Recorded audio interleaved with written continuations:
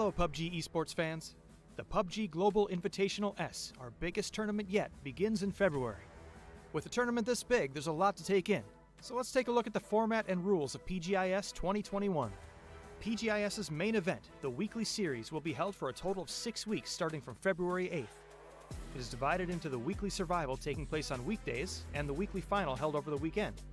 Unlike the previous global tournaments, points are not accumulated week over week, giving every team the same fighting chance each week. Weekly survival features 16 matches held across 3 weekdays. The goal for teams is simple: win a single chicken dinner. Once you win, you stop playing and move on to the weekly final. The next team on the waitlist takes your place and a new match begins. This list is determined by ranked decision matches to decide the order our 32 teams participate. These 24 deciding matches take place over 3 days starting from February 5th and will divide our teams into 4 different groups. The top 16 teams from these groups face off in the weekly survival matches first. The weekly final is more like the PUBG Esports you're used to. 10 matches are held across 2 days, and points the teams earn are added up to decide their final ranking for the week. The 16 teams that played in the weekly final get the first shot at next week's weekly survival, and the remaining 16 teams decide their placement on the waitlist during a bottom 16 match held every Saturday, before the weekly final. From there, the cycle continues throughout the tournament. One of the big differences with PGI.S is that instead of receiving prize money based on your final rank is determined by how much prize money you've won. We're awarding prize money every week, and the team who has collected the most at the end will be crowned our PGI.S champion. Here's how it breaks down. The first 8 teams to win a weekly survival match each week take home an automatic cash prize, earning more the sooner they win. From there, the winners of the weekly finals tournament get an even bigger cash prize. The first place prize being $25,000 on week 1, and growing to an astounding $500,000 by week 6, giving teams lots of opportunity to catch up and claim the title. Winning isn't the only way teams are earning cash though. 30% of the total profit made from PGI.S item sales goes back to participating teams. This money will be distributed based on the percentage of money each team won in the tournament, with bigger rewards for the higher performing teams. So, not only do you get cool skins and voting coupons to earn even more cool skins, but you're also helping your favorite teams bring home more well-deserved prize money. Win-win! That about wraps up our overview of the PUBG Global Invitational.S. Initial ranking decisions happen on February 5th, and the first official matches kick off on February 8th. So be sure to tune in, pick your winners, and cheer on your favorite teams across 8 weeks of intense PUBG action.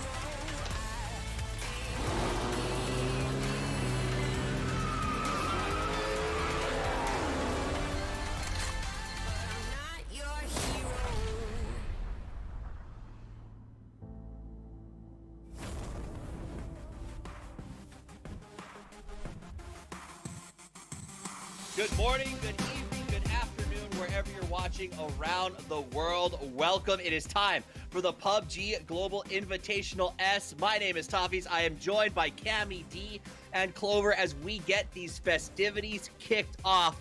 Before we get to the nitty-gritty, guys, I want to welcome you to the desk of the biggest show in PUBG. Cameron Davis, you've been doing this since 2017. Here we are in 2021 with a world championship in the offing. How's it feel?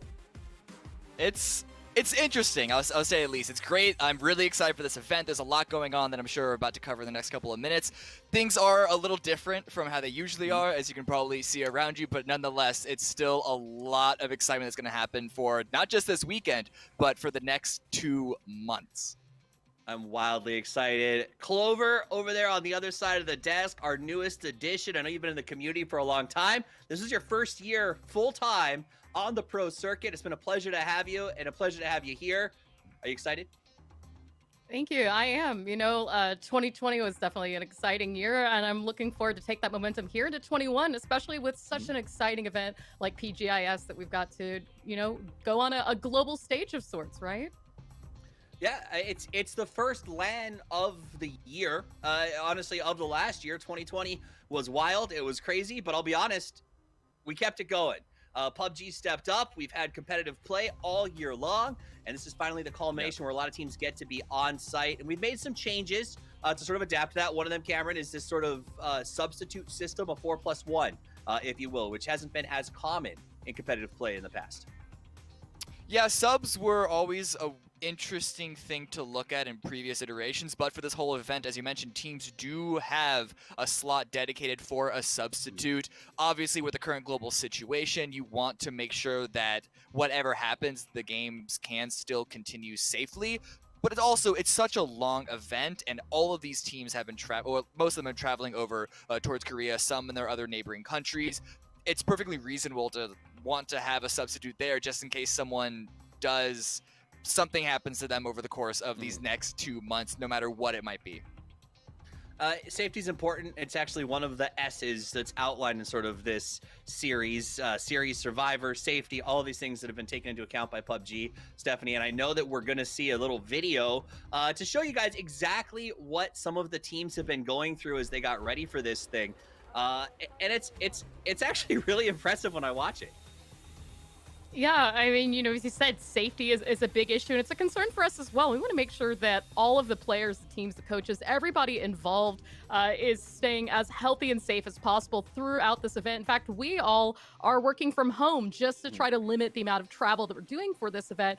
And of course, for those of you guys who've been following on social media, your favorite teams and players, you've seen that they've been making the most of that situation and having fun with it along the way. But of course, hygiene and safety, very important.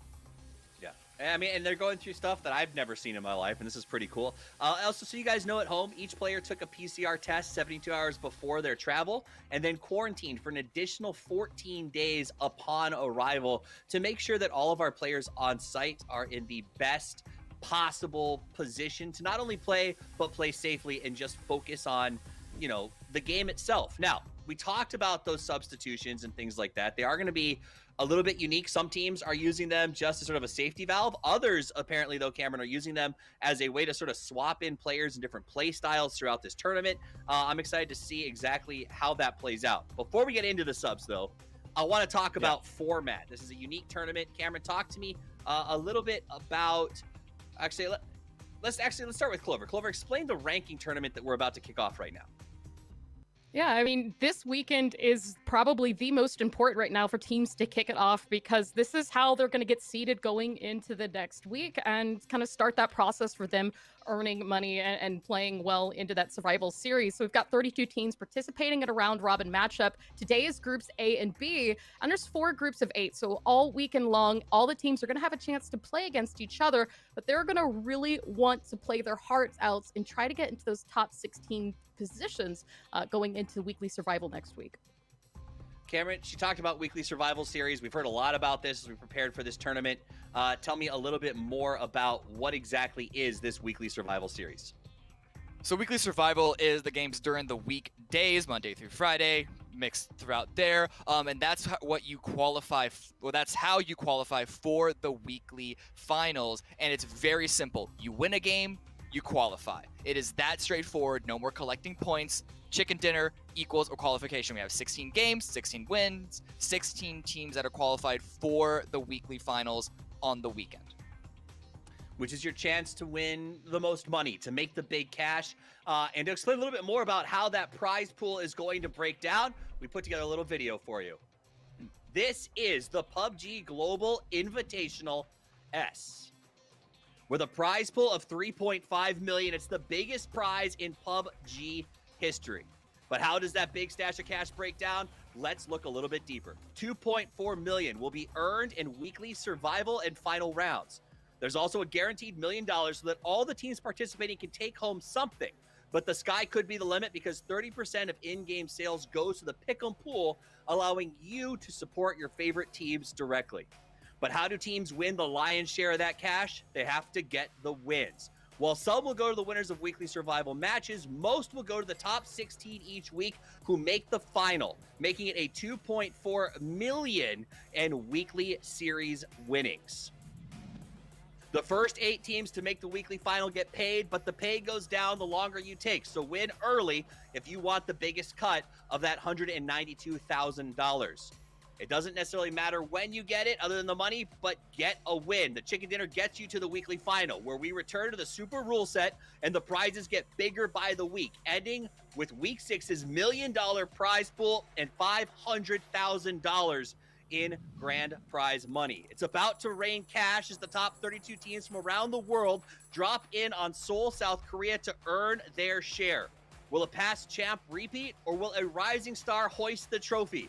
All we know is that sitting in these lobbies is the next PUBG world champion.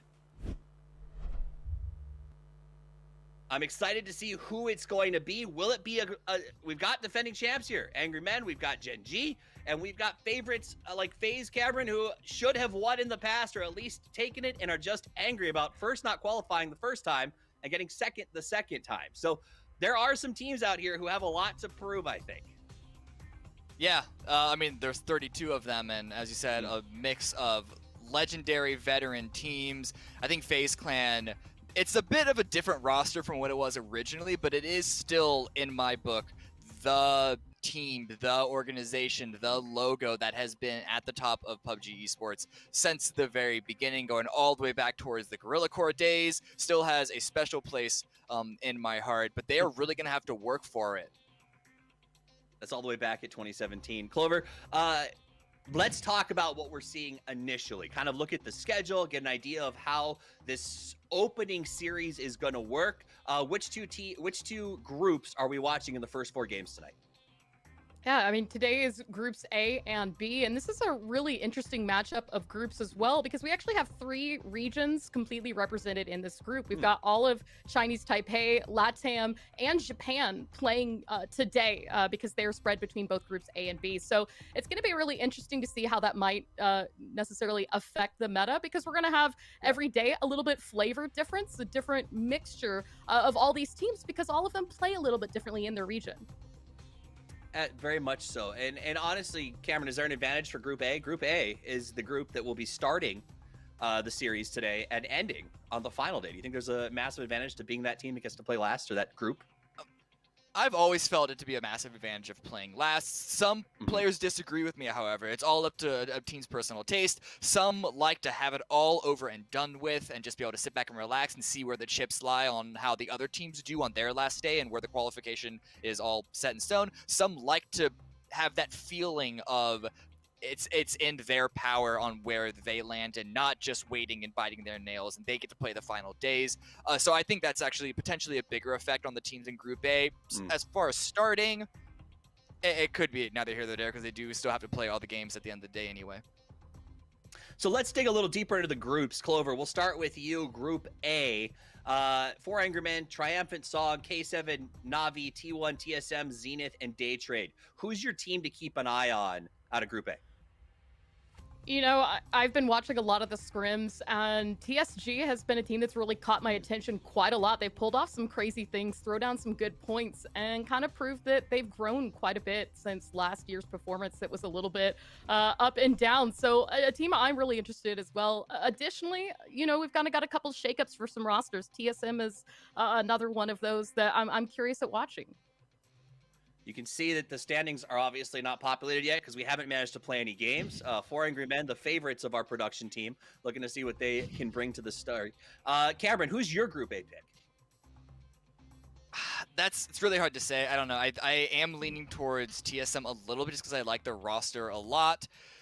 But a big factor is that they are playing with a sub still. We talked about the 4+1 already, and TSM are not the only teams that are already utilizing it. But having their sub Wookie Bookie played in because they still don't have their entire roster in Korea could be a big factor. However, this is a squad of fraggers. They're not necessarily a squad of players who it's all about the chemistry necessarily. It's more just throw them out into the field and see what fireworks happen. Yeah, I said pick. I think you picked the team to keep an eye on. We'll see how they do. Feck's not here. Neither is Dofos, their manager slash pseudo coach. So that is going to be a unique challenge for them to face. We got 4 games going on today.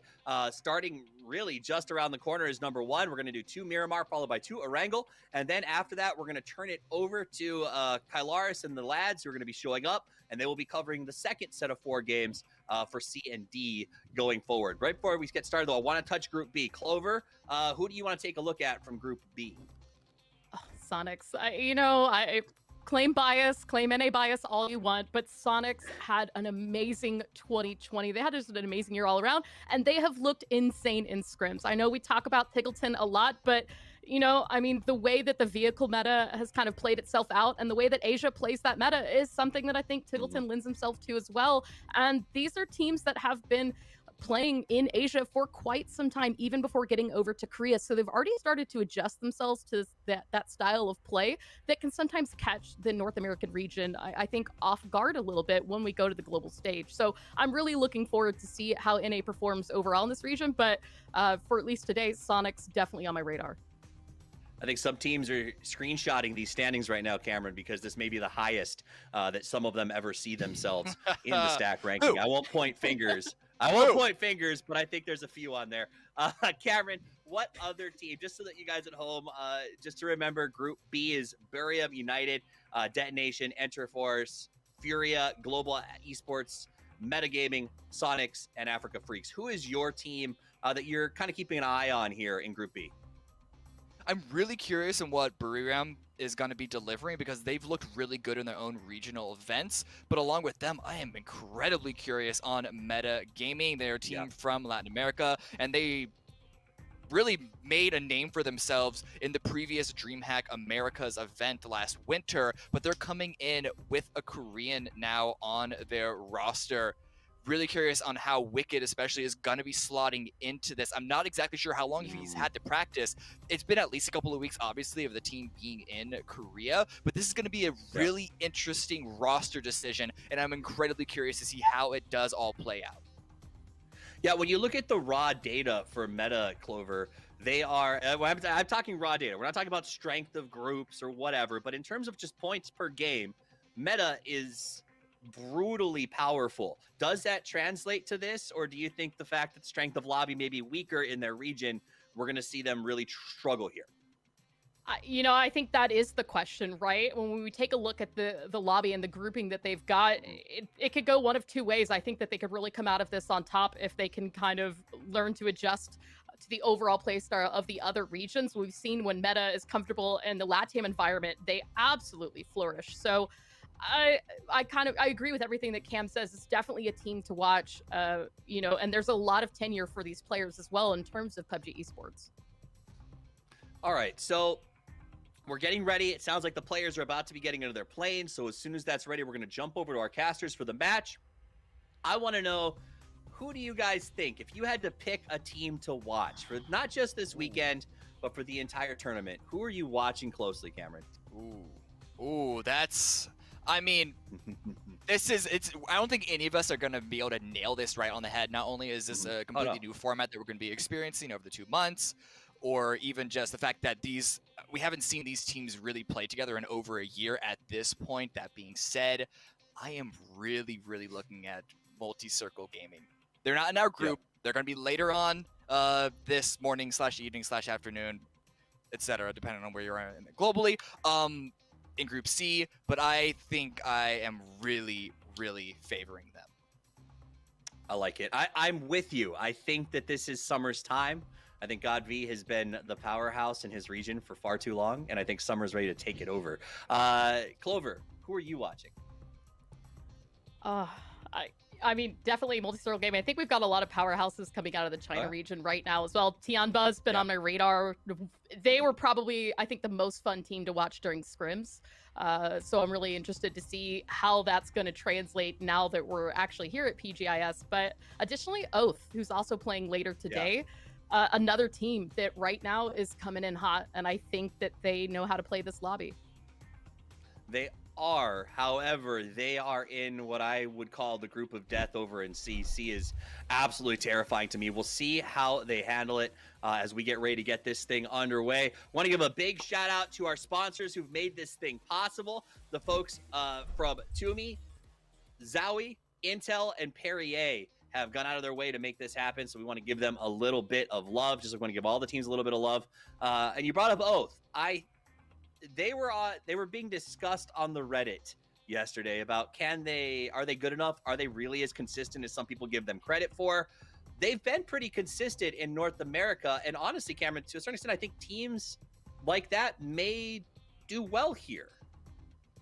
I think more important than that, more important than consistency, is just raw firepower. And even when they weren't winning their events in North America, they won Charity Showdown and then got a lot of decent placements, but didn't get that win until DreamHack at Winter again. Even without those victories, we have still consistently said that they are probably the most, if not officially, the most stacked team in terms of raw firepower. And when there were 32 teams of all different regions, all clashing metas, I mean, just diluting it down to the bare essentials of being able to kill your opponents is number one. Absolutely. And I do think that we're going to see some teams really step out. Now, we haven't talked much about the European teams, Clover. There's a little NA bias to start the show. We'll just put that out there. That's where we've all worked the last 2 years of our life. That said, there is a bit of a redemption story for a team like FaZe. Yes, it is not the same roster that was competing to get into the very first, international events. That said, as a brand, FaZe is globally recognized, has incredibly high expectations. They didn't make it to the first one. They got second, which I know made them very unhappy, in the second one. Is this their time? Do they now have what it takes in the powerhouse of a team that they put together? I think so. We were all talking as a group prior, and I think the conversation was that FaZe absolutely dominates on LAN, and this is a great way for them to start out the year. Not only through that, when you get that close to the top, I think it just takes a little bit more motivation to push you just that much further forward, and we've seen that momentum still carry them through this. So if FaZe can adjust to the play styles of all the different regions coming together, I think no doubt they have a huge chance to take this, but we're definitely going to need to see a little bit more, I think, consistency in their late game. FaZe keeps 4 up past the mid game. We almost always see them dominate. So that's what I'm kind of looking for, and hopefully, good things from them, as you said, that redemption story. It would be nice to see.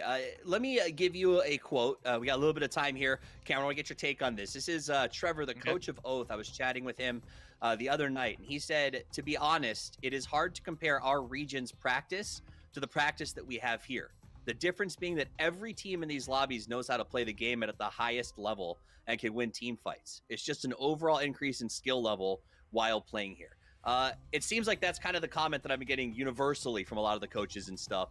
How does that impact a team? When you come in here from really even a strong region like China or Europe, not to say the others aren't, but that is just brutally known for how strong their teams are, when every team of the 32 has the potential to win. I mean, it definitely makes things harder. That's the whole point of these competitions, to really see who is the best, not just the best, but the best of the best, with the understanding that everyone here is the best from their own respective regions. And that's why I think it's really cool that we get to see this entire 2-month-long process, because in this case, the cream really will rise to the top. There is so much money on the line on that final weekend alone. And at that point, these teams have had not only the amount of scrims they've had before now through quarantine, but then over a month and a half before that point, that we really will see who can thrive and which of these best teams is just a single one-off fluke. Yeah, that's it's going to be a lot of action happening between now and then. and it really will be the best teams that will maintain themselves at the high level. Another topic to go along with that, besides the fact that it's just a ton of really good teams, Clover, is the fact that this is the first time that we've probably seen a lot of these players back together in person. A good example of this is the Sonics, right? They finally got Luke off of his crazy ping that he's been playing off for the last year. Everyone's in one location. I'm sorry, that's SDK. But Tingleton and the boys are all sitting together. I know FaZe Clan even mentioned this is the first time that we've been together, and this has been good for the team. How big an impact does that have, do you think, on the teams that are here? And is it a disadvantage because there are teams that are still playing remotely? You know, I think that there's going to be definitely advantages for some of these teams on LAN.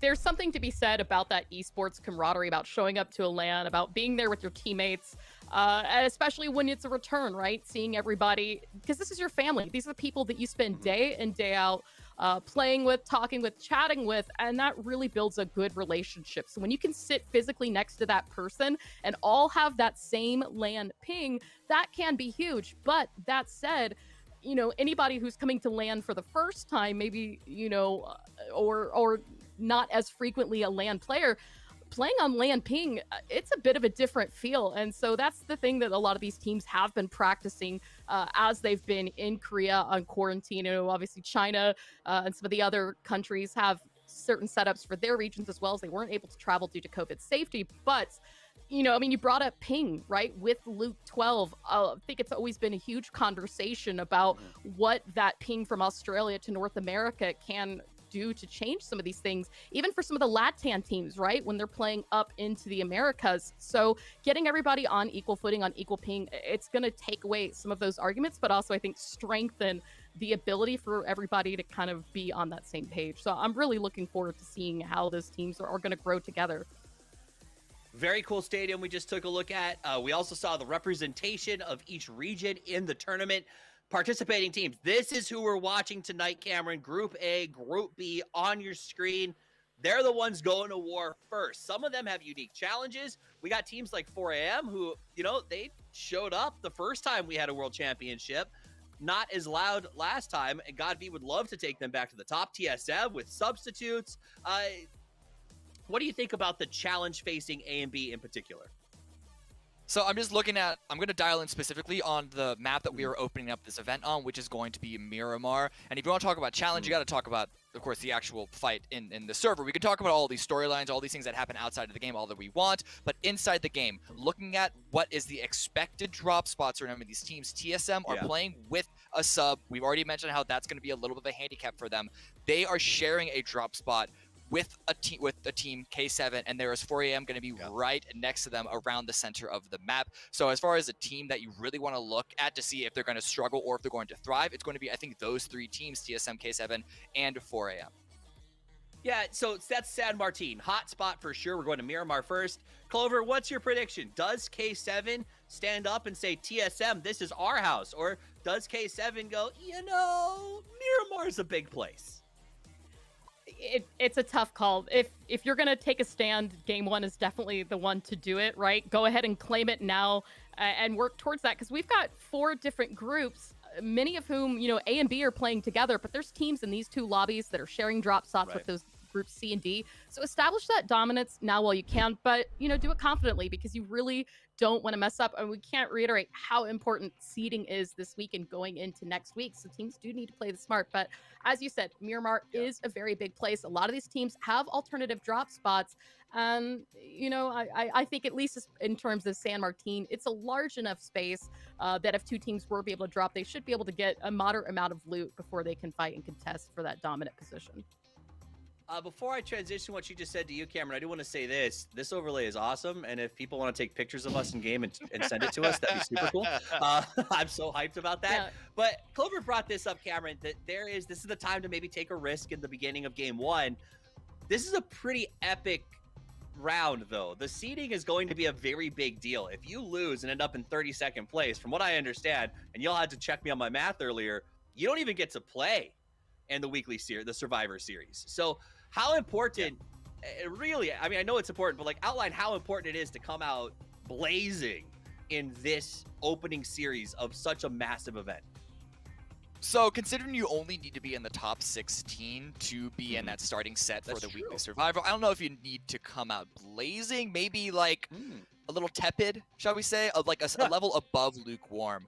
But yeah, if you are not in the top 16, and especially once you go down towards the 20s and past that in placements, it can be a bit of an issue because the lower you are on this rank placement at the beginning, the fewer opportunities you have to qualify for the weekly finals. And if you are not in the weekly finals, you do play another reseeding process on the weekend, but you need to deliver there to still be in line for next week's weekly finals. So it really can snowball outside of your control. This series that we're playing this weekend, this round robin between all these 4 groups, it will not be the end all of where these teams are going to be at heading into the middle of the tournament, towards the end of the tournament, but it can be the beginning of a really good run or a very big struggle that they have to crawl themselves back outside from. That makes perfect sense. So our team's going to go for that full send, if you will. As you explain that tepid water, I had a mental image of like my kids when they take a bath, right? Griffin tests it, makes sure everything's safe. He wants to make sure it's going to be okay to jump in. Phoenix just dives into the water, and I have to make sure it's not crazy because he'll burn himself. Like, I think that's what we see, Clover, is some teams, like I predict the Sonics, for instance, will come out of this thing, and probably Meta and a few others are going to come out game 1 looking to make a bold statement, whereas, teams like Oath or Liquid, I would expect them to play a little slower, a little more careful, a little more intellectual PUBG.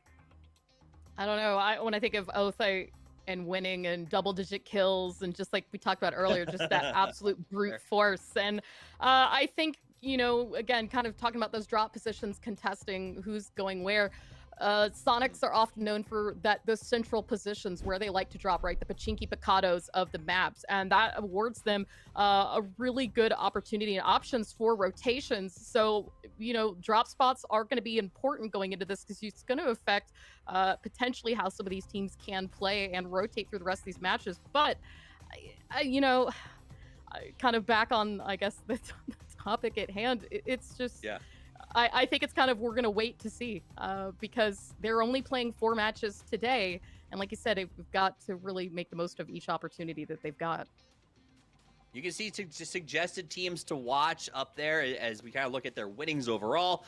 Domination coming out of North America has been the Sonics camera. We've already talked about them quite a bit. You heard us talk about TSG as well. 2 teams to definitely keep your eye on. On the opposite side of that, teams that don't get a lot of love, but both of them are playing here in Group B, are the teams out of Japan, Enterforce and Detonation Gaming White.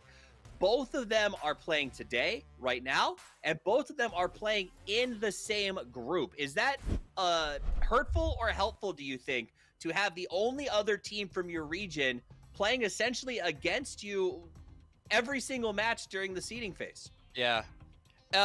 Barring any sort of rivalry and any sort of specific unique interactions between those 2 teams, I think it does actually help you because that is still going to be a consistent team that you are going to be more familiar with. Again, that's going to be a little diluted because these teams have been scrimming against each other so much these past couple of weeks. But again, that sort of familiarity, that brotherhood, sisterhood, whatever you want to call it, for those teams, not just Japan, but also from Latin America, who are both also in the same group, Group B, that's going to be at least a little bit of something to rely on. Clover, talking about these players to watch in the top 3. Well, I just want to say I think that's the nicest that Tiggleton's hair has ever looked. So, kudos to him. But, it is so hard not to have that NA bias here as NA casters. But not only of our experience with casting the NA region, I mean, Tiggleton is just on another level. When you look at global stats from 2020 and overall, Tiggleton leads by far in quite a lot of the categories, if not most of them. And I think that's going to be a strength that carries on to a lot of the players there for Sonics. But again, TSG, another team, I've talked about earlier, they were looking really confident in scrims. They were looking confident approaching most of the teams in all the regions. I think it's going to be another one to watch out for. So really... we're not going to know until we start, right? We can't completely hold scrims up against the way that these teams are playing because teams are trying things out in scrims. They're taking risks and chances. They're kind of poking and prodding. They're trying to get their feet on the ground here. And a lot of those scrims lobbies have been a completely different mix-up than the way that they're going to play out this weekend. But at the same time, scrims do give us a really good idea of what we can potentially expect going forward. So different ways of play, Cameron. Clover touched on that. Let's dig a little bit deeper. Something that's coming up with this 4+1 roster system that we've been seeing is some teams, like we said, are kind of using it the old-fashioned way, just having a backup just in case, or someone like Wookie can step in for Fex, who's had issues traveling. Yeah. Other teams like Tianba, rumors are they're approaching this as sort of movable pieces on a chessboard. The idea that they can swap players in and out basically on how they're doing that week in training, or maybe there are players like, remember the old days of Liquid when you would sort of see Samty jettisoned out the back of a push and he would go get to the end game or try to get himself deeper for points. It seems like some of these teams are looking at making switches based on the format because they're very different throughout the course of the week. Do you think that's something we're going to see increase as other teams see it working or not working? Like, what's your take on this? I think it's going to be unique to each team, and I think it could either increase or decrease individually, depending on how they like the results of having such a fluid roster. The Chinese teams especially, historically, they've had some really, really deep rosters. It's not like, in fact, there were some of these teams coming from China that their rosters at previous points in history have looked twice this size. They've had to make some cuts to come over here towards PGI.S compared to some North American teams and EU teams that have intentionally had to pick someone up to fill that 5th slot. I don't think it's going to be something that gets defined globally, as it were, across the entire event. It is going to be unique to each team because a lot of these regions, they do approach the game differently. In the West compared to the East, I think it's a pretty fair generalization to say that in the East, it's very much these moving parts just slot in the best fragger at the moment. But in the West, EU and NA, especially, it is a lot more about the chemistry of those 4 units combined and trying to be greater than just the sum of their parts. Interesting. I like that. Clover, let's move on to some home field advantage. Last time we got together for World Championship, we were in Oakland. And I think we can all agree that did absolutely nothing for North American teams in terms of home field advantage. Do you think that the Korean teams here, especially during such a unique and difficult time in terms of the world environment, will have an advantage because they're playing on their home turf? I think that the extended time that most of the teams and players have had, not only for quarantine, but to boot camp and preparation for this event, should hopefully put everybody on even ground and, maybe not give Korea that home field advantage, right? Everybody should have time to get settled in. But, on the flip side of that, I think that the Asia teams in general might have a home field advantage in that overall, a lot of these teams have had more experience playing in or around each other throughout the year, whereas in a LATAM EU coming in oftentimes are a little bit more segregated in their own regions, and these global stages are the only chances that they oftentimes get to play together at that level, aside from just VPNing over and doing scrims, which we've been seeing the NA and EU regions doing more of to try to get that experience against some of these Asia teams. You got to respect that. And Cameron, Clover alluded to this, but the PCS scene in the East has been very different than the West. It's a tapestry to a certain extent. You have to sort of qualify to the PCS Asia, go through your own personal regions, and all these teams kind of weave and dance around each other, and they don't always get to see each other. So do you agree, is there a massive advantage to that sort of format leading up to this? There is, but I think more so than anything else, the teams that aren't traveling are not living in a different country. They're not living in a different culture. Food is so important. You saw on Twitter all of these teams from North America wanting a burger. Imagine doing that for 2 entire months. All right, well, the game is getting underway. A big shout out again to Intel, Toomey, Zowie, and Perrier for making this possible. And let's go to the 2 voices who will be bringing us the match. It is Matchroom and Porosaurus. Gentlemen, take it away. Thank you, Toffees, Cam, and Clover. We're getting everything up and in the air, but I just want to give another follow-up shout-out to PGI.S being presented by Intel, where not just gaming happens, but all of PGI.S. We have a global event going on as we're all spread across the world and couldn't do it without them. Poro, it's game time. It is indeed, and my God, it's been a year, and we're starting off with a hot drop, baby. Burry Ram and TSG, let's go. Instantly coming through. Quick drop's going to be coming out of that. We can see Uzi's coming out. They can make the play around the outside of this. Gets a quick shot back over towards it. Got to look back over towards his left. Not going to spot it out. A quick pickup back on the other side of this, but you can see Burry Ram already in a little bit of trouble. 2 members down to TSG's 1. with a nice firm angle looking back over there. TSG does have control over the situation and really does have a lot of them pincered back behind this. So Burry Rom trying to find an angle out from this position. Not going to find it just quite yet, but everything's starting to slow down just a touch, Poro. My man out there popping people with the Car 98. Volley Bear going to try to take a few shots, not going to land anything right now. Burry Rom just holding corners right now. Looks like TSG is going to go ahead and flush this one out. But that's a 2-1 trade so far. We'll see if TSG can maybe do a little bit of rallying here, because Burry Rom, they're just kind of staying there holding their corners while the TSG guys go about their business. Old school PUBG tactics right there. If you guys remember back in the day, Burry Rom essentially bringing out the bathroom strats, but just leading into the hallway, even got the shotguns prepped and ready to go.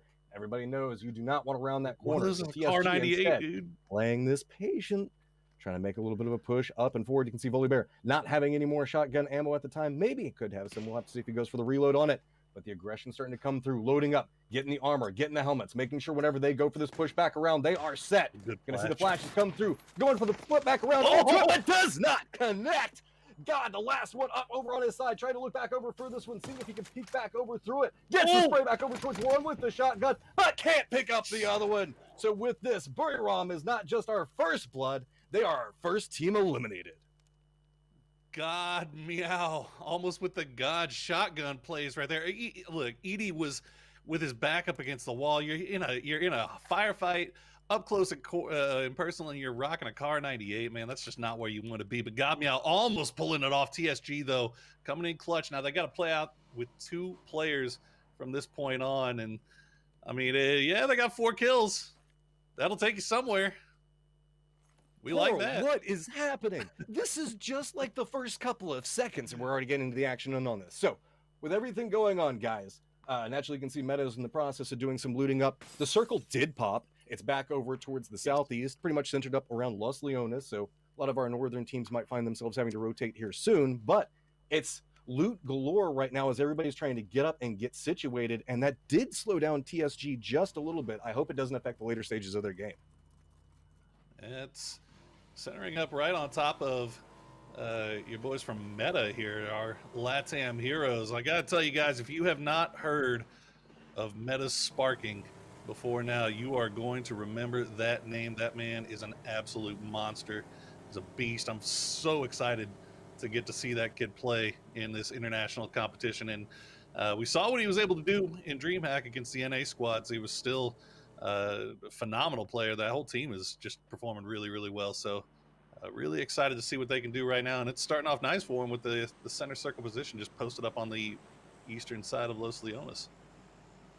And so much advantage positioning based off of this. They can see a lot of what's going to be going on. Long range shots. They're going to be able to hold a lot of territory control. They do have a Freak of Freaks that's kind of creeping up back over towards them. Meanwhile, Sonics, you heard the analyst desk giving a little bit of information about what's going on. If this is your first time tuning into PUBG on a global scale, get ready. You're in for a treat because these guys are already set up to bring it.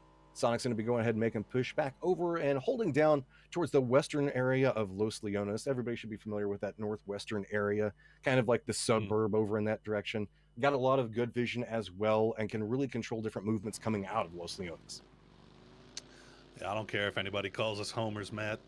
I really don't. Sonics, you put up the type of numbers that Tiggleton put up in PCS2 and PCS3. You come into this thing as a favorite. I don't care who you are. You got 51 kills in one split, 54 in the next, and over 11k damage by himself in 2 splits. Nobody in the world comes close to those numbers. So you call me a homer all you want, Chad. I don't care. That man is a beast. Meanwhile, I'm super excited about TSM, man. I was really excited to get to see Fex play. I mean, arguably one of the best players in Europe. I think it's a very good argument that Fex might have been the best player in Europe in 2020, and it sucks to see him not be able to get here with the TSM boys right now. But I think Wookie is about the best plug and play you're possibly going to get for that team. I mean, a historic player. He's been around for so long. See rotations coming in right now. Navi making a very long rotation back over towards the south to make sure to try to get a little bit more safety. Meanwhile, just more direct routes happening back over towards the north. We did get some action to start off everything, but remember, guys, this is Miramar, so it's going to slow down for just a second. Most of these teams are going to avoid trying to go back into Los Leones because it is a hell of a thing to try to leave that location, specifically with the amount of teams that are camped around the outside of it. It's just kind of a death trap, so don't be surprised if you see a lot of these teams doing small, kind of dimmy skirmishes along the sides of this, taking a couple of shots at each other and just trying to control the territory around them. I like seeing this from Furia right off the bat, hanging out on the edges here, doing some good scouting, doing their due diligence, keeping with their fundamentals, staying disciplined, and not trying to overextend past what they can see. Meanwhile, Navi, it's been a slow year for Navi. It was a slow year last year for Navi. 9th, 7th, and 6th throughout all the PCS. Not the Navi that we were accustomed to seeing in 2019, 2018 even. But well, it's also kind of a slow rotation coming out from them. I mean, they're playing edge. Almost all the other teams are kind of leaned back over towards center right now. You can see 4AM not even content staying out in their position. They're wanting to make a little bit more of a push back in towards it. And I'm kind of curious. Whenever we're looking at this lobby, we haven't been seeing the potential for a lot of edge play. We figured that there was going to be a lot of center action going on. But with Los Leones being in the center, you can see Navi making a little bit of being one of the few teams that's opting to playing back out inside of this and seeing if maybe they can catch somebody in rotations coming up. That's a scary man right there to be hunting you down the tab. Gonna spot him out, take the shots, gonna get the knock. Yes, he will. Easy peasy. Rusty Zera done and flushed. And now the question is, what is Furia gonna do? Are they gonna turn around and try to take this? Nope. They're just gonna keep on keeping on. Furia, one of the few teams next to the position on them. Also do note that we do have Day that's back over towards the south of this that do hear what's going on, but doesn't look like they want to participate just too much quite yet. There's a lot of 2-2 splits that are going on around the map, so our late rotating teams could find themselves with a little bit of trouble as they could have a gauntlet to deal with. But that being said, the southern area where we're seeing rotations happening at right now with Furia, it's kind of the more open area, so we haven't seen too much just quite yet coming out from that. Do note central positions whenever we're looking at that could be a problem for them. We're going to be looking back just to the south of them where we see Day playing at, and T1 back over towards the east. Naturally, Navi coming in back over from the west as well. Towards the northern corridors of Los Leones, it's kind of calmed down a little bit, as you can see TSG kind of taking the scenic route in. They're kind of playing back over towards that eastern road, making the drive, catching the sights, seeing the island, seeing everything comes through, and no team's really around them as they're crossing back around Impala, and the closest team to them is going to be DGW, which is going to be back on, kind of playing the fields that are to the west of Impala. A lot of bets being placed all across the map right now. Everybody's hoping that Circle 2 will cut their way. You see a number of teams thinking that it might cut south, maybe over towards that Los Leones area, which it has been doing lately. But by far, more teams hanging out in that Bendita area and spots in between. You can see everybody very spread out, trying to take up as much real estate as possible, gain as much information as possible, trying to figure out where they are going to go next should the circle not favor them. So a little bit slow off the bat, but it's kind of what you would expect here in the early game, hot drops notwithstanding. Oh, another circle going to pop, and it's going to be to the east of Los Leones. Our teams that are kind of playing back over towards the edge, and the suburbs of Los Leones we were talking about just a second ago, going to find themselves with a little bit of control to work with. So with this now, we have to be a little bit careful as we start to see shifts coming back in towards the eastern area. That means that everybody's going to have to condense down. Those 2-2 splits that we saw were a big factor a second ago could be a touch more problematic, as teams now going to have to regroup or opt into just complete dominance and try to make sure that they assert control on anybody that's rotating next to their position. Yeah, Meta in a very, admirable position and enviable position being in the middle, but they are in that 2-2 split with some real estate in between them. We'll have to see how they decide to play that here in circle number 2. Meanwhile, K7 making their way through TSM. Looks like Ira gonna hear the vehicles pass by, but he knows a freak is in that compound. He doesn't want to take the shots just yet, give his position up and overexpose himself. But the rest of the boys starting to show up, and this could turn into a TSM push here shortly. Back over to the southwest, we were talking about this a second ago. There was the potential for this brewing up. You can see Day Trade looking back over. They're very aware rotations coming in next to them. Trying to keep an eye back over towards Fury. Spray is going to come through. But it's going to be on the other side of it that they find the connecting shot to get the down. And that should be an easy flush coming out from this one, as it's just going to be a collapse coming back from Furia. Go ahead and pick themselves up a nice, easy kill point. Back over on the other side of this, you can see Sonics trying to get a little bit of high ground, looking back to control this area and make sure that anybody that approaches is going to have a hell of a time trying to make their ride up here. Yeah, I like this from Sonics on foot, not trying to make any rotations through the vehicles, or at least going further than they really have the vision for. So they're just kind of setting up for this fight with K7, taking a few shots over the top. This is a good position for them to be in. They do have to worry a little bit about Gex, who's still hanging out in that northern side of Los Leones that might make their way up here. But for now, Sonics controlling a large amount of territory. Can pretty much take shots at whatever they really want to right now, but it looks like they're just going to go ahead and make their move for the next spot they want to play. Just going to go ahead and send it past. Yeah, I like this. Go ahead and leave K7 holding in position. Go for a little bit stronger of a centralized point off of this. Couple of shots are going to connect to him, but you're going to see nice little bit of repositioning coming through. Going to have to be careful based off of this, as they do have Gex that's coming in back behind them, as well as Metagaming that was trying to hold down the high ground beforehand. Yeah, It's definitely a little bit more on the risky side on that rotation, but I think Sonics knows their lines well enough. They played the LOS to keep out a thing, and looks like they're going to go for a little bit of a split here, keeping control of that high ground. And while we're here, we want to make sure you get your codes in. I know everybody's excited about the codes, so here's your code: SJPDWJAQAJYM. Going to be giving the codes away during the game, so make sure you are watching and listening and have your PUBG open so you can get all those sweet coops. Speaking of looking to get a little bit of glory here, it looks like Fury is going to opt into glory being the better part of retreating right now, as Zenith does find an angle back over towards him, gets a couple of shots to hurry them out of this position to allow them to have a little bit more control back over towards the south.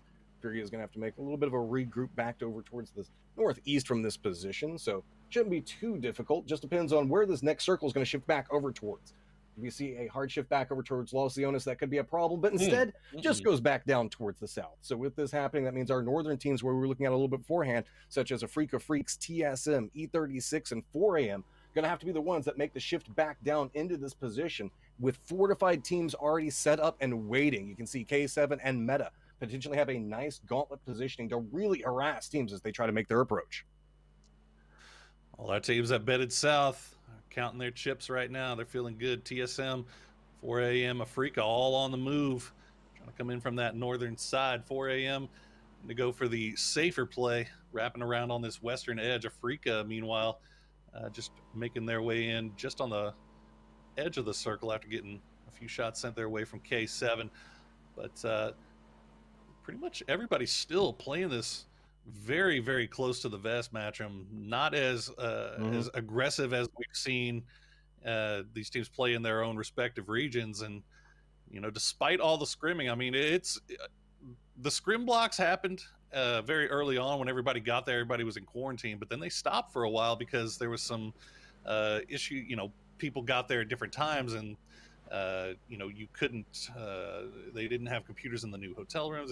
So basically scrims kind of shut down for a little bit. So, you know, it's still some maybe uncertainty in some of these lobbies as far as where people are going to want to go early on. There's also the fact that how important this group stage is. You know, the desk was talking about it a second ago. It's just going to lay out the potential for the week, and you want to come in and you want to set yourself up for success, specifically as early as possible. So you see a lot of these teams are opting into a little bit more of a passive strategy right now. Like not normal aggression. Like sometimes we'll see some of these teams try to assert a lot more dominance on the area around them and really push teams if they get too close to them. This time around, it feels like everybody's like, okay, let's get a feel for what's happening, and kind of like what you were talking about. Not everybody's had a chance to get a feel for how every team is going to play this one out. So instead, caution being a key factor inside of this game to get a read for what's going on into it. All of our teams have managed to make their way into the zone. Really, it's just E36 and DGW finding themselves in a little bit of a spot on the outside of this. Good spray is going to come back over there. Doesn't get the down back over towards it just quite yet, but Detonation's trying to hold the line. Finally gets one of them down. It's going to be Pure Boy that gets down and flushed quite quickly, but a return not going to come back on the other side of it. Isn't this always the way? Only 2 teams from Japan, and of course they run right into each other. Just seems like this happens every time we have an international event. We'll see who comes out on top. This time, Detonation Gaming White.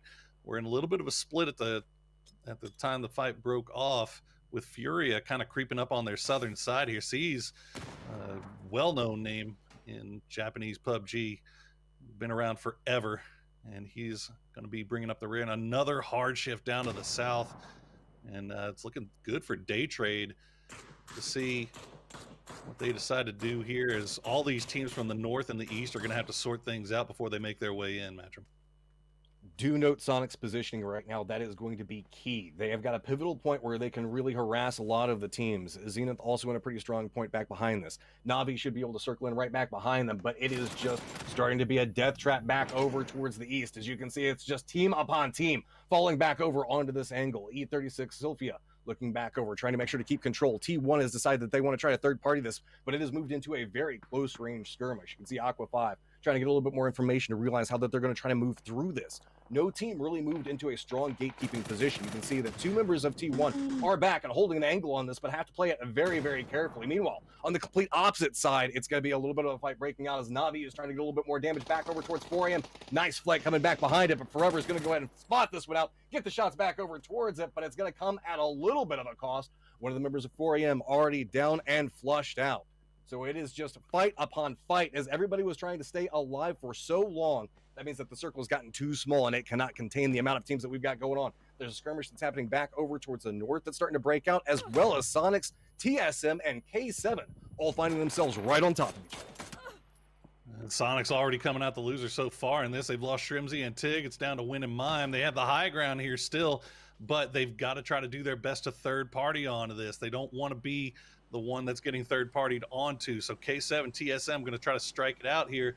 Win and Mime just need to be opportunistic here and try to stay alive as long as possible, see if they can pick up a few points. Find the angle back over towards it. You can see Mime's got himself a nice position to play. TSM's Miraku down on the foreground in this. It's all about the high ground advantage, but only 2 members for the Sonics up. And do note, while this is going on, there is a little bit of a play coming up back behind it. As Meta hears this fight and sees an opportunity right back behind K7. Good positioning coming out from them as Silzen's going to potentially find an angle to work with, potentially throw a couple of grenades back over towards this. But now Iro and TSM have found themselves in a very sticky position, being essentially pinched between 3 different teams at the time. Luckily, Meta is having to contend back over with K7. Meta's trying to make their push back along this line, but K7's trying to find an angle for it. Savior living up to his name, giving the shots back over towards Wicked, but does go down. Meta is just walking up this hillside, taking upon team. Already up to 4 kills, and it's going to stack up very quickly as they're going for the flushes real fast. TSM aware of what's going on, trying to get the shots back over towards K7, as Sonics has used this opportunity to move away from this positioning. I love the push from Meta there. I love that aggressiveness that they're bringing out here. Not afraid of anybody in this lobby. That's exactly what you want to see. Even if they lose a couple there, it's still the right play, the right push at the right time. We'll see if they can get anything else off of it, if they can survive this, as K7 and TSM still scrapping back and forth, and Mime and Win from Sonics still looking for another angle as well, as this fight is just lasting forever. Good play coming out from TSM. Still managing to hold strong right along this point, but Meta is about to be in a point where they can start to contest against it. Last member for K7 sneaking up back behind everybody from Meta Gaming. Could be huge. Goes for the spray back over towards it. Does get one of them down as Meta goes running back over towards this other angle. Silzen's going to go ahead and get another pickup, and that's going to be K7 eliminated. But TSM still has the high ground, overwatching everything that's going on. Do note there's also going to be a nice toss coming down from Vard. Go ahead and get that flush back over towards it. So TSM making a massive amount of use of this high ground and constantly harassing Metagaming, who has just been running amok in this northern corridor. I mean, while Sonic stays alive, Meta has been doing everything they can, and they have looked fantastic doing it. It's going to be rough sledding here for Vard, as I think when maybe got him pinned down there. Oh, the grenade going to go just a little bit too far. So Vard stays alive for right now. He could still cause problems for Meta here. But do note, Meta, TSM, and Sonics, none of them are inside the safe zone. Looks like Sonics is going to go ahead and start to make a play back over towards this. While a lot of this has been going on, T1, 4 a.m., Day Trade, and Zenith have all started to fortify their positions inside the circle. Only teams that really haven't had an opportunity to move in are the last remaining member, Orange from Navi, and this fight that's been happening back over towards the north. So Orange finding himself in a little bit of a difficult position. Zenith kind of caught up taking shots back over towards Gex, though, so might provide an opportunity for Orange to sneak his way inside the safe zone. You see Roth is on the lookout for snakes here, though, on your mini-map there. He's expecting somebody to come from that south side while the rest of the team does look off to the north. But Navi, let's see if he can make his way across. Looks like he might have spotted out Kickstart here. And he's just going to play it close to the vest, try to survive a little bit longer here as the circle starts slowly pushing in. Meanwhile, it looks like Meta has managed to make their way into the circle. TSM done. As Sparking and Silzen trying to find a place to play from. And oh boy, they're going to be running right into 4 a.m. here shortly. Oh, that's some dangerous neighbors to have. That is a potentially angry 4 men looking back over towards this. Instantly, you can see shots going to start coming back over from T1 side. Aqua 5 does connect back over towards Silzen. Going to have enough cover to potentially get the res onto it. But you can see what we're looking at for the potential last couple of circles. It's pretty wide out. There's a couple little dips, small ridges that you can play. Long toss going to come back over towards it. The bounce isn't going to go the direction I was hoping for, though. So Meta does manage to get the res back over towards this. New circle's about to pop. Uh-oh. Looks like it could be pretty problematic for everybody that's still playing back over Oh, towards the dang edge. shit. Does go back over towards the north, and there we go. Nice grenade coming out from T1 to go ahead and flush that out and open up the center of the circle. This is a good-looking T1 squad right now. They're playing very, very well. It's not something that we've been used to seeing lately. They've kind of been being pulled in multiple directions, but it looks like the team comms on point right now. Meanwhile, Mime and Win, we'll see if they can survive any further in this game. They're giving 4 a.m. fits as they try to make their way through and staying alive through all of this. So we've got an interesting situation that's set up with one again, Uh-oh. high ground advantage going back over towards the Sonics, and they are going to make sure to continue to use it, aggressing back over towards Gex. It's kind of been forced to play down inside of a trench. Not a lot of options to play for right now. You can see Sonics do want to try to make a play up and forward through this, but 4 a.m. causing their own form of harassment back up along that hillside. Really, the open field towards the center and seeing metagaming go down has kind of established this point to where there's these two different sides where everything's going on. Zenith trying to make a little bit of an encroachment back over here, is trying to find a way to get back over into this positioning, but do note 4 a.m. and T1 could find themselves with an angle to work with, and still there is Orange hiding out back behind Zenith that could put in some massive work. Can find a way to yet again sneak in back behind this. Well, they got to worry about Shandian now too. The snakes might be the biggest problem here for Zenith as they keep playing the edge. They're finding good places to hold from, but they have no idea about Orange or looks like Nurens has spotted out Orange though. And Shandian, and there you go. The snake finally strikes, gets the knock, can't get the flush though. Zenith can get lucky here. They got to take this guy out before the flush comes through. Luckily, there's a touch of distraction, but with those gunshots, that means now Daydream's looking back over towards the south. They are in range and do have vision to get something back over towards it. Gex does go down, so that's going to allow a little bit more movement coming back from Sonics on the other side of this. See, trying to make a play back over towards center, trying to get in some type of position to make a play back over towards 4 a.m. Orange, though, trying to capitalize off the opportunity he created just a second ago. Moving forward, cannot quite find the angle just yet. You can see everybody from Zenith trying to get an idea on what's going on and having to take covering fire back over from where Day just still has an angle for them to play from. So this is opening up more and more opportunities back over for Orange. Meanwhile, 4 a.m. starting to find themselves in definite grenade range. Oh, Win with the flush, and he's going to finish him off. Sonics now is 7 kills, just as dangerous with 2 as they are with 4. These guys are absolutely bananas. And now they've spotted out Shinboy. Oh, Aqua going to get the knock, though. Can they steal it away? So of course they can. It's Mime. Yeah, I mean, Sonic's already at 8 kills. They have control back over towards the west. God V is kind of having to hunker down at this point. But our teams back over towards the east, specifically the northeast, are going to have to move. Day's finally going to have to move out of their compound and contest again this area right next to T1. Zenith, though, still under a lot of harassment. Punich trying to find some angle to play from, but there is nowhere safe in the center of the circle as everybody is just taking shots back over towards them. And surprise, surprise, another kill goes back over towards the Sonics. They are so good when their backs are up against the wall. We'll see if they can manage to get some more placement points out of this. They still have the problem of Godv. I'm looking up to the north here as well. T1 has to deal with day trade. Okay, Orange finally gets taken out, but Orange did his job, and he did it well. I think he ended up lasting longer than Zenith, yeah. But with this, now we're going to have a little bit of that fight breaking off. Our strong teams are finally going to have to contest up against each other. There's just remnants other than these two, and you can see now Day making the play back over towards T1. Star-Lord finds himself an angle back over towards 1, 2, and about to be 3. Trying to get the spray back over towards it, but doesn't find it just quite yet. Instead, going to go down, and you can see Day Trade just trying to get these flushes, get as much damage as they can before they go down. T1, though, now distracted, making a play back over, trying to get everybody on their team back up, sitting on 9 kills, and they're going to have the numbers advantage moving into the circle, but they're the only team that does have to move.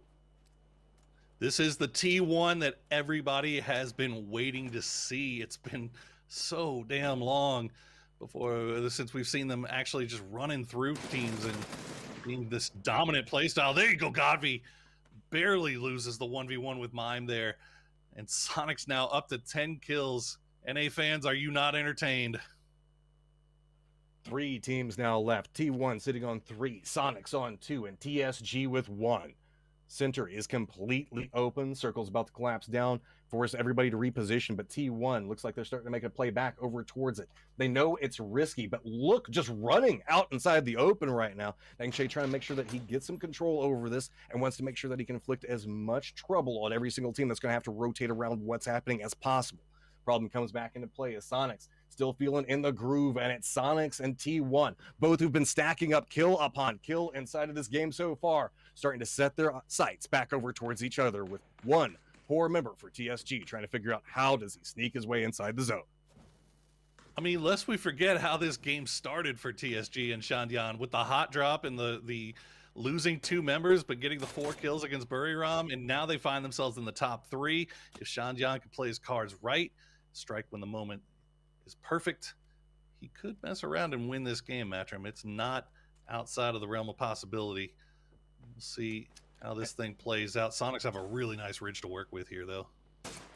Yeah, but they're going to have to move. But it's going to be TSG taking the shots back towards the side of T1 Star-Lord. It's going to force a little bit of a reposition coming out from this. Meanwhile, on the other side of it, H-Win does connect back over towards Dang G and does get him down. So this is starting to open up the gates as we moved into a 2v2v1. TSG trying to reposition onto it, but the high ground coming up. H-Win trying to find the angle back over to it and does not connect enough through the smoke to get the down. Bullets. That's starting to open up everything.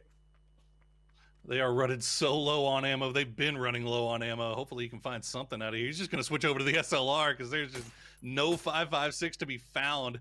And now Starlight going to try to take the shots back over there. Shandyan managed to actually reposition and get himself another nice little ridge line to work with. H-Win been using that mini all game long, and now he's switched over to the SLR. We'll see how long it takes him to adjust to the recoil difference there. One shot in the head. Star-Lord, there it is! Walks in the open and Star-Lord goes down! That's a huge problem for them. TSG still holding on. This one member has been buying so much time and point upon point for his team. Not afraid to take the fight back over towards T1 or Sonics both. Doesn't matter that he's outnumbered, but Sonics, aware of what's going on, are trying to reposition through this. Aqua 5 trying to connect the shots back over to take down this Thorn that has been the constantly hanging out in their side. As now we are moving into the very last circle. 5 seconds before everything starts kicking off, and you can see it's going to be problems. A lot of these teams playing back over towards Edge. T1's Aqua 5 does have the closest position towards the safe zone, is going to be the last one to move. Sonics trying to make a play back over towards TSG, but cannot find the angle. So with this, TSG trying to get a little bit of distance from them, starting to make the play back over towards it, but could put them back over towards Aqua 5's line of sight. The shot's going to go back over towards it, and there we go. Aqua 5 picks that one up, moving us into a 2v1, and it's 2 Goliaths looking back over towards each other. Good shot's going to connect from Mime. force a little bit of a reposition, and using that, H-Win just runs down the hillside with covering fire coming up on the other side of it. Mimes trying his best to keep his teammate alive, so that way H-Win can move right into the face of T1's Aqua 5. Playing around the outside angle for it, trying to look for it. Grenade's going to roll back over towards it. Shots are going to come up from the top of it, and it's going to be Mime that connects with this one, and with 12 kills, Sonics take the first game of PGI.S. We have been wondering for the entirety of 2020 if this Sonics team was legit. Was this a team that was just NA good, or are they a team that is internationally good? They come in here, they kick the damn door down and let everybody know that NA is here to play, and Sonics in particular are ready. The time is now, and they want to take as many points and as many kills and make as big an impression on the world of PUBG as they possibly can, as early as they can. Well, I know the analysts are going to be super excited about that one. They spent a lot of time talking about what's going on with Sonics, what's going on with T1, what's been happening back over towards TSG. And look, stats don't lie. Great performance coming out from all of those teams moving through there, and high kill counts to boot. Let's be real. We were talking about this at the start, that everybody was kind of coming in with a touch of hesitance. They didn't want to like overplay their hand. They didn't want to get too aggressive early. And yet we have two teams walk away with, I believe, over 10 kills apiece. I believe that T1 finished in that position as well.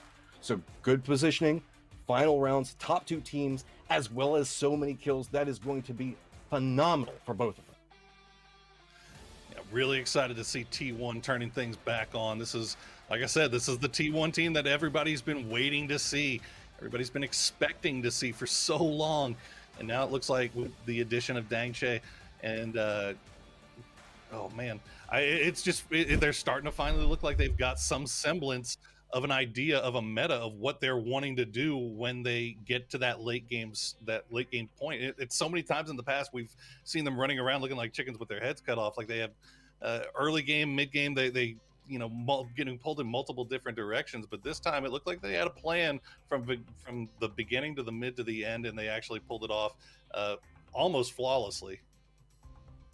I mean, it came down to understanding the terrain, it feels like specifically. I know we talk about information gathering a lot, and specifically map knowledge, but look at how these different teams managed to influence different angles and find different ways to play. That was the secret to their success, and that's one of the things you guys can take away from watching this, is watching these guys play the terrain, play the maps, and play the circles, and try to impose and bring those in to your own games.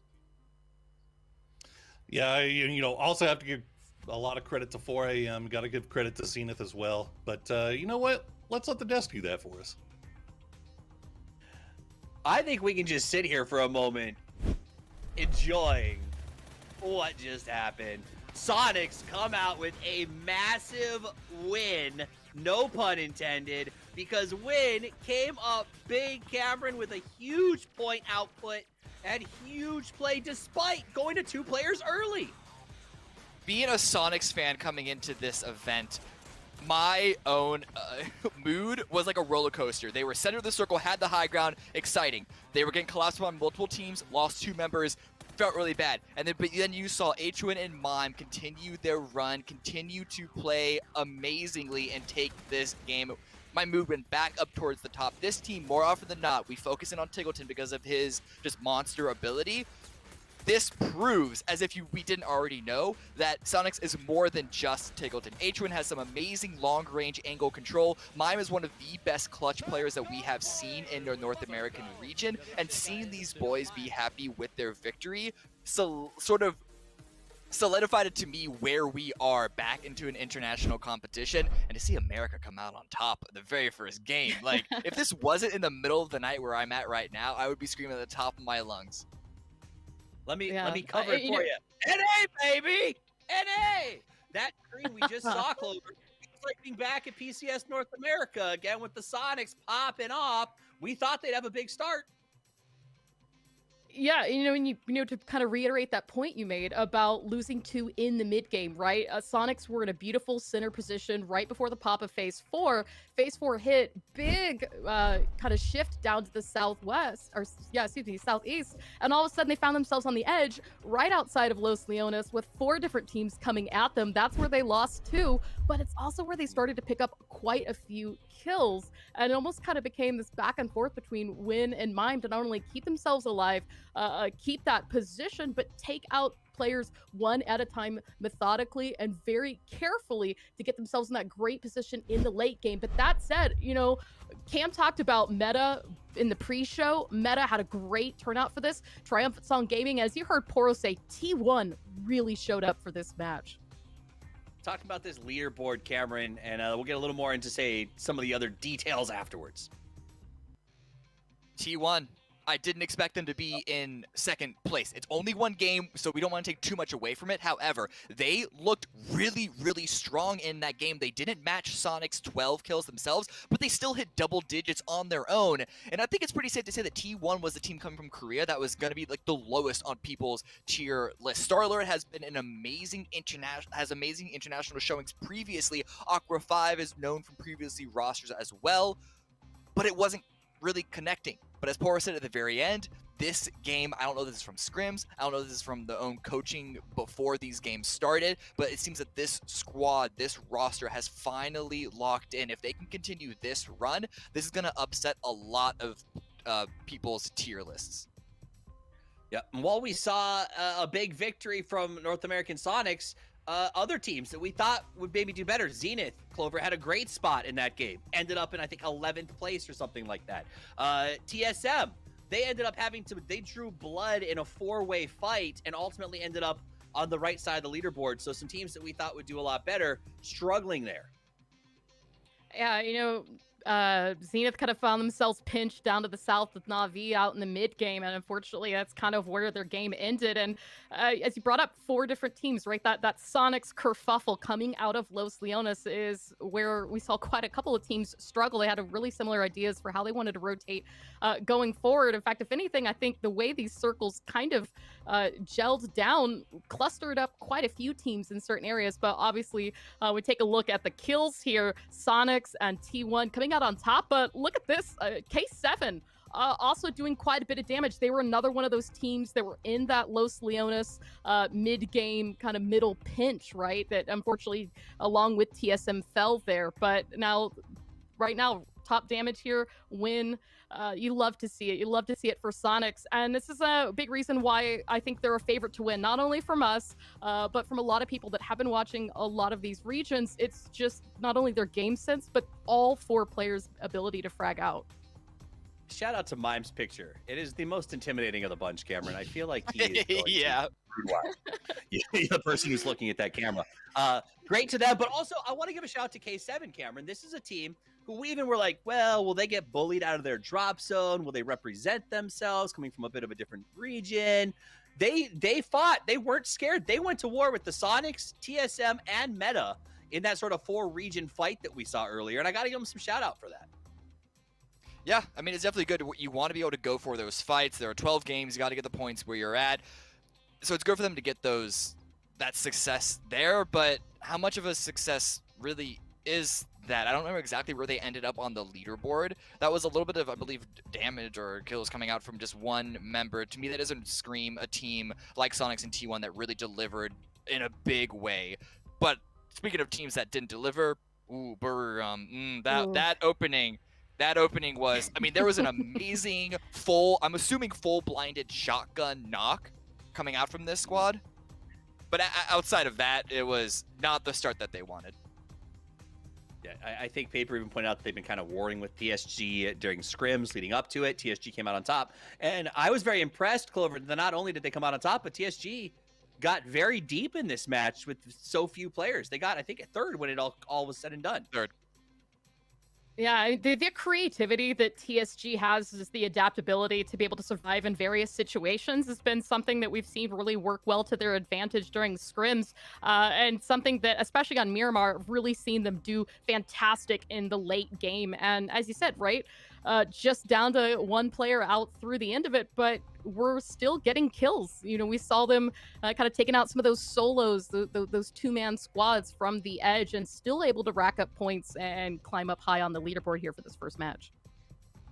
So we talked about Sonics, Cameron. Let's get into T1 a little bit. Hometown favorite, I wouldn't say favorites, but hometown heroes coming out of South Korea.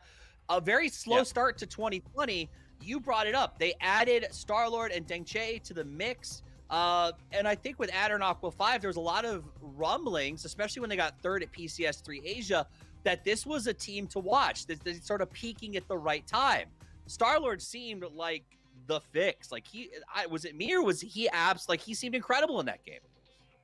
He was really, really good. He almost took out the entirety of, I believe it was Day Trade by himself. At least knocked 2 of them, dealt massive damage to the third, dropping them down, I believe, to single digits where a teammate came in to clean that one up. It really was the lone survivor from TSG, and I don't remember exactly who that was, who really spoiled T1's chance of winning that round for the Sonics to come out on top, who, again, just that consistent push from them coming from the high ground. But you still have to commend T1's control of the center of that map. Looking previous results, I honestly wasn't too confident at their ability to hold positions. Just the fighting didn't seem to be there, but they were able to level it up. You know, we talked about the good, we talked a little bit about the bad. Let's talk a little bit about some of the ugly. Actually, I don't think we have time to talk about the ugly, so we'll save that for later as we're getting ready to get this party started. So let's do that right now. Again, I want to give a shout out to our sponsors who made this possible: Toomey, Zowie, Perrier, and Intel. And of course, the guys who are giving you the call, back to them for game number 2, our last Miramar match of the first 4. It is Porosaurus and Matchroom. Thanks so much, Toffees. Poro, did you hear him trying to back away from that ugly conversation before passing to us? You could tell. He was contemplating the joke and was like, nah, I'm going to be good. We thank you, Toffees. We appreciate it. But it's time to get into game number 2, Poro. I doubt it's going to start as spicy as the last one, but we can hope. I mean, you never know. We can see. And besides, Toffees has to be the nice one, man. I'm supposed to be the toxic one. Everybody knows that. I'm like, if we're making a caster boy band, I'm the one with his arms crossed, like looking like Mime on the front of the cover of the album, you know, squaring up against everybody. I can see that. Makes me wonder where I would be inside of this, though. What are you? You're like the intellectual. You're the one that's into anime or whatever. Dude, look, see, you give me a compliment like you're the intellectual, and then just give me the backhand weeb throw right there. Thanks for that. Appreciate it. You know, it's fine. It's own it. You know, everybody's got to. I like my anime just like I like my PUBG. Judge me as much as you want. We make a living talking about video games. I'm allowed to like anime too. Circle pops back over towards the north. About half of it entirely open, and this is an interesting circle, Poro, because we got a lot of teams back over towards the south, and just interesting terrain to look forward to inside the circle. Yeah, especially with that plane. I know a lot of times when you see these far northern circles, you get a lot of these teams that drop to the south that like to do the long rotations to try to come in either from the northwest or northeast, just coming from that northern side. But you know, when we have this many teams down to the south, the chances of them running into each other early on obviously get a little bit higher. So I don't know. We'll have to keep an eye on things for sure. 4am teasing me over here. You can see taking the pans out, swinging them. No, still on the hunt for loot right now, but there's one team that I know would have the wherewithal to try to go for some type of pan play at some point. I would see 4am as having the capabilities to do so. Can hope upon hope that we might see it at some stage, but really way back down next to really the southern section, you can see it's going to be Navi that are going to have to make a long run through everything. So with this, they're going to have quite a trek ahead of them as they're at the entire southern section of the map, going to have to make their way entirely back over towards the north. Yeah, these boys are used to it, though.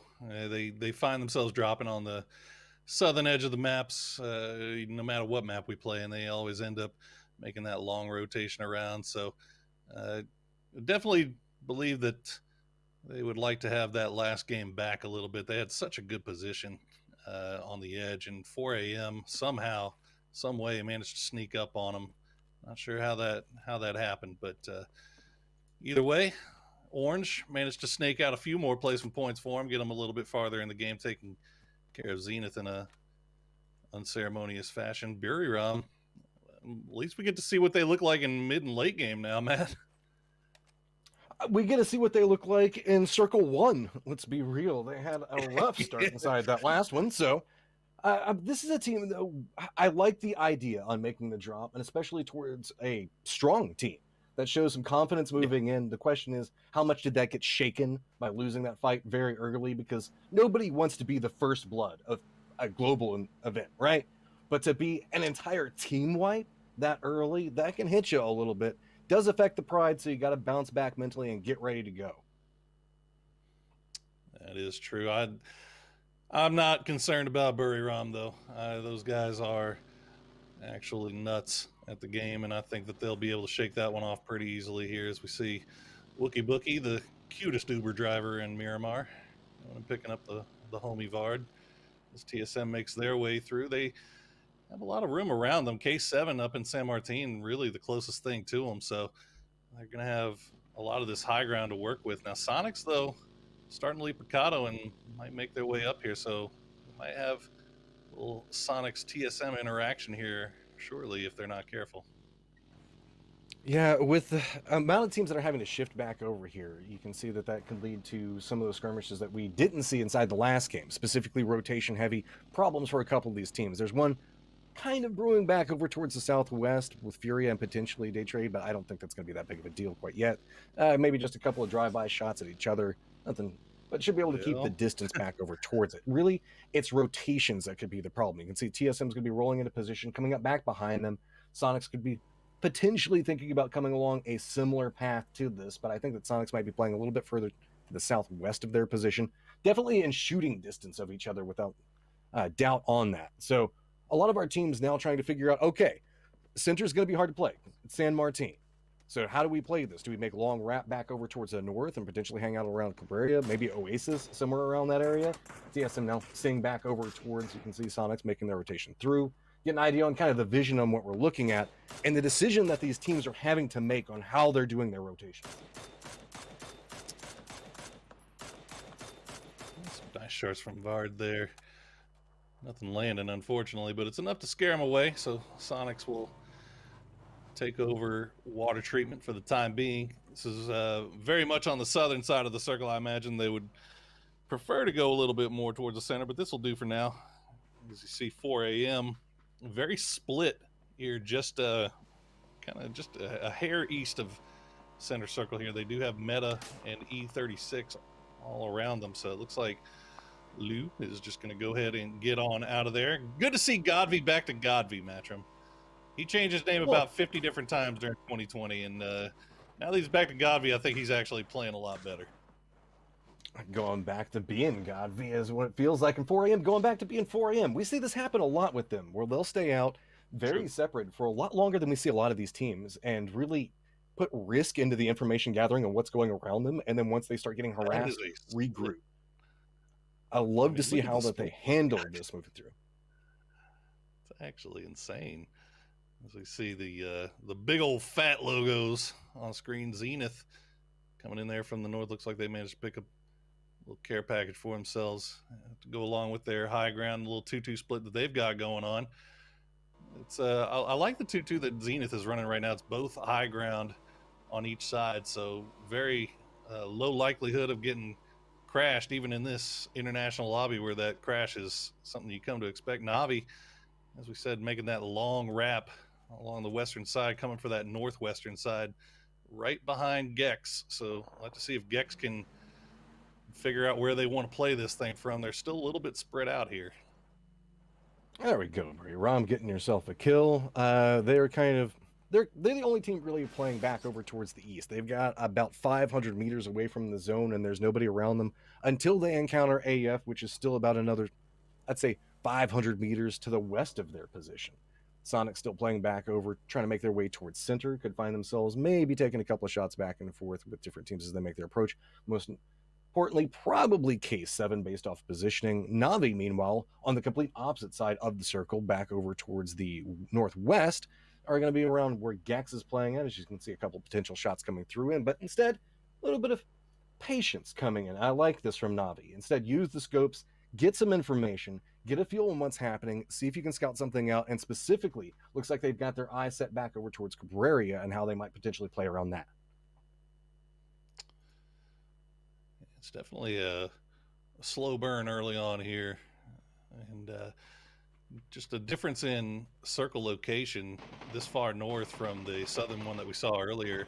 A lot of teams electing this time to either stick with the 2-2 split or just collapse right on top of each other. Not a lot of terrain positions being held. You know how we saw in game 1 where everybody was split out and spread out looking to get as much information as they can. This time around, it's more just hunker down, batten down the hatches, and wait for circle 2 to pop and see where we go.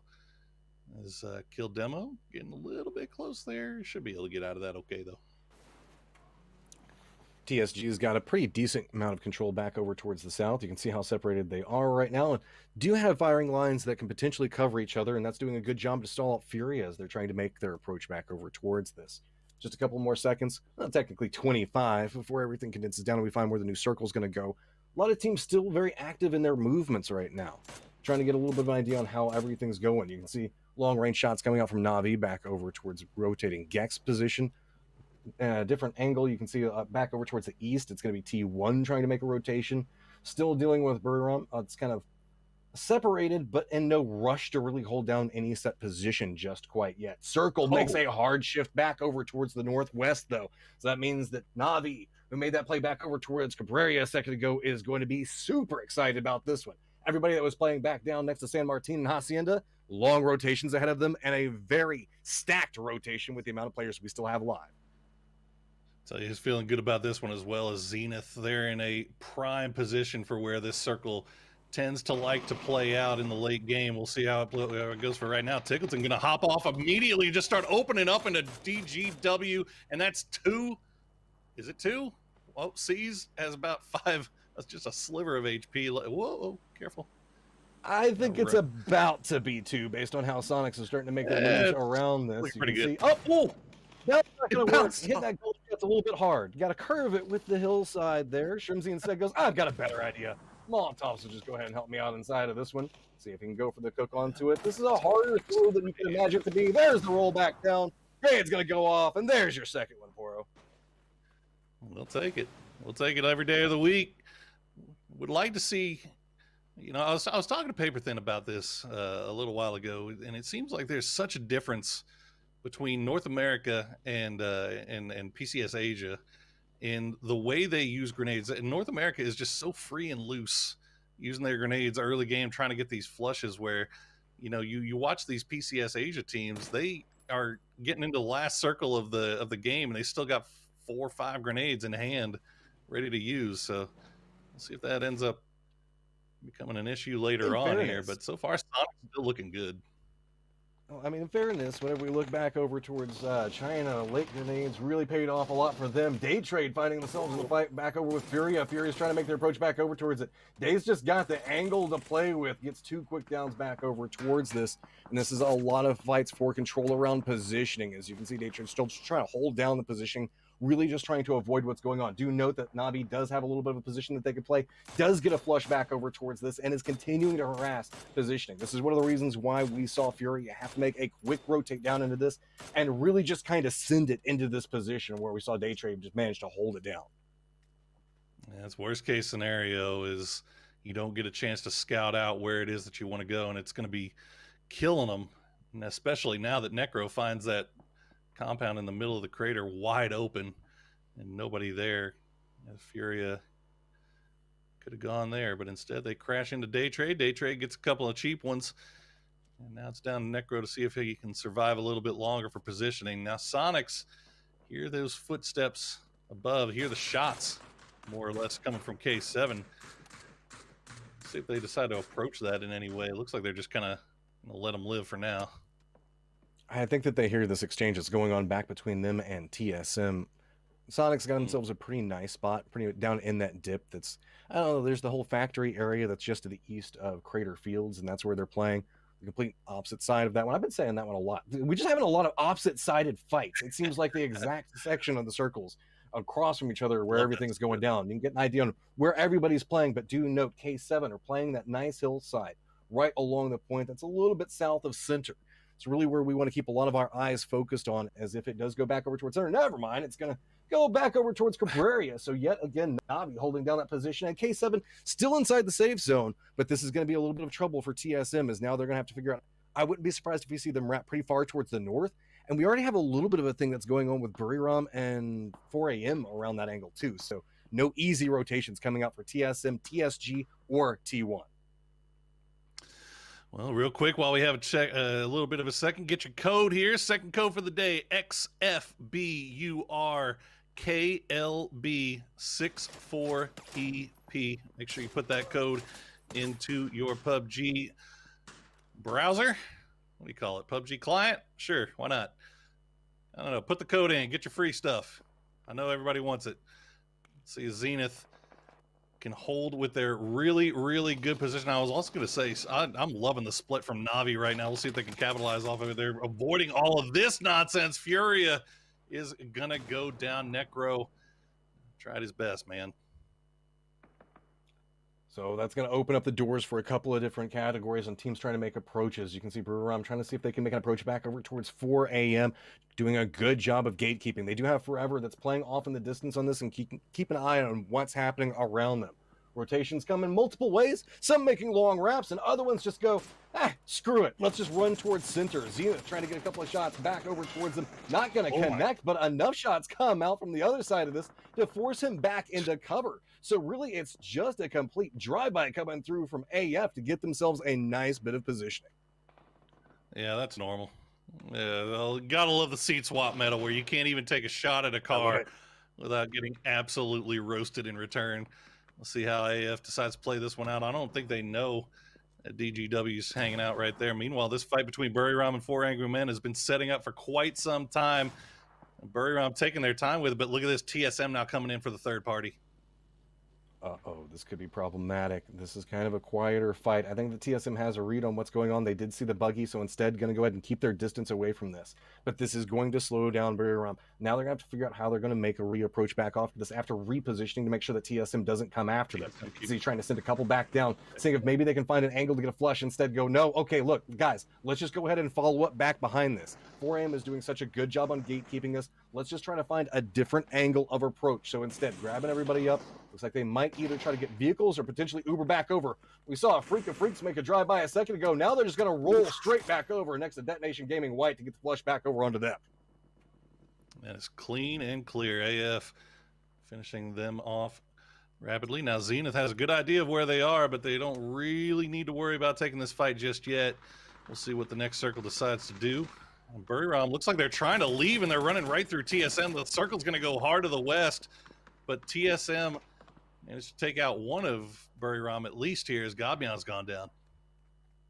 Well, that's the first part of this. Buriram managed to lose one inside of it, but they're still going to have to make a rotation moving forward. You can see teams already stacking back over towards the west as, again, the circle's kind of chasing down the positioning on where Na'Vi is wanting to play. TSG's made a play back over towards it. Grenade starting to land back over next to 4AM. Have to be careful of that one. Takes a good chunk of damage off of it, but here comes the push back over from Forever. Doesn't want to overextend this just too much quite yet. He's going to step back away from this angle. This is kind of a fight to be able to move. Buriram had to reposition back over towards the west of where we see 4AM playing, and TSM both with 4AM right along the edge of the zone, knowing that they're going to have to move at any given second. Meanwhile, TSG in a little bit of a harassment fight for Na'Vi, trying to make sure that they can hold down this angle. TSG is going to have to regroup. That's going to buy a little bit of time for Na'Vi to see what they can get out of this. Yeah, both teams crashed this location at the exact same time. Na'Vi going to lose one as the tab has gone down. TSG has a pretty good spread out within this compound. Volleybear going to get knocked real low.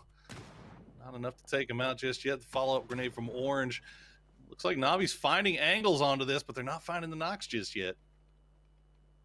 And here comes the aggressive push, seeing if maybe they can find a little bit more of an advantage way to play this. Having to be careful. Molotov starting to come back over on both sides of this one. Utility starting to be expended at this stage. Triumphant Song making sure that they can try to hold the high ground advantage, using those little bit of railings and boxes to see if they can get some more out of it. Outside push starting to approach, though. Orange gets a read onto it. Doesn't quite find the angle just quite yet. But here come the exchanges of grenades back over towards it. And again, the high ground buying more time as that hallway is just an absolute death trap. You can see the Molotov is coming through in a big way. Bear's left positioning goes to step outside, and Na'Vi is quickly torn down. Jeez, that is not the way you wanted to go down there if you're a Na'Vi fan. That hard push in there, but TSG held that so well.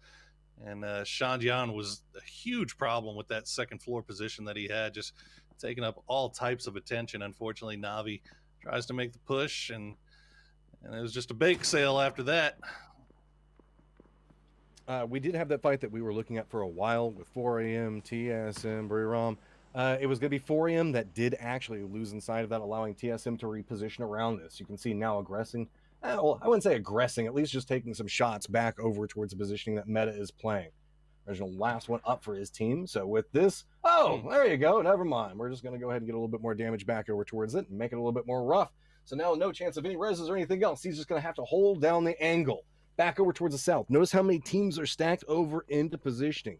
If this continues to chase back down over towards Cabrera, that's going to make it hard for him. And with a caster curse like that, all these teams now having to move in a very difficult positioning, this is going to be a potential for a bloodbath, where we can see the positioning coming out with AF having the potential to keep what to be 4-5 teams at this point.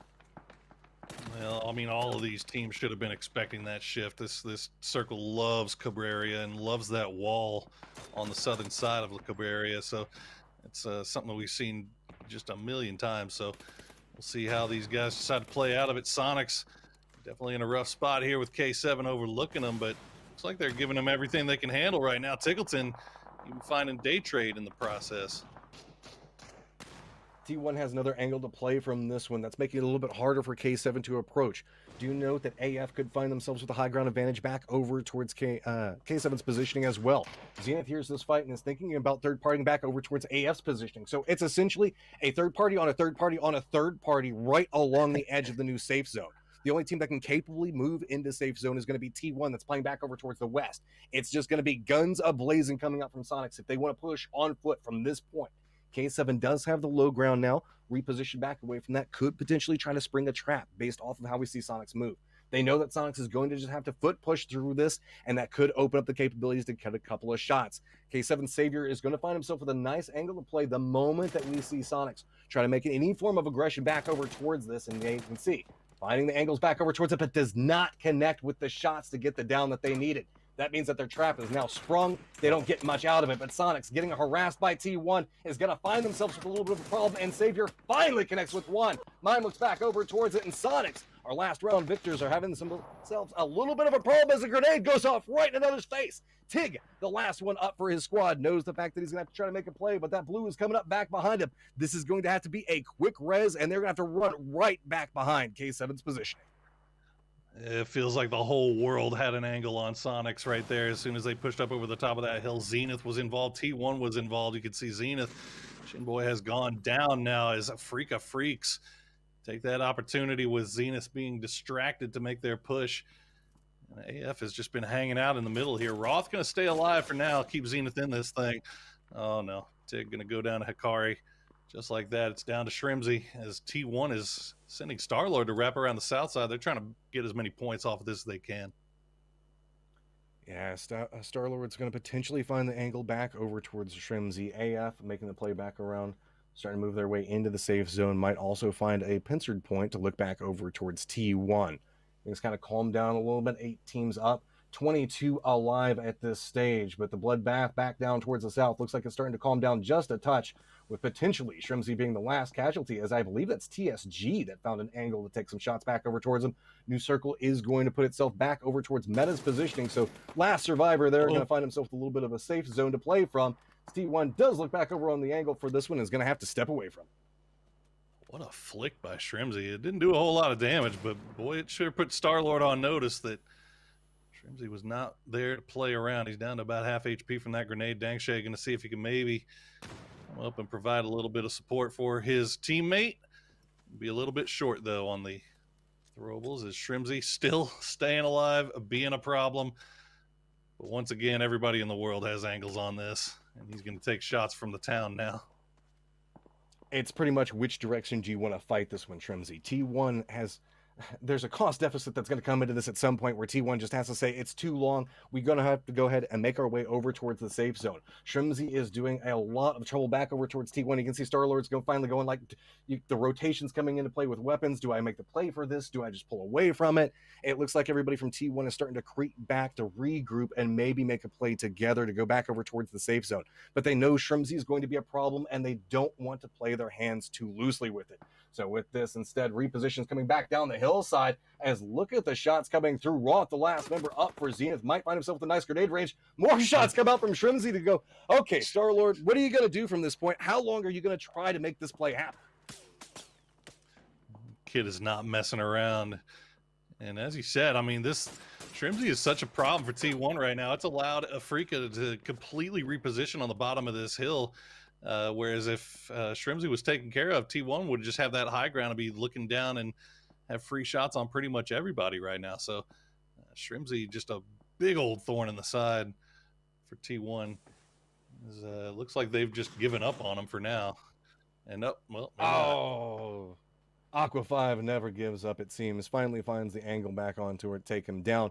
So Sonics do get eliminated, dropping us down to 7 teams. And let's be real, a lot of these are solos hiding around at different points right now. We're solos, also one duo to look at. TSM, though, have themselves a great position. They've got themselves a control compound, good vision to play from. Everybody's still up and active, sitting at 4 kills. T1, though, with the amount of time that Shrimsy was just eating away from them, option to just go ahead and stacking into a vehicle. This could be good and bad. Is going to see TSG have a firing line as well as TSM onto this. TSG has already made a little bit of a reposition back over towards these hills and do a ton of damage back over towards T1. They are all grouped inside this vehicle, but they can pop out and absolutely unleash hell on whoever's around them. Bully Bear starts to get a read onto it, starts to step away, drops off 1, but you can see good shots, going to connect onto it, going to go for the spray back over towards it. 2 already down for T1, and that's just a continuation of the play, but a quick exchange back over as Aqua 5 still harassing from the high ground. New circle pops back over towards the center of it, and T1 looking back over towards TSG as it's just a quick exchange back and forth. While this is going on, though, people are starting to make a play towards the circle. It looked like it was supposed to be a distraction play from T1 with Adder up at the top. The high ground was supposed to be shooting down onto TSG as soon as they revealed themselves, but unfortunately for him, he got spotted out by TSM and his head was forced back down, so the rest of T1 was pretty much put on an island there. They lose 2, but they managed to keep 2 alive here. Aqua 5 and Adder, very, very capable, as you can see, landing the shots right off the bat when they need to, but Sia is just waiting. Doesn't connect with any of those shots back into it, at least enough to really cause any form of problem. T1 is just leapfrogging closer and closer back over towards TSG's positioning, but they have to be so careful. You can see it. Meta's last solo player is still holding up right now, having to contend with Gex around positioning, just trying to use utility and a shotgun. If you run around that corner, it's going to be a problem, but you can see that there's a whole bunch of these little bitty windows up towards the top that can cause a little bit of a problem for Meta as well. Instead, leaning back into it. We made the joke earlier about the old bathroom meta. Well, we are just 100% embracing it inside of this positioning. So while you can see Reginald trying to hold out based off of this, the grenades are going to start being tossed over, but those little bit of a wall is buying enough space for him to try to stay alive. I mean, this is such a pain in the butt for Gex right now. And yet again, we see Gex finding themselves in the late game, which is something that they desperately needed to do to get some placement points here. I mean, they are looking strong so far, and I think maybe taking some people by surprise here. 6 kills on the board already. Now you see TSM trying to see if they can maybe finish off TSG. Iro not finding the shots just yet, but TSM looking like they're in a nice little spot here. A lot of solos just kind of hunkering down, trying to survive right now. Last one up for Zenith, trying to see if maybe he can clean the life around this area, but Freaking finally going to go ahead and spot this shot, and Get's going to pick up Roth, actually. So with the firefight that's been going on, you can see TSM starting to get a little bit closer. They can hear a lot of these grenades being thrown. They don't have a full idea on what's going on while all of this is happening.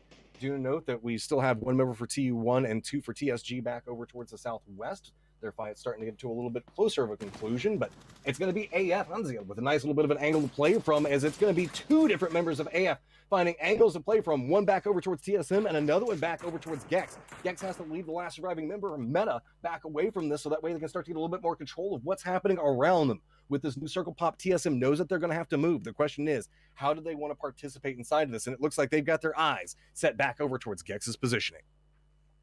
And Gex still hasn't dealt with Ragnaldinho. He's still hanging out in the bathroom. And I got to say, AF, down to 2 players, but they have some disgusting angles onto this. They could actually safely take shots into all of this and maybe come out on top. We'll have to see. TSM is going to have to figure out what to do about Gex. Gex has to figure out what they're going to do about Ragnar so they can pay attention to damn TSM. It's just everything in the urban ending with the smokes. It's just going wild right now. Well, you mentioned the smokes, and you can see TSM starting to try to get a little bit more use out of them. Tossing it through so that way they can maybe reposition back along those crate lines. Long-range shots going back over towards T1's positioning as he's going to get spotted out, and that was an easy headshot for Iroh to pick up over on this one. Now moving up to 7 kills, and using that little bit of a distraction, that's going to be TSG going ahead, hopping back down, do find themselves a little bit of a dip to play. Now with this, Afrika does find a nice, sneaky little angle back over towards Vard to get the knock. Question comes into play, how do Afrika and Gex respond to this? Gex is trying to collapse back over towards positioning, and that's going to be a quick follow-up with this one. Spray's going to go ahead and get the flush back over towards him, and now just Iroh holding back over towards this angle as Afrika Freaks is starting to take control, just standing out in the middle of everything, harassing every single person around them that moves and punishing any form of aggression back over towards them. That wall allows AF to do pretty much whatever the heck they want, and right now they need to do something about TSG. They've got him pinned down. Good pre-fire by Iroh, not going to be enough. Yanli going to finish him off, and this is a huge game for Gex here. No matter what happens, I don't think a lot of people were expecting a lot out of this team, but they have come through in game 1. They managed to make it to the late game. Now in game 2, 3 up, 10 kills and a shot at a win here. Talking about Gex, I gotta give a shout out to Meta, surviving in a very difficult situation. I don't know what is going on inside of this, but he is just somehow surviving through utility, grenades, Molotov, person upon person trying to take shots back over towards him. But you can see Gex is like, you're eventually going to have to move. And he hits the shots back over towards CC to take him down. This guy is just going absolutely nuts and burning everything back over towards him. Can't get it, though. Leo finally does manage to take him down. With this, though, now Gex has got a little bit more control. But TSG and AF both beat it back over towards Gex's positioning. With the blind spray. You hate to see it. Looks like Gex going to go for this res as a COD. I mean, he's holding a good spot, but he can't really afford to move because he knows that Sia and Volibear could be anywhere around there. Volibear going to take the shots through the smoke, see what he can find. Nothing. And they've got a good idea where Hanzia is. They haven't really spotted him just yet. Hakad just going to take the spray. Not going to get the knock, though, as Gex using these smokes very, very well right here. So with this, one of the members from each side of AF trying to hold down a different team. Hanzi looking back over towards TSG, while on the other side of it going after Gex. Does manage to get one of them down, but there's a quick follow-up 1-2 punch from both sides of it. So Freaks does go down, dropping us to just TSG and Gex. Gex does have one of their members down, trying to go for the res back over towards it. But do note TSG's got this wide angle back around the outside of it. Looks like they're trying to look through the smokes, and whoa! That's not going to happen. Yan Lee does manage to get the shot back over towards him. Volibear, now the last one up. Looking back over towards this, not a lot of utility to work with, trying to see if he can get the spray back over towards it. Gets 1, looks back over towards it, tries to get 2, does manage to get 3. What are you kidding me? Star performance coming out. We're trying to clutch up and manages to succeed in a big way for his team. Absolutely unbelievable stuff. I mean, TSG, they were in a very dire predicament about maybe a circle ahead of that. And they were looking like they might have been absolutely pinned down there. AF was looking like they had everything under control, and then TSG just bides their time. They found a little dip to hide out in. They kept Volibear and Sia alive for long enough, and when the moment was right, they managed to get across to the street, take the high ground, get a good rock to hide behind, and it was just academic from there. I mean, these guys are so damn good at hitting their shots. I mean, such a good team that we haven't really seen. This team is an enigma, Matchroom. I mean, PCS1 Asia weren't there. PCS3 Asia weren't there. PCS2 won the whole thing. I mean, China is insane. Well, whenever it comes down to clutch potential, it feels like China just produces so many stars. They're capable of just stepping up in very strong ways, and just, again, with no fear in these positions. That's a lot of what we saw inside that last round, was teams, I would say solo players, taking on teams by themselves to defend the rest of their team back on a different angle. We saw it coming up for Afrika. Didn't pay off, but look at how long they managed to hold down fighting multiple teams. So I'm just astounded by the level of strength and confidence coming out from these Asian teams right now. They're good. They're damn good. I can't wait to hear what the analyst Des has to say about this one, guys. Take it away.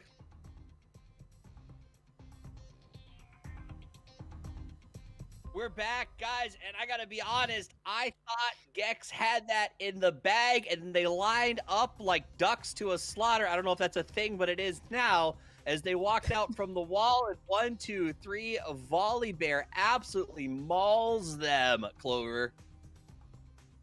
You know, it was a beautiful setup, especially with these Cobs. You know, a lot of teams kind of coming out of that position. You hold your breath. I know we were screaming in the green room as we watched that play unfold. And once again, TSG proving their strength and creativity to keep their cool up through the late game, even when the numbers are against them. This is now the second map in a row where we've seen that type of performance from them. Yeah, and look, we just saw it there. TSG, that wasn't their first fight. They've been playing and competing against multiple teams throughout the entirety of this map. And the competition, when you think back on their third place off the back of a hot jump at the very beginning of the tournament. So they have been putting in work. TSG have been a very, very busy team. And they already have 4 kills at this point. But this is really when they start to take off and take over. But I do have to say, at the end of the day, TSG do need to give a little bit of a tip to Ragnarino from Meta Gaming, because he kept Gex so busy in that bathroom. Gex had virtually no opportunity to really push out. That being said, they picked up a bunch of kills off of TSM, off of Meta Gaming, so they shouldn't be too upset about this loss. But stuck in this corner like this, I mean, what a great spray to have to execute on, because it is still 3 bodies, but it's 3 predictable bodies where you know they're going to be peeking out from, and you can see they're very, very excited for that win. Well, they're excited, but you know, if you're that one player, right? You're Bear, you're sitting there, your team is dead around you, and they're all watching your perspective. Like, the hype moment, like, you've been there, right, Clover? That clutch where you know your whole squad's watching you, and you've got to take it. Like, that's got to be incredible for him. Absolutely. I mean, we saw in that play again, just beautiful control of the spray and the ammo. There wasn't a single bullet wasted. And, you know, as you said, ducks lined up to this slaughter, and dinner was served there for TSG. We're going with that? I should have said chicken, really thematically, but it works for me. That said, though, I do think, give a shout to Ragnar. The man literally hit that bathroom stall, dropped his mini, and picked up a shotgun, and then dodged grenades, Molotovs. I'm sure there were bullets. There was probably like a holy hand grenade, and nothing could touch him. And he held long enough that he caused them that delay that made it impossible for him to come out.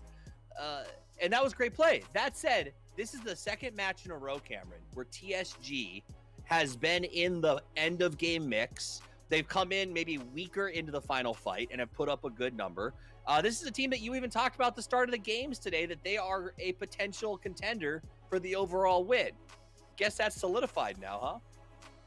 Yeah, they were closer towards the top of the teams from the Chinese region. They weren't at the very top, though. I think I actually personally ranked them as 3rd place from that region, mostly just because they seem to have a good job of recognizing opportunities, but the execution seemed to be a little bit hit or miss. That, and to mention the fact that, as Poro mentioned on the broadcast, they won PCS2, but they were nowhere to be seen during PCS1 or the most recent one, PCS3. So it was a lot of unknowns from this squad. But with any esport for Battle Royales, the squad that is currently on fire, it doesn't matter what your results were previously, you're going to keep rolling. And if they can keep this up, it's a 2-month-long competition. Remember, this is only the beginning. It is a marathon, not a sprint, but it is still a really, really good start for these guys. A 3rd place right into a 1st. So let's look at that match leaderboard, and I will give it to you, Clover, because I know that you actually said TSG is one of your picks to potentially win this entire tournament, and they're starting strong. Talked about this leaderboard and where it's coming out. I mean, another really great amount of points for them to put down overall, but global, right? This is a team that I think was probably flying a little bit low on the radar for some of us. Historically, their performance isn't always as fantastic on some of these global stages. They struggle just a little bit, but they did not struggle at all that match. In fact, in the mid game, we had a lot of teams that were kind of pushing out to the sides. We're seeing a lot of these kills and damage that came out of that match was from so many teams that had clustered out.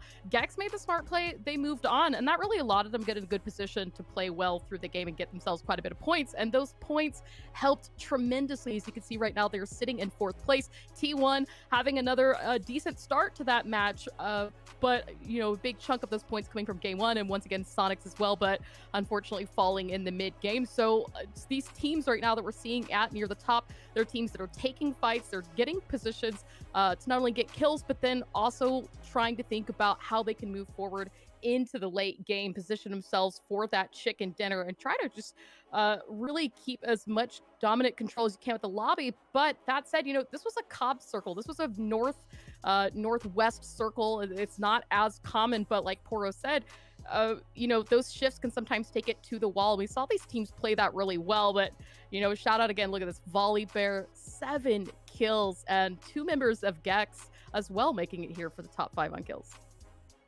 Cameron, thoughts on the kills? I mean, it's not.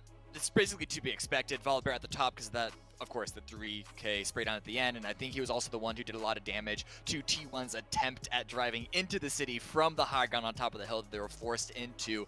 But then, of course, Gex, Leo, and Yanli being the tip of that spear for the squad, holding that position down at that wall. So many great game endings at that position. So it was really good heads-up play for them to take that spot.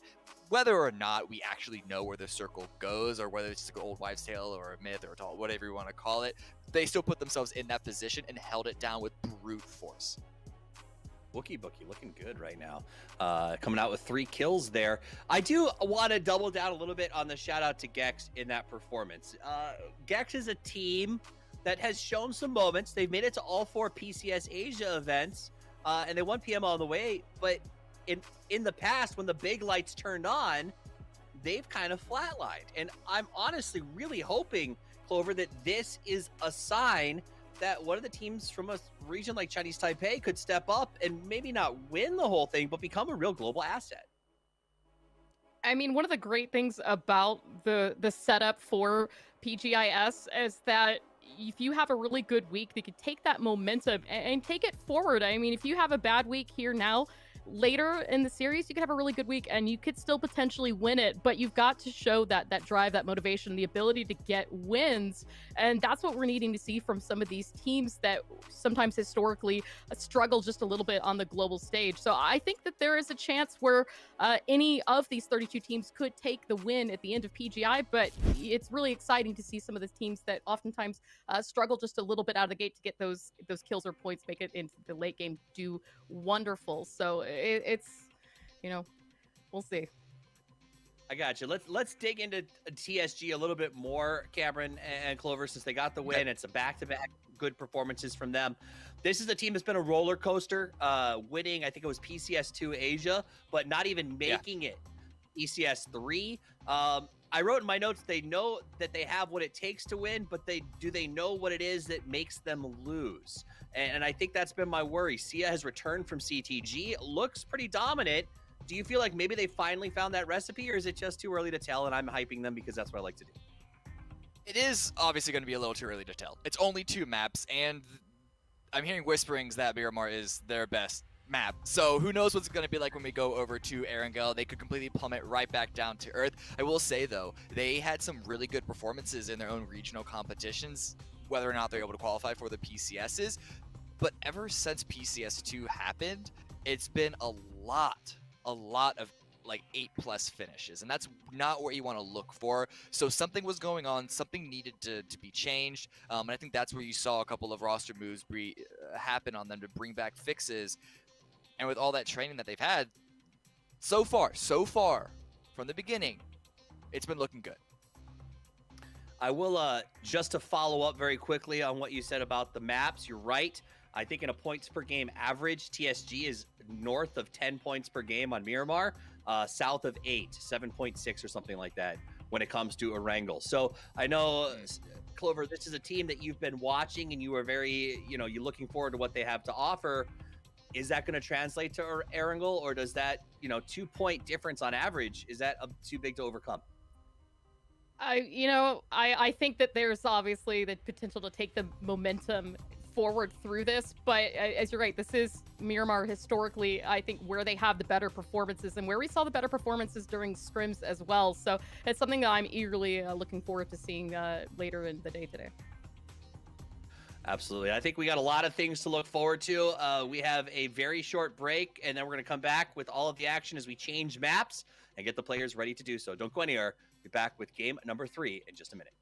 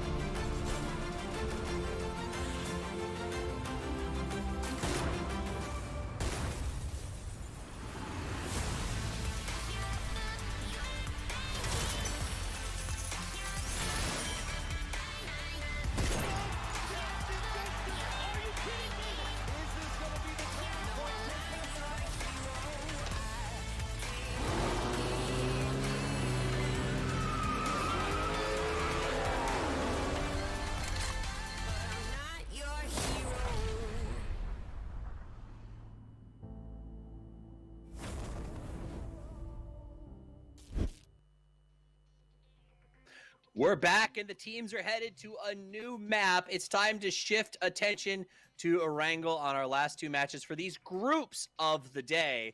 Let's get right into it. Cameron Davis, Clover, joining me here on the desk. Cammy, what are you looking at as we get ready to head to Erangel? Give me something to keep my eyes on. So there were a lot of similarities between the maps, obviously. We are still playing the same game of PUBG. However, we brought this up previously with TSG, how they're really good on Miramar compared to Erangel, and they're not the only team. I'm really worried for Meta and Sonics. I was just going over their points, and it's not cool. It's maybe like they lose 50% of their points transferring from Miramar going over towards Erangel. That being said, there is a reason why Miramar is really easy to completely frag out while you're doing so. While you're playing that map, Erangel, you don't necessarily get the same opportunities, and so the teams you don't see the same teams with like those 6-7 point per game average on Erangel that you do on Miramar. But I'm a little worried for those two teams specifically coming over this map. All right, Clover, what are you keeping an eye on as we prepare for some Erangel? You know, I mean, we talked about it during the pre-show and a little bit just before we got with Miramar, but kind of take back to drop spots, right? This is the first day for the teams to play, the first time for these lobbies to play, and establishing kind of that dominance, that position that you want early on is going to be important. And we do have a couple of different teams in different parts of the map that have been known to contest. And up through scrims, we saw them continue to pester each other. So I'm kind of watching to see what might potentially happen in Georgia Pole and North George. We have a couple teams that might take out in that area, as well as the Southern Highway out and around the Milta and Farm area. We're going to have a lot of teams potentially clustering up. I do expect Sonics to take Pachinki. I don't think that they're going to continue to be contested for it. They were in scrims, but there's still a potential that another team might go, you know what? No, we really want that centering position. As Cam said, Sonics do struggle a bit on Erangel, but we have seen historically that when they get that circle favor, when we get those Pachinki, those southwestern circles, Sonics usually come out in a very strong position. So that's what I'm looking for in Erangel. Cameron, with only 4 games to play in sort of these group face-offs, a lot of teams sort of work this sort of like wait for the circle kind of strategy sometimes, like do good until you get the circle and then get a win. Does that kind of strategy pay off with this format? I think that's probably one of the better strategies to have when there's a lot of things up in the air. You play so few games on each map against each full group of 16. It's very difficult to adapt when you have so few games to adapt in. In fact, you can make an argument that 2 games on a map, 2 games on another map, there's virtually zero adaptation outside of being hot dropped like TSG and Buriram. Outside of that, like you really just, it's such a cliche in esports if we're just playing our own game. And in this format that we're looking at for this ranking weekend, it's really the only option that a team has. Yeah, I mean, in a lot of ways, this is far more frenetic than what these players are used to, Clover. I mean, at the end of the day, they're used to marathons or at least 6, like a lot of games in a day. This is honestly more like what we play, which is log on after work, get 4 games in, and hope for the best. So this is a little bit of a challenge, I think. Yeah, I know, you know, that flight path pops and everybody waits until the very last second till you jump out of the plane because nobody could agree on where to drop, right? But no, in all seriousness, though, we are going to see, I think, a bit of chaos just because, as Cam said, there's not a lot of time to adapt. On Erangel, we've seen a lot of crazy early vehicle meta play even coming out. Chinese teams really like to use those cars for kills, and that's something that we might even potentially see with this match as players go for vehicles, as they will be important here for the early game. Yeah, there was a lot of chatter about this car meta, Cameron, but I'm going to be honest, I've seen more people die in cars than get kills from cars so far. We all know how much more difficult it is to drive on Miramar than it is on Erangel. I think the only opportunity that we really saw from a vehicle was that T1 push, and I think TSG had a very nice spread, took full surprise of T1. So we might see some car action happening on Erangel, but at the same time, sure, it might be allegedly easier. It's still a very, very risky move, especially, like, it's one thing coming across a lone player or 2 players that might be separated from their squad. If you try and roll up to an entire squad of a stack of 4 who all have ARs locked and loaded, your car is going up. You might be able to get 1 knock, maybe 2 if you're fortunate with the lineup. unless it's Tiggleton, and then he'll just wipe your whole team from a car, as we've seen evidenced before. But he brings up a good point, Clover. For those who maybe are joining us for the first time or a little more of a casual viewership to competitive, Erangel is very different from Miramar, and it's not just the ease of driving cars. What stands out to you is the chief adjustment that a team needs to make when they go play on Erangel? I mean, you know, with Miramar, you've got a lot more open terrain. It makes those kind of those long distance plays, those rotations, those wraps a little bit different. With Erangel, you've got water in a lot of different places, and it's one of the reasons why that ability to scout ahead and I think even play the map well into your advantage is going to be something that's very important. You have to play a little more short-sighted in terms of being aware of your surroundings, but also prepare for what's to come moving forward. And that said, as well, with Erangel, you know, teams are going to be a little bit closer together earlier in the game, unlike Miramar, where they can have a little bit of time and space between them to loot up and get comfortable before they take that fight. What an awesome trophy. Terrifying, though. You put that trophy in your room and wake up in the middle of the night and pass out in fear. Very, very cool, though. Final thoughts, Cameron, before we're about to get into this. I hear that the plane is getting loaded. I'm just imagining that thing as my sleep paralysis demon. And, you know, it could be worse. Could be Tiggleton. Paralysis is the worst. Let's see. That said, though, the teams are loading up. We're getting ready to get this thing underway. Will the favorites struggle and they move to Erangel? Will new teams rise to the top? Will we see a hot drop? As Clover brought up, who's to tell? I can tell you who's going to let us know. The two guys who are taking us to Erangel for our first match on the island of the day. It is Porosaurus and Matchroom with the call. Thank you, Toffees. Plane already making approach back over towards the north, going just to the east of Severny and going to be ending up just to the east of Military Base Island proper. So with this, Poro, well, you saw a feisty start towards Miramar. Do you think that we're going to have a chance for it happening yet again back over on Erangel? There's no telling. There's no telling, especially with this plane path. You don't know if maybe some drop spots maybe didn't get quite sorted in the scrims. I know Bury Ram came out on the losing end of one hot drop today. We managed to see nothing happening in game number 2, but you never can tell here in game number 3 on Erangel. A lot of action over there by Razak. Yeah, a couple of teams starting to stack around there. Actually looking like it might lead a little bit more over towards Badlands, maybe back over towards Sunken City. TSM making a quick push back over towards that. Going to get the inside track on it and land first. T1, though, going to go ahead and claim themselves a vehicle and cut towards greener pastures, as it looks like they're going to make their way back over towards the west. Bookie already finding himself a gun, trying to go for those spray back over towards it. Not going to find anything to connect just quite yet. Circle's going to go ahead and pop here in just a second. Going to be a little bit back over towards the west. Still going to have Pachinki and all the fun that entails inside of that. But with the plane path, that means that the western area is going to be very open for rotations in the later stages of the game. I was looking at this on the map to see how this was going to play out. Furia getting a little bit close to T1. And look at this. Rusty Zera already has an AK in hand, taking a few shots. T1's, they're gone. They're gone. It's a good effort. Look, with the vehicle meta, the seat swap meta being what it is right now, it is stupid not to take the shots, right? I mean, they're doubled up. They have the capabilities of potentially getting it down off of it. T1, though, just going to go ahead and cut their path over towards the southern area of Georgia Pool. Looks like they should be able to get that quite easily. Furia is going to play back over towards the northern section of it, so we're going to get a little bit of distance away from each other. A lot of the teams starting to spread out. Looks like they managed to find a lot of different control points that they want to play from, so T1's going to go ahead and get themselves in a nice bit of positioning coming out from that one. Average kills of 6.5 popping off for T1 right now.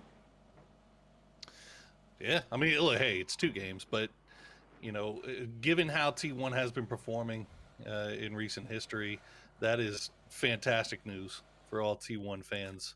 And a lot of that, obviously, off of the first game, but, you know, they were looking pretty good. So seeing them do well on Miramar is a nice change of pace as well. I'm looking at my stat sheets here, and they're kind of more of a well, actually, why are you gonna do it to us like that? Go back over from T1 to jump over towards Zenith after we were just talking about their total, their average kills. Zenith, they have been managing to make it into the mid sections of the game, but not walking away It's with been a lot rough of kills so far. Yeah, that game one, that was one that I know they wish they would have had back. I mean, the two snakes just unfortunately did just way too much damage to them, and they were in a great spot to try to make a run for the win there in game number one, but unfortunately it didn't play out that way. And they were in a great spot in game number two, given where the circle was ending up. So uh, Zenith, this is 2 games in a row where I feel like they're going to look at that and think, man, wish we could have done more with that. DSM do get themselves a lot of control over the Badlands, running a 2-2 split back over towards it with vision on both sides of the Badlands to work around. Closest neighbor to them is going to be 4 a.m. It's playing back over along the road just towards the northeast of them.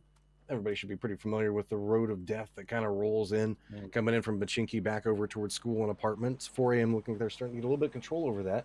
TSM I gotta tell you, may be contemplating making some plays around it.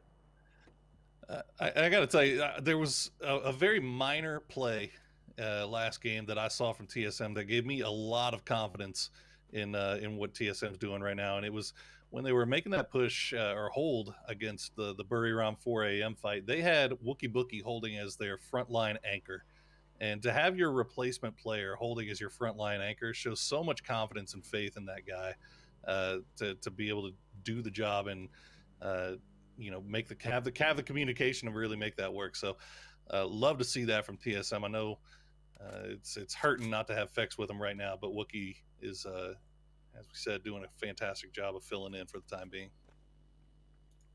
Well, a lot of these guys play with each other quite a bit and get in just casual games or even sometimes just scrim together depending on how everything's stacked up at the time. So good to see the fact that synergy's carrying over from a long time of knowing each other. I'm going to go ahead and see a crate get picked up by Zenith. Hopefully that'll allow them to get those kill numbers up just a touch, see if they can manage to get something out of it.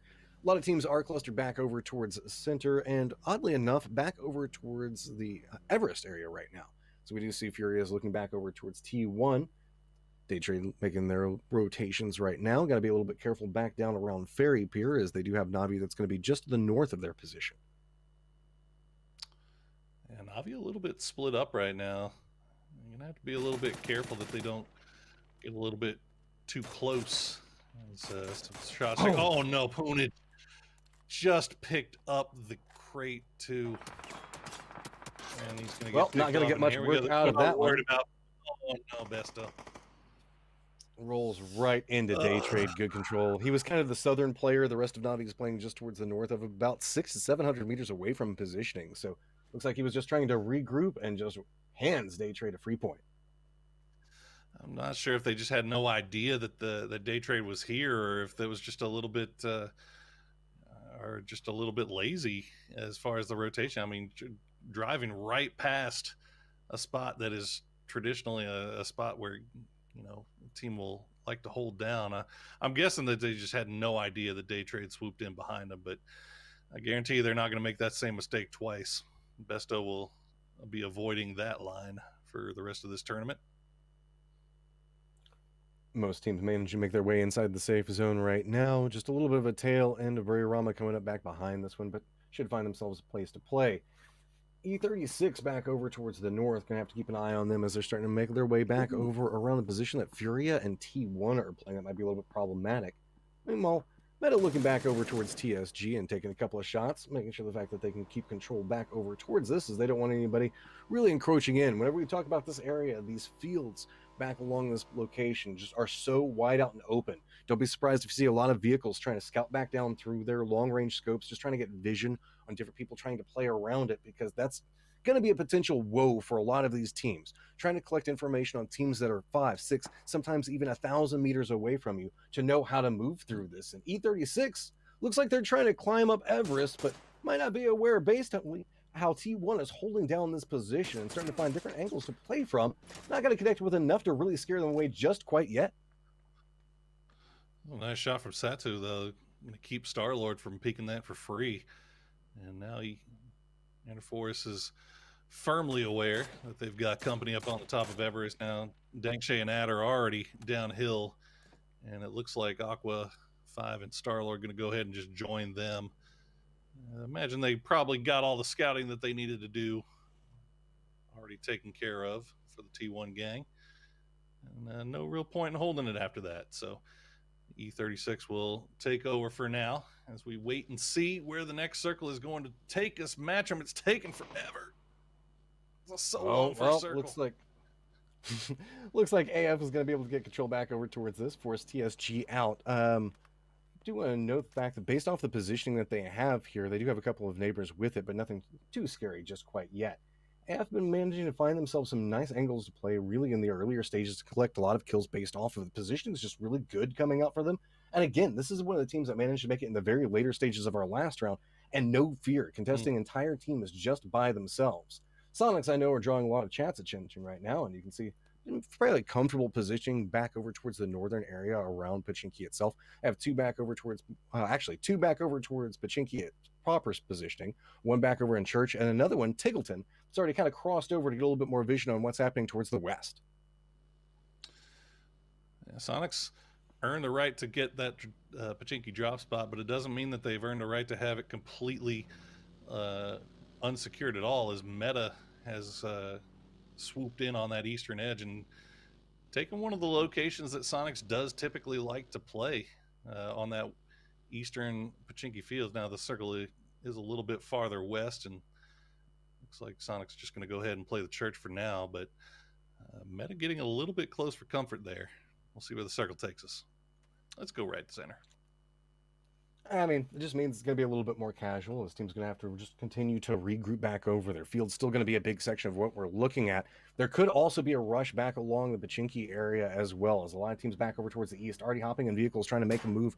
One of those teams looks like it's going to be the regrouping of Meta at the time. Going to be cutting a path right over into Pachinki proper, so Sonics are already going to be leaving that position, making a rotation back over towards the hillside to get a little bit more vision.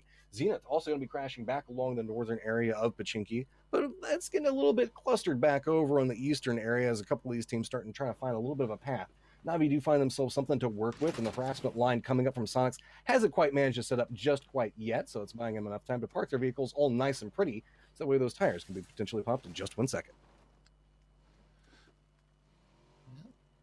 Looks like Navi, after losing one early, going to slow it down a little bit, keep all three in the compound here, as we see TSM making their way across the wide open field to go join Ira and Vard at the yellows. They do have K7 and Furia just off in the distance. Meanwhile, Gex, I'm not sure if that was a drive-by or not, but T1 fully committing to this after the knock. Aqua 5 is already knocking on the door. Ooh. That is big. Gex gets a little bit of control back to work with this. Goes for a couple of shots on the other side, trying to reposition around the outside of it. Losing one of their members early. T1 has to be very cautious on this. Do note that there's a little bit of an encroachment on the backside of this. Everybody from Day Trade can potentially take shots based off of angles. So with this, you can see T1's adder starting to get a little bit more, I guess, energetic around the outside of this, starting to make a push inside. Is he going to be able to spot out positioning onto it? Adder goes for the spray on the outside. Good connection back over towards the end. Lee going to get the down onto him. Actually does bleed out at this point, and Adder just narrowly stepping away from this one. I see a couple of throwables come out to buy him time to get the meds back up, but has to be careful. T1 goes down very early, and yet again, Gex coming away with some early game points. It's going to put them up to 23 so far. That was a really good fight for Gex there, and that's good sign if you are a Gex fan that they were able to square up 4v4 on the hard push from T1. And unfortunately, if you're a T1 fan, I hate to say it, but that's the T1 we've kind of gotten used to seeing. Meanwhile, we got AF and Buriram fighting in the middle of a wide open field here, because why the heck not? Right on the edge of circle. Naradra and Gamia a little bit separated from this. It's just a throwables fest right now over the top of the hillside. Everybody's stacked up right now for AF is going to have some angles to play from. TSG does have some range, so they look to try to third party this just a touch. You can see already one of the members for Buriram down, and that's going to make it a little bit easier for AF to start stepping up and into this one. The other members are very far and really can't participate into this one, so that's going to be a quick flush coming out from that one. And really just control over the hillside going to go directly into AF's favor, as the other two members aren't even in range to take any shots from Buriram to manage to make anything happen out of this. Yeah, that's a fight that Buriram I don't think ever really wanted. Unfortunately for them, Afrika doesn't really care about what they want, and they will go ahead and take it. TSM should be able to get this res off here as K7 taking a little bit of a time in here, but while we got this going on, let's get that code out there. Make sure you get this code in there and get all your coupons. M4VYLH2TDTA7. We'll be hitting these codes every single match, so make sure you keep an eye on about the mid-game around this time every game. TSM having a little bit of trouble over here as 4 a.m. taking shots at quite a long distance right now, about 900 meters, maybe 800 back over towards TSM at the time. K7's playing around the ruins just to the north of their position, so that's making TSM having to condense back down into fairly coalesced point. Everybody else kind of stretching out, getting a little bit more information, trying to gather up what's going on around them. Meta, meanwhile, is just still taking a couple shots back over towards TSG. TSG is just kind of roaming around, trying to get more and more information off of everything that's going on. They're spread up all across the locations.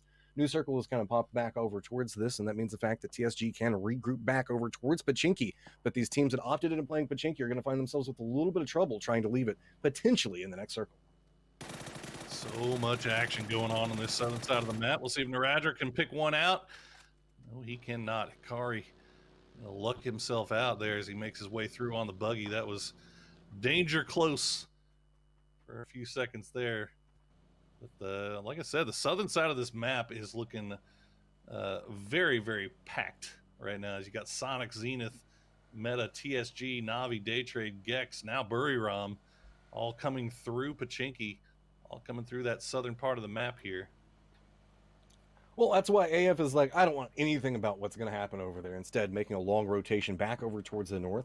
4 a.m. took a couple of pot shots back over towards him. You can see connecting into COD, making his life a little bit more difficult, but really it's going to be DGW that's going to be holding out a potential position for them. So AF is going to have to play this one pretty carefully.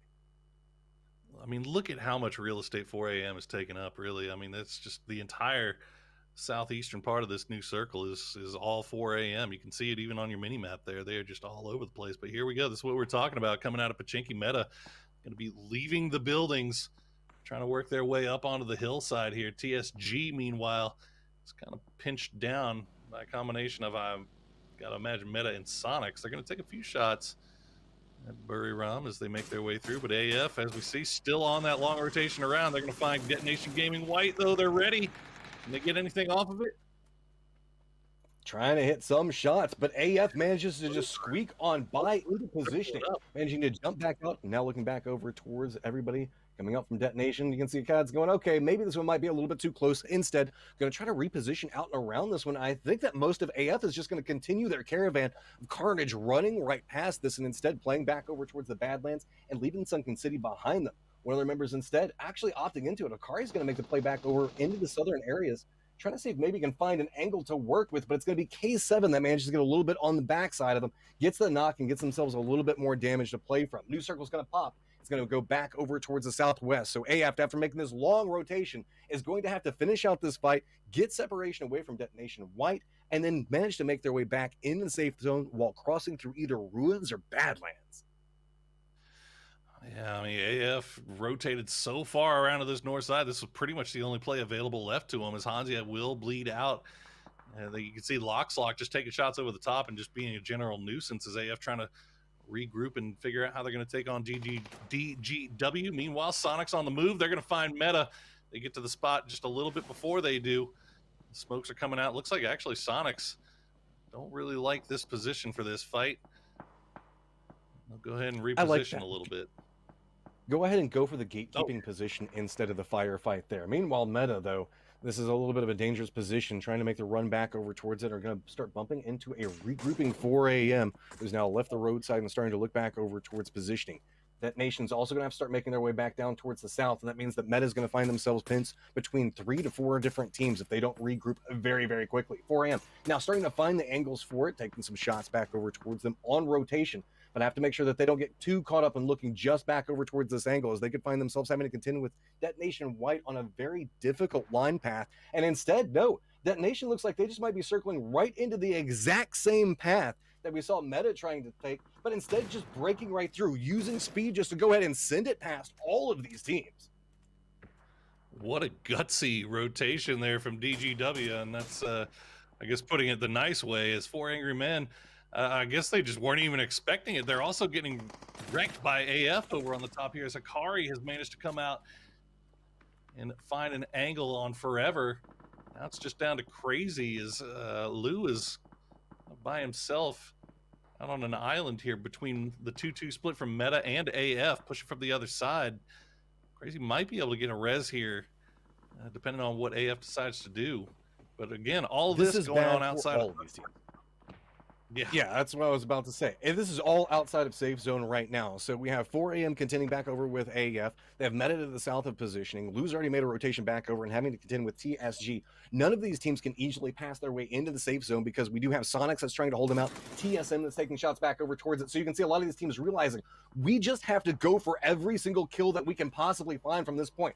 4 a.m. already down and out off of this. Afriko looking back over towards Meta as Meta hops back in the vehicles and just starting to cut a path back over towards the west. This is going to put them in position pretty close to K7. So K7 is going to be looking back over towards it. TSM here's this, starting to reposition around it, seeing if maybe they can get something. Meanwhile, Navi just cutting right across those open fields, sending it back along the hillside. Looks like they might be moving back over where E36 might be at. Circle's going to pop back over there. So yet again, Meta finds themselves outside the safe zone, surrounded by teams, and going to have to move. This is going to be a huge problem, as it's just going to be more and more stacking damage, more knocks, less armor, less health to play around.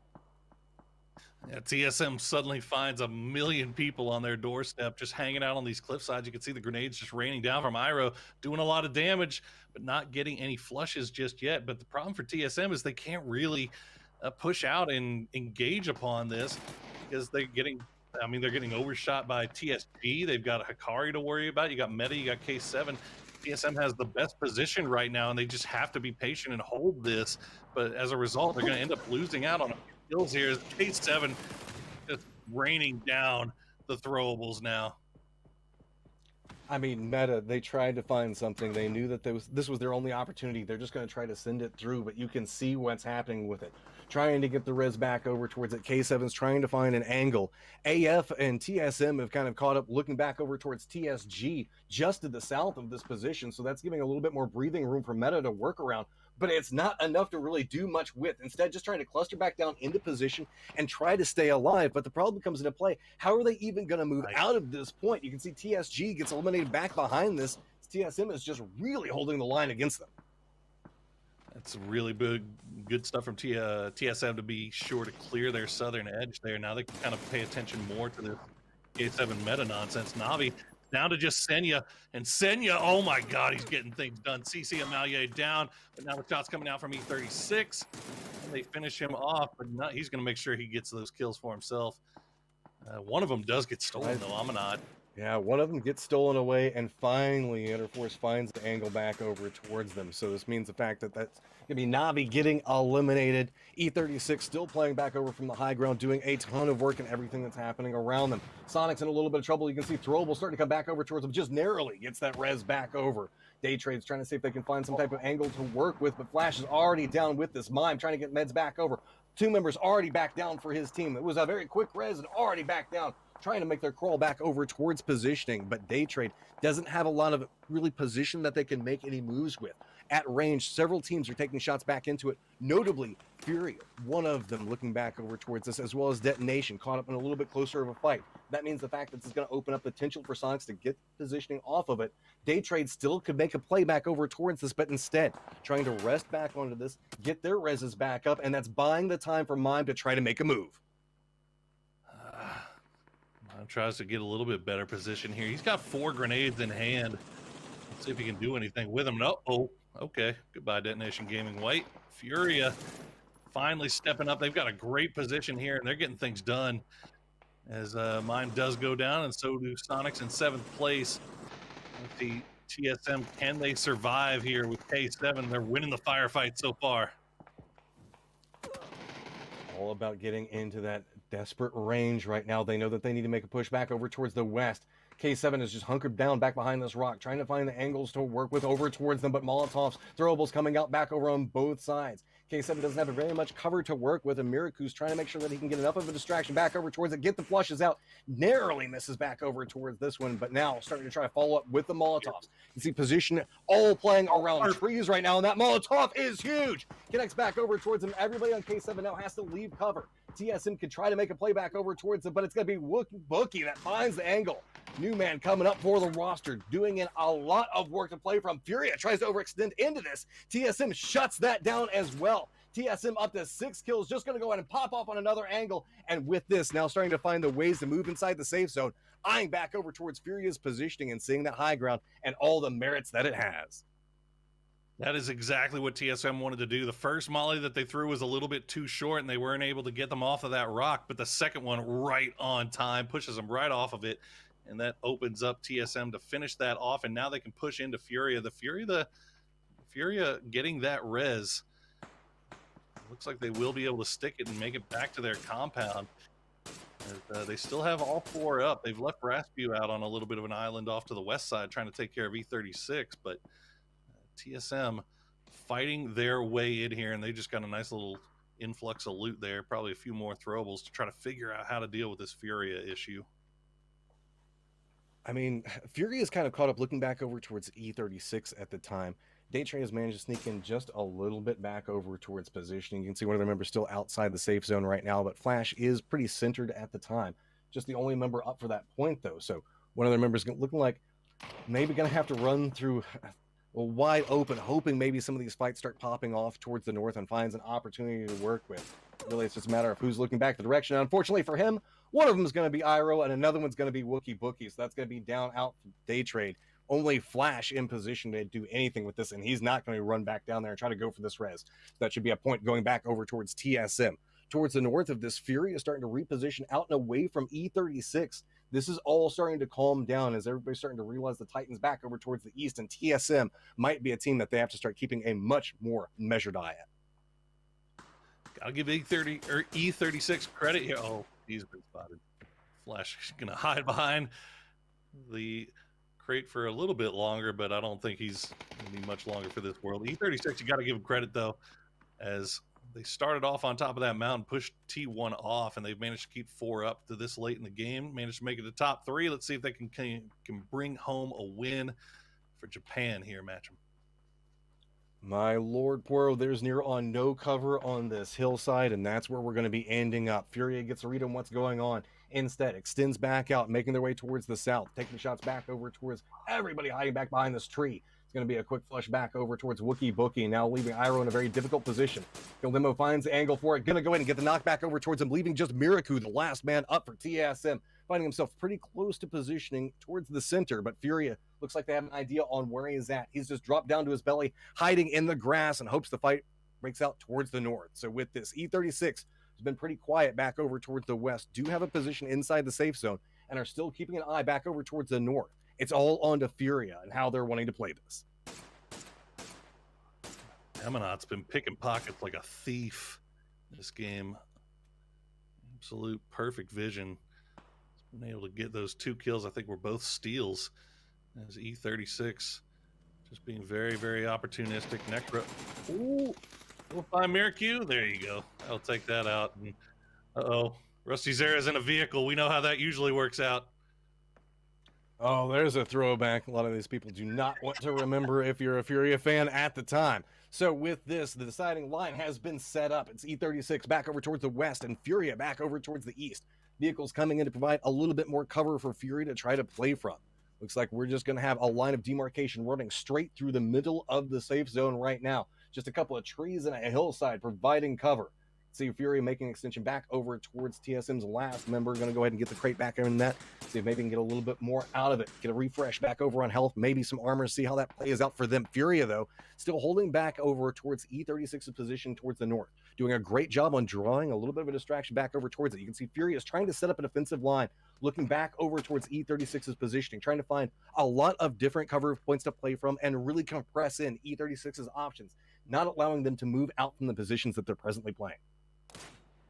I like this positioning here from Furia. They're trying to spread out and clench the fist down onto E36, force them into playing a small position here. You can see just the spread. Raspu sending it in that UAS was a really, really good play, but now they got to do something with it here as he is kind of pinned down and stuck between a combination of Amanat and Pure Boy. The north side duo here, Kildemo and Necro, really need to find something here. Necro's still rocking that bolty like it's 2017. We'll see if he can get something done with it. He's got 5 kills already, so clearly working out all right. Neither team feels like they want to make a move just quite yet. Furia feels like they might be the team that's going to opt into taking the driver's seat, quite literally, hopping in the vehicle, rolling back over towards the center. Going to go ahead and get in cover. As you can see, the flaming wreckage going to buy a little bit more space for them to work with as well. Interforce instead looks like they're starting to play back down towards the southern area, playing along the hillside itself. So with this, that means more open angles, and it's all about how long Raspu can hold down this position. Sure, there's a risk in making the play and sending it back down along that line. But if really he can hold out and force E36 right up against the wall, it might be the opportunity that Furia can take to reposition and just set up for the next fight. If they're paying attention to Raspu, they're not paying attention to the north side. They've got to see if they can maybe use Raspu's pressure to gain a little bit more ground, and it looks like that's exactly what they did. They sent Necro right to the dead center of the circle. Now, can they hold it? It's just peeking beyond trees right now. No knocks coming through. And now you got to wonder what the utility's looking like. You see Raspu sitting on just a Molotov right now. I'm not sure what E36 has in the bag. You can see Sylphia's got plenty still to work with. And Pure Boy going to find the knock on a kill demo. That might open things up here, Matcham. This is a much bigger fight than just for 8th. Do note that Day Trade and AF are just a couple of points ahead of this. Whoever walks away with the win and these kills are going to jump up into a nice, better position than they're presently playing from, potentially competing up against T1. So with this, you can see everybody from Furia starting to hunker down. E36 getting into grenade range, starting to rain it back down towards Necro, and does manage to connect. That's their center control point for Furia right now. Rusty Zero trying to get some damage back over, but the cluster of players just running as a pack from E36 are finding opportunity upon opportunity and trying to exploit it.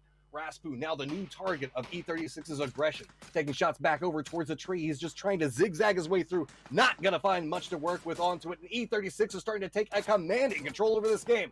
Just Rusty Zero trying to get something out of it, no angles to play from. He's going to get taken down, and there you go. E36 walks away with the round to win.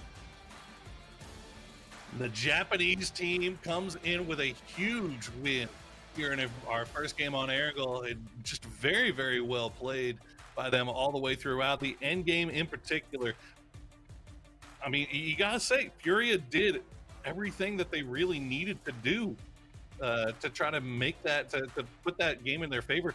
But E36 just was not giving up the angles. They were not giving up the line. They did not give up the knocks that Furia needed to just collapse that fist right on top of them. And E36 playing it very disciplined, playing it well, and then in the end, it was all about the difference in throwables, the utility that E36 still had on hand to use. I mean, it was all about angles and information coming out from Furia. They were trying to really herd E36 together, so that way the other side of it could maybe flank into position. But the strategy just never gelled. Everybody from E36 managed to hold it together, and let's be real, that's a high-pressure situation coming out from this team. These guys trying to make sure that they show up for their region. You know, it's been a little bit quiet coming out for them so far, but this is going to be an absolutely huge game coming up for them. Absolutely. It's a huge, big win for them. It's a great win for their region. But let's take it to the analyst desk to talk a little bit more about that one, Matchroom. Guys, take it away. Big game for Enter Force 36, E36 coming out there on top. And let's open with a bit of an observation. Paper Thin, who's not here, he hasn't joined us yet, he will be. He was watching some scrims, and I heard him say, Japanese teams are good at defense, but they seem to struggle when they're out in the open or they're being pushed from multiple sides. Cameron, it felt like that rang true here. E36, once it was down to them and Furia, they just locked up. They played that tight, and Furia never really had an opening to play the aggression that I hope to see from them. That might be accurate talking about the Japanese region as a whole, but for E36 specifically, my notes are all saying that they go for early fights, they go for early kills. It's the placements that is their really big struggle, which, as we all know from the format that we're having at PGI.S, is not necessarily the one that you want to have, at least for the weekly survival, but they're able to flip it. They're able to change the strategy and get into the late game here relatively safely. They only had 5 kills before they faced off in this 4 versus 4, but once they were here, as you mentioned, they just held down the line. They actually had significantly less cover than Furia, as you can see, who had rocks, who had trees, who had vehicles. All E36 really had were smokes, but they were just able to land their shots, and it's knowing when you want to play conservative and when you really have the opportunity to turn it on, go for the action, go for the kills, and get the points and the placements that come from those kills. So great game for them. They take away the win. That said, though, it did come down to a 4v4, Clover. I think the first one that we've seen so far. Furia, let's talk about them on the opposite side. Another team, this is a Brazilian team, coming from a region that has been, I don't want to say written off, but in a lot of ways considered not as effectual, putting up a very good game. Yeah, I mean, you know, Necro, I don't know if you guys saw that in the highlights, but was sporting that Car 98 Volti up through the end of the game, and he got himself quite a few kills for it. And Furia actually had that center position for quite a long time from the match. And I know it's easy to scoff and say, oh, they had center, they had zone, they didn't really have to do much. But given where Furia had been positioned throughout the entirety of that, they had quite a lot of teams knocking at their door and trying to play out for that position. So they only walked away with 6 kills from that match, all things considered, but they did so, as you said, well enough to keep it 4v4 to the end. You know, Cameron, you talked a little bit about sort of average points per game. Let's take a look at the match results as I bring this up. Enter Force averages like 4.5 per game. So that's a bit of a surprise to me. But Furia is one of the highest overall points per game teams on Erangel in the tournament with an 8.61. So them definitely stepping up and playing their best game here. You do have to take it with a grain of salt.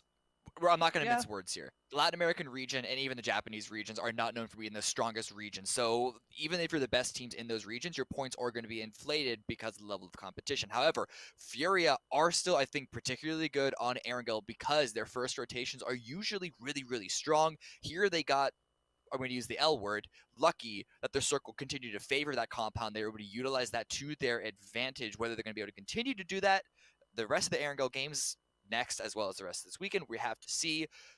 But it's still a really good showing from Necro, especially with the bolt action with the 5 kills. But he's being tied for kills. Day trade up there as well. Vanna with 5 of his own.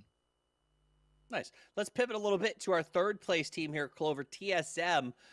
In the first match of the day, you know, I think I said TSM, where were they? They didn't do great on that one. Since then, I feel like they have been very aggressively in the mix here. You know, I think this might have been the team that we probably should have talked about. We were also really excited for Erangel. I think the hesitation just kind of came up with how we thought they might end up playing out this lobby. And that was as well. I mean, if we talk about circle luck with Furia, that was a really good circle for TSM. But, you know, unfortunately, a series of events kind of took them out a little bit earlier. But that was a good strength, good start for the play that we really want to see from them. And I'm thinking they're really healthy. So if we can kind of get them to push just a little bit further next game on Erangel, I can see a point where maybe TSM comes out with a few more chicken dinners. It would be nice to see. Iroh definitely seems like he's on point right now. And remember, TSM, Cameron, is working with some unique challenges. Yeah, they're missing Fex, I believe, and they have Wookie Bookie, their sub, standing in. And again, we touched upon it briefly at the top of the show. They knew that it was going to be an issue coming out of the UK, and so they've been practicing with Wookie Bookie, and they've been doing a really good job, I believe, slotting him in. I mean, the results speak for themselves, you have to say. Let's take a look at the overall standings. We've gotten to a point where we can actually start to check in on those regularly to see who's doing what. Remember, 1 game left to play for the 2 teams from this group. And with that, Triumphant Song does hold on to the top as the Sonics hold on to second place right behind them, Clover.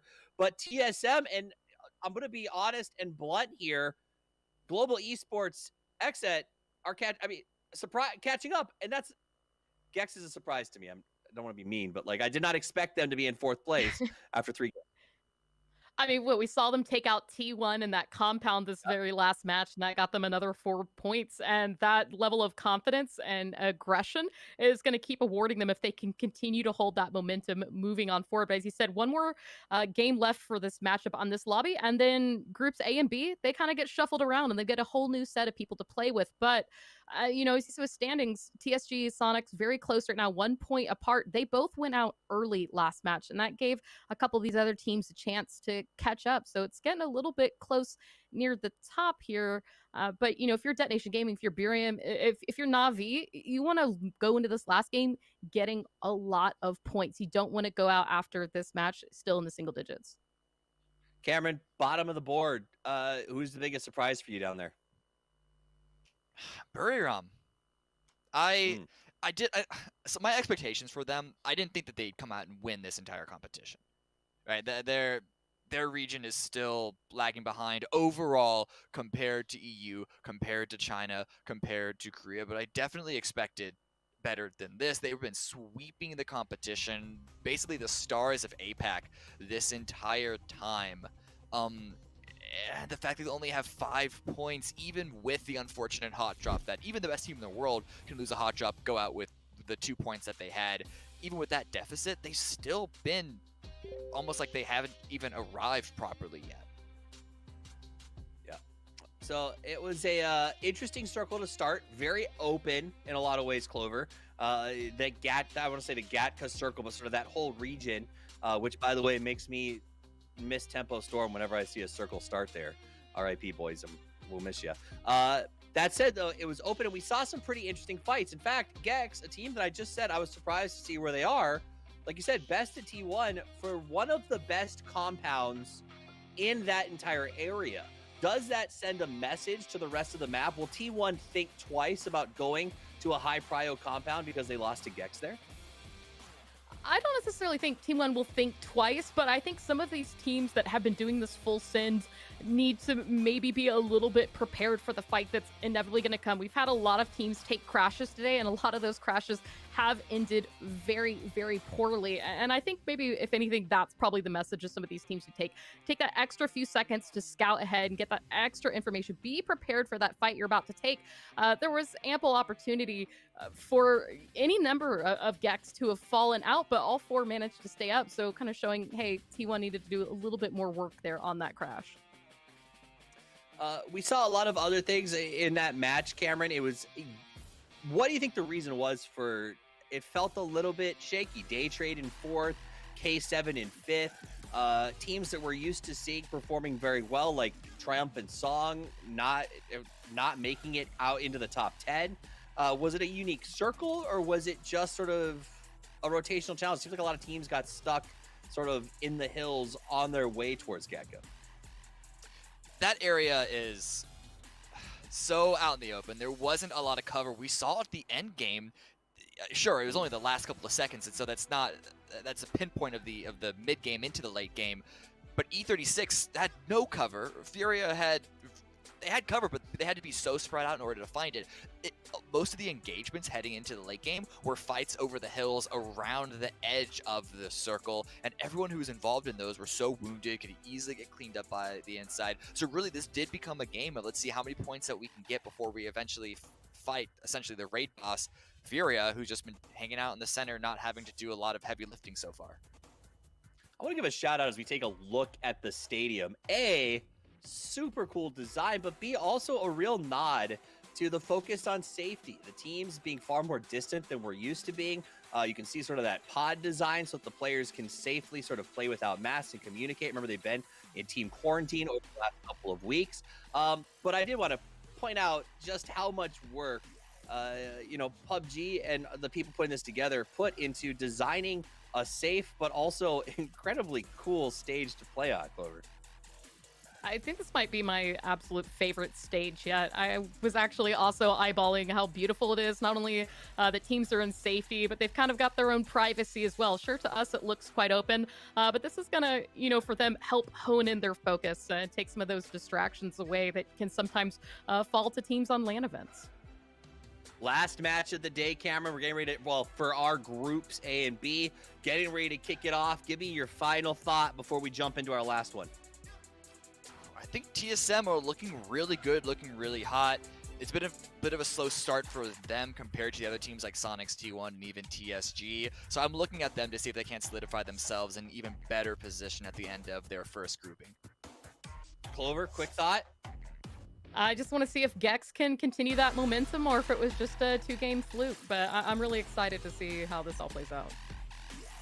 I'm excited to see it as well, and you can see it clearly if you are working with Intel processors. Shout out to them for making this possible, and a shout out to our casters. The last game for them of the night, but they'll be back tomorrow. It's Matchroom and Poro with the call.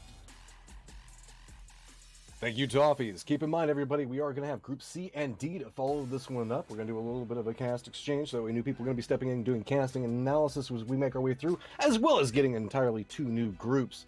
Plane path cutting right over Pachinki Poro, and looks like hoping this one's going to be spicy. Oh, yeah. I mean, hey, look, as excited as I was to watch Groups A and B, I am equally, if not maybe a little bit more excited to watch C and D. Those groups, I mean, Group C is just absolutely stacked to the gills with talent there. And I think these last 4 games of the day between C and D are going to be very, very exciting. But we've got one more to get through before we get to that point. Let's see if Buriram can pull something out of their hat for this final game of the day. I know Cam was saying that he wanted to see a little bit more out of them, and okay, let's there you go. That's a good circle for it. Peninsula Chaos about to come into play, as Milta is going to be the focus of everything. I do 100% agree with you. Jumping back to what you said, Poro, I feel like really when we look back over towards A and B, it's all going to come down to how many points can you get whenever you're not fighting against Group C. That is our definite group of death. It's going to be just nomming up all the points away from everybody. And our Forest 36, our last round victor, going to go ahead and pick up some more stuff. Finish out their looting back over towards the North Georgia Pool area. But really, teams that favors based off of this circle is going to be Buriram. You were talking about the fact that they needed a big one. AF also playing back over next to Milta Power. TSG is playing back over towards Farm. And Zenith is going to be back up around Prison. So these are going to be the teams that don't have to do too long of a rotation. Everybody else is not even inside the safe zone. So it's going to be a huge migration coming into play in just a little while. It's weird seeing 4 a.m. over in the apartments not fighting somebody at the very beginning of the game. It's strange. I don't know why. I got wrong, so used to seeing it? it for so long. It kind of does. It kind of does. But you know what? 4 a.m. can get things done on this map of Erangel as they've shown many, many times in the past. And fortunately for them, they don't have to deal with any nonsense about having to stand up for their drop location, which Lord knows they will do and have done and have proven time and time again that they are not ones to back away from a fight. But oh man, this circle is going to make things real sketchy here for this final game of the day between groups A and B, and especially when you consider how many teams. Look at all the teams up in Georgia Bowl matchup. T1, Furia, E36, all hanging out up there. Yeah, this is going to be an interesting rotation for a lot of these teams. It should be noted, one of the members for, actually, I think 2 of the members for Day Trade, taking a boat, and looks like they're circling around the southern area of military base, maybe making a safety play, thinking there's a chance it could end up in Nova. We'll have to keep an eye on how that one goes. Also, I really loved how AF sent one of their members back over towards the lumberyard area to get a little bit more information on what's going on, just so that way they can have an idea on how they're going to try to play through this one, seeing if any teams have maybe made a play back over towards that one and instead retreat, regroup, but have an idea of at least one team already being in lumberyard. So that means the fact that they don't have to worry about holding down that angle as strong, as there's going to be a team kind of adding a second layer of defense to their position. That might have been scouting of necessity more than anything. EJ found himself split off from the rest of Afrika in Milta because of the Buriram drop. So does manage to get away from it, does manage to wrap back up around, and reconnect with the rest of his squad, and do a little bit of scouting on the side as well. So all in all, good things for AF. As we check in on Detonation Gaming White making their way out of Yesnaya, coming in from the north side. See if they can avoid. See ya. I'm starting to wonder if we might be having a restart.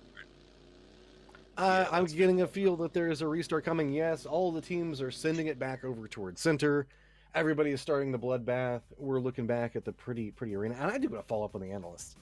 damn, I love the way that this is set up. And I saw a chat talking about skate park and everything else like that, but it's just got such clean lines. The way that they do the lighting for it, it's just beautiful, man. That is sick. I mean, look, hey, Chad, if you want to go drop in on that one from the top up there where Gex is, see if you can make your way down. Maybe do a little kick flip, a little ollie. See what you can do. Hope you got good insurance though. Bring in the style for it. So while everything's starting to get set up, really, I'm kind of disappointed. I know all the players didn't want a circle like that, right? I wanted a circle like that, though. I wanted to see the players have to compete with that. I was over here leaned over looking at the map again. Sorry about that one. But I just love seeing players react. I know everybody knows I talk about this a lot. I love watching players react to bad circles because I think that it shows really the mettle of a team. Yeah, that's the whole thing, isn't it? I mean, anybody can, that's why we play the games, right? We don't judge a team by how good they practice, right? You get the same games where True. you do the same things over and over and over again. It's all scripted out. What does that tell you? It just tells you how well you follow the script.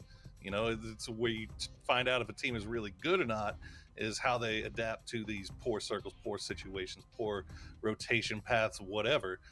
What can you do? What can you make out of the lemons that this game will sometimes drop you?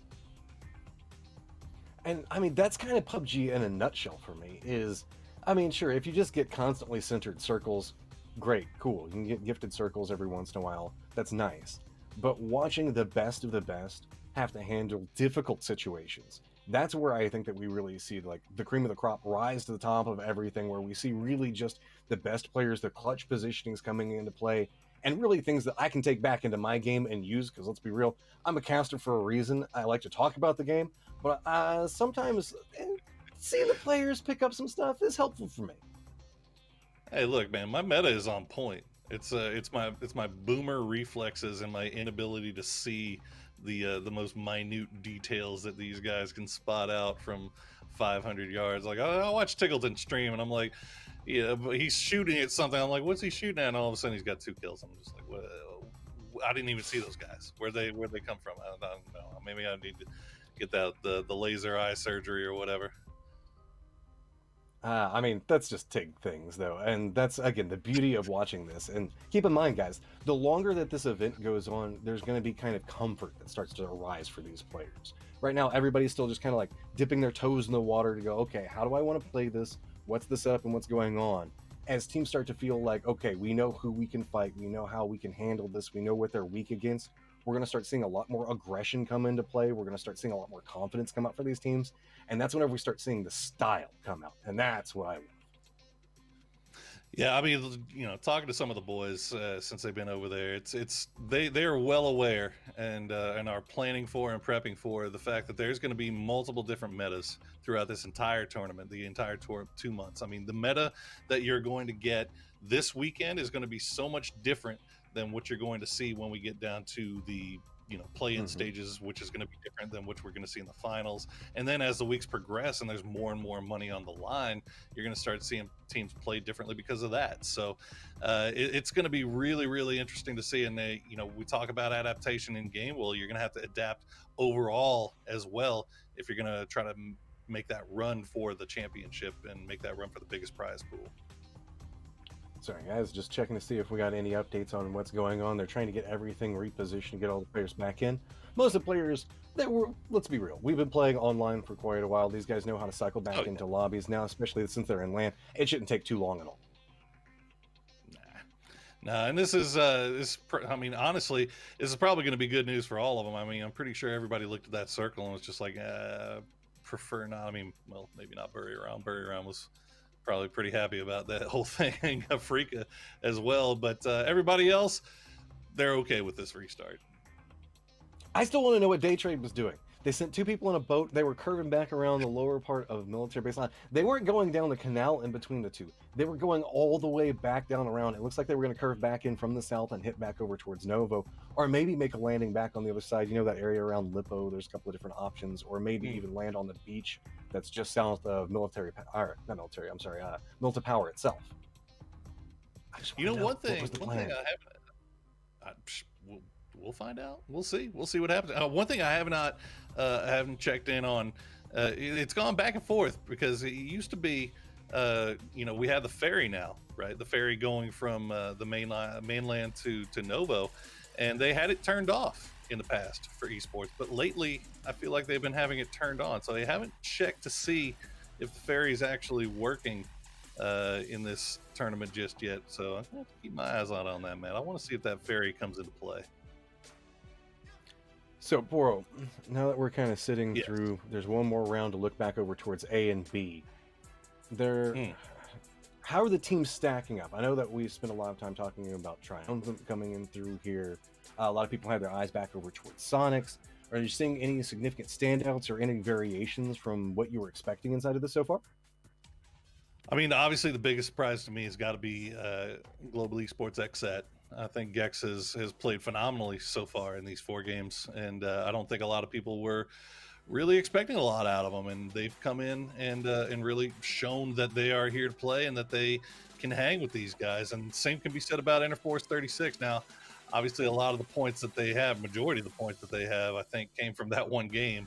But sometimes that's all it takes. That's all it takes to really kind of get that confidence going, get that momentum boosting, and start the snowball rolling.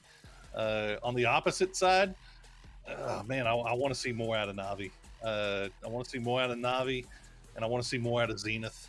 I think both of those teams had a lot kind of bigger expectations for them coming into this one, and the wheels have been spinning a little bit early on here. Well, a team that's really kind of stood out to me is T1. I mean, we knew that there was there's strength inside of that roster, but it was kind of like what you were talking about, is just how strong is it going to be. We often talk about LAN teams specifically, and whenever we look back historically, the players that are on T1, these are phenomenal LAN players, and it feels like they just kind of find their own situations and are just capable of finding the variations in how people move and exploiting it, and especially their aim. God, T1 can just murder somebody. I mean, look, hey, man, T1's problem has never been mechanics. It has never been finding shooters. It's they've had superstars on that team pretty much the entire time that team has been around. Their problem has always been how to get those pieces moving in the same direction at the same time on a consistent basis. Today, we've seen good T1 and we've seen bad T1. Both of them have reared their heads. We'll see which one decides to overwhelm the other for the most part. Hopefully, it'll be good T1 because, boy, when good T1 is popping, that is a sight to behold. Yeah, to follow up on that, we were talking about T1 popping off. Sonics, TSM, it feels like just these guys are finding consistent rhythms and how that they want to play, and specifically capable of setting up other teams and making them play around them. We often talk about the fact that if you can kind of set up the play and force teams to react to you, that means that you're going to have a much greater chances of success. If you're just reacting to everything going on, you're never going to be able to really dictate control inside of the game. Speaking of control of the game, Poro, guess what? We're back in and we're in the air. Let's get back into it. And we got a roughly similar playing path. I mean, it was a north to south thing. I think it might have been angling the other direction. Hopefully the circle is a little bit more kind, or, well, depending on what you're hoping for. Maybe hopefully it's not more kind. Maybe it's going to be even more crazy. We'll have to see. Maybe military base. Who even knows? You never know. You never know. They're like, hey, it's going to happen. It's going to happen. You know it's going to happen. We're doing this for 2 damn months. There's going to be some military circles. Do we want to have one on day one? Yes. Why not? That's I'm my down. answer. I know chat probably might disagree with me, but come on, guys. Enjoy it. Enjoy the chaos that PUBG can sometimes bring. Watch the players react to everything. So, looking back through, it doesn't look like anything too crazy is coming out from this plane path. Most easy rotations are going to be accessible just due to the plane path itself. E36 a full on stacking up together. They're going to be cutting back over towards the southern area around Severny, probably making their push back over towards that Georgia Pole area. Circle's about to pop in just 1 second, and maybe it'll be spicy. Come on, fingers crossed. Not very much. I mean, there's still a little bit of military base island, so maybe we get a bridge game, but this one's pretty chill. Oh, well, hi, Orange. Just go ahead and go full demolition derby here, as there's 2 members stacked up back over towards Gex, and this is a quick chase coming through off of it. Are we going to see anybody from Navi find the angle or a gun fast enough? And that range is going to be Sinya, but doesn't manage to connect with it. So narrowly escaping that one, Gex should be able to regroup safely. Very angry Tommy gun. It's good news for Navi. I mean, they managed to make it out of an early game vehicle rush with all 4 players still alive, which is not as easy as it sounds when you're Navi, as we've seen in the PCS in the past. But they'll be all right with this one. We'll see if they can keep all 4 boys alive and try to find a new spot to rotate with. We did see they lost one earlier, but for the most part, they've got nobody really around them. Now, T1 this time did opt to dropping on Military Island, so they may run into day trade. We'll have to see how quickly those 2 teams get on the rotation. Meanwhile, once again, I'll say it again. It's crazy seeing 4 a.m. not have to fight for this. See, I just like looking at the team comment setup. I know that's a nice little touch there. That just feels like the epitome of 4 a.m. There's just like, we don't care about what everybody else is doing. We're just going to murder however we see to murder and try to make every single play that we can. Now, it's not been the best so far for them, sitting back down into that 11th place position at the time. And Freak of Freaks just ahead of them back over in 7th. Well, I mean, look, hey, I'm not going to sit here and say 3 games is going to be indicative of what 4 a.m. is going to bring to the table this whole tournament. I mean, I can't say that about any of these teams, really. It's such a small sample size, but, just coming into this tournament, I got to say 4 a.m. has looked a lot better than they have looked in the past, and it looks like they're coming in on kind of a hot streak right now, in particular, Godby. So, really excited to see what they can put together throughout this whole thing. And, I've been talking about Gavi, but Forever is really kind of the catalyst, it seems, that has kind of put things together for that squad. So we'll see what they can put together here in future games. Maybe they can put something together here in this last game and maybe make a little run here on the end of day 1. See Detonation checking every single hay bale as they roll by it. Never, ever assume that you're safe as you're making rotations coming through off of it. So I like to see that coming out for them. But, I mean, I'm trying to figure out exactly where they're planning on going. They're back over towards the northeast. 4 a.m. still playing back over towards school and starting to make their little bit of a move. They're going to be able to pick up vehicles as they make their approach. But a lot of the centered positionings are already claimed through, and we've seen them, I don't know, sometimes it feels like, and sure, it's just a couple of games, so it's hard to say.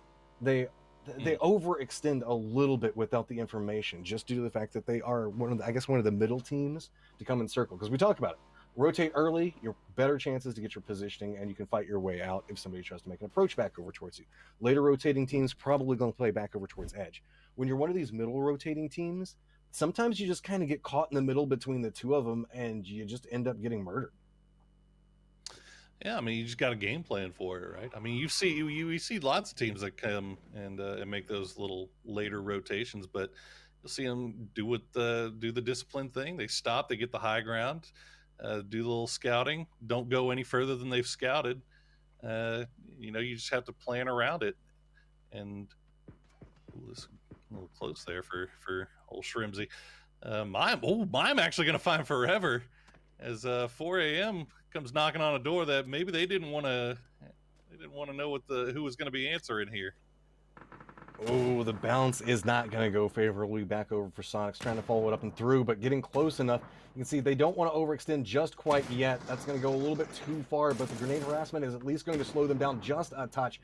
Shrimsy was contemplating making some type of play for it, but knows the fact that this is too dangerous of an angle.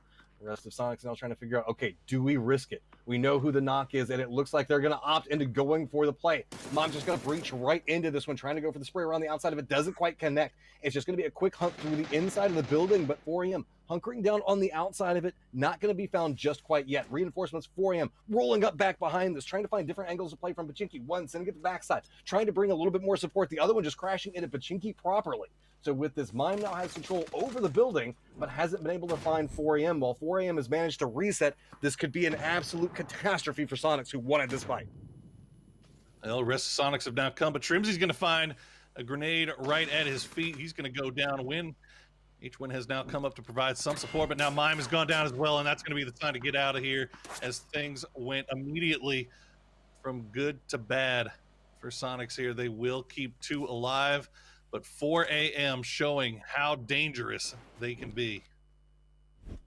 That was just great awareness coming up from 4 a.m., getting a read on how the play was going to come through. And there was that little bit of hesitation coming up from Sonics, going, this is risky. Do we do it? They finally decide to commit, but the amount of time allowed the res to come through on 4 a.m. side, allowed to reposition outside of the building, getting away from grenades so that way they can manage to stay safe, and buying enough time for everybody to roll back in, get reinforcements through, and really just set up a nice play.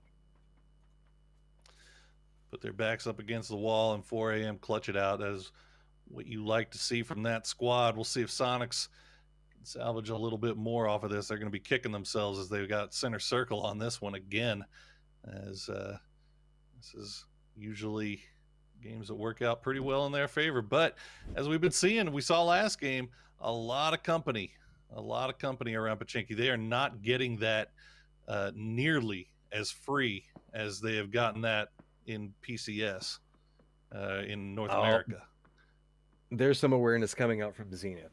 Aware of the fact on how Sonics wants to play this one, rolls back through whenever they see everything that's going on inside the kill feed, seeing if maybe they can just stab the other North American team in the back, but not going to find the angle to work with. On top of it, T1 making their rotations back over a little bit more towards the western position, playing around that quarry location, still rolling up the hillside. And again, talked about the positioning coming out from Detonation White, and as they're trying to make their play, you can see that they are kind of in that, again, middle area right now, not playing back over towards the edge and trying to creep back over towards center.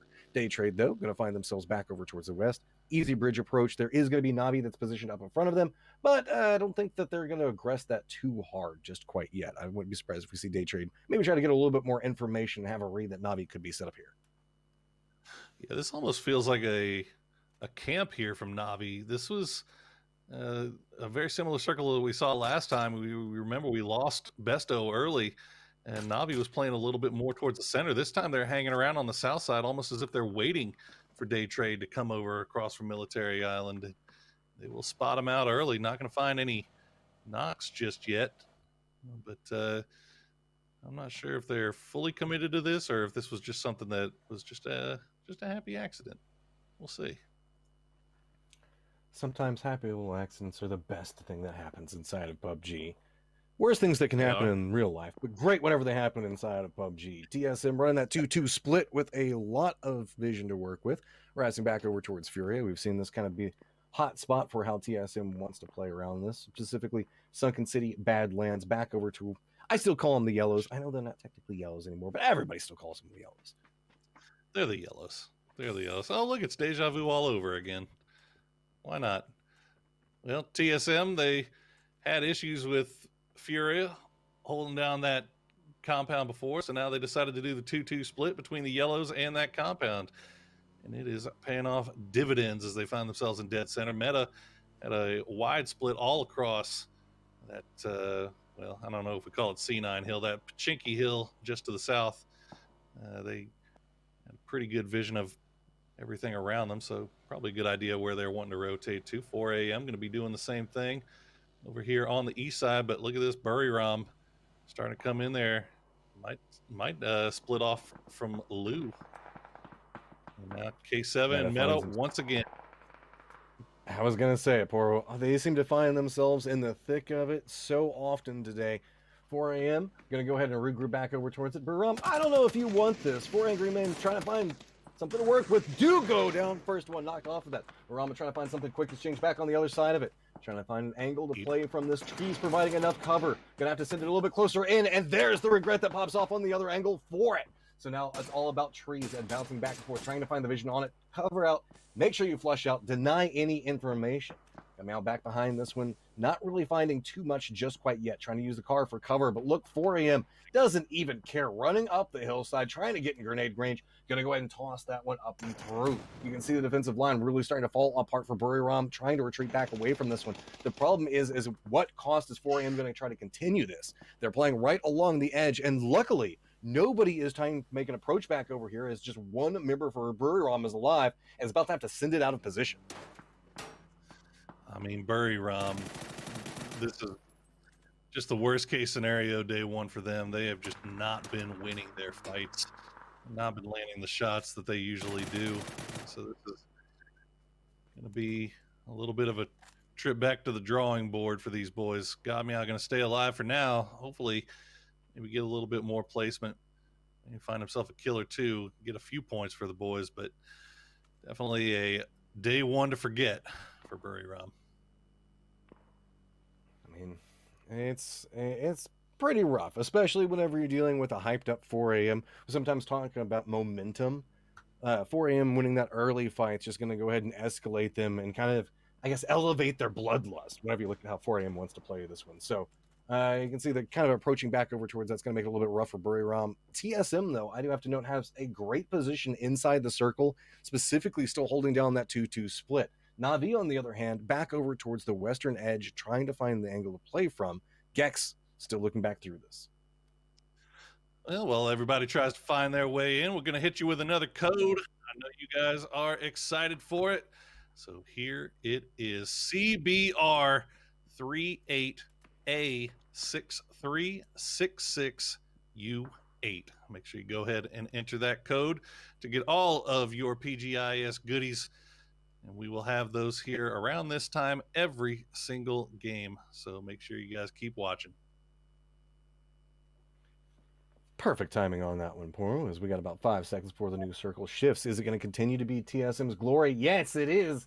They've got nice positioning now. Let's see if they try to hold this one or if they're going to opt into regrouping. I wouldn't be surprised if we see them very quickly send it to regroup back into position, as they're going to have a strong center control point to play from. Yeah, I think you got to regroup there. I think you regroup on those yellows. And then it looks like that's exactly what they're going to do. K7 going to keep meta occupied for the time being. We see shots trading over the top. Oh, booyah-hoo. Nicely done there. Sparking actually going to find Miracu and actually get the flush as well. So maybe a little bit of an overpeak there from Miracu. K7 finds these early fights over and over again, taking out a wild grenade toss, seeing if maybe they can connect with anything onto it. Going to go ahead and not hit anything back over towards it, just going to land back over towards the boxes. So that's some utility being burned out from that position. But you can see that they're trying to use the distraction to make their creeping advance back over towards this. K7 starting to send it back over towards the angle, but going to be meta trying to hold the line back over towards it, and somehow valiantly holding up the defensive line for this one, managing to hold it together just narrowly. K7 starting to regret their aggression back over towards us, already losing Savior, getting flushed out, and you can see Booyah already taking a lot of damage off of it. So now this quick play that you can see K7 trying to make, getting stalled out. Do note at range, we also do have DGW that's taking a couple of pot shots back into it, but does not have a clean angle to play for. Furia as well. And look at this, we got red on red action. Is T1 going to crash into Day Trade? Or is it Day Trade crashing into T1? Either way, T1 is coming out the loser on this one. Is Zenith overseeing things as well. Trying to do a little seat swap there from Day Trade. Poonage going to take the shots, not going to find the knock, though. Flash gets into the compound. Dang Shay going to take him low. Flash trying to hold it off. Star-Lord, can he finish him off? Yeah, he can. He gets traded down. Should be rest. I don't think that Zenith's going to push this. Not with the firing lines that are set up based off of positioning.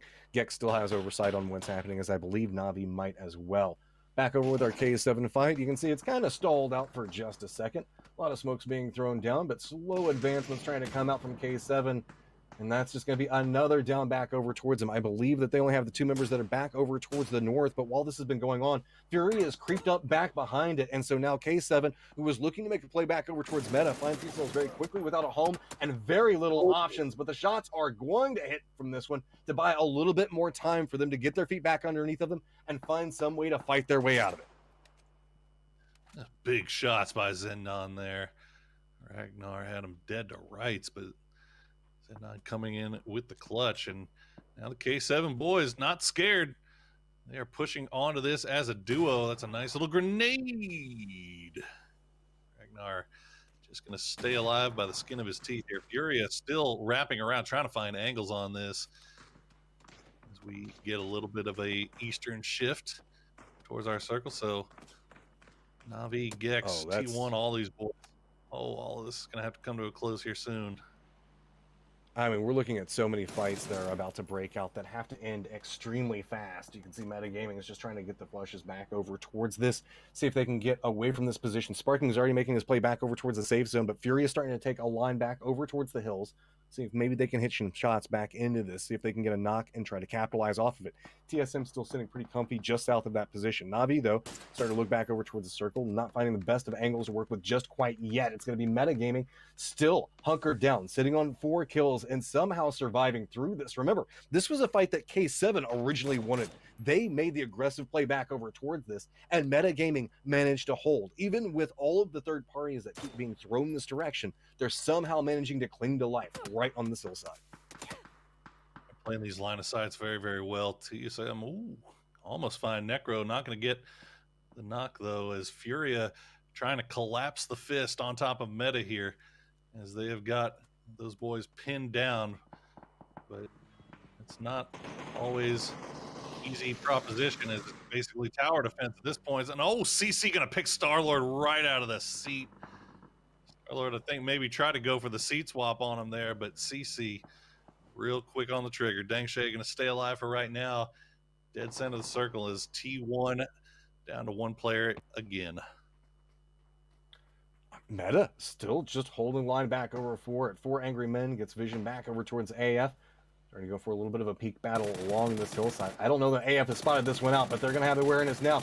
One's already down, tries to go for the spray back over. Doesn't quite get enough to flush that one out just quite yet. Still up, hunkering to life, trying to see if he can get position. Good read on the grenade. I think it might land a little bit too far out to connect with, but with this, you can see is going to be enough time to get the res back over towards it. Forever still holding line back over towards this one, looking back down towards the positioning. This is going to buy a lot more control for 4AM, as they really have a line set up that's the entirety of the eastern part of the safe zone right now. They're forcing everybody back down into Pachinki, where they were originally fighting at, and just getting a more and more of a stranglehold, not allowing any team to make a play around here.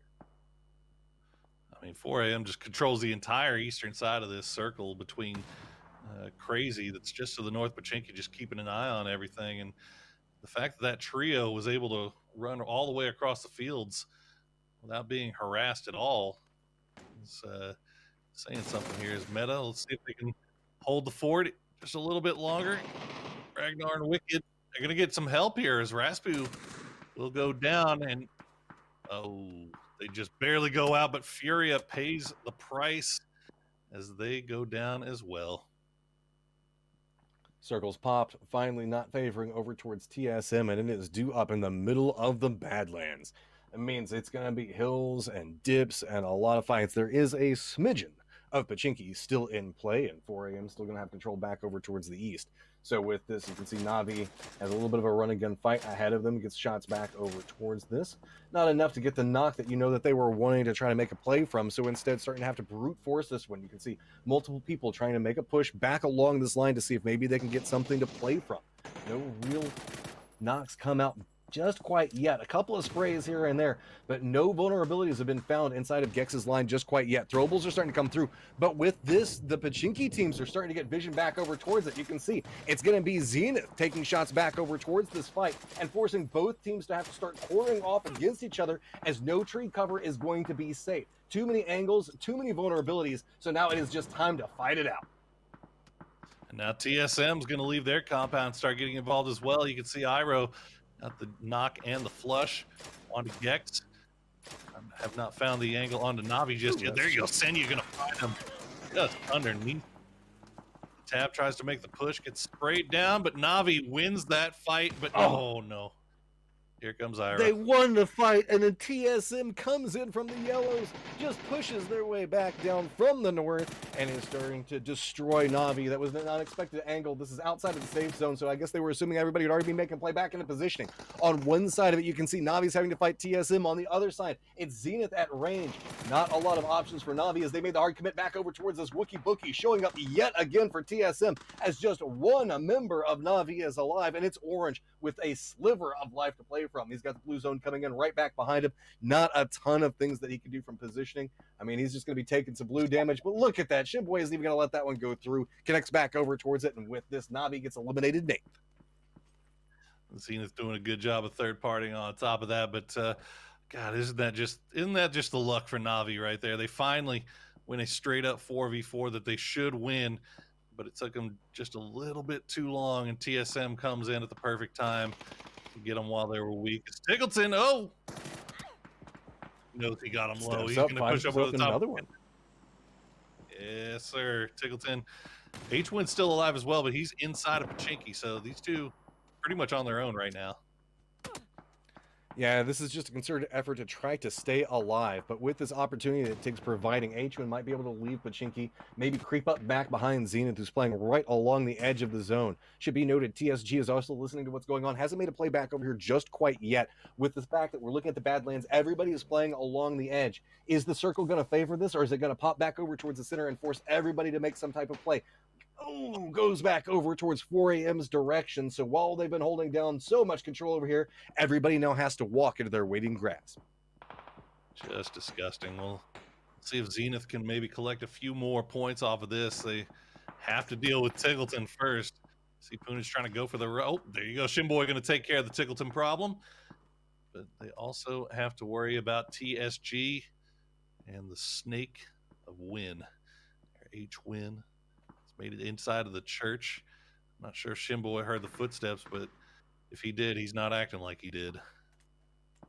I like this coming out from H-Win. Just let Zenith kind of protect you. But should be noted, while Zenith was looking back over towards TSM, having to contend with Tiggleton, it's going to be TSG that starts to make a play to gatekeep out Zenith's positioning. Using this hillside right on the other side of the church, you can see he's trying to set up. They hear the firefight and are hoping that they can maybe catch a couple of kills, and just Zenith entirely unaware. Zenith, though, playing away from this, starting to make their way very hard push back over towards TSM, and are going to find themselves a good angle to play from. You can see Roth going to go ahead and have the high ground advantage back over towards TSM, trying to regroup, and the moment they start trying to do it, it's just a quick pickup coming over for Zenith.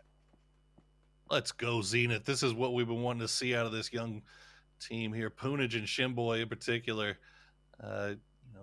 First time for these guys traveling out of the country for Poonage and Shimboy. And Shimboy in particular, gotta be really, really proud of him right now. No, Sia gonna find kickstart over the top, and now can TSG get any more damage done before Zenith is in perfect position? Shimboy once again will find him. Showing up for his team right now. That's going to be enough to scare back TSG from positioning. 4AM also starting to take a couple of shots into their backside. Going to force them to lean back into the cover. They thought that they had the opportunity to play from, but now TSG down to 2 members, realizing the fact that the opportunity might have slipped through their fingers. Zenith, though, starting to look back over 4AM's direction, trying to say maybe they can make a play while 4AM is caught up looking back over towards TSG's positioning. Using this opportunity, do note the last surviving member for K7 has managed to sneak inside the safe zone, as well as the members for Detonation White back over towards the north. It's really just Zenith and TSG that are going to have to find some way to cross a very deadly opening to move over into 4AM and a territory control angle as well, but they start fighting each other as they go. Poonage spots out one, gets him down onto him, but it's going to be a quick look back over the other direction. Somehow finding the angle onto this one, sitting at 10 kills and still 4 alive. Zenith is fighting their way inside the zone. Roth with an AUG is a dangerous thing. He's showing why right now. Unfortunately for them, they are completely reliant on this smoke wall to try to find any way to get into this circle. And they are just completely pinned down here by Crazy and Lou, and now DGW actually going to take some shots over in that direction as well. And I think this might be it for Zenith, but what a great game for them. 10 kills. I mean, this is a massive climb up for the leaderboard coming up from Zenith, but their real eyes are all drawn back over towards 4AM. They've got so much control in what's going on. Detonation White back over towards the north is really just kind of clinging to the little bit of cover they have. They know that they're going to have to make a move. God V's already got to look back over their direction, waiting for them to make some type of play. Kick starts right up against the edge of the zone, saying maybe he can get a knock, try to use that, but that's just going to draw more of the aggression back over from 4 angry men. They're just going to keep taking tap shots back over towards them, and the juke and the distraction might be enough. Maybe Detonation White can get something out of this one, and it looks like that's what they're going to do. They're just going to hop in vehicles and just send it right back over towards this angle, but man, they're going to come with a cost off of that one. Good shot's going to come out from 4AM to get the drop on a 1. Forever just picking his pocket, but we'll see. Can we get 2 back-to-back wins for Japan on Erangel? Element 36 took the last game. DGW now in a nice little position here. They've got the rocks. They've got Machao on a nice little flanking position here. They got to get something done. They got to get a knock here to start. Because Lou and Crazy, what are they going to do? They're having to push in somewhere. Oh, the good grenade. They're That's just going right it's in. just 4 Angry Men time. It's just full on send it. Get in their face, make it bloody, and make sure that they pay. You can see that this is the way that 4AM wants to play this one. Grenade starting to come out. Lou does manage to get one of them down, but there is an exchange as Crazy does go down as well. That's 2 members already down for White as they try to make their approach back over here. Just 1 member off in the distance, trying to creep their way through, and you can see the Detonation Gaming White takes a couple of shots back towards it, and it's not gonna work. 4 Angry Men walks away with a massive 16-kill round victory. That was peak terrifying 4 a.m. We have not seen peak terrifying 4 a.m. in a while, and that was something to behold right there. That was just complete control, complete dominance, and you saw why Forever is such a terrifying player there. Almost every single shot was hitting right off the bat there. That is just a massive amount of kills, and these guys didn't have okay, they didn't have to move far. Let's be real. They were playing around Pachinki, but there was no like huge circle favor. They kept constantly roaming around the eastern parts of the circle, hunting down anybody that came in. If there was a fight that was happening, they were moving a third party into it. It was just beautiful to watch how they moved through this. Whenever 4AM is moving efficiently and aggressively, it's just amazing to watch. The problem is the cost sometimes can be that a couple of members lose their way whenever they're trying to make their way through here. Somebody can spot them out, take down one of their members, but I still love that 4AM commits to this playstyle because damn, it's great whenever it works. I mean, you saw it multiple times in that game. When they pushed on Buriram, you had Gavi with the wide open low hill trying to go for that grenade, and then at the very end trying to crash onto the rock. I mean, these guys, they're not going to sit around and wait and try to pick you off and get a knock and then push you. They're just going to push you because they feel like they're technically better than you in every regard. So guys, yes, A and B are done. We're about to throw it over the analysts in a second, but don't forget, Group C and D are going to be coming up in just a little while. And guys, you want to listen to what these analysts have to talk about because there's going to be constantly switched up groups as we're listening through this weekend. So every little bit of information you can get will massively help. So we're going to go ahead, throw it back over to our analysts, and we will see you guys tomorrow.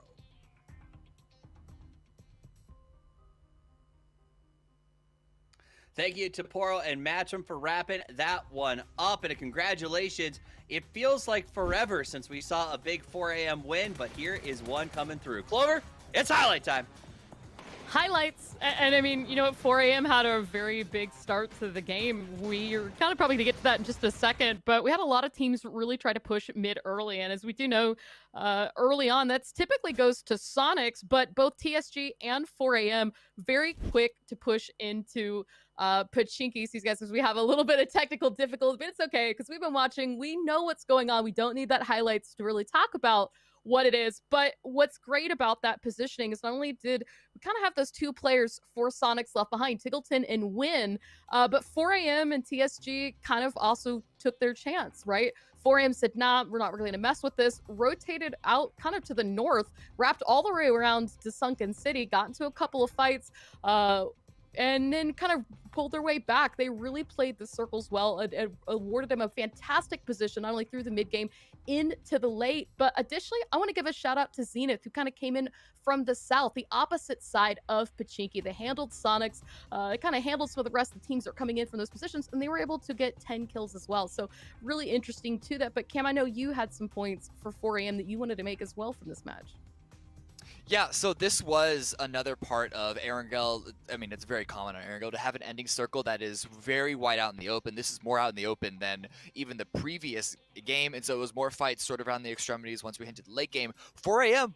held on to a split, a very wide split, and the circle did shift in their direction. I believe it was circle 6 or circle 7. That was sort of the defining moment for where the game was going to fully end up. But if we're looking at previous performances by 4 a.m., I was really worried on this obsession over splits would work out for them, because a lot of regions do not respect splits, do not respect wide control, and they will just crash onto a single player, a single pair if you are in a 2-2. There are a couple of teams that have said that they are just not going to be splitting at all because of the dangers involved. But 4AM stick with it. But that shift allowed them to take full control of the area, get those 16 kills. It's been so long since we've seen, at least in our experience, 16 kills. They are very, very rare to come by. Thinking back in the early parts of 2019, they were not especially common, but they weren't nearly as rare as they are now. And for 4AM to come out and just frag throughout that entire game is really amazing to see, especially because they were sort of not really on our radar too much from the first 3 rounds. I mean, that's the reality of 4 Angry Men, is that they are a storied team. They've been through a lot, but I've started to worry that they might be the grumpy old men instead of the 4 Angry Men.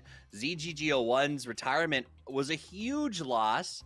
I know that Crazy 112 was meant to sort of stop the bleeding and be a tourniquet, Clover, and I was skeptical, but after seeing this game, Crazy got 4 kills. Godv looks like he's back in a leadership role and is feeling very comfortable. This is the 4 Angry Men that I feel like I remember seeing this kind of play from them years ago at the original World Championship. Yeah, this is, I mean, team play at its finest. You're looking at the top kills, first, second, and third place going to Lou Forever and Crazy of 4AM, and just shows the amount of work they put in. I know earlier a couple matches we were kind of pointing out some of the work that Godv was putting in terms of some kills and damage points, but like you said, taking a leadership role, taking a little bit of a step back, and getting them in good positions. I mean, these guys weren't standing still at all. They were, you know, not being reckless, but they were making sure that they were always in the best position. You know, as we take a look now at damage as well, another thing I want to point out is that Zenith has also been on these top lists. We're seeing Shinboy right there in 4th with 548 on damage, but all 4 members of 4AM up here, and it just shows how much of a deserved win that was for them. Yeah, Cameron, before we dig into Shinboy and Punich, who played very well, the young guns there, Godv, I want to touch on this, 665 damage points, but only 1 kill. That is a player who's comfortable playing this sort of support leadership role. 1 kill for 600 damage is a little shocking, but I love that signals the team play that they're getting out of this. I mean, I wonder how many assists that they had, because throughout they were just rolling as a pack, as you do in PUBG. It's Battle Royale. You generally want to stay as 4 when you're rotating around, get in a lot of shared fights. Of course, the damage is going to be shared, and then when you're in wide splits, the big value that comes from that into the late game is that you can hold multiple angles, and it makes the crossfire, it makes the team shooting that much easier to come by. So it doesn't surprise me too much to see high damage, lower kills comparatively. Forever, his damage was off the charts, and yet he still had 1 kill less than Lou. So their playstyle makes sense with those numbers. And let's be so on that graphic you saw earlier, the points and the kills were switched. They got 16 kills, Clover. This is the 32 best teams in the world, and they wiped 1/4 of the lobby. I always get excited when we see those double-digit kills, but as you said, 16, that is quite a lot. And I think it also just kind of goes to show, and we talked about it as well in the pre-show, China is not going to mess around, and we were expecting great things from a lot of the teams. The interesting thing, if anything, is that I think some of the teams that we maybe were not expecting to come out so aggressively, so with purpose, not only in domination for kills, but I think of their ability to take compounds flawlessly, keep players up at the end. 4AM, I mean, it's beautiful display in every sense of PUBG right there. Yeah, and I think that while it's been very clear from the games today that China is making a very bold statement for them being number 1, Zenith has been very consistent. Cameron, we saw Shinboy and his teammate, it was Punij, I believe, both up there on the top of the list. Both of them weren't even old enough to play pro a year ago, coming out here and putting up some big numbers on day 1. Yeah, this is really good to see from this final game. We saw multiple solid positions by Zenith from the first couple of games. It was being able to utilize that for solid placement and a solid number of kills that seemed to be their struggle, but they were finally able to get it together. Zenith are a really big question mark coming into this competition. I'm going to say it, they are the weakest team coming out of North America. They're have strong members, but I feel like they're still developing it. But if they're using this opportunity and actually finally get all those rosters in locked in together, where it's not just Kickstart with Roth as a sidekick as the real firing power, if Punij and Shinbar are really able to slot in, then I think they could be a solid threat. Whether they're going to be as big as Sonics or Oath are, that might be a little bit too much to ask. But they haven't reached their peak. I think that's fair to say. You've talked about slotting in. Let's look at the time slots coming up going forward. We got a couple more matches to go today. A reminder for how the matches that we just saw went. Sonics with the first, TSG takes 2, E36 with the third game, and 4 a.m. take the fourth. That is it for Group A and B today. We are not done, though. There are 4 more games coming your way as Group C and D prepare to face off in a very close time. Central European time, 10 o'clock is when we are going to kick it off. There will be a short break, I'll say, between the matches so we can switch out players. Remember, safety is important here, so we're going to disinfect the stadium, get everybody ready for the next round. Before we do that, though, Clover, let's go over the overall standings. 4 Angry Men now in first place. I mean, look at that, tied with Triumphant Song Gaming for 38 as well, and just kind of showing China really coming out on top, but Sonics still holding on in the top 3. Another team that we talked about expecting great things from this lobby today. And additionally, TSM and Global rounding out the top 5. As Cam said earlier, the biggest thing that I've been surprised through all of this has been Burium, though. They're the only team that weren't able to break out of the single digits in terms of points with just 5. Absolutely shocking. Cameron, take on the standings. 4 Angry Men were in 11th place after game number 3. 1 game, 1 win jumps them up to first place. This is not the entire tournament. This is still just the opening, ranking decision before we head into what you can consider the main event. But you still only play 12 games, 4 against each other group. So do not disregard how impactful a single game could be, and anyone in the league, TSG, Sonics, T1, the TSM, and even Gex, it's not as solid a footing as you would otherwise might have expected. All right, guys, it is basically time for us to take a break. I love to give our analysts a chance to get sort of the last word in edgewise. So I'll start with you, Clover. Closing thoughts after the first 4, thoughts for the future, whatever you're looking forward to or have enjoyed so far. I mean, I've enjoyed so much of it. I think this is probably the most caffeinated I've ever been, working one of these events. So my heart's pumping through my ears. But, if you're some of those teams right now on the bottom, you've got more games ahead of you for this week. You've just got to look for those opportunities to put down, shake today off, and just keep pushing forward. Cameron, closing thoughts? 4 games down. We got a lot more to go for this weekend, a lot more to go for this whole event, and these results have been, I'm looking over the leaderboards right now, these results, I don't think I would have picked a lot of this, so it's all still up in the air. All right, guys, and then that is it from us. There's a 1-hour break, and then we are going to be back. It'll be Kylaris, Froz, and Martin here giving you guys the breaks on the desk. I believe it will be the Sims and Toby with the cast as Group C and D meet for the first time. So be there or be a square. It's going to be awesome. And until we get there, you've got 1 hour. You know what you should do with that hour? Play more PUBG. We'll see you guys in a few. Hello, PUBG Esports fans. The PUBG Global Invitational.S, our biggest tournament yet, begins in February. With a tournament this big, there's a lot to take in. So let's take a look at the format and rules of PGI.S 2021. PGI.S's main event, the weekly series, will be held for a total of 6 weeks starting from February 8th. It is divided into the weekly survival taking place on weekdays and the weekly final held over the weekend. Unlike the previous global tournaments, points are not accumulated week over week, giving every team the same fighting chance each week. Weekly survival features 16 matches held across 3 weekdays. The goal for teams is simple: win a single chicken dinner. Once you win, you stop playing and move on to the weekly final. The next team on the waitlist takes your place and a new match begins. This list is determined by ranked decision matches to decide the order our 32 teams participate. These 24 deciding matches take place over 3 days starting from February 5th and will divide our teams into 4 different groups. The top 16 teams from these groups face off in the weekly survival matches first. The weekly final is more like the PUBG Esports you're used to. 10 matches are held across 2 days, and points the teams earn are added up to decide their final ranking for the week. The 16 teams that played in the weekly final get the first shot at next week's weekly survival, and the remaining 16 teams decide their placement on the waitlist during a bottom 16 match held every Saturday, before the weekly final. From there, the cycle continues throughout the tournament.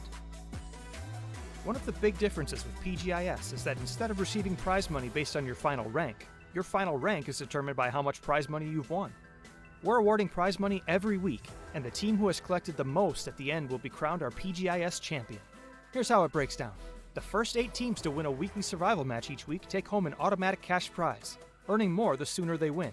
From there, the winners of the weekly finals tournament get an even bigger cash prize. The first place prize being $25,000 on week 1, and growing to an astounding $500,000 by week 6, giving teams lots of opportunity to catch up and claim the title. Winning isn't the only way teams are earning cash though. 30% of the total profit made from PGI.S item sales goes back to participating teams. This money will be distributed based on the percentage of money each team won in the tournament, with bigger rewards for the higher performing teams. So, not only do you get cool skins and voting coupons to earn even more cool skins, but you're also helping your favorite teams bring home more well-deserved prize money. Win-win! That about wraps up our overview of the PUBG Global Invitational.S. Initial ranking decisions happen on February 5th, and the first official matches kick off on February 8th. So be sure to tune in, pick your winners, and cheer on your favorite teams across 8 weeks of intense PUBG action. Hello PUBG Esports fans. The PUBG Global Invitational.S starts on February 8th, and as is custom, we're launching a brand new Pick'em Challenge to go along with it. Each Pick'em Challenge is a little different, so make sure to watch all the way through to find out what's new and what's changed this time around. It all begins on January 20th and 21st when the Esports tab officially reopens inside the PUBG PC and console clients. All throughout PGI.S, you can use this tab to keep up to date on participating teams and players, along with real-time tournament info. This is also the first chance you'll get to purchase the first set of killer PGI.S gear and begin supporting your favorite teams. Since this is quite a long tournament, a second set of gear will become available at the end of February. The first challenges begin on February 6th, and you'll have from Tuesday to Saturday each week before the weekly final begins to participate in the challenges and pick your winners. Rewards from the previous week will be distributed before the next challenge begins. Now let's talk about those challenges. We've got 3 different challenges this time around, molded to work within the PGI.S tournament format, so pay attention even if you think you've played it all before. The first challenge is to guess the top 4 teams that will advance to the weekly final each week. If one of your selected teams makes it to the top 4, you'll get a prize according to the rank they end up in. Simple as that. You can pick 1 team per voting coupon you wish to use, and 4 teams are guaranteed to be worth EP, so choose wisely.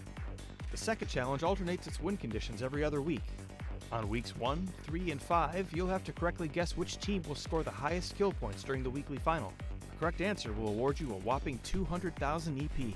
On weeks 2, 4, and 6, you'll have to guess who will take home a chicken dinner during the 10 weekly final matches, with each correct answer earning you 25,000 EP. You can only win once per team, but the good news is you don't even have to pick which game they'll win, making this challenge even easier. This challenge also requires voting coupons, so make sure you plan out where you want to spend yours before making a selection. Voting coupons can be obtained by purchasing PGI.S gear, or through one of the free methods we'll talk about later.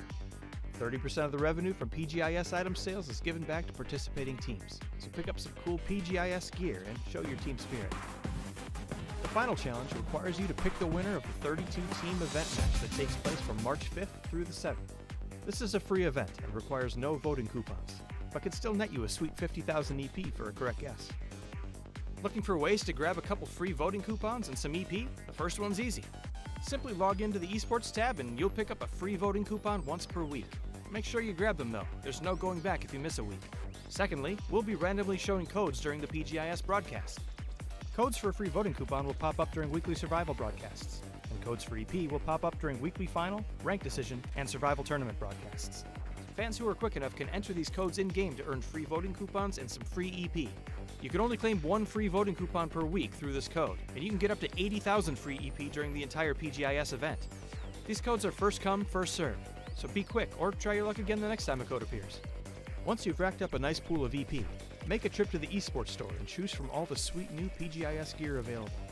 You'll have until April 14th to spend your EP, so stop in early to plan out what you'd like and pick it up as soon as you earn that required EP. That about does it for this overview of the PGI.S Pick'em Challenge. Now it's your turn. Log into the Esports tab, research your teams, plan your strategy, and get picking. PGI.S is our biggest tournament yet, and we want you to win big alongside your favorite PUBG teams. PUBG, PGI.S, and the Pick'em Challenge. Your time to win starts now.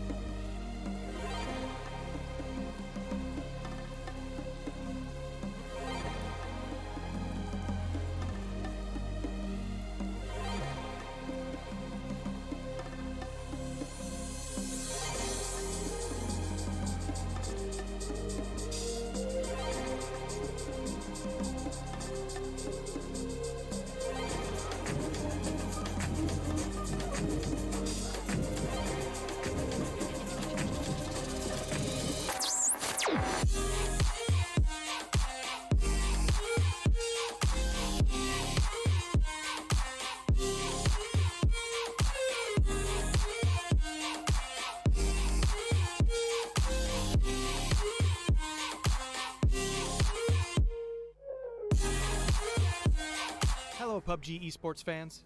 The PUBG Global Invitational.S, our biggest tournament yet, begins in February. With a tournament this big, there's a lot to take in. So let's take a look at the format and rules of PGI.S 2021. PGI.S's main event, the weekly series, will be held for a total of 6 weeks starting from February 8th. It is divided into the weekly survival taking place on weekdays and the weekly final held over the weekend. Unlike the previous global tournaments, points are not accumulated week over week, giving every team the same fighting chance each week. Weekly survival features 16 matches held across 3 weekdays. The goal for teams is simple: win a single chicken dinner. Once you win, you stop playing and move on to the weekly final. The next team on the waitlist takes your place and a new match begins. This list is determined by ranked decision matches to decide the order our 32 teams participate. These 24 deciding matches take place over 3 days starting from February 5th and will divide our teams into 4 different groups. The top 16 teams from these groups face off in the weekly survival matches first. The weekly final is more like the PUBG Esports you're used to. 10 matches are held across 2 days, and points the teams earn are added up to decide their final ranking for the week. The 16 teams that played in the weekly final get the first shot at next week's weekly survival, and the remaining 16 teams decide their placement on the waitlist during a bottom 16 match held every Saturday, before the weekly final. From there, the cycle continues throughout the tournament. One of the big differences with PGI.S is that instead of receiving prize money based on your final rank is determined by how much prize money you've won. We're awarding prize money every week, and the team who has collected the most at the end will be crowned our PGI.S champion. Here's how it breaks down. The first 8 teams to win a weekly survival match each week take home an automatic cash prize, earning more the sooner they win. From there, the winners of the weekly finals tournament get an even bigger cash prize. The first place prize being $25,000 on week 1, and growing to an astounding $500,000 by week 6, giving teams lots of opportunity to catch up and claim the title. Winning isn't the only way teams are earning cash though. 30% of the total profit made from PGI.S item sales goes back to participating teams. This money will be distributed based on the percentage of money each team won in the tournament, with bigger rewards for the higher performing teams. So, not only do you get cool skins and voting coupons to earn even more cool skins, but you're also helping your favorite teams bring home more well-deserved prize money. Win-win! That about wraps up our overview of the PUBG Global Invitational.S. Initial ranking decisions happen on February 5th, and the first official matches kick off on February 8th. So be sure to tune in, pick your winners, and cheer on your favorite teams across 8 weeks of intense PUBG action. Hello PUBG Esports fans. The PUBG Global Invitational.S starts on February 8th, and as is custom, we're launching a brand new Pick'em Challenge to go along with it. Each Pick'em Challenge is a little different, so make sure to watch all the way through to find out what's new and what's changed this time around. It all begins on January 20th and 21st when the Esports tab officially reopens inside the PUBG PC and console clients. All throughout PGI.S, you can use this tab to keep up to date on participating teams and players, along with real-time tournament info. This is also the first chance you'll get to purchase the first set of killer PGI.S gear and begin supporting your favorite teams. Since this is quite a long tournament, a second set of gear will become available at the end of February. The first challenges begin on February 6th, and you'll have from Tuesday to Saturday each week before the weekly final begins to participate in the challenges and pick your winners. Rewards from the previous week will be distributed before the next challenge begins. Now let's talk about those challenges. We've got 3 different challenges this time around, molded to work within the PGI.S tournament format, so pay attention even if you think you've played it all before. The first challenge is to guess the top 4 teams that will advance to the weekly final each week. If one of your selected teams makes it to the top 4, you'll get a prize according to the rank they end up in. Simple as that. You can pick 1 team per voting coupon you wish to use, and 4 teams are guaranteed to be worth EP, so choose wisely. The second challenge alternates its win conditions every other week. On weeks 1, 3, and 5, you'll have to correctly guess which team will score the highest skill points during the weekly final. The correct answer will award you a whopping 200,000 EP. On weeks 2, 4, and 6, you'll have to guess who will take home a chicken dinner during the 10 weekly final matches, with each correct answer earning you 25,000 EP. You can only win once per team, but the good news is you don't even have to pick which game they'll win, making this challenge even easier. This challenge also requires voting coupons, so make sure you plan out where you want to spend yours before making a selection. Voting coupons can be obtained by purchasing PGI.S gear, or through one of the free methods we'll talk about later.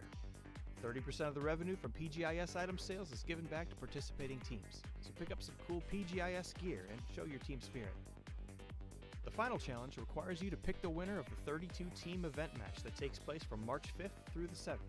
This is a free event and requires no voting coupons, but can still net you a sweet 50,000 EP for a correct guess.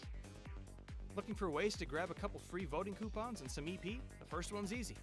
Simply log into the Esports tab and you'll pick up a free voting coupon once per week. Make sure you grab them though, there's no going back if you miss a week. Secondly, we'll be randomly showing codes during the PGI.S broadcast. Codes for a free voting coupon will pop up during weekly survival broadcasts, and codes for EP will pop up during weekly final, rank decision, and survival tournament broadcasts. Fans who are quick enough can enter these codes in-game to earn free voting coupons and some free EP. You can only claim one free voting coupon per week through this code, and you can get up to 80,000 free EP during the entire PGI.S event. These codes are first come, first served, so be quick or try your luck again the next time a code appears. Once you've racked up a nice pool of EP, make a trip to the Esports store and choose from all the sweet new PGI.S gear available. You'll have until April 14th to spend your EP, so stop in early to plan out what you'd like and pick it up as soon as you earn that required EP. That about does it for this overview of the PGI.S Pick'em Challenge. Now it's your turn. Log into the Esports tab, research your teams, plan your strategy, and get picking. PGI.S is our biggest tournament yet, and we want you to win big alongside your favorite PUBG teams. PUBG, PGI.S, and the Pick'em Challenge. Your time to win starts now.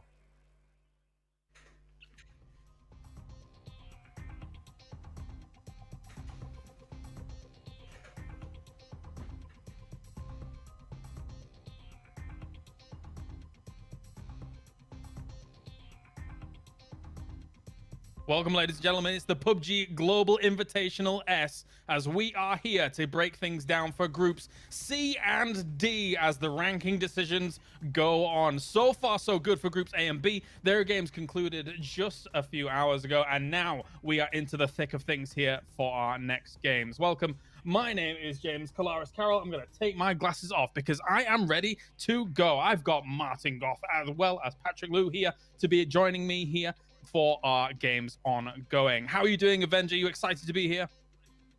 I'm really excited to be here, especially here in the virtual studio, a little bit special.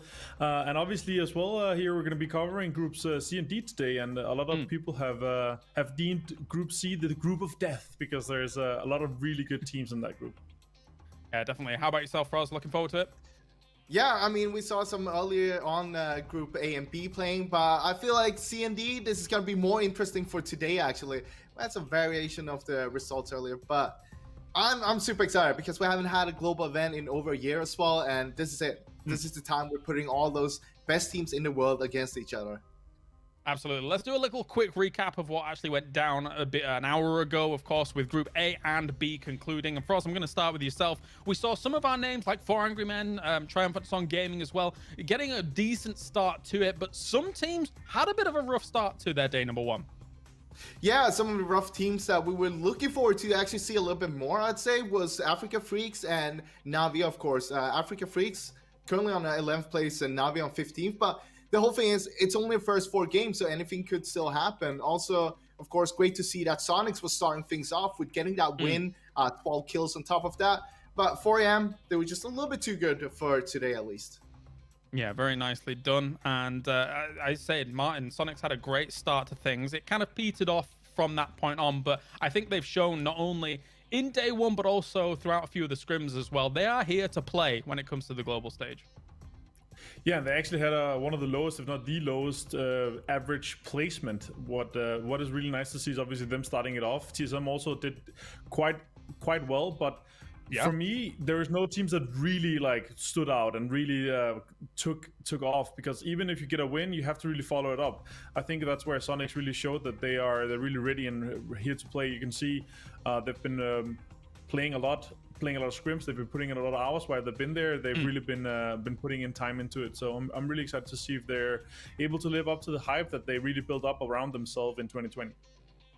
All right, well, that does it for groups A and B. Of course, they're going to be back tomorrow for more ranking decision matches. For now, though, let's take a look at the prize pool that is up for grabs here throughout the PGI.S, because we have plenty to talk about. Now, overall, we are looking at one of the biggest, in fact, the biggest prize pool in all of PUBG Esports history. 3.5 million up for grabs, and that is just the base prize pool that is available here to all of these teams. teams. Over on the left, you see our 2,442,000, which is going to be awarded throughout our weekly survival as well as our weekly finals. And then the minimum guarantee across all of the teams is approximately 1 million. And 30% of those in-game sales will also attribute towards the prize pool, giving even more money to our teams here throughout the time. Now, our weekly survival will attribute for $192,000, but the weekly finals are the big one. That's $2,250,000 from everything done there. And we can see that breakdown for our weekly survival. If you're able to go forwards in first from our first chicken dinner of that, you get yourself 10,000, and then the top 8 from that point on, in terms of those chicken dinners coming in, will get themselves prize money as well. Then when you qualify for that weekly final, you can see the money breakdowns here. 1 million in total for that week 6, and if you get first place, it's $500,000.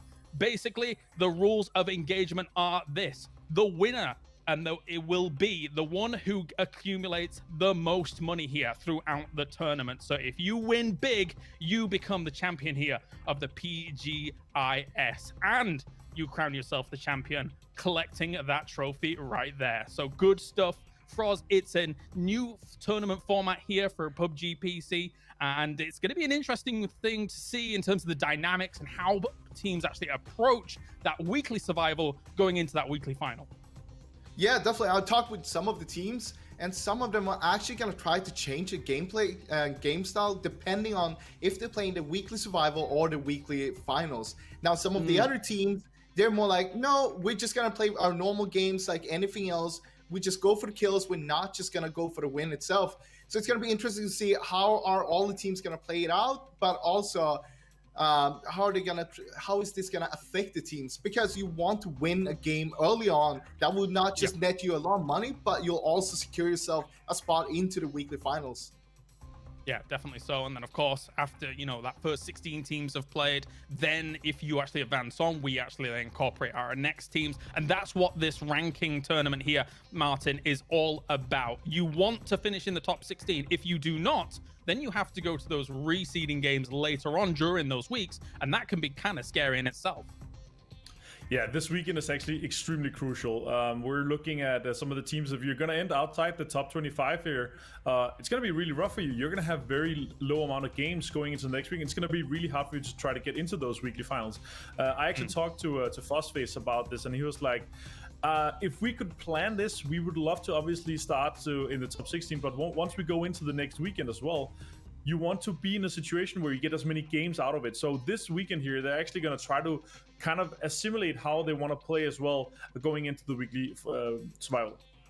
Yeah, definitely so. Let's take a look at the schedule of what we've got coming up here throughout the day, as well as what is to come overall, because here at the PGI.S, we have plenty. So we've got 2 Miramars and 2 Erangels for today here between groups C and D, importantly. And as Martin alluded to earlier, Group C stands for death, because it is stacked to the 9s when it comes to teams here coming up in these next groups for us. And seeing how they're going to play out things on Miramar as well as Erangel is going to be exciting. We already see some games that have happened here throughout groups A and B, and those points have shaped up thusly. What do you think, Froz? Yeah, I mean, looking at the groups, I think most people would agree on that Group C is the most stacked one. It's not necessarily the worst thing to be in Group C because of that.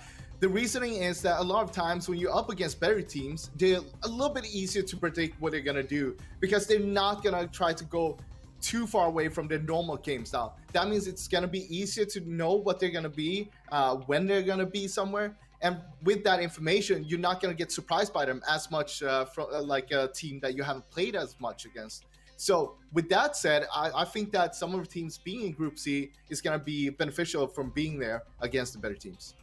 Yeah, let's talk about Group C to start things off, Martin. We don't have much time before we actually get into our first games here.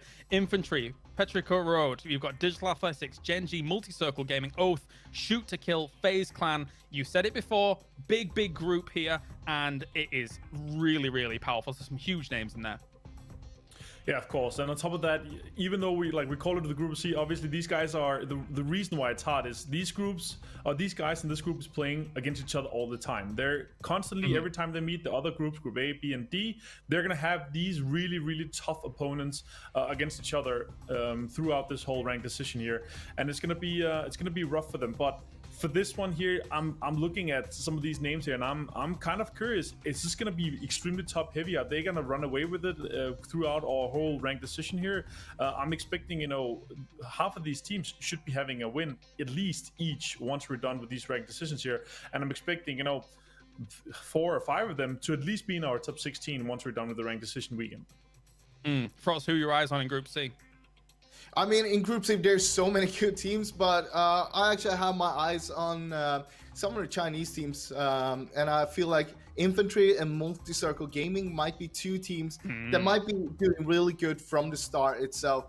But of course, we can't not look at Gen G, right? The reigning champs, they're coming back here, and they got Esther back as well. Esther hasn't been playing with them for the past year in 2020, but now he's back on this roster, and I think they might do real good here today.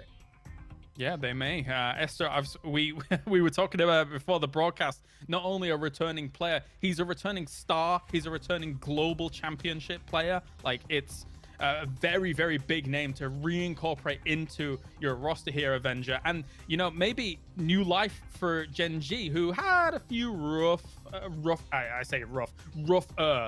results, but this could be the lifeline that they need to be able to stack up with the Damwon Kias, etc. here coming into this.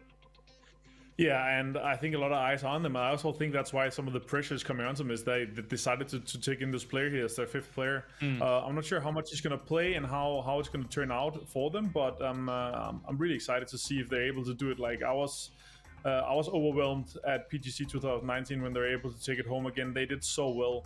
And I think a lot of them, in their hearts, a lot of them, especially from the Korean fans, is that Gen G is number 1. I want to see Patrico Road. I want to see Mr. XDD, Ike's left. I want to see him popping off because we have been getting some fantastic point of views clips from him throughout the last couple of days, last couple of weeks. It's been great. But let's move on to Group D here as well. You've got AAA in there. You've got Damwon Kia. You've got Division X Gaming, LG Divine, Team Liquid, Tiamba, VP, and ENCE here from.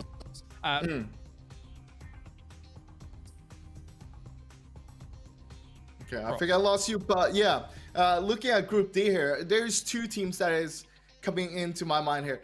Damwon, Kia, and Tiamba. They might be 2 of the strongest teams in this whole tournament right now. And I am expecting a lot from these 2 teams. And I mean, I don't know if they can deliver to that. It's going to be rough for them, especially because they don't really have, like, Tiamba doesn't have that much experience when it comes to the global scene. Meanwhile, Damwon Kia, it's the former OG and Entus 4, so we know them. We know that they've always been up there, but they've always been the run-up. They've never been the number 1. So is this going to be the time for them? That's what I'm wondering. How about yourself, Martin, looking at Group D? I can't go around, of course, LG Divine. I think they did amazing in our APAC series, and they did extremely well throughout. But how are they going to fare in a tournament like this? It's a really rough structure. It's a really rough format, and I'm really hoping for them to be able to play it well. Of course, Team Liquid as well. They're used to being able to play Picardo and Pochinki, but here in a grand stage like this, you're not going to be able to get it for free. You're going to have to fight for it, or you're going to have to change your game plan. LG Divine's a good pick. I mean, I think they won, was it 5 out of the 7 games to start off PCS? Ridiculous stuff from them. It did fall off a little bit from there, but they've shown that they can be explosive when it comes to some of this. Other names that we're looking at here for Europe, it's been a little bit of a harder time for us. Some of the teams had to bring in substitutes to try and push themselves, and there's a few big names in here that might have a harder time because of that. What are your thoughts? I mean, looking at it right now, I'd say, sure, we have Team Liquid there, and one of the things we know from PGC is that they went for Pochinki together with who now is Damwon Kia and the former Cloud9 team back then, and they were all free fighting out there. Now, we've seen in the scrims, I also talked a little bit with 17, the coach of Team Liquid, and he was telling me how they were trying out different spots to drop on during the scrims to make sure that they don't only have one spot itself. They want to have several spots, be able to play from different spots depending on what happens. But the thing is that we're also seeing, because of that, it also might be that you run into teams you don't expect there because they're doing the same thing. It's going to be interesting to see how this will work out for them.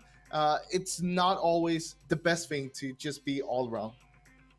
Definitely so. And as you can see here, some of the teams that we've picked out to watch: Infantry, Team Liquid, and Gen G. Infantry is actually not one of the front runners that I would have picked from China. But looking at how things shape up, the proof is in the pudding with the amount of money that they've won here from PCS in their particular region here, Avenger. So some big names to look out for. Yeah, for sure. I mean, getting started here with C&D for our sake here, it's gonna be insane. Infantry, I'm not sure how they're gonna fare. Honestly, I think they'll do well, and they're capable of winning games as well here. But for me, they really need to make sure that they end in the top 16. They need to start in our weekly survival. They cannot start outside. It'll be rough for them if they don't get a good start from the beginning here. But they are capable of winning games, and I'm sure they're gonna do well today as well.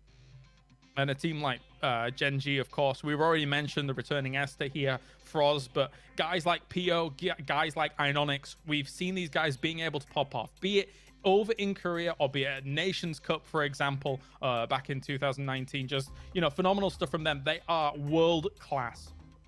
They're all world class, and they always bring it on, and they make sure that it's always happening when it needs to happen. And this is the time it needs to happen. They need to make sure that they get a good start here. They want to start in the top 16, making sure that they get that win as well and make them get themselves to the weekly final straight away. But it is also a little bit of a testament to see, okay, how good are we going to be? Because we basically have the same team as we had during PGC 2 years ago, just a little bit over a year ago. And that was the best team in the world. Are they still the best team in the world? We just have to wait and see what they can bring to the table. Yeah, definitely so. There is Gen G currently getting ready here for all of this. I mean, we've mentioned every name apart from Loki, but Loki in himself also Avenger is another extremely strong name. Every time you think about Gen G, for the most part, you do think about the color that is in their logo, and it's gold. They are able to round it out on big stages. They are. We've seen them before, and especially these four guys here, they're able to really do well. They have this kind of stage and this kind of tournament format and this amount of pressure here. They're used to this. They've tried this before. They've been on the biggest stages. They've won on the biggest stages. They're easily capable of doing well. Definitely so. As you can see, all of our players here getting geared up and good to go.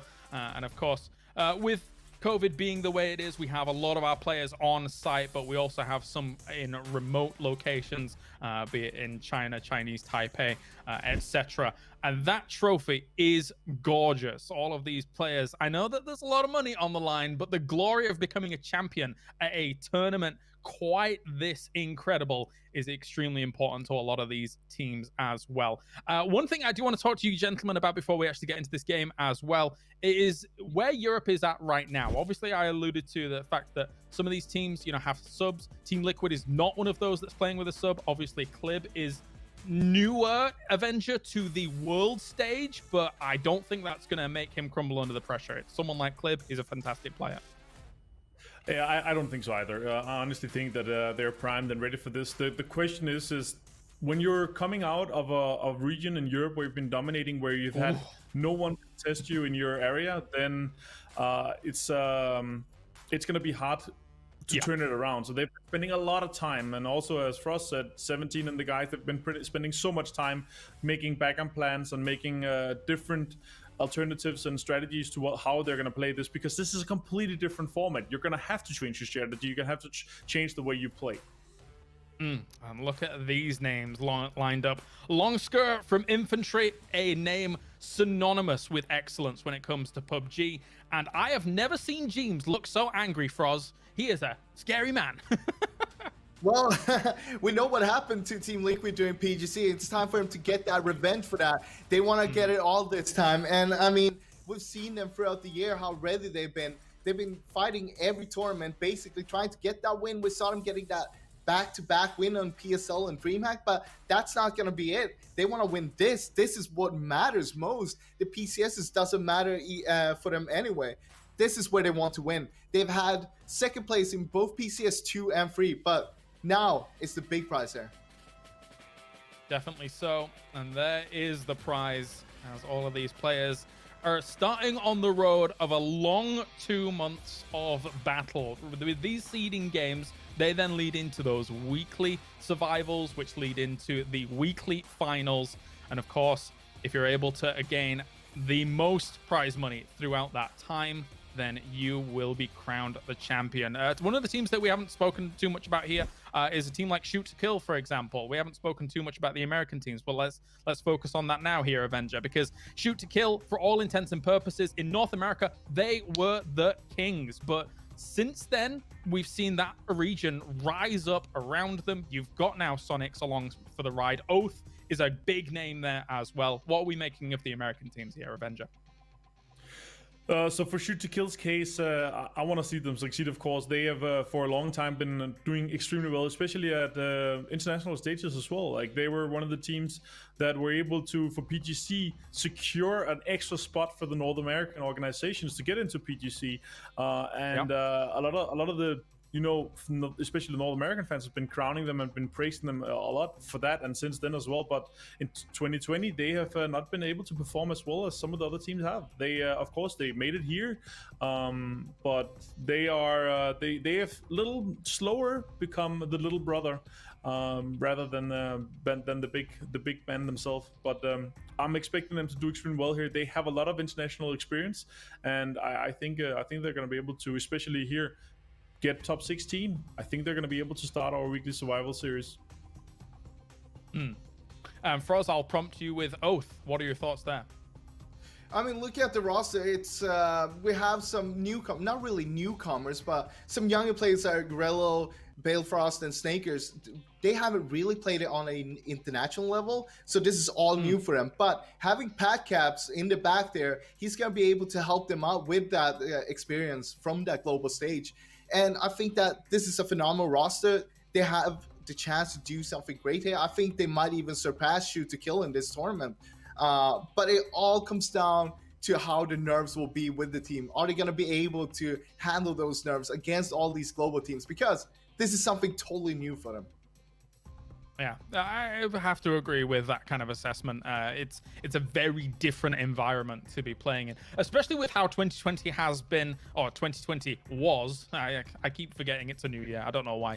2020 will live on forever, apparently. But no, in 2021, it's a very different atmosphere to be playing in this LAN setting compared to the rest of the previous year.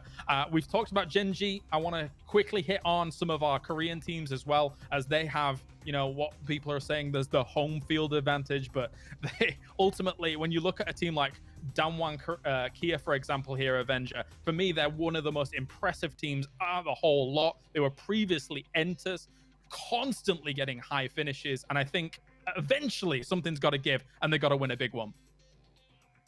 Yeah, and honestly, I think, as you're saying here, I think there's a very big chance that they are able to do extremely well here at this tournament. There's no doubt in my mind. They're gonna be in our top 16. They're gonna dominate this ranked decision matches here, and I'm quite sure we're gonna see them at multiple weekly finals. The question is, are they gonna be able to close it out big, and how well are they gonna be able to round up towards the end of the tournament, where the money starts to increase and where it becomes really, really funny. But I think those guys are one of the teams that starts to thrive more and more the more they play against the same teams, especially at such tough opponents here. So I'm expecting really big things for them. I'm really excited to see them. Honestly, they are going to do extremely well. I'm quite sure of it. Yeah, very calculated team. Frost, do you have any thoughts? I mean, looking at the team, I feel like they're good on both the sprints and the marathons, and this is kind of a combination of both of them. So I think that they can do really good. I'm looking forward to see how the performance will be from Indigo and from Under. I'm looking for them and looking for them to frag out like totally out of their minds in this tournament. And I mean, this whole roster, it is a number one roster. This is a team that should, on paper, win this tournament.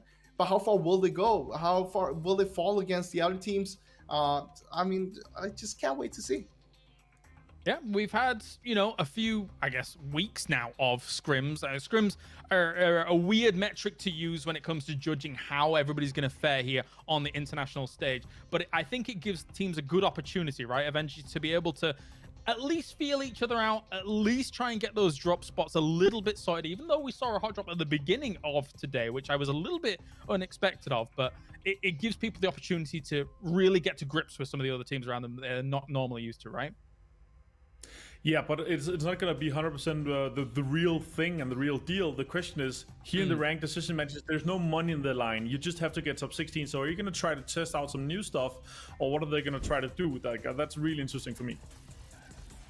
The lights are flickering, and we are almost ready, I do believe, here, as all the teams are getting prepared and good to go. It is a fantastic stage, and as always, along for the ride, we have our fantastic sponsors as well. So a huge shout out to Intel, Tumi, Zowie, and Perrier here for the PGI.S. Thank you very much for joining us along for this. It's time for the plane. It's time for the casters. It's Sims and Toby to bring you game number 1 of C&D. The road to the weekly survival series starts now. For Gen G, the champions begin their defense of the crown. For everyone else, there's an opportunity. There's a small chance to grab their lion's share of $3.5 million, plus that crowd sharing to go along. Now, this is going to be one fantastic journey. And of course, by my side, I have Toby. Toby, this is day number 1. This is the group stage. This is where everyone else comes into play, knowing the general rules, the general rule sets, but then it all changes up. We could have adaptations. We could have changes in drop zones. It's a wild ride, and I am extremely anticipating and looking forward to this one. Oh, Sims, I'm jumping around in my chair right now. I've been waiting for this to get started for a year. We're back here, global stage. It is where we want to be. And I'm looking right now. Are we seeing those hot drops we saw earlier today? Are anyone contesting at a big scale? And no, not really so. The only thing I'm really keeping my eyes on right now is Gen G. Look at this. Yes, you go split take vehicles, but they're landing miles away from one another. We're in Chuma and we're in Los Leones too. I mean, we know Gen G, a team that likes to split early, but this is not a split I've seen from them before.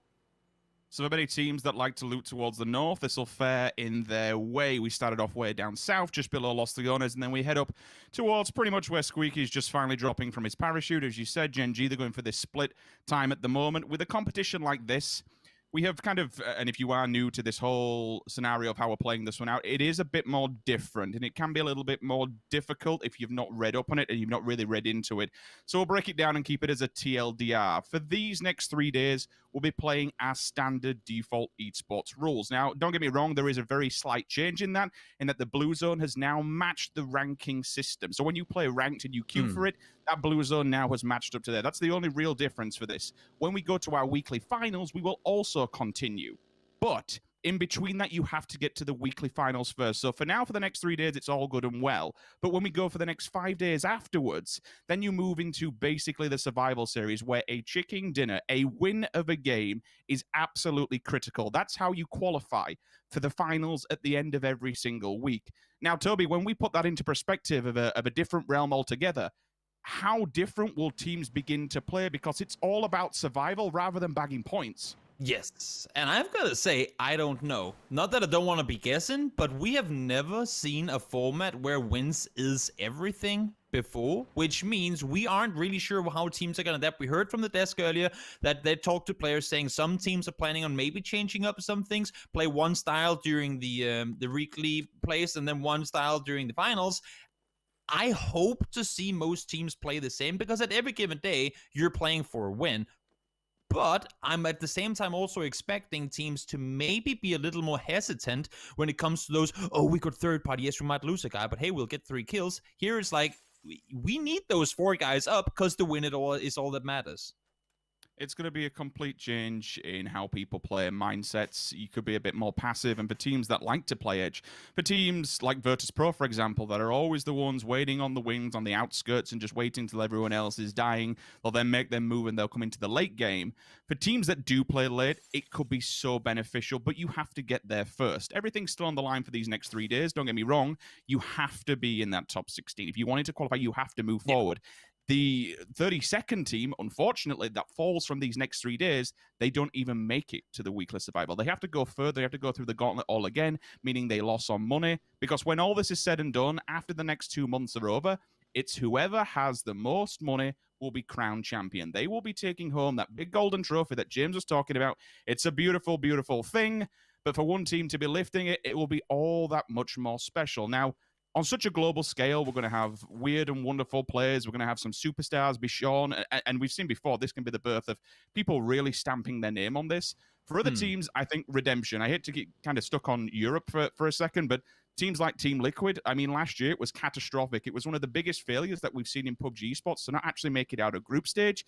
There is, a complete sign of needing to step up this one for a night and day scenario. But then you look towards the side of Gen G, complete polar opposite end of the spectrum, 2-time world champion in defense, trying to make it for a third. We have all kinds of players, all kinds of regions in play. And I think just to kind of cap that off, this is going to be a wild, wild roller coaster of emotions. It really is. There's no, I mean, you put it perfectly. It's going to be a hell of a 2 months of PUBG. Every team coming into this, whether it's teams having failed previously, wanting to get back to it, or teams trying to reclaim their trophy, they have got so much reason to go out and give it their very, very best in this tournament. Now, let's take a look here. Infantry making their north side rotation. Nothing really, I mean, not really too much special about wrapping east side around. Should be pretty obvious. They're probably going to be coming in somewhere north of water treatment by the time this circle comes to a close. And this is actually one of the interesting things to me, because in this set of C&D in particular, we have a ton of edge teams. We saw Na'Vi earlier today. They struggled to really find their flow early, and I think that's because they were being contested on the edge. Other teams came up to and saying, okay, we know how Na'Vi likes to play. In Europe, teams will let Na'Vi do their Na'Vi things. They weren't allowed to do that earlier, and I'm looking to ENS, I'm looking to Infantry as well, 2 teams that play similar play styles and being edge heavy early to then push center later. Will they stumble across one another? Will they be running into one another? And will other teams try and kind of interfere with what they try to do, making it harder for them to play these global games than what they used to in their region? First sign of contact does come through, and of course it will be 2 European teams going back to back. DA finding FaZe Clan in the hangars just below. I'm already seeing vehicles in the hands of FaZe, either just trying to move them out of the way or preemptively prepared to move. Now, DA has kind of got the number written here. It's understandable. You go for the 2-2 split. FaZe will try and secure more ground. Unless they're going to get these vehicles, which they were cycling and we could see it, they will opt to dip from this one. So the question is, does DA now rally the troops, move further down into the hangars? For me, I'm not the biggest fan of it because I believe it locks you out compared to the position that they're in now. They've also taken the lower grounds. They do, again, have that garage. It will be a bit more difficult if a team rocks up as a team of 4 to take on one, but you can at least stall. ENS, polar opposite end. They are high above the cupboard area. They are chilling on the outskirts. For now, teams still yet to really make a stance in this circle. We have down one. They're over by the eastern side, more northeast, just below Torre Moada. You'll see Infantry eventually coming in from the east. It's quite far still as El Hazar.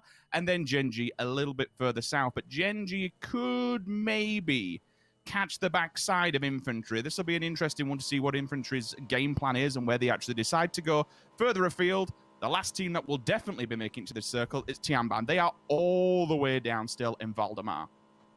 Yeah, they opted to go for the southwest rotation. I think they realized there was going to be so much traffic on the east side that making that west side rotation, even though it's going to take longer, worked out regardless. And one of the things to keep in mind here is, as you talked about before, Sims, the change of the super settings. Nothing massive. We've matched the rank settings, but one of the things that is actually kind of massive to me is early first circle. Phase 1 connects to Phase 2, or Circle 2, 1 minute later. I've always had my timings on these things. It used to be at 9 minutes we'd see Circle 2 pop. Now it's at 10 into the game. And that means, for the sake of Tiamba in this case, essentially you're given 1 more minute to rotate around in the blue, allowing for you to make a, well, this much longer rotation. Now let's see, though, Anonix having neighbors over on the other side from Infantry, but doesn't seem like either of these guys really want to take a fight here. No reason to either. Just a little hello, how are you doing? Few shots fired, but not a whole lot more to it. Yeah, a little bit of a peacock to push them back, and we kind of preface this that maybe these two teams spot one another, which they did all the way on that far eastern road. They need to be very careful because you do have Petrichor, you do have Oath, who are just a hop, skip, and a jump away to the left of them above the hillside. Don't get me wrong, they're going to be in compounds, they're going to be securing for now, so maybe not really interested on pushing out and losing players so early on. Again, regardless of kind of which system we're going to be playing, this is still a fight for survival. You are still wanting to pick up as many points as you can. Frags do mean points for the next 3 days, so as many as you can knock and flush, confirm it, try and secure your position within that first weekly survival series. Now, you spoke about the minute you mentioned it. I mean, the Tianban are definitely taking full advantage of this. They're sitting way on the outskirts, really taking it in to what else is going on around them. There is nothing really going around them. The next point of contact would be DA, and they're still in the position that we cop for them up against FaZe Clan. That entire western embankment, I mean, from Tianban to Ends, Toby, it's completely open. El Pozo is just a ghost town. And you say that, and they're going to take full advantage of that right now with the circle going to be shifting soon. I mean, it's going to be tough. Should this circle go anywhere but west, Tiamba needs to scout, and they need to scout fast, because the center of this circle currently is very, very, very heavy trafficked.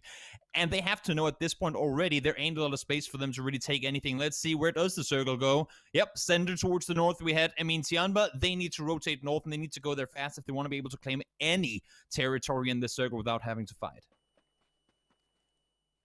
Clip for all but a moment. The latest player for Team Liquid, and Liquid again. A lot of redemption on the shoulders of these guys. They are some big personalities within the whole esports ecosphere, if you want to say, for the PUBG side of it. But certainly with Mexi coming on board since then, you've also had Clip, who's just added an abundance of firepower. I must say, like the man is a complete machine when it comes to fragging. There is a lot of work to be done, but the same could be said for any other team within this group. And I mean, we get the pleasure, thankfully, for the next 3 days, we'll always have Group C, so we'll be able to follow some of the big dogs throughout the entirety of the first 3 days. But it does have to be said that Group C itself, and regardless of it being this group stage as a whole, it has some massive, massive hitters in the world of PUBG. Yes, it does. It's, I mean, it's the best of the best. There's no way of saying it. This is no disrespect to the other 16 teams, because, I mean, it's just the level of play here is so high. It's the minimal. It's the smallest things that really differentiate the winners from the second place teams. That's one of those things you don't want to be doing, running over your teammates in clutch rotation times like this. Just to kind of put it to some of those things, you have to avoid doing it. This is essentially, I mean, for LG Divine, fortunately right now, no one's seeing it, but that could have been a pull-up right there. Compounds are scarce in this area of the map. You want to get them if you can, and that could have lost them one there. Fortunately, gets to stay alive. And Oath, well, I mean, as much as we see EU shooting at EU teams, NA has a tendency of doing the same. Marco will be the first person to fall, and the molly may just tickle him and solidify his death. Waiting for his teammates to kind of rotate back and see if they can get anything on that, but I think given the position that he's in, out of no man's land, it looks like an unreasonable situation. Clip onto Ling Du. Another knock on the opposing side of Circle. STK all the way up at the top, so decent little compound for them. It gives them a bit of overview. Eventually, you might have to cross that road. However, we've seen a tendency for Circles to be shifting more towards this side. Code on your left-hand side of the screen. Grab that now. Stick it in your browser. Stick it in the client, and away you go. Pick up some freebies while you're watching PUBG. Why the hell not? For DA again, Marco's res does come through. Now, it's always a bit dangerous down in no man's land, but again, if you can keep people on their feet, it's going to fare better towards the latter stages of the game. So good revival comes through. You could on the upper end of the spectrum say, you know what, it should have been a flush from the opposing team. But we are at that level where no one's really wanting to make any silly mistakes or kind of just make any ballsy plays. You know, we've seen what's happened in the past when you try and be that lone ranger, and unfortunately it can just go really, really bad, and your whole team can just fall to bits by the point of one person's maneuver. Yeah, it's terrifying, especially in the start of the tournament. I feel like, in particular, in the beginning of a tournament, this is where you get to know the other teams. Yes, you've played scrims and whatnot, but we all know things change once we get to the actual games. And to me, in particular, what I've understood from players, having talked to them like plenty of times before, you want to get as much playing time early as possible. You want to be able to play around there, like on the map, get as much, well, as I said, playing time against these teams early to really go back and do the work afterwards. You don't want to have to die early, sit down and go, okay, what are we expecting them to do? No, you don't want to be able to sit up, be alive, get the math done yourself. Now let's see Circle. Towards the north we go, just making things even harder for all those teams toward the southwest. The Crater is really hard to traverse, and we're going to see a lot of kills coming in real damn soon. Yeah, that's what I'm being really aware of. I don't want to go on too much of a tangent because it's going to get a bit of a hell in a cell shortly. I will say for the teams that have fared well off of this one, you're looking at ENCE. They had that strong northern start. They've stayed there ever since. Tianban, again, coming from the southwest all the way up now. Still on the outskirts a little bit, so it's rather unfortunate. SLR shots out the side of the vehicle. It is a bit overzealous, but you know what? Whatever works. If it keeps DA at bay, then crack on with it. Fine. Petro, Colro, they've managed to somehow make it out of the mismatch of teams that they were in abundance, and they will be heading up to La Cabrera. But let's remember, out of all of this, ENCE is going to be there. They will be the final boss when you arrive. Janku does fall. Gustav, first one to fall off. Unfortunately, on arrival, looks like Petricor has knocked one of their players up. Smash goes down, so does Janku. Minglu fallen also to the hands of STK. Now, FaZe, they do have a team at the door, Toby. It's time to fight. They need to hold them off here. They need to get rid of AAA immediately in order to set up for other teams to potentially push. Let's see if we can get him. Gustav got the first one. Gets the second one with Amali as well. Great kill there. Should just be one player left alive on that side. Will be them down. In the meantime, Divine getting pulled up on by Liquid. Succeeding in the push so far. EP is on his own here against Jun on the outside. This could be the kill to stay alive. EP is on fire. Can he go? No, he won't. And Liquid out in 16th. A team that we are looking for big things from. 16th position will not do it. We've seen Liquid in their 16s before in the past many a time, but the recovery does come through. Nothing to worry about just yet. But with every single 16th placement, it's harder and harder to get through to the weekly finals. We will see. We will see how that does fare us. A few players did fall. I saw Petricor did come toe-to-toe in the kill feed with ENCE. They are still the only team that is actually inside La Cabrera area.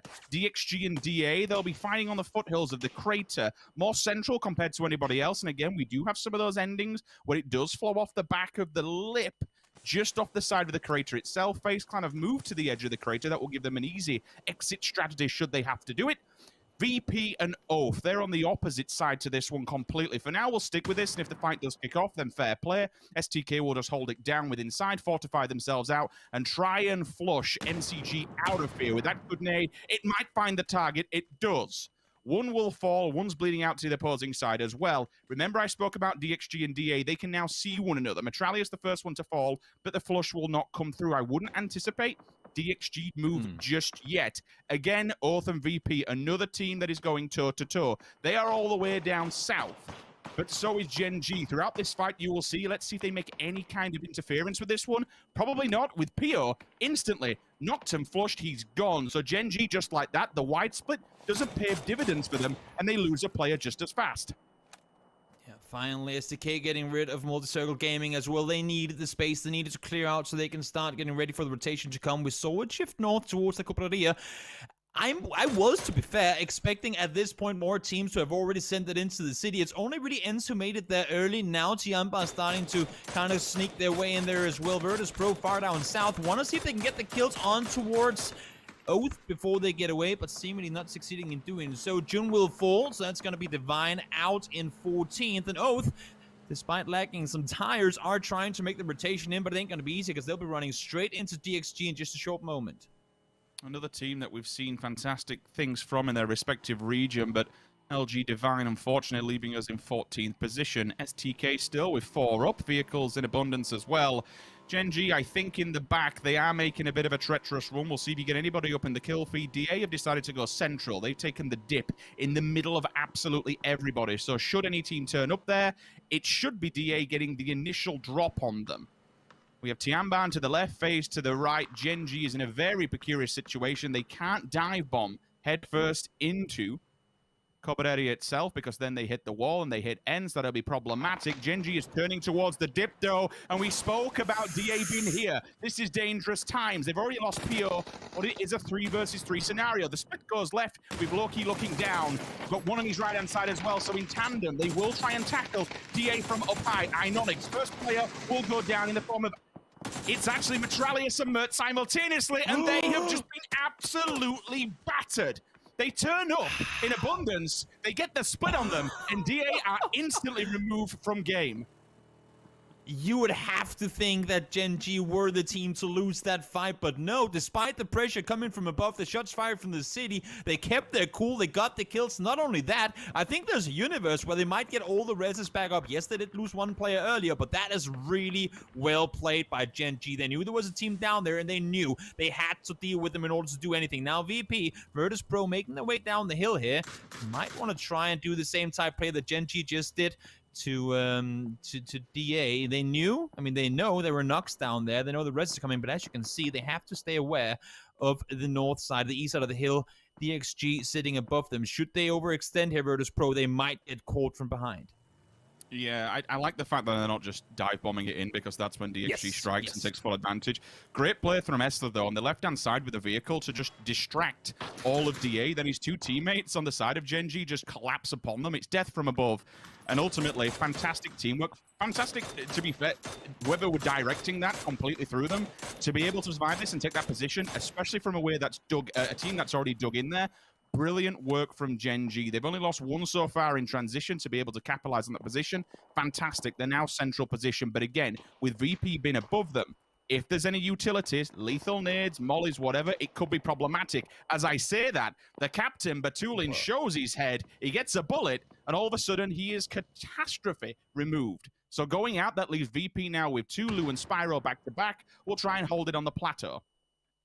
I was gonna say Gen G is gonna have to play it passive, but Virtus Pro, they just fed them one there. Not sure exactly how. One thing is that Batulins gets knocked, but with the Rich there to play around, should be able to stay put. Not gonna happen though. Division X will have to start dealing with the guys climbing up the hill. Now it's the Great Wall, and they're trying to stay on top of it for as long as they can. STK pushing on up. Civil will go down to the Molly. You can see Neil here on his own for now, trying to hold off against this push from STK. More players are coming on over. Long K is trying to help, but there are shots fired from Dam1 down below, making it hard for either of these two teams to really do anything. Nice nade from Gustav inside the factory area as well. Gets the double, gets the triple as well. Snake has dropped one on himself. That's two down. FaZe Clan going toe-to-toe with Oath, making it extremely hard with the frag nades, cause them all kinds of problems. Long K from Division X. Now, Division X, remember, they are your PCS charity winners from their respective region. A little bit up and down, but certainly within that top 6 region. So, regardless, not to be messed with, but you could say the same for STK. A lot more international appearances. It's not been the performance that we saw from back in 2019 from STK, but still a lot of confidence and a lot of teamwork within this roster itself. They will push up as a 3-man band to try and flush out. Fergus, the first one to fall on the side of DXG, and now they are on the run. Now they've got them on the back line. They can disconnect one.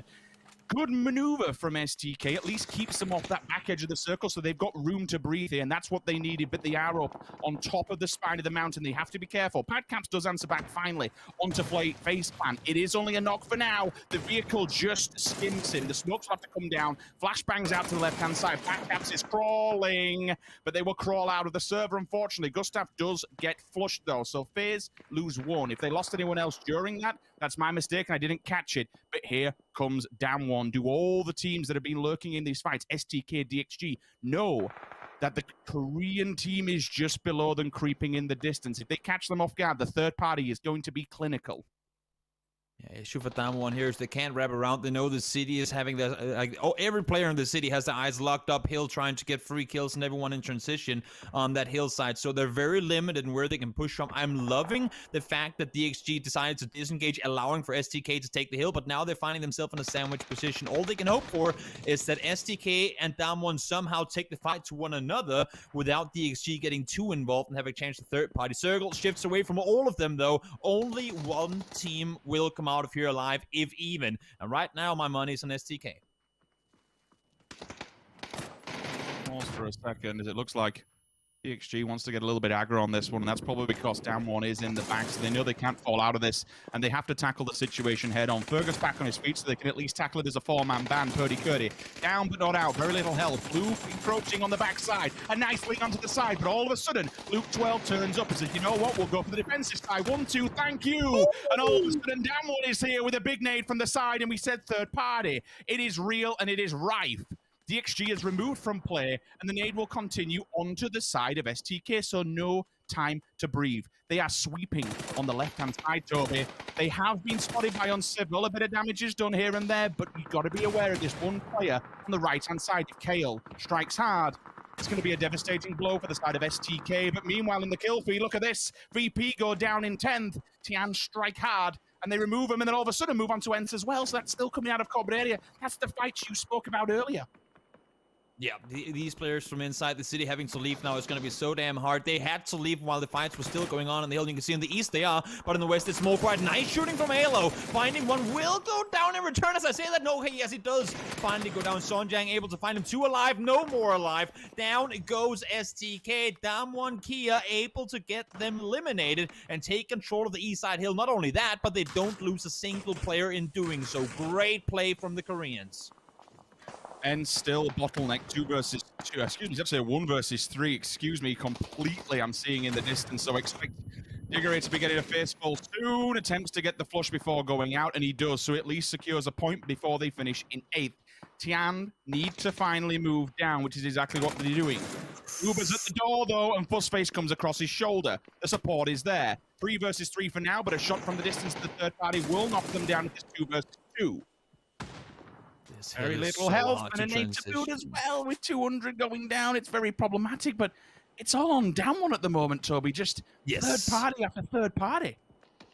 I'm just waiting for them to push forward. They're waiting for them to be at their weakest. And right now, I mean, they want to see more knocks. They want to see more kills. Right now, there's only Lorena left alive against AT and Fussface, but I'm not sure if either of these two teams are going to make it out of here alive. Down one, once they decide to push in, they should be able to rag up at least one of these two teams in the end of it. Fuss throwing flashes forward, throw some molly in there as well, wants to get around and maybe try and get a rest. That is some commitment, Fuss. Wants to get one up. Not sure if it's going to happen. Lorena spots 8C. There is still Fussface up. Not sure if he's still trying to stake it. He is staking the rest onto Upa. Is this going to work? It might. Mings falls 10 kills and counting for Damwon.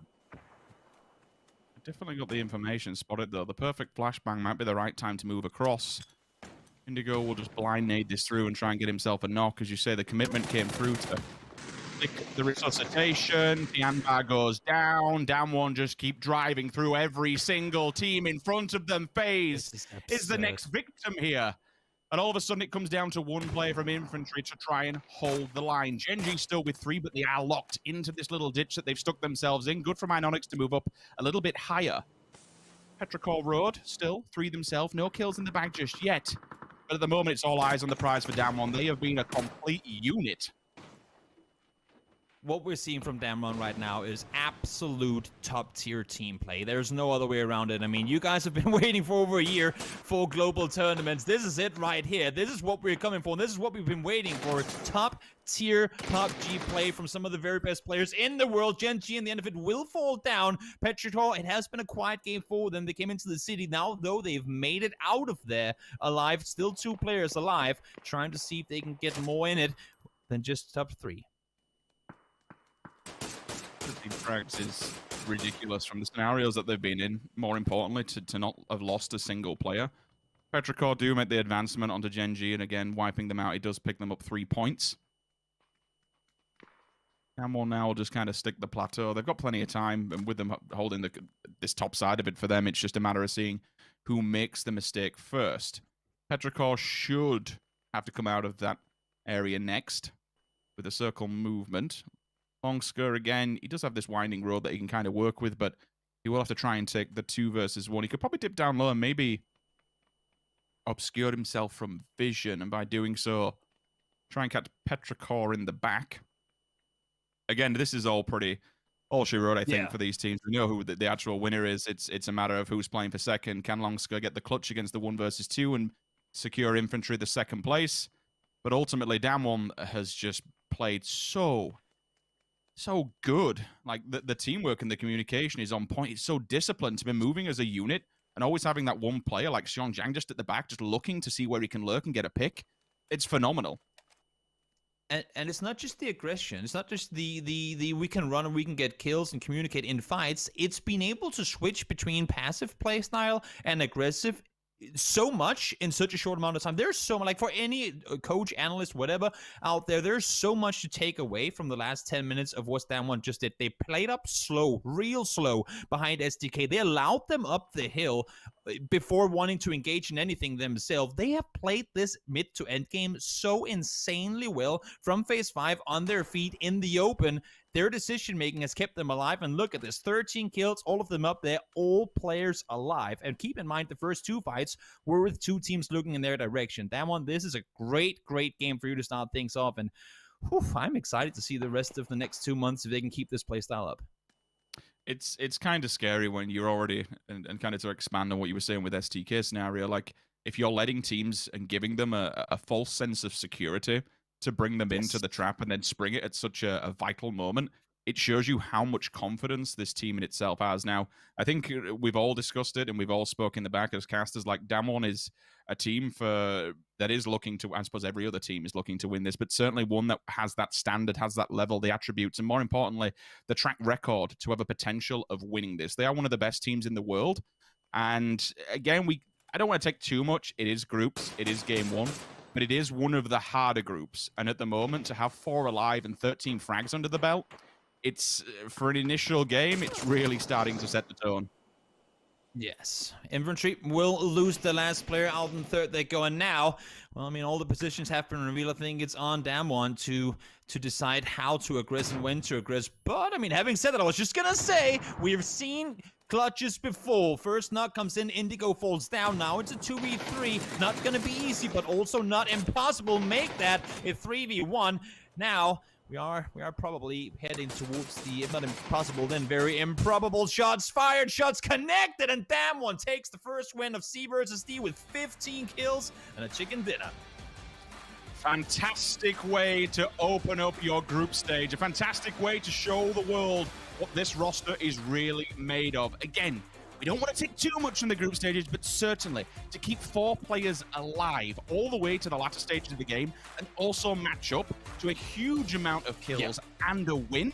Like, this bolsters your position at the top of the leaderboard. This is a team that, you know, you may, if you are new to PUBG Esports, was called OG and Entus basically before. For the last few years, we've always seen them around the top 5 position in Korea.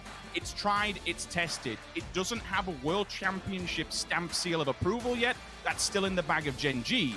But with cracks showing in the Gen G armor, could this be Damwon Gaming's time? Could this be their era to pick up that trophy at the end of it? I think that's the storyline and the moral of the story of this entire competition. Everyone's got the eyes on Gen G's prize. I mean, and from what we saw with this game in particular, there's no doubt in my mind they can go out and contest the best of the best. And that's the thing to me. I mean, they played this game from behind up into phase 6, and they came out on top with the amount of kills that they did. And it's just really, really, really impressive to watch. Am I expecting them to go out and win every single game from here on out? No, of course not. Just saying, to be able to deliver like this right from the get-go in a tournament with the caliber and pressure that we're seeing here is very difficult, and they did all of it. Well, it has to show some confidence, and I'm sure Clinton, who is the biggest Korea fanboy in the world, will be extremely happy with that one. For now, we're going to throw it back to the gentleman on the desk. So, James, let us know your thoughts on that one.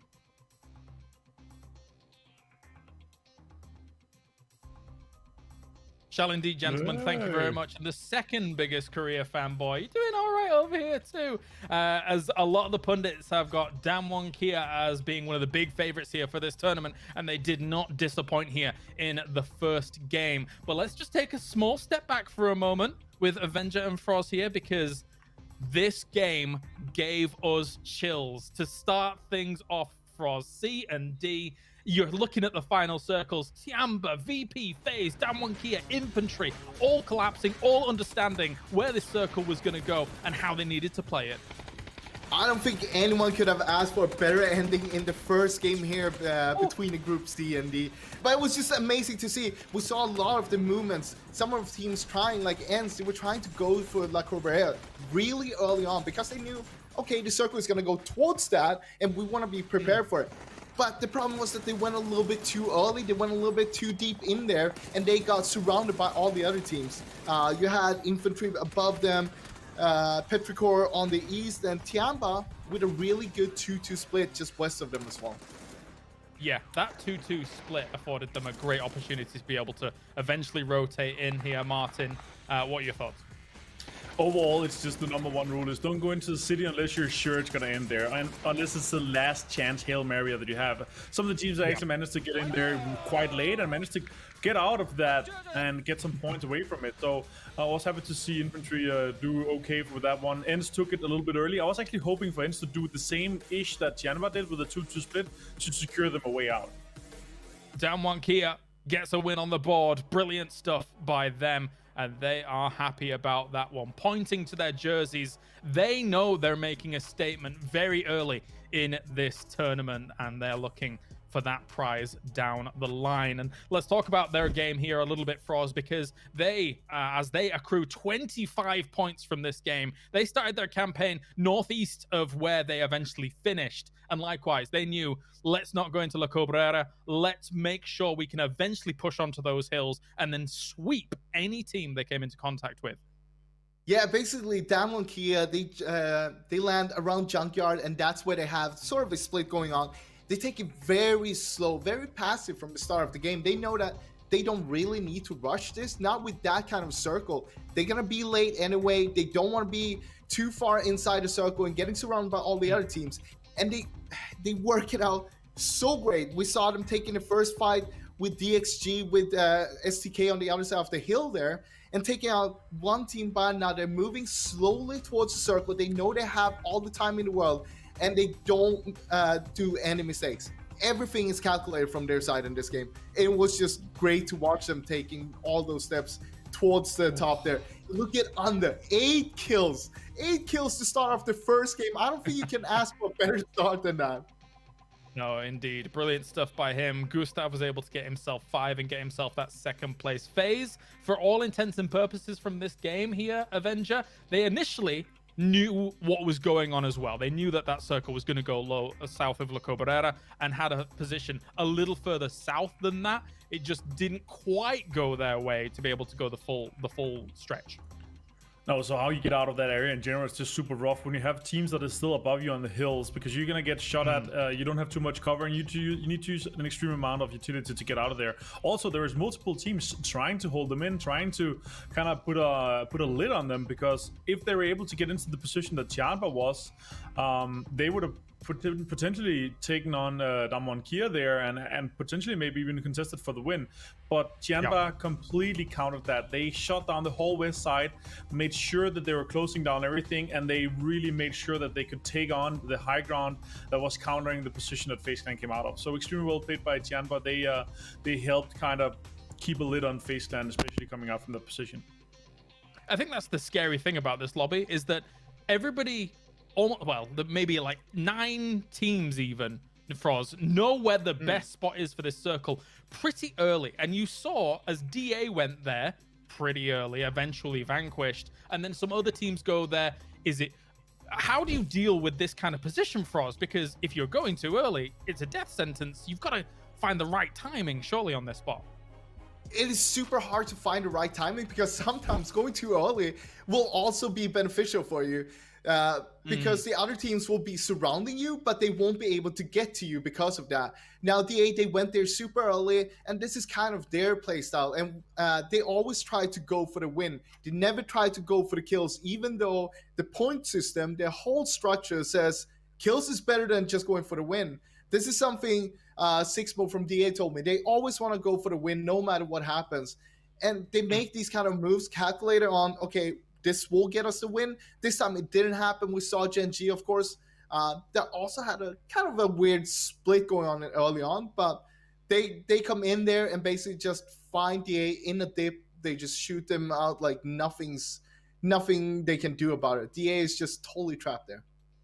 Yeah, very unfortunate for them. But again, when you're reading these kinds of things, it's a scary thing to go up against. And I mean, Froz already alluded to it earlier here, Avenger, but when you see Tiamba doing the 2-2 split between La Cabrera and a little bit further south, knowing that anybody trapped in La Cabrera then has to potentially deal with the wall that we already saw in A and B, where GEX was just trapped completely by some other squads there. So, as you've said, a death sentence if you're in those cities and getting caught.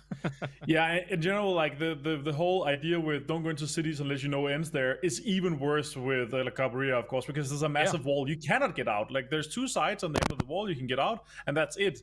And by that chance as well as you have a massive mountain around it that is just looking down onto that wall. And especially with Tianba's position, their edge play from an edge position, you remember as well, the whole west side was pretty open. Like it was pretty free. Nobody was coming in from the greater fields. Gen G that came in from that position, they came in late. DA that sent it, they came in pretty early, but they sent it to the center, so nobody was contesting them on the west side. So they basically was playing edge for themselves on the west, where 90 degrees of the circle was theirs. And all the teams once again getting ready and good to go here into our next game. They have one more Miramar left, and then of course after that we have 2 Erangels here for day number 1. But the level we saw here just from this first game from Group C and D was phenomenal, and the kings of phenomenal right now, Damwon Kia under Kale, Xiongjiang, and Indigo looking real tight and tidy here in this game. Froz, it makes a big shout there from that first game. I mean, we were expecting a lot from them, but this is a little bit more than what we expected.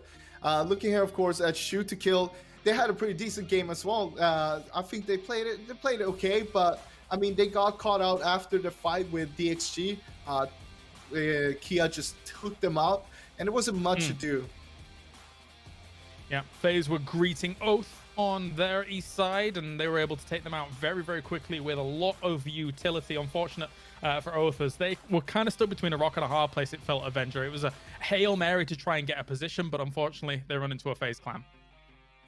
Yeah, and it was too late. Like they should have rotated earlier. They were in a rough position. They were playing on the east side where there's a lot of teams already, and going into the bowl there, it's just you have to do it early on where all the other teams are fighting or trying to get into the position on the high grounds. Otherwise, you're gonna have everyone that is on the top inside the circle looking at you, taking shots at you, and that's exactly what happened. They were too late to try to take any territory inside the bowl and inside the refinery area. Let's take a look at the overall standings and see how C and D, from one game only, have been able to move up in the rankings. We already had A and B play 4 games earlier on in the day, and Damwon Kia has now got into 8th after 1 game, Frost. That is just amazing. That, of course, comes out with 1 win, and that is kind of what we expect, right? Everybody, the first groups only play 4 games. If you get a win here as well, it's going to put you up there. But they got to continue with this momentum to make sure that they get up there towards the top, and I don't think it's going to be any problem. Looking at how they played out the first game, it was just by the book. Everything was by the book, more or less. There was no mistakes made by Kia. Yeah, seems that way. I think one thing that is scary here for one of our teams in particular, Avenger, is Buriram already falls 7 places after 1 game. I mean, it's only day 1. There are a few more days to go, but for them in the upcoming days, they're going to have to step things up.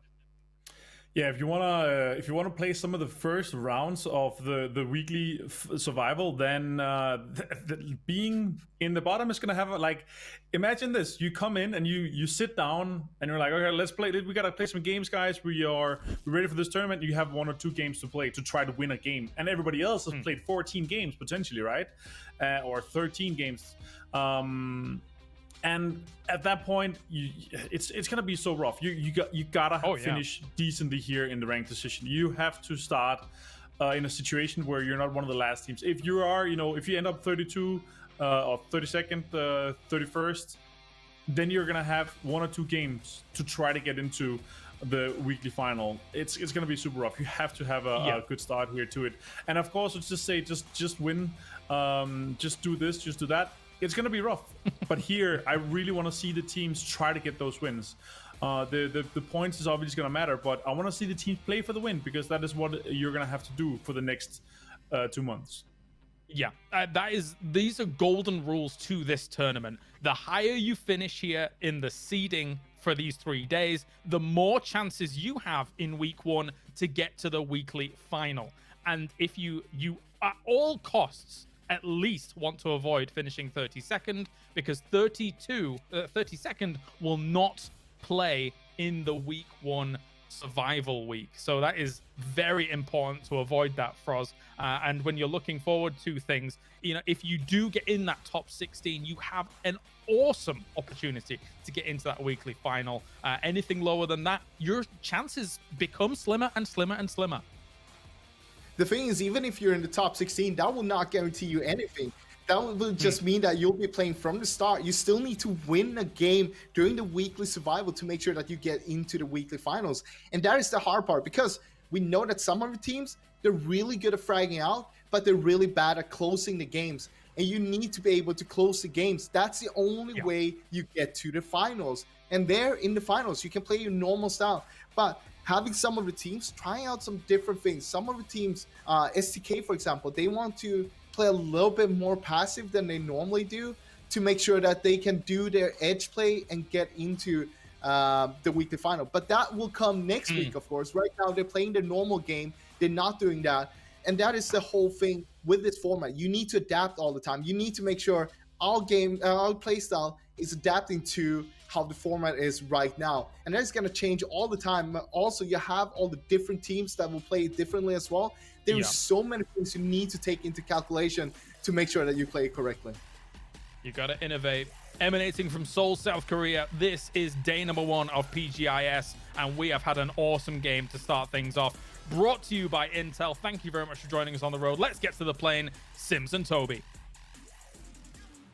Thank you very much indeed, James. Yes, Down One Gaming have set the standard for this C versus D lobby. Now everybody else has to understand the lay of the land and how this one could potentially go down. Remember, this is a group stage, and still the normal PUBG Esports rules will be in effect. Will we see any changes? Will we see any adaptations? We are on a lower flight path this time as opposed to south.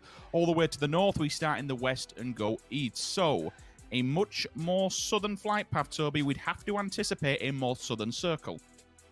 Yeah, Gen G as well opting to stay together this time around. I must say, last game, surprised to see them not necessarily being allowed to, but daring to try and take control of both Las Leones and Chumacera. Whether they have had success with that, maybe in some scrims we haven't had to see, or not, daring to do that in the very first game of a tournament where you can't be guaranteed what teams are going to happen. I'm glad to see they aren't trying to do that anymore, and now all of them are back in Las Leones.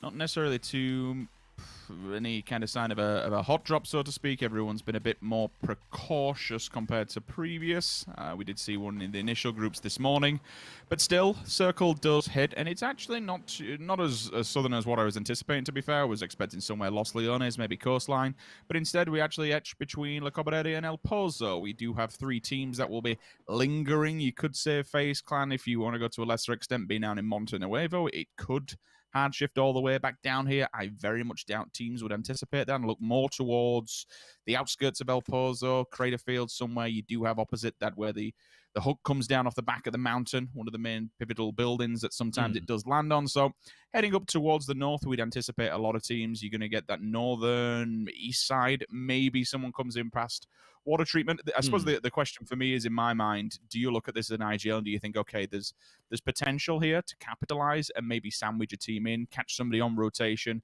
create a bottleneck, so to speak? And we don't see it too many times, but with something at this level where anything goes, there are opportunities to catch teams off guard and catch them on rotation. My eyes are immediately hotfixed to DA. These are the circles where DA and Liquid tend to run into each other on the European scene. They get Salute next to each other right now as well. They also have FaZe over towards Monte, which is as usual as you can get in these type circles. How will other teams interfere? And will DA try and maybe set those type roadblocks you were just talking of? Potentially against Liquid, potentially against other teams too. This is something they've done a ton of in the past, and this is something I would see them do a lot of in this type scenario as well. Only thing to me is I think most teams are going to try and play this circle very similar to how they played the previous game. We're close to where we were in the last game in terms of first circle. Only difference is this time around a lot more teams out towards the east, and that's actually where it was, I guess you can say, clustered last game. A lot of teams did opt to go east, so I'm hoping to see more teams with that 1 extra minute added as well try and rotate similarly to what we saw Chianba do. Play it slow, come in late, and maybe go west around rather than overcrowd the east side of the circle. Really quick look back at how things are faring up across the scoreboard. If you have missed the top four, you can kind of see it well, you don't see it at the moment, but instantly down one, just jumping up into 8th position overall off the back of one game. That is a phenomenal, absolutely phenomenal start. Unfortunately, down the other end of the spectrum, we did see in the previous round 4 teams picking up 0 kills or 0 points whatsoever. DA, Multi-Circle Gaming, Oath, and VP. VP, uncharacteristically, with the 0 points, given the position that they were in compared to everyone else. But I suppose they were a bit sandwiched on that plateau area, and there wasn't too much that you could have done. DA, you have pointed out this team, Toby, so it wouldn't be unfair to kind of continue on with them. I do think in the back I'm seeing Team Liquid shooting into them. And as if by magic, as if you cast too many of these games before, it is the two teams that are magnetized towards one another. Yeah, it happens more often than, I mean, I think it happens more than it doesn't, if that makes sense. Like, we see this happen more often than them actually end up not fighting one another, at least to some extent early on, and traditionally they will here fire a few bullets towards one another as well. Not a whole lot more to than that, though. DA will rotate in. FaZe Clan opt in to rotate similar to how they did in the previous game, and DA will say, thanks for leaving us a compound on the south side. We'll chill down here and hope for some circles going our way. That they will pass the water treatment we mentioned. No roadblocks will be in effect. Probably looking more towards that northern side. I can already see from the map that they have. We're looking at Dam 1 moving more towards Elazar and up that kind of way. I'm seeing one of the players, Yongjiang. We'll be heading past Cruz de Val. First knock comes through. Hello, Mexi. Goodbye, Mexi. Used to play for FaZe Clan. No more. This time he's punished, Fuzzface. One out the back of the vehicle and instantly down and dead. EB caught off guard in the distance as well. I'm seeing a bullet come through way, and the actual number said blue, so I'm guessing it's Digital Athletics. Quick tap fire away. Can he finish it off with a can 8, please? Please do it, Mert. Come on. We love to see a ball action come into play. If it had hit that, I'd have lost my freaking mind. Liquid, 16th place in Toby, coming into losing a player, a strong player in the form of Mexi, straight into game number 2. It's not a good start, my dude. It's not a good start. No, it's tough. And also, I mean, they now know that their potential northwest rotation is completely isolated. They saw DA rotate in below them, and now they realize that their FaZe Clan in a compound a little further north, where we don't see FaZe Clan up to sit too often. So they now know if you want to rotate anywhere northwest, either we have to wrap all the way east around the hills, or we have to go all the way south of Monte. In turn, having Liquid coming into whatever could be a northwest circle center very late, and that's not where we usually see Liquid play from. I don't like the looks of this. Ents have been held out in the open. It's a very barren landscape, very obscured as well, up against the edge of the circle. Tixu still looting. Alcantara, Rustamaz not within the fray of this fight as well. Fergus looks like he's actually wrapping for a better position on this one, and whether or not they go to find a location to maybe try and punish them and keep them out here in no man's land, or just keep them on the sand dunes to die would be rather cruel, but I suppose it would stop any advancement because they do control this long road area, and this is a decent barn if the circle is favorable to this area. It does go this way, does the circle, but it's very, very infrequent. You're hoping for the hardest of hard west shifts to be able to secure that position. It's again, there is a chance, but it's absolutely tiny. However, when it comes to World Championships, we've seen more weird and wonderful things happen in the past. True. I'll always remember the Gen G shift, first game of the previous PGI, when it just was on. No, it just obviously moved straight from military and just pings back to the head of Erangel. I'm like, okay, well, World Championship. Thank you very much. Let's have some fun here. Everyone else kind of setting up shop, going towards El Pozo and surrounding areas, cliff faces. I understand everyone wants to try and magnetize to the center of this circle. It will become extremely difficult if we get more of a hard shift to the outskirts. If it centralizes up, generally you'll have one or two teams that might lose some players on rotation, trying to scrap for a rough spot. But right now, if we do get a hard shift, especially a double hard shift, a lot of this server unfortunately might die. Yes, I think we can put it pretty easily. Everything that doesn't involve El Pozo at this point is going to be garbage for a lot of teams, because that is your saving grace, at least for temporarily a saving grace, getting to crash a city, as Martin said in the break as well. You only go into cities if you know the game is going to end there, but with El Pozo, I mean, first of all, the games rarely end there. Second of all, you don't always get a choice to not go into the city if you want to stay alive. So maybe should the circle go there, we'll see a lot more teams going in that direction too. Now Oath, as if Liquid hadn't been under enough pressure already this game, coming in from the south, trying to get eyes on. They know they're in here. They have Relo over on the east side of the warehouse compound. They know of their whereabouts, but they haven't opted to let Liquid know that they're in their vicinity. Can I ask, Toby, are you as concerned as what I am about their current split? Because they're separated by not only the building, but by a different compound as well. Like, they're 3 players down. There is an abundance of teams surrounding them. I don't know if they've tried to take too much control here for a team of 3, given the vicinity. Like, Ibby's completely off on his own. I understand that you need a point to be able to rotate to, but it's a bit sketchy so early on when you've lost a player already and you're vying for points. And I'd prefer to see them group up at this stage. Maybe that's just me. I'm not a pro player. There is 30 seconds till we see the movement, and maybe then it comes into effect. But it does worry me as I look at that a little bit. I think had it been any other team, I would say yes. But one of the things that I pride Liquid on, and one of the things I think has been big part of the key to their success, is how fast they can go from giving orders to executing them.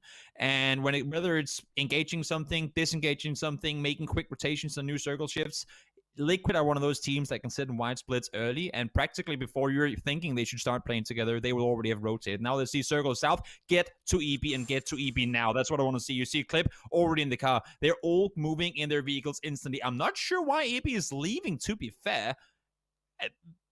Where is he headed as a solo player? I was thinking EB should stay in that compound away from the teammates. He's sending it on his own. Here's CSDK making that move as well. Hard south shift. Everyone at this point is almost aware of where the game is going to end, and EB is sending it, to be fair. In this case, works out. All of DA, once they see Ibiza moving, they all cluster down to the compound, which of course has a tendency of magnetism on the circles. But I would have thought Liquid to stay in the other compound. Now they get to play the open. It's going to be difficult, and you can see Clips come down already. A little bit of a jump to get him over the hill, at least, occluding from vision for now. So they should be able to get the revive on this, I would have thought, provided Jeems doesn't run him over. Bang on, vehicles there. As you see, DA do leave the position that they were holding off previously. It keeps it open for Jeems. Jeems, don't shoot the people. Get the res, my dude. Your guy is bleeding out the side of you. Oath will move and creep a little bit further forward. They are very cautious that there has been a team in the form of Gen G lurking in front of them for quite some time. Whether or not they realize actually Gen G is a different question altogether. VP, a team that came into this with 0 points, has picked up 2 thus far, but certainly a lot of work to be done to be shooting yourself up that leaderboard. STK almost in a parallel transition for them, coming down from the hillside up against that crater's edge. Ents, big old wide push all the way down the western embankment road up against the cliff face, but they will see themselves also in a parallel transition. You can't see it, but here in the distance, Damwon are on the opposing road. But DXG, the team that has kind of been a nuisance towards Ents from the very start, is directly in front of both of these teams. They are border patrolling the edge of El Pozo. This is going to be so difficult for so many teams. I mean, I'm looking at the map right now, Rich, and I'm seeing 6 teams currently still sitting at or north of El Pozo, having to make those transitions south. And then I can tell them already, there ain't space for all of you guys. You're going to have to take fights or do some absurdly wide rotations to make your way. And even Ents, one of the teams with more space, are starting to take shots and feel pressure. They got to keep rotating south around. And if they don't, if they opt to stay anywhere near where we are now, that's going to be that roadblock you were talking about. But in this case, an unintentional one. They will be forced to take fights on the edge of the circle in an area of the map which they probably wouldn't have want to fight for, just because there are so many teams plummeting in. We saw what Damwon was doing just before towards Ents infantry. Well, they're right behind Damwon right now. Yeah, infantry is the one that I'm really concerned for most. Damwon's skirting the edge of the circle, so they'll be safe away from the blue.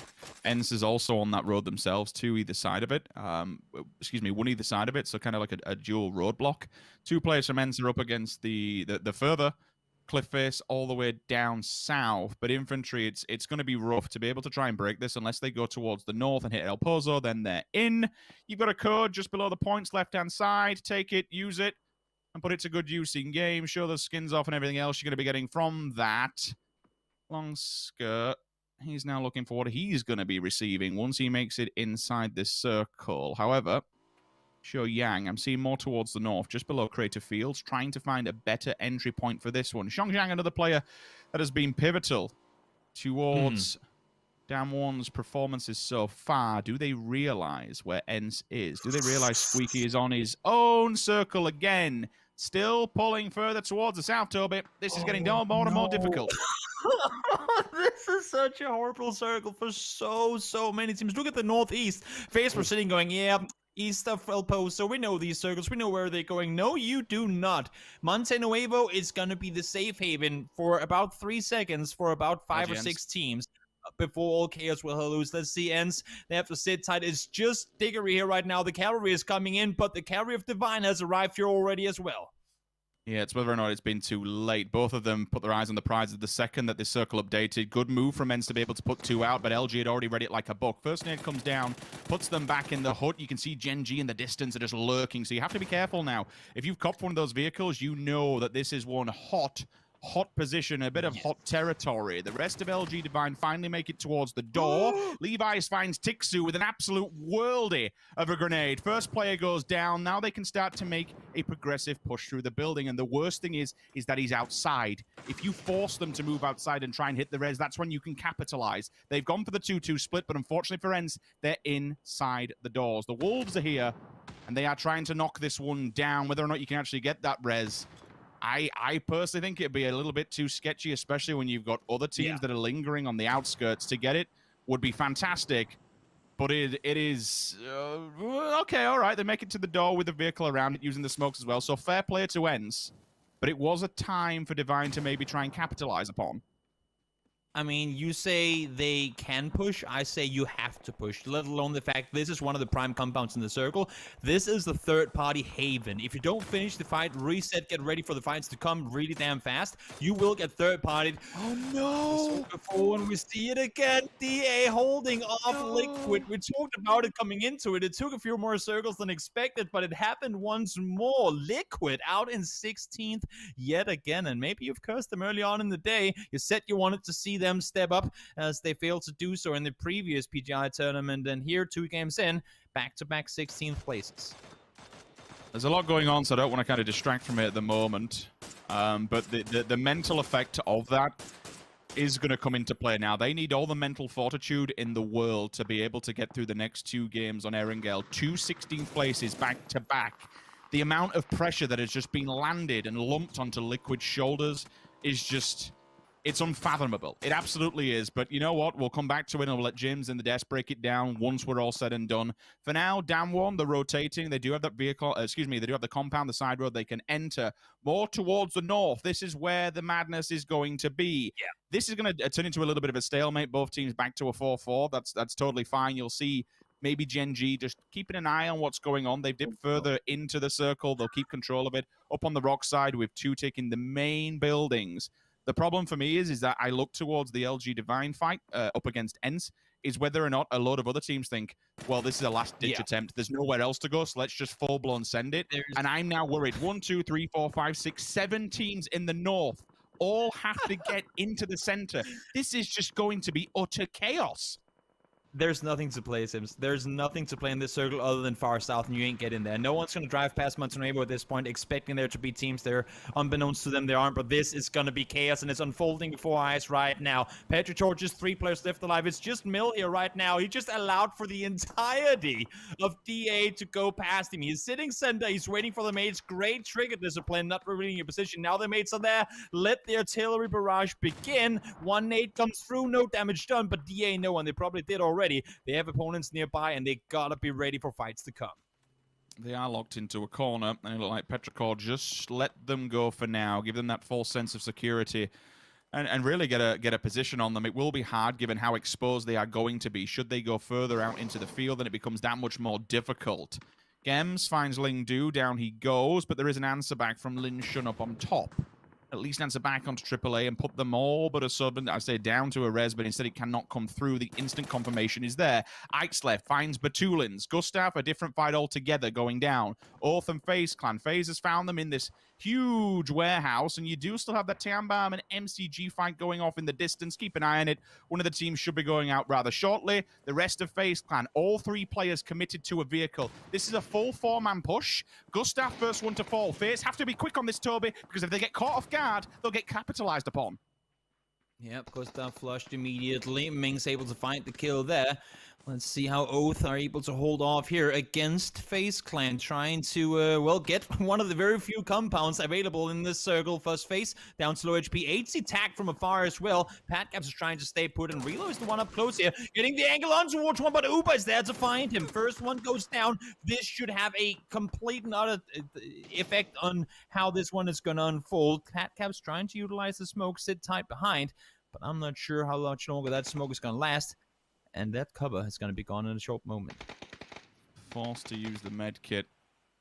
Try and top himself up, which suggests that he doesn't have also the pills or the drinks to be able to get the heal over time on. Finds the angle onto Fuzzface. You'll see the mollies come in, and the floor is absolute lava right now. He's burning behind the box, and this is the time for them to move. VP in the kill feed. A knock onto Ixlef, but one will return back on the side of it. Ixlef will be actually taken down as well, but so is Mile. Balefrost now onto Uber.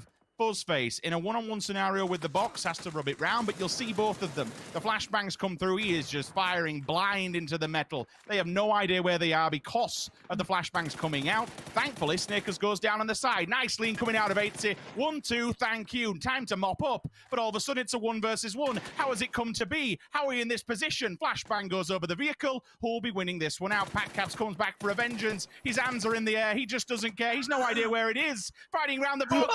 It's Patcaps wins it out. FaZe Clan goes down, 13th position. Hirosen comes in with the hero play, saving Oath in that situation, not really making it any better for them. They still have a run to make, and I'm not sure Patcaps is going to be alive in 30 seconds from now. Let's see, back towards the fights that started off the Chaos, Ends, and Divine. Somehow they have allowed each other to stay alive for the compound. The fight was held off, and no kills have come in so far. It's still a 4v4. They opted to say, you know what, I'll greet my neighbor with a little bit of a truce. But the fight will have to come eventually. Half the compound is out of the next circle, and it's on Divine to make the push forward. It's kind of wild how open and exposed those hangars can be, even if you think you're inside a compound. Like, just the front of it in itself is just so open. Oh my god! A nade from the gods finds its target, and Mamu just gets just completely obliterated from nowhere. We're in phase 5, and Tianba has 12 kills so far. Let's hold that thought, though. As you thought there couldn't be more teams in here. Sure there can. Alo comes, says hello, but so does Jun. Immediate knock in return, holding them off at least for now. Now there's 3 teams here. Look at DA. They're looking in this direction, too. The cluster is about to unfold. Uncivil finds Jun in return. We still have Ends on the backside. They haven't opted to push in on this one just yet. They've seen a knock on each side. They know there's one more team in the compound. I just think it's going to be too chaotic to make that aggressive push forward. It means like Patcaps is trying to find somewhere to go. And somehow he's actually making it, at least for now. You have 2 fights going on at the moment. DXG are holding off infantry on the outskirts over by the road that pretty much comes in from far south. STK making a full-blown push. Bit of a swap maneuver, but doesn't unfortunately come through for Uncivil. Patcaps finally goes down. Also eliminated, 11 position for now. Luke 12 trying to step up to the plate. We have put this man on a pedestal before and shown in when the times are hard, he can really step up to it. With a nice lean on the left-hand side, it will take down one through the window. Makes things a little bit easier. But unfortunately, his teammates are falling around him. Alo needs to get the heal. They've lost 2 already. But this only pays off for Ents. They're letting these 2 teams just batter the living hell out of one another. Don't get me wrong, STK had absolutely nowhere else to go. Nice cheeky lean comes through, but unfortunately, STK is down and out. Is this the time that you would see Ents capitalize? Is it the time to go? Of course it is. They're broken, they're bent. Finish them off and secure the position for now. I like the patience from Ends. They knew there would have to be a fight escalating on the south side before they would have to interfere. And I gotta put it on Divine here. They had the chance to make the push early when you said so, Sims. They didn't, and they paid the price for it, barely making their way inside of placement points. Just one with, and I believe only 1 or 2 kills in that game too. Could have been a lot more had they opted to take the fight to Ends early and been ready for a SDK push later on in the game. But that's not to be. And now Ends, the one surviving that one, we'll see if they can make the surviving push out of the compound as well. It's looking grim, but there's a chance they might get out of here alive. Decent shot coming out from Rustamar in the back. Puts Mings down for now. DA have to go for the rotate. Are they just going to blind push Genji? They absolutely are. They absolutely are. I mean, this should be punished so damn hard. Pio's going to get the call. The first initial nade goes down. Run, Mert, because you are in a precarious position. And the problem is that they've just boxed them into the smallest compound known to mankind. They can try and turtle inside here, but honestly, if Gen G just get one good nade through the window, DA can pretty much kiss themselves goodbye. It is small, but I will say this. It's a lot more than what anyone else outside of the circle's got. And that's the thing. I mean, DA, it looked grim. It looked kind of one of those YOLO moments, but DA timed it perfectly. They knew Tiamba were focused on ends down in the compound. They heard the vehicles moving around and at least 2 or 3 people shooting on that side of the circle. They were their only threat from that side. Ends weren't there to take the fight to them. Tiamba, the guys overshadowing them, were looking the other way. They had about 15 seconds to make that push. They did, and now, as you're saying, it's a grim position to be in, but they're inside the circle, and that's a lot more than what the other teams have to work with. Now DA can just easily hold back ends. Sense has got a hell of a lot of work to do. Tianban will have one player, Lorena, wrapping down potentially upon them, so they need to be careful. It doesn't have to go too far because they are inside the circle. Ents will try and keep themselves as close. Oh, I didn't realize Lou was there. Oh, no, no, no. What are you going to do? You've only got one person alive. I mean, you have to wait. If you've got a good nade, time it perfectly. If not, I can see the molly being cycled, so we need to go into his POV. If he lands this and then could just mop up instantly on the gun. Nope, the game has been given away. 1, 2, thank you. At least tags them all. They're all very weak. He could do something here not to be. They will have to go and just try and get as many meds as they can. They'll try and stick the res to avoid the point. Nope, it's been denied. Just run away from it. Leave it as it is. DXG. It's the old PUBG style, heal away and see how long you can actually survive for.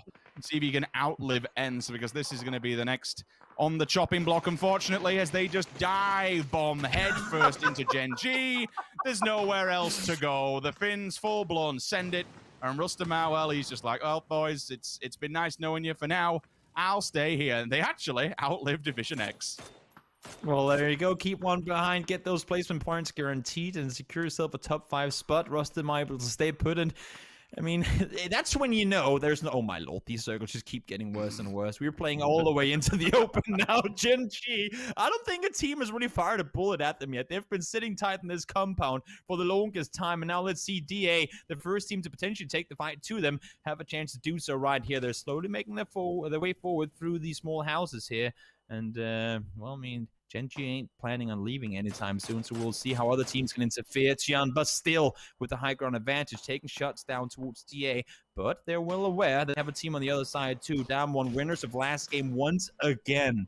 Such smart play from them. It's been a more passive game on the down 1 side this time around, but that just goes to show and proves my point from before. They're as scary in their passive play and rotations as they are when it comes to aggression. That's the thing. When you have a team that can do both and do both that well, and you can never really plan on, okay, they got to do this because that's their strong side, that's scary. 2 completely different games from down 1, and despite that, they're sitting in top 5 once more.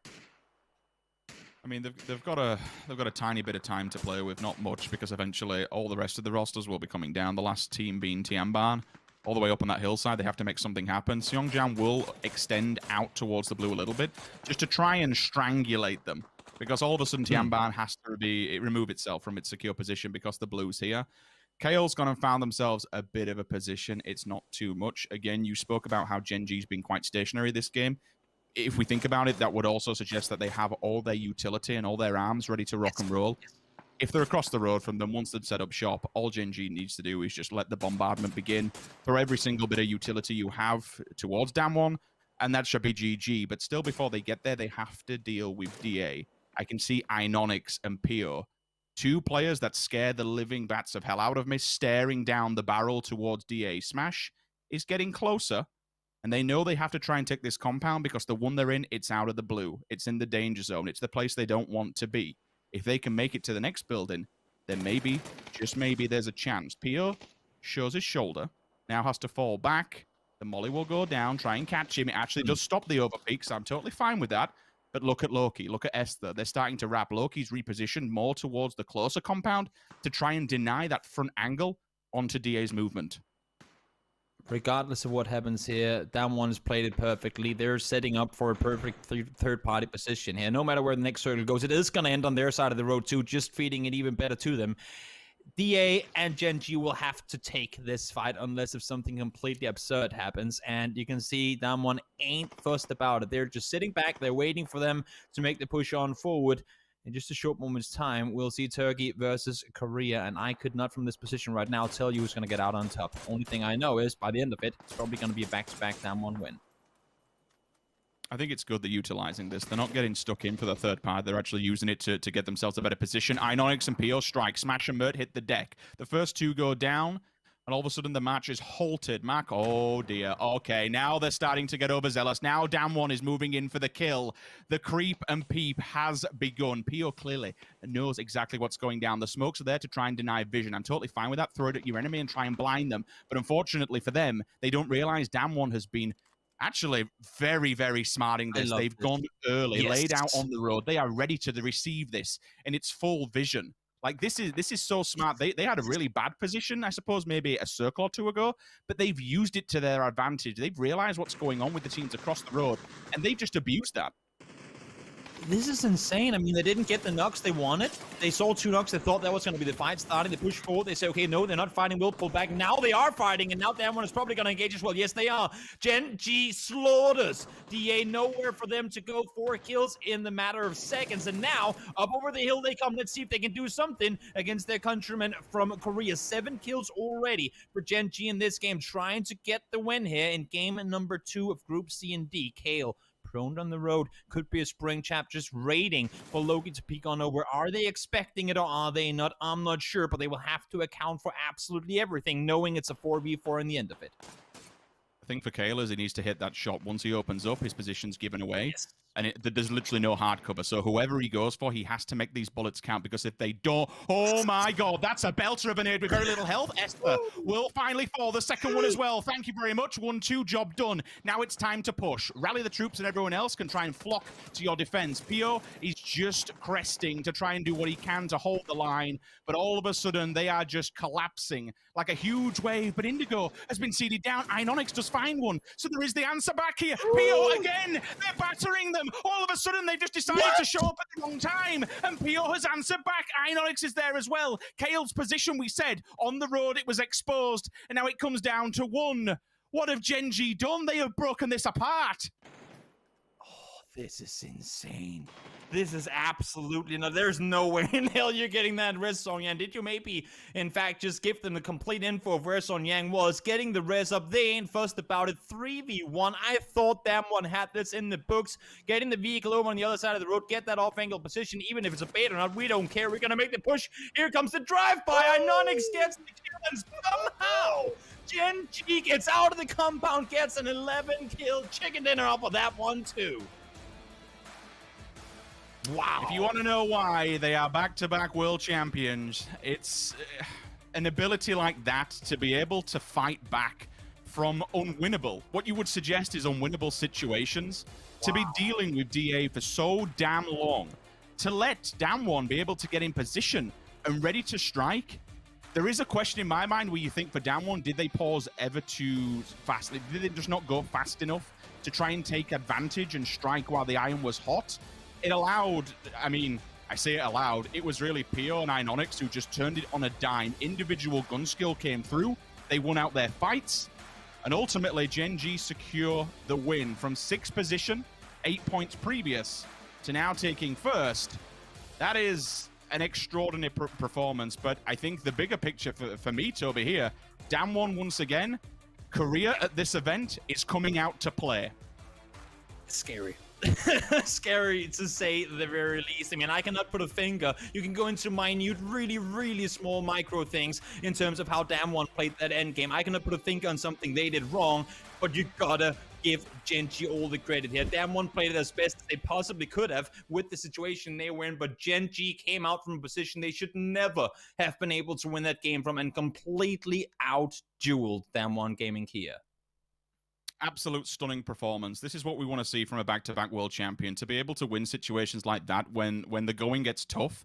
You can turn it on a dime and you can just somehow, I have no idea how, but you can win those scenarios and you can play at that top level. This is Damwon we're talking about. This isn't a pushover team that you've managed to scrape by. This is a world-class, world-level team.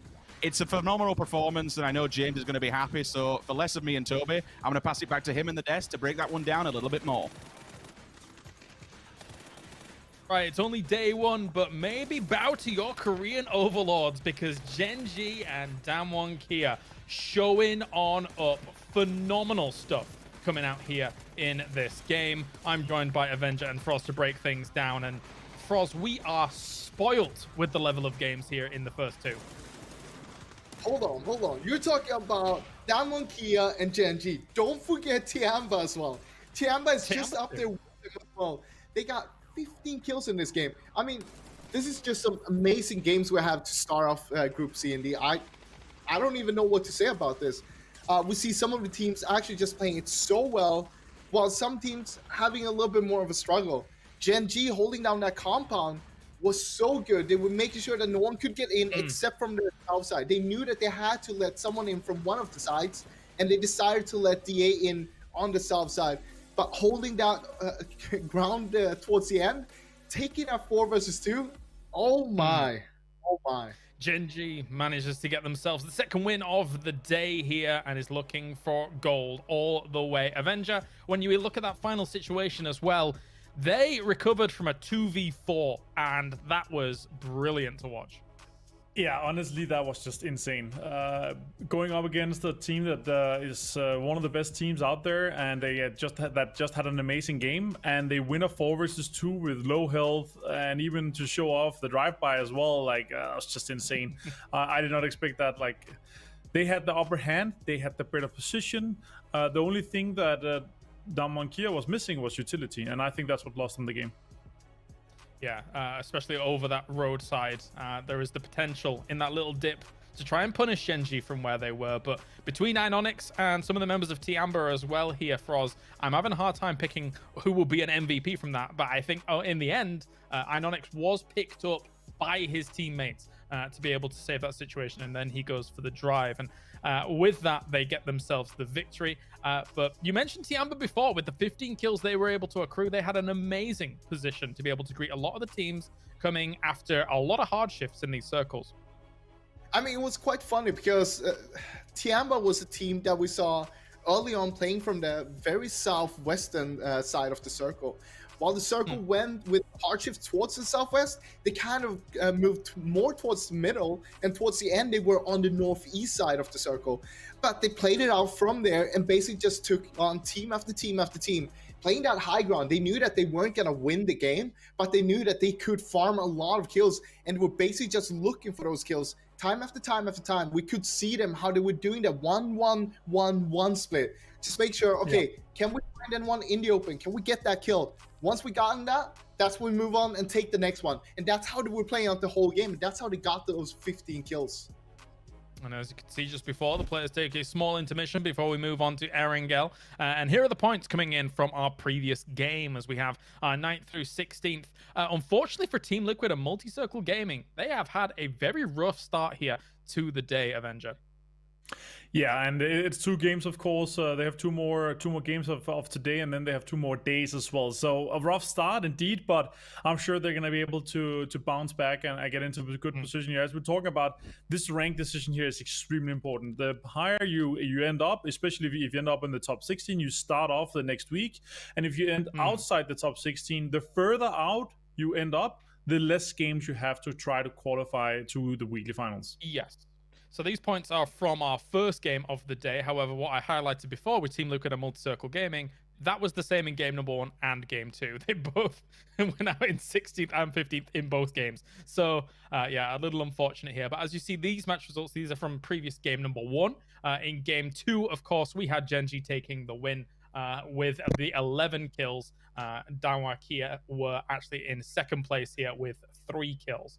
And then obviously you T-Tron down from there with Digital Athletics getting themselves the 3rd place, and then Tiamba the 4th place with those 15 kills as previously mentioned. So looking at how things went as well for Genji, I want to say here, Froz, it's funny because Genji in, I think, circle 4 or 5 or something like that, and here are the points from this game specifically, they had a position that was very central, which they then eventually moved away from to get that final compound, which effectively won them the situation out. And then from there, I think it's astute that making that kind of move, moving from what was effectively the previous center to a compound, they understand the value of these strong compounds given these circles, and I think that's extremely commendable. Yeah, sometimes you have to take that gamble and make sure that you don't just go for center, but you go for the best position to play from. Even if the circle wouldn't have come to them, they would have a very strong position to play from down in that compound. And you got to also remember that they have a lot of hard cover, which is very nice to have in a lobby like this and a circle like that. So they were playing that really well. And of course, they had to let someone into the compound. They can't hold the whole compound because that one is very hard to like hold. As Martin was mentioning while we were watching the game, it is 3 different levels more or less. And you got to choose. Okay, we can take 2 of them, but we got to give 1 away. And they want to keep the high ground, so they give away the south one, which is the low ground one. And it seemed, Martin, like they had complete control of the northern and eastern side of that compound, because when eventually DA had to come out of the south side of that compound, they got obliterated. Yeah, it's the inferior location and location spot that DA they kind of gave into, but it's the best spot to breach from because you can kind of swirl in from a low ground and take one of the houses away. And that's also why Gen G, they decided not to hold that down. They were sitting in the 2-story, they were holding the best spot of the compound, and they easily cleaned them up nicely there. Like they once, I think when DA came into the compound before that, they had 2 kills and they ended up in 11, I believe. And Inonix in the end gets himself a big 7 off the back of the 11 coming in. I mean, when Ents crashes in on that eastern side and Inonix is there to just shoot fish in a barrel, he was laughing from that. But I think what's interesting as well is we start this game, Froz, with a very similar circle to game number 1, but then the hard shifts really tell far more of the tale. And those northern teams that were coming in thinking, aha, maybe we get a similar circle to last game, have to do these massive rotations around the north, which causes problems for some, but some were able to react to it very nicely. Yeah, I mean, 2 of the teams we saw that was doing these really long rotations were Infantry and Damwon Kia. They came in from the east side, going on the west and far on the west side. And then we saw Infantry actually going all the way to the south. That kind of over-rotated the whole thing, and they got stuck outside the circle. But Damwon Kia were playing this game way more passive than the last one. While we saw them in the last game, in the first game, they're being super aggressive. This one being passive and still getting that second place, only 3 kills, but it shows that this is a team of very high skilled players. They can play both play styles. They know when they need to shift it around to make sure that they get all the points they need. Yeah, I think they've got to be kicking themselves a little bit about not getting the whole win off the back of that. Tiamba with the 4th place, but the 15 kills is massive for them. A lot of damage coming in from Gen G. But what is interesting here is that only 1 member of Tiamba here in the top 5, Martin, despite those 15 kills. Yeah, I kind of surprised, but then again, they were effective of stealing kills as well, and that's the really key point here, right? If you're able to steal a lot of the knocks that you see from the high ground, you're keeping Overwatch, and that is really what they were able to do in this game here. Yes, they had the damage with them as well, but obviously the other guys, when you have more than 600 damage for everyone else, then it's going to be rough to get that. But overall, they were able to steal a lot of kills, which is going to end up favoring them, obviously, with 15 kills in that game. It was crazy, honestly, with the 4th place. Yeah. Imagine if they're able to come down from and survive from that high ground, they could potentially gotten 20 kills. Is this the best trophy we've ever had? I feel like really like we're right big. there. Is it really big? It's massive. Is that human size and we're just looking at it in weird proportions? No, but I think get used to looking at some of those faces on the kill leaders as well as on the damage leaders, because these are superstars when it comes to PUBG Esports. And across the next 2 months, we're going to be seeing a lot of them. I can guarantee you that. And with that, Froz, that is Miramar kind of on the shelf, concluded for today. And when you've got like a Damwon Kia getting as many points as they did in these 2 games, it's really big for them to try and start catching up and surpassing the teams in groups A and B. But for now, gentlemen, we are going to go to a short break. And when we return, it's Erangel all the way, baby. It's the grassy pastures.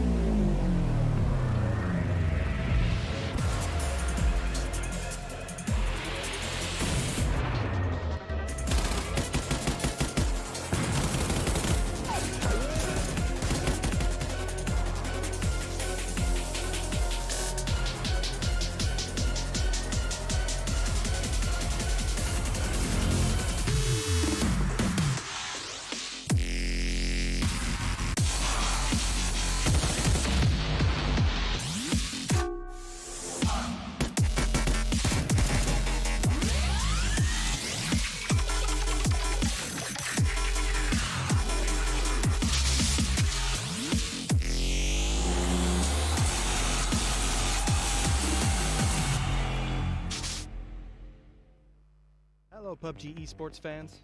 The PUBG Global Invitational.S starts on February 8th, and as is custom, we're launching a brand new Pick'em Challenge to go along with it.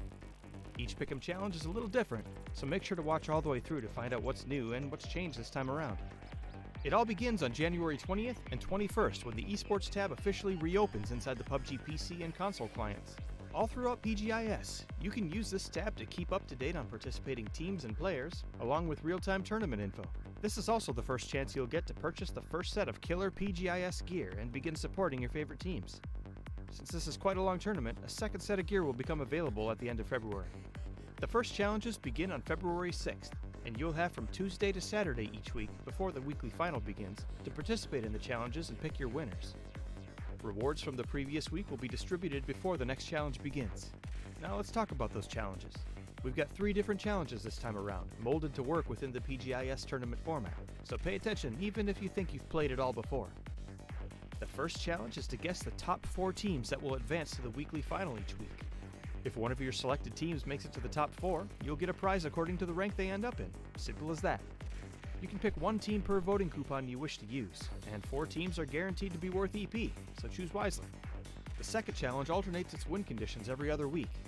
On weeks 1, 3, and 5, you'll have to correctly guess which team will score the highest kill points during the weekly final.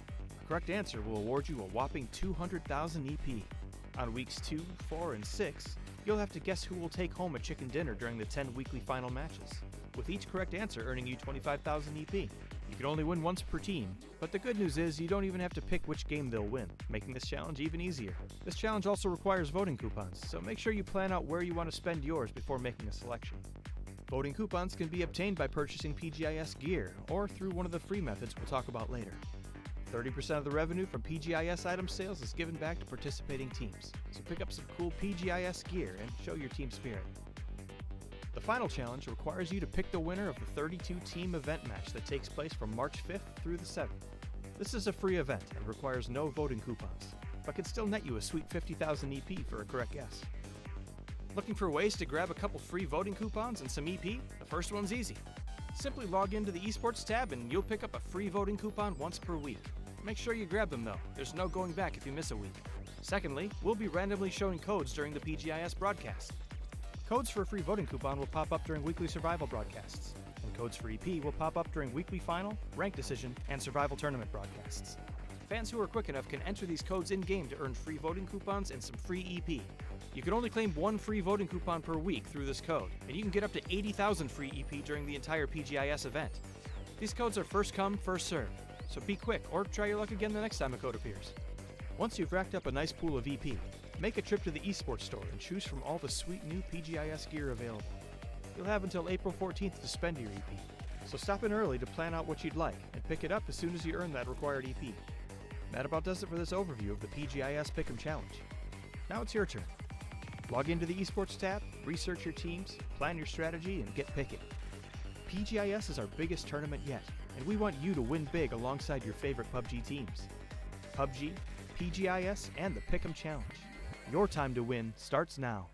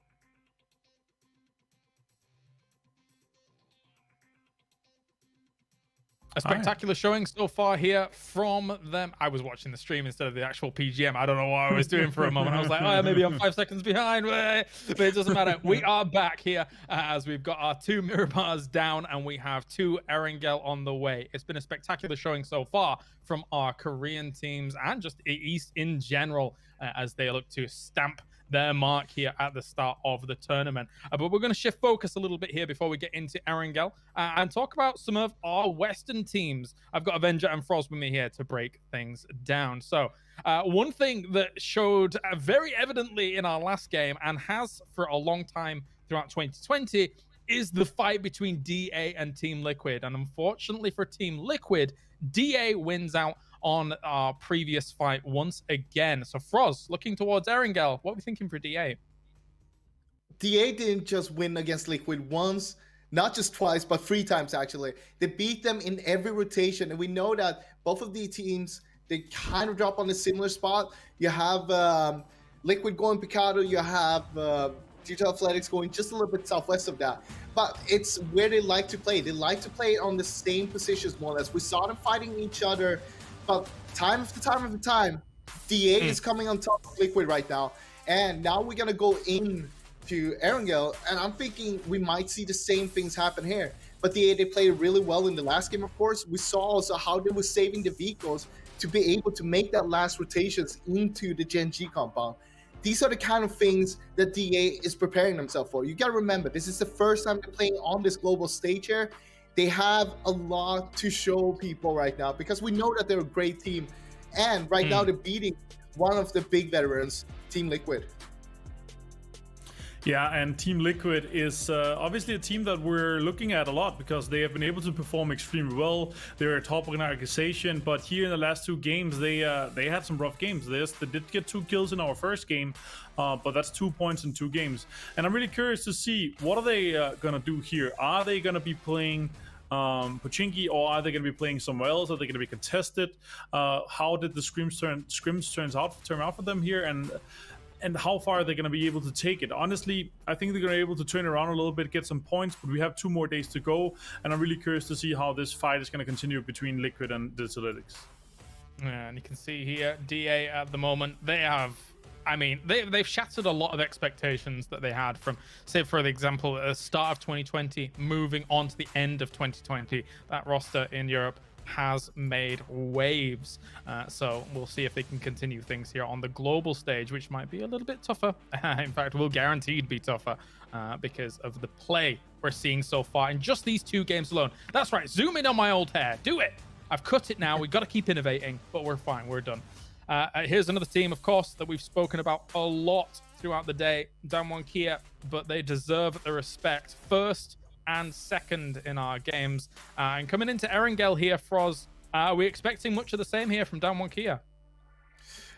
They have a little bit of another approach. I'm not really sure if they're going to go for Pochinki, which is their normal drop, or if they're going to go for North George. We've seen them do both kind of in the scrims, and right now, they could go anywhere. There's so many teams, there's so many unknown factors, but I want to see them go for the Pochinki drop right now. I don't care if they're getting contested by other people. They got such a lead right now. This is their chance to take control over Pochinki, not just here in these qualifying games, but also coming in to the start of the weekly survival. That's a good point. I mean, some of the other teams that have been rivaling that position, if you think about it, Martin, you're thinking about your Team Liquid, you're thinking about your Petrico Road, but someone like Team Liquid, for example, has dabbled with other drop locations on Erangel as of late. Yeah, and I think that's honestly the play. But then again, are you going to be able to win a game from a drop that you're not used to, from a rotation that you're not used to? It's going to be harder. It's going to be rougher. And once we get into a weekly series, it's all about winning a game. You just got to win a game. Or just got to win a game. You have to win a game to get into the weekly finals, right? Just win forehead, the good old one, just a depth, right? And that's obviously in a format like this, you have to change your strategy. Like, it's not going to be the same. Those like if you're hot dropping into Pochinki to fight for Pochinki, and you're saying, yeah, it might be worth it to get those 4 points if we wipe them every now and then. No, because if you lose 1 or 2 players, you're going to have such a rough time. Everybody else is going to be trying to have 4 guys alive towards the end game. Like it's gonna be so crucial to have 4 guys alive towards the end game to make sure you can get a win. Because if you're 2 or 3, you're gonna have such a rough time compared to everybody else. Yeah, for sure, for sure. So we've talked about Team Liquid, DA, Damwon, etc. Another team that actually has really flown under the radar these past 2 games and really not been able to do too much, so not really flown under the radar per se, is Multicircle Gaming. I did expect a bit more of a fiery start from them, Froz, but it's really not gone their way in the past 2 games. I mean, basically, they've taken a position where they kind of feel comfortable to play from. They want to get a lot of kills, so they try to play a little bit more towards the edge where people are expecting to come in from. But the whole thing is that they're letting people get way too close. They're not getting those first knocks when people are crashing into their compound. And because of that, they get the underhand and they just get overrun by all the other teams right now. Yeah, But, I mean, at the same time, as well. yeah, but we're expecting so much more from this team. Multicircle Gaming, we saw them winning the TMC, Global Invitational. Yeah. And that tournament had like almost all of these Asian teams that we have here in PGI.S. So you're expecting them to once again show up big time. But so far, we haven't seen that happen. Yeah, I mean, that tournament alone towards the later end of 2020 really did prove once again not only their previous results, but like that especially, they're able to hang and consistently hang with some of the top names that a lot of people are looking out for, just in case some people from our Western audience, for example, are a little bit more unfamiliar with some of our Eastern teams coming into this. But again, across this 2 months, you're going to become very familiar with some of these names here from the rest of the world, because there's some great teams. And already, Avenger, in these past 2 games, this lobby alone has exhibited some great games, and it's been a pleasure to watch already. Honestly, I would say from this could have been a weekly final from what we've seen from the level of teams, and I think it's been such a high level already. Like, look at Damwon Kia; they have 34 points. They're basically already like they're 4th. Shared 4th. Like, it's insane. After 2 games, the 1st and 2nd, this is dominance. Like, this is what we're gonna hopefully see from them in the weekly series as well. And if they're able to replicate this, they're headed straight for the win, and they're gonna take home a lot of money in this tournament. And we've had a few more clashes as things have gone in our previous 2 games. One that I was surprised to see twice and actually go either way between the games was FaZe and Oath here, Froz. FaZe on the crashing end of this game 2 situation, and it didn't play out well against Oath. Well, yeah, I'd say that Oath had a little bit of help. We saw, of course, Virtus Pro being on the hill just west of that, taking a few shots towards FaZe as well. But I feel like what we saw from FaZe Clan in the first game is kind of what we're expecting. We saw him not going too aggressive in the start, but taking a position that was maybe not the best, but they played that out so well, held that position. Towards the end, maybe they took it a little bit too long and got overrun, but being able to hold out Oath in that one and then fight him again, I don't know if this is going to be a repeat pattern that we see, that Oath and FaZe trying to play the same spots over and over again. It might be, because a lot of times we do see when teams try to tend to take one sort of position, and another team like that one as well, they're going to try to do the same thing on both the maps all the time, almost. Yeah. Do you foresee any other potential conflicts, Avenger? I guess I'll start with you, coming into Erangel, based on what you've watched so far from these teams. What lobby as you've been able to see? From a standpoint of where rank decision is going to matter a little less, but honestly, I don't expect anyone to contest each other, because that should have been settled in scrims, right? But then again, we're in a situation where we're playing the rank decision here, where we have 4 groups. They're playing, so the kind of the contests within the groups should be handled already. They should have been done. But if you play against the other groups here, if you only play against them, 2 games here, and then you're going to play against the other group, and you're not going to face this team, it might be worth to try out to see what's going to happen. But I expect a few teams to actually do a few reaction drops and see what's going to happen, because trying to prepare for a tournament like this with 31 teams that have a drop that they might have contested, a backup drop, their timings and everything, it is literally so time consuming that you need to full-time hire 5 analysts for it for a month before the tournament to watch all the scrims, to watch all the information, and it's so much information to process. So I think a lot of teams are gonna reaction drop based on what they see, what's going on the plane. They have obviously prepared a few drops, but reaction drop depending on what they're going to be seeing once we get into this game here. Yeah, I mean, one of those teams that I initially think what kind of springs to mind is sort of VP and the potential of their drops when they're going up against it. We know, Froz, that they usually will kind of drop reactionary depending on the plane, and maybe that could be. Do you see other potential conflicts, Froz? There's a few ones actually. We can start with where I left off, between Oath and FaZe Clan actually. So FaZe Clan, they decided to move out from Milta Power and go into Milta instead. And we're gonna see Oath most likely being dropping into Milta Power. And FaZe Clan, they didn't want to fight for this, so they would basically, well, we'll just move to Milta. There's some other teams, of course, that is clashing on Milta Power with them as well.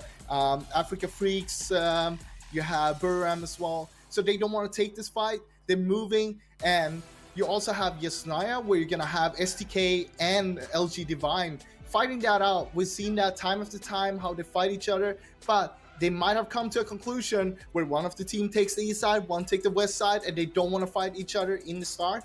Another third clash that we might see is gonna be down in Novo, where we're gonna have VP likes to drop there. That is basically their main drop. We know that they drop in the four corners of the map, but they like to be down there in Novo. And we've seen time after time, Petrichor Road actually going down there and trying to fight them out. We've seen some other teams also trying to go for that. And it feels like they're trying to make a statement against VP. Like, hey, you want to have 4 corners? Well, if you're going to have 4 corners, you never know. We might just drop on top of you. And we've seen VP losing a few of those games. We've seen VP already lost Power Grid on Miramar to Multi-Circle Gaming as well. So there's so many potentials of clashes and drops that will just hurt the teams here in start.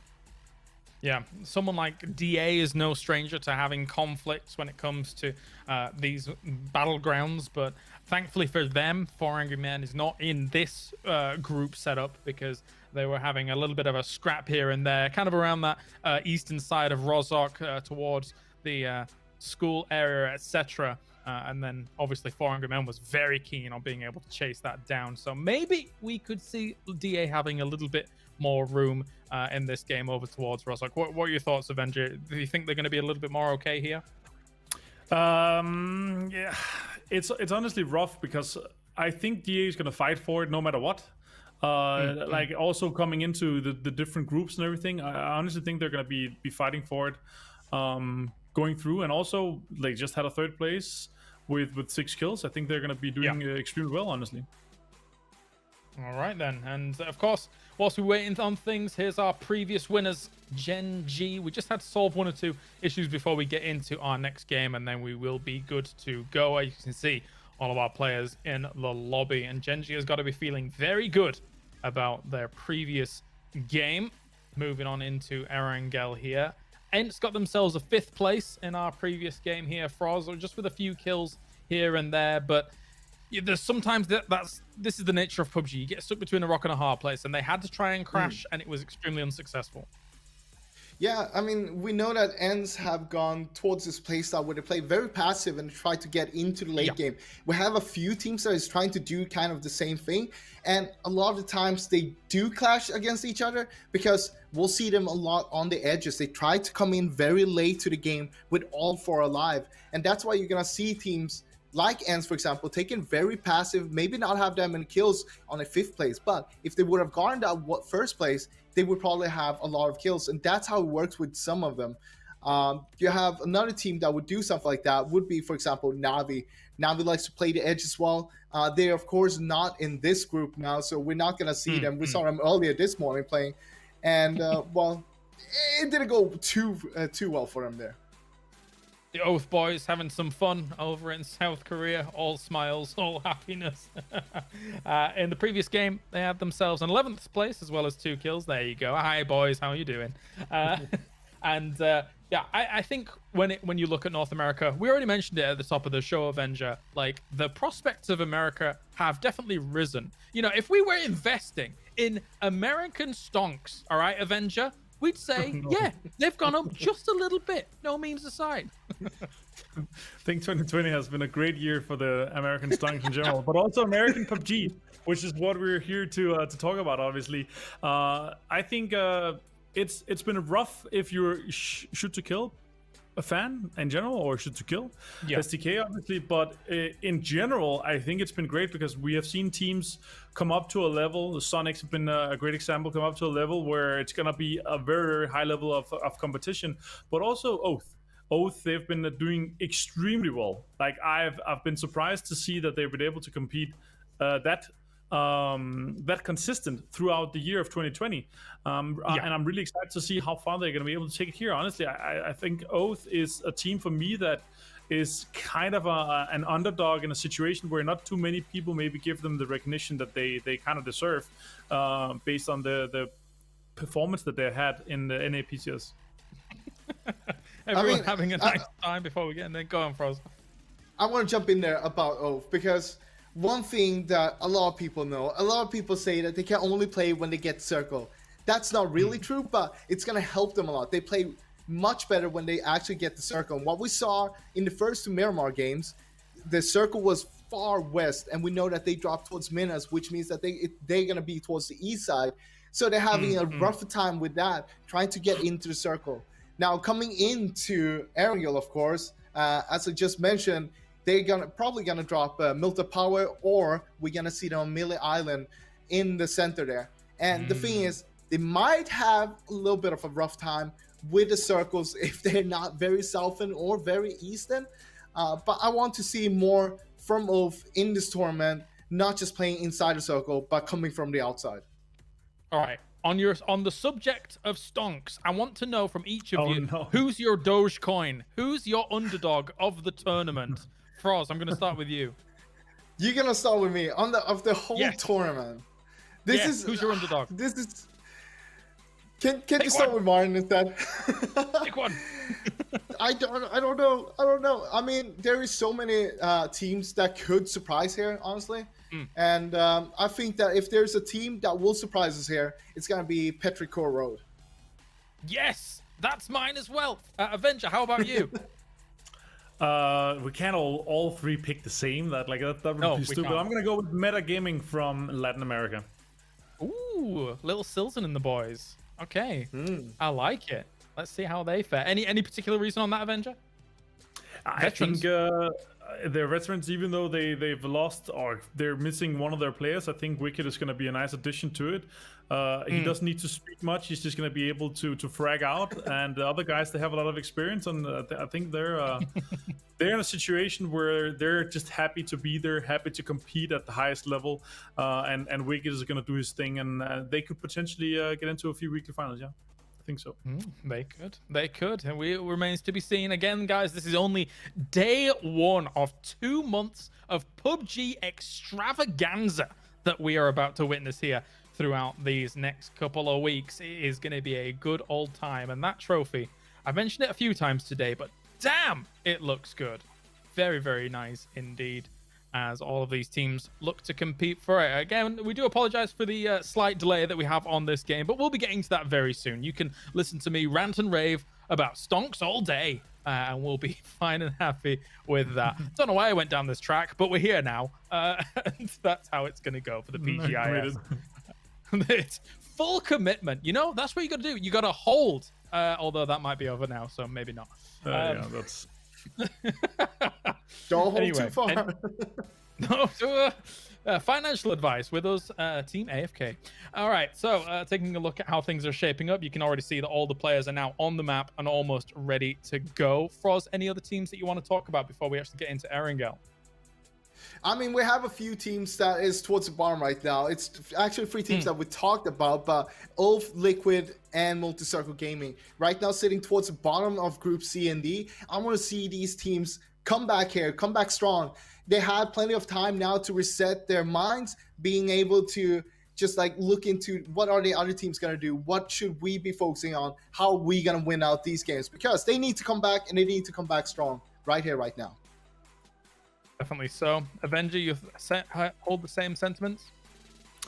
Yeah, I mean it's 2 games deep. We're gonna have to see some more from these guys here. Otherwise, they're gonna be super morally low going into the next 2 days. But then again, it's 2 games in. We've seen a lot of tournaments where we're playing a best of 12 to qualify for something. In the first 2 games, teams do bad, and then they turn it around. They get started up, they get lit, and they jump into the things here. And I think that's one of the teams, a few of the teams that are in the bottom, especially Multicircle Gaming and Liquid, they're going to be able to jump right back in it and do well here in our last 2 games, and maybe for the rest of the week as well.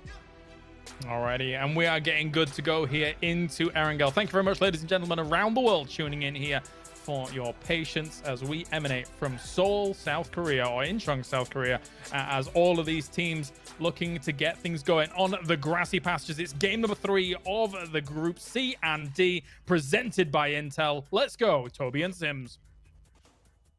Thank you very much, James. Yes, indeed. The penultimate game to end today. We have 2 more matches of Miramar to come your way. And, of course, this is the first time that these teams will be seeing the grassy patches within their respective groups. We've obviously seen we haven't seen, but the scrims have been going on in the back. So, in theory, everyone should have got all the positions out of the way. We shouldn't see too many hot drops, if any at all. But I've got to say, Toby, I'm all for a hot drop. It causes a nice bit of chaos at the start. For the sake of chaos and entertainment, I'm there with you completely. For the sake of competitive integrity and teams getting off to a good start, I am probably one of the least fans of hot drops. I want to see now how DA and Gen G go about the vehicle situation. We know School and Apps and Rostock, there tend to be some vehicles sharing overlaps, and we have seen DA play aggressive in trying to yoink away vehicles from whoever plays School and Apps. In this case, no, they're not on the same team.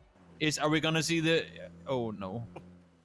Use that tree for cover. Is it gonna? In how much time is Indigo gonna commit to getting this knock? That's the big question here. Because if June can stay alive for just a little while, there could potentially be a teammate coming. Oh, yep, Lyris full speed coming forward. Needs to get over, pick him up. That's what teammates are for.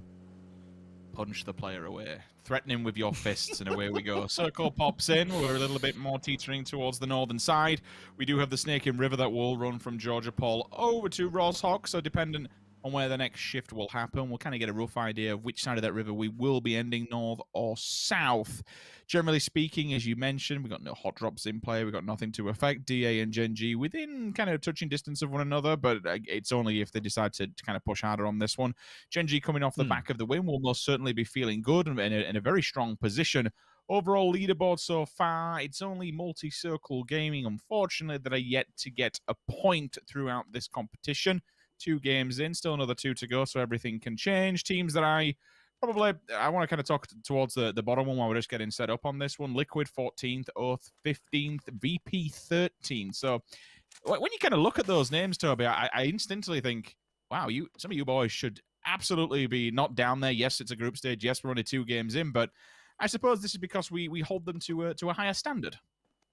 Oh yeah, for sure. The issue is that everyone's at a pretty damn high standard when we get the best of the world all compiled together, and some teams fare better in the in new waters than others. And you can see from the start, I mean, some of these primarily Asian teams are getting off to a really good start, and that's not much different from what we've seen before. For the most part, Asian teams tend to fare better against teams they haven't played against before. And I think one of the big reasons to it is that we have to go back to 2019. In Europe, we had PEL. In NA, they had MPL. And the formats were done in a way that not a whole lot of teams got to play at the same time. So back then, they were used to and got used to playing against the same few teams over and over and over again. Whereas in Korea, in China, I mean, China had over 40 teams in their league. They were constantly, they were used to these constant change of lobbies. And while the few teams might not have gotten a lot better over the course of that year, the overall level of Chinese PUBG rose immensely. So I think that is something that even now, a year and a half later, plays a part of why we continue to see primarily Asian teams getting off to really good starts in global tournaments. I mean, I've said for a long, long time, I think China's the PUBG region.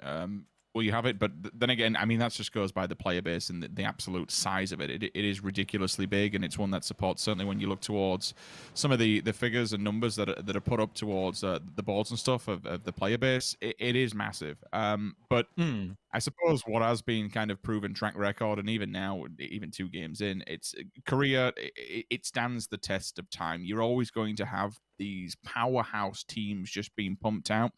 And I suppose that just goes for the overall Asian stroke Eastern region. It's an incredibly strong region. It has an incredibly popular player base. When you look at some of the stream numbers from the other streaming platforms, they are huge, and they just pump out young gods. There's no other real way to do it, but how can I put this? The dedication and time and effort that goes into it, and the regimes that they are put through while doing it, it's something else. It truly is phenomenal.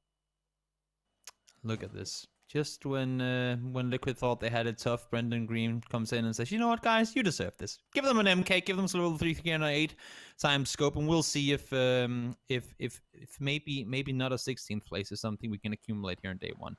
Jokes aside, it's of course always great to get a crate early on, and hopefully for Liquid. I mean, we rarely ever see them take the ruins path to the north. Hopefully for them, this is something that can get them off to a greater wrangle start than how they've been faring on Miramar so far today.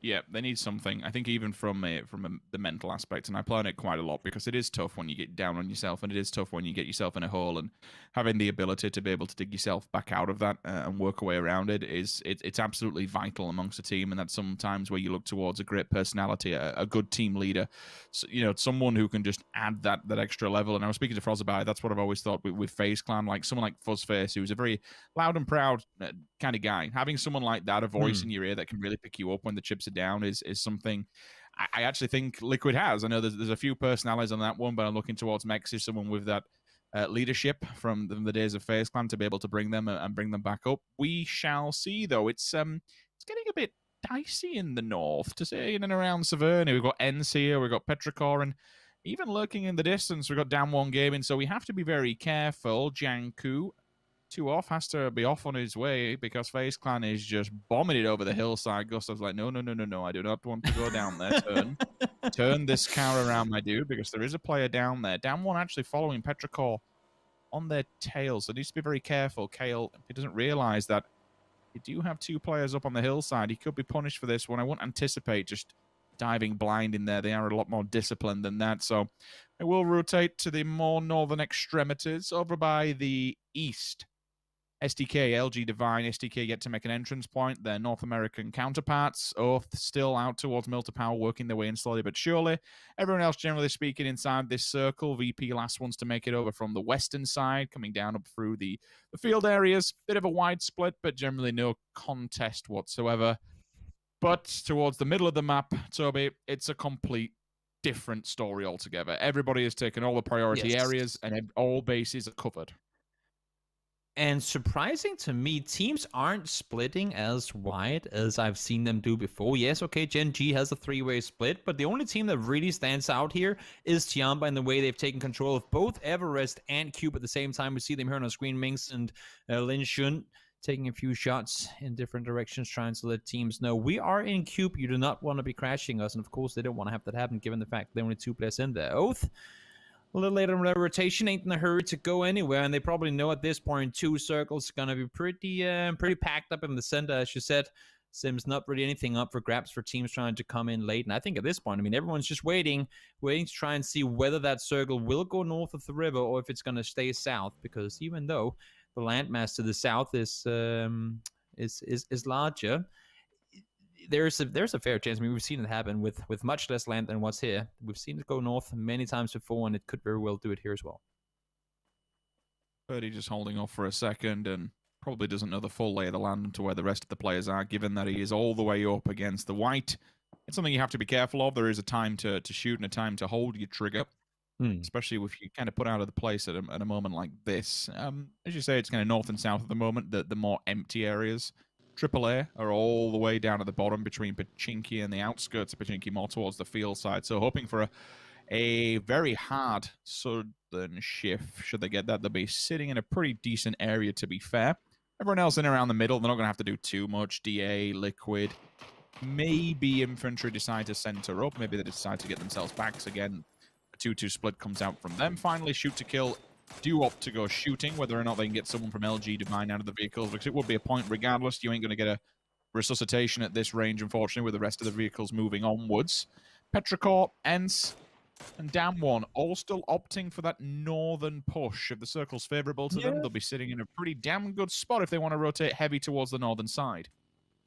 One thing that I think is really interesting to see, for anyone sitting and watching the map stream as well, which I, by the way, highly recommend you doing too, is how teams haven't quite, I don't want to say they haven't transitioned to or they haven't adapted to, but they haven't really played to the change of the settings. And while it ain't a lot, while Balefrog gets himself a knock on towards Evil, the fact that we have one more minute, you can see teams they would be expecting at this point that the circle already changes. Team has been, a lot of the teams have been sitting in the exact same spot for the last 2 or more minutes, waiting for the circle to change. And now they're just going like, well, okay, there's another minute added to it now. Let's wait around longer. I'm curious to see how just a half year from now, oh my lord, it actually did go north.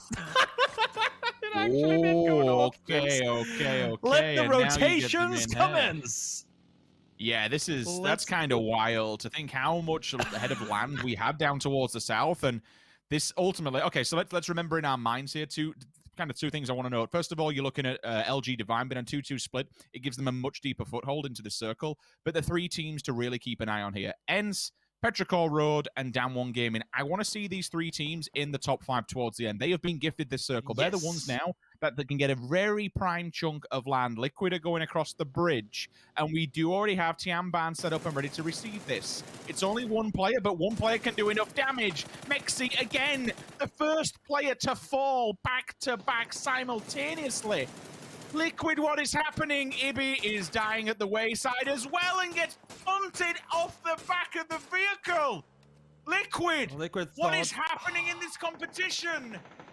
Liquid thought they had them beat. They knew there were players in Cube. They knew there were players in Everest, and they probably assumed it was the same team. Did not account for the player potentially inside the Wizard at that point. Unfortunate losing too early, clipping teams on their own now, trying to hold off here. They've run into DA of all teams they could be fighting. James finds Mert, but Mert finds James in return, and here comes Ends from the side. Takes2 able to get the flush on towards Mert, stealing away points. Then Clip now on his own, can't quite get to James right now, and is, well, at this point in time, caught between 3 teams. I don't see him getting away from here. Yeah, there's nothing else really he can do, which will suggest the last player from Liquid just has to find something, a hovel, a hut, anything, and just pray for dear life that you can somehow stay alive. Genji in a bit of a no man's land situation, trying to find a place to call home. Finally, James is solidified as dead. DA do pick up that point. FaZe Clan, a position that they know all too well, especially from the olden times, 2018, 2017. You'd see them kind of skirting the Saverni edge, but this time STK is not only set up, but they are ready to receive. They're spreading out, they're fanning out. They want to deny any further movement from FaZe Clan if they can, but in doing so, by moving all the way to the edge of the circle, they've left this bit of a gap open, which it looks like FaZe will take full advantage of. You might lose a few tires here and there. I wouldn't anticipate at this range unless you had the god skill, or just get the absolute banger that you need to lose one of the players out of the back of it. Genji now separate from the rest of them, so the down one as well, so there's not too much of a back and forth. Infantry have landed towards the northwest side of Georgia Paul, and by doing so, VP are there as well. It's going to be tough. Let's see. Promo code is on the screens if you want to get some skins, guys. Make sure to get them fast and get them in to the game. Secure yourself some nifty esports loot. In the meantime, FaZe on their rotation tried to make their way north. They succeeded in getting past STK, and now, fortunately, Batulans ain't going to stick around to try and take the fight to them either. Will be able to back off Virtus Pro, opted to go further west. They came in from here, and look at the split they've got going right now. Batulans and Lou all the way up north, while Hirusen and Spiro are still all the way down inside of North George. So understandably so, not opted to take the fight 2v4, potentially with a third party coming in as well. Virtus Pro backs off, lives to fight another day. We'll see where the circle does fare us, but again, we're going to keep an eye on those 3 teams to see which kind of took the better position. Damwon, do not get lucky this time. Circle, once again, hard shifts. Petra have gone for the 2-2, though they are either side of Gen G. Now they have to regroup and rally the troops to be able to take that and tackle that problem head on, because it will be difficult. Gen G's going to be a problem no matter what time of day it is, but with 2 players, it will be all that much more difficult. I am seeing the map, and I am seeing Tracer Fire coming through towards Petra because they do try and regroup.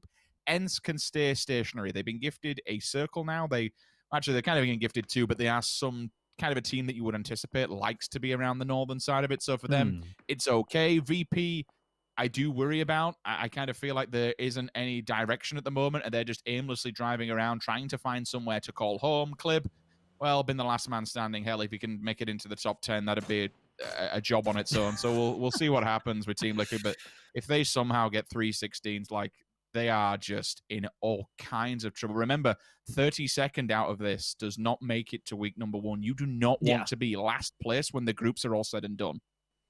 No other way around it. You have to make your way into the weekly finals, all of them, I think. I think it's pretty guaranteed that you have to make all the finals if you want to have a chance of winning. But of course, things could happen. Wild things could happen at the end of the tournament to change that up. Let's see. PO is looking around. They are in the open still. They know their opponents all around. So Up did not take the shot, as you said. Oftentimes, not taking the shot can be a smarter choice than doing so, and he opts not giving up his position as infantry comes strolling on nearby. This is something we'll see a lot of in this tournament. Drive-by shooting, it has become scary easy for especially the top-tier players here to get these knocks while in vehicles, especially if there's 2 people there. PO up to prone down, give P1 with nature, stay alive. In the meantime, Uncivil kills Halo. Question mark. That's not good, and it's not good for infantry as well, but Longsko will answer back. 1, 2, 3, 4 simultaneously. The hammer has come down from DA, and there's only 1 player left. Xiao Yang on the right-hand side, and it's Metralius to finish it off. So just as quickly as we jump into that fight, we jump out of it. Infantry go crashing out in 16th place. Now it's time for VP to try and make some sort of movement onto Digital Athletics. With Smashdown on the right, they can maybe capitalize on this situation. The nades will initially go down. Metralius is outside. That's good. They don't realize he's there just yet, but you can see, look at all the mollies coming through. The floor is just burning at the wayside, and as quickly as we saw, it's actually Clib, of all people. 1, 2, thank you. That's 2 points he's picked up for Liquid, so it's better than what some of the teams have done thus far with DA and infantry going down. It's something. You know, he's clawing it back at least. I'll give him that. For sure. Yeah. Salvage as much as you can. You're in a situation where you really have nothing to lose. As you said, I mean, taking for granted that you can get placement points in this game, probably not the case if you're a Clip, so might as well get all the small steals that you're available from the solo position that you're in. And I like the fact that VP pushed on this. You rarely ever see Virtus Pro push on phase 3, but they know there's very limited areas you can play around here without getting third party yourself. So seizing the opportunity to not only get kills there, but also get themselves into a position that's, while not in the center, still inside the next circle, and they can play from there. Petra waiting with open arms. I reckon some information is being given here. Long in the dumpster, just waiting for the time to pass as Fuzzface strikes first. Ike's left, strong individual fragger, gone, removed instantly. Put him down in the grave, and away we go. Moves on to the second one. Point of contact made. Different fight altogether, though. Third party has been a realistic factor here for FaZe Clan, and they've been punished with it. And look at that. Xiongjiang and Under, 1, 2, they just wander in, take a frag, and now they wander back. They've done the damage from the sidelines. FaZe has been caught off guard. Now, the question is, what does it do to this fight? How do they tackle this one in front of them? When all of a sudden now they're aware that there is a third party potentially lingering. The confidence has probably just kind of dropped from you. You had the advantage, but now you have to be aware that every single move that you do against this team could be punished by another. Fact of the matter is that FaZe managed to wrap all the way north around the plane crash area, and I'm looking at the new circle. I'm going, does FaZe actually need to take this fight, and should they try and wrap further out north? You can see Uber is going down to look into the shooting range area. Are there even people looking at us right now? It doesn't matter. PO has been found. He played that rug for a long time, but is seen in the end of it. Kale able to find him immediately after sound shooting towards Long K, taking a lot of damage there too. Circle is closing in. We are in phase 4. If you get knocked here, you are not to be rested. Long K down. IQ 500 down. DXG are in trouble, and it's Damn One doing them dirty. Oh, so far it's the blue that's doing him dirt. There's 3 people that's fallen, so there's quite some easy mop-ups there. Should you be able to find those out in the blue? Kale comes in, and just as quickly as that, that's the only real knock coming from a person. Base Clan Fuzz has also fallen to the blue as well. You mentioned this stands to do a fair amount of damage. He could have been tagged up and run into it. That's fair play if so. Long answers back, so a trade-off. Team Liquid 13th position. It's not a 16th, but it's absolutely not good by any means whatsoever. Esther now onto Under. The old gods are still continuing forward. We see Gen G and Damwon going toe-to-toe. Under will be solidified by the blue, but the point will still go the way of Damwon because of how the scoring works. Mamu onto Inonix as well. So all of a sudden, Gen G looking a little bit unsettled. Now, everyone, they were holding their horses. Everyone were waiting for other teams to start fighting one another on that west side. Since no one did, time dragged out. And now they're not only fighting each other, they're fighting the blue for the most part. Kale trying to run on forward, but the blue is on him. Loki, solo player left alive for Gen G, is trying to stay put here as well, but he knows there's people coming in from the outside of the circle. He cannot focus on what's inward. He needs to deal with them first. Mill gets the knock on towards Gustav. Face in trouble as well. Just Uber left alive, trying to run in from the north. In the meantime, to the east, it's all good and dandy. No stress at all, but to the west, chaos commences once more. Loki answers back on Xiongjiang. It's a knock and a flush instantly. Circle pushes more towards the north. It's not too far for them, so whoever can survive this fight will be in a good shot to at least be able to try and make an advancement towards the circle. Ney comes out from the side of Uber. Flashbangs are down, but the question is, with how many bodies are in front of them, is there enough room to do anything? Nope. Not today, unfortunately. 12th position for FaZe Clan in their first game of Erangel. We keep on board with Petrakov for now, as we hop on board with VP, because this will be the next test of time. They're running up the hill to try and get involved in this fight.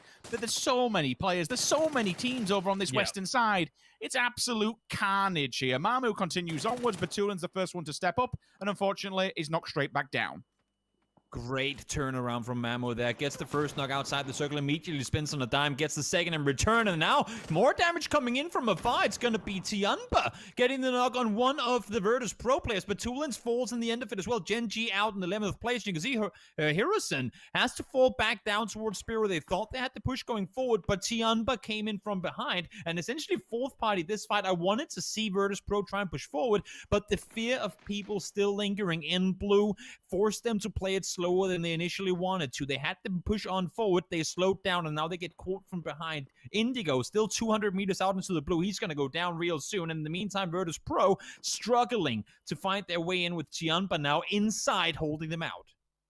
Spyro at least gets a knock, so it will kind of help them out to some extent, but the bullets will instantly just come flying back. They can just strangulate them now towards the shack, especially out in the blue. There's nothing else really you can do. You might even see the VP players giving it up to the blue, as opposed to handing the points off to Tianba, who are just going to hold this point.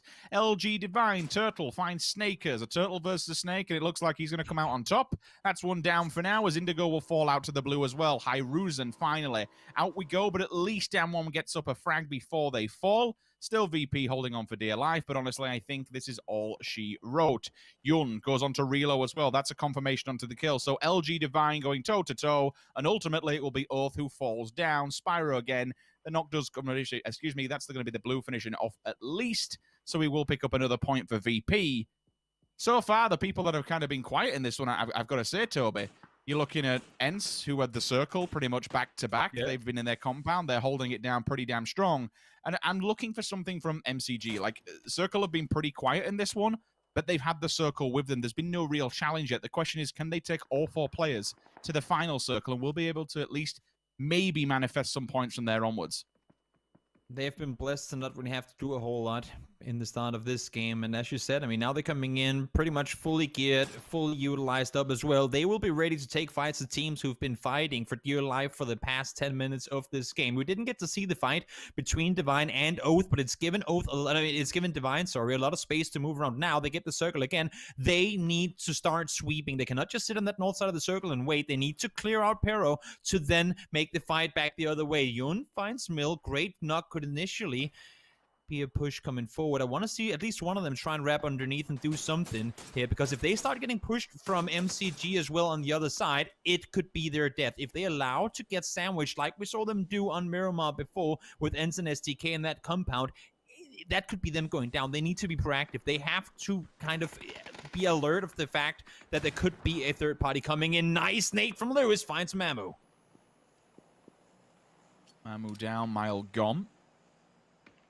Long trying to find contact here. Sees the nade coming out of the smoke and at least gives him some point of contact to throw the nade towards. Doesn't realize there is a player down low.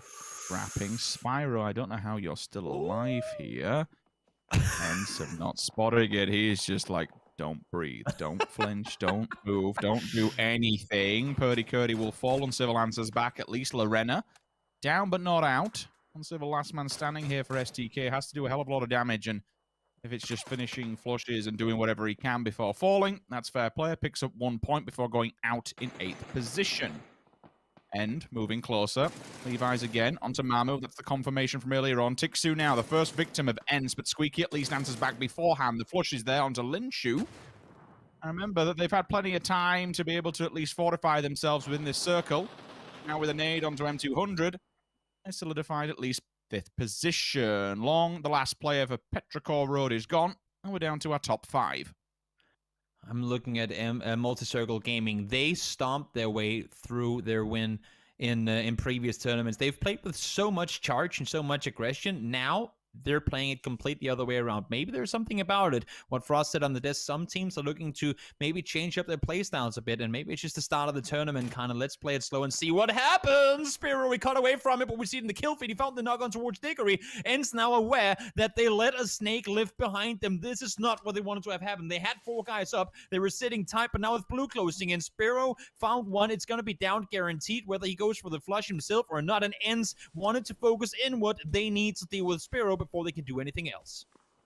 The problem is that he's slowing them down. They're now caught off for time. He's looking around to see if he can pick up any more, but they have to deal with it. Everyone else has been allowed to rotate, but this one snake in the grass might come around and bite them in the ass. The smokes are at least there, but Squeaky sees him through the gap and shuts it down. Finally, they do lose Diggory. We'll see what this does towards the long game, and if one more player could have helped them out, because when you've got LG Divine and MCG also, with 4 players up, the question is, can the manpower get the job done? Circle will pop any second, and we'll see where we're going to be going. It's more onto the MCG side. So, for them, yes, they do have the circle, but they also have AAA who are going to make a very fast approach. Just on the outskirts, only one place to go. So, I suppose for circle, it's who do you commit to? Who do you look at? Do you try and hold back LG Divine from up high? Do you then look towards Ensu, who you know is going to have to make it? Or do you just focus on AAA, who are eventually going to be lambs to the slaughter? One of the things is, I mean, when we're out in the open like this, getting center circle late game ain't always to your advantage. They're sitting in a very open spot center, and yes, for now, they can hold off, but if just one team allows to get through, if one player from Multi-Circle Gaming gets knocked, that could be third parties and fourth parties coming in from way too many angles, and they could, to be fair, be the first team to go down with these 4 teams left remaining. If teams are allowed any sort of footing in, Multi-Circle Gaming will go down. So I'm loving what I'm seeing here. They need to constantly shoot, not just hold angles and give info. They need to shoot. They need to keep them at bay. Divine Lewis with the bolt in hand, with the arm in hand, trying to get some damage in. Doesn't hit. But with all 4 players up alive, and you can see full level 3 gear for him as well, could be a good end game for Divine here in game number 3 of the day. Come on, Levi, make that green machine sing. We love a bolt action. We love the WM in play as well. It's always good to see. I'd say it's quite a rarity as well, because especially when a lot of them are going more for the AR meta and the close combat situation. So to see someone putting a bolty to full use is always appreciated from my side. But yeah, to kind of tie up what you mentioned earlier on, the factor of tunnel vision becomes a real factor when it comes to multi-circle gaming. If Ensa just keep tapping away from them, they'll focus towards trying to stay out of that line of sight.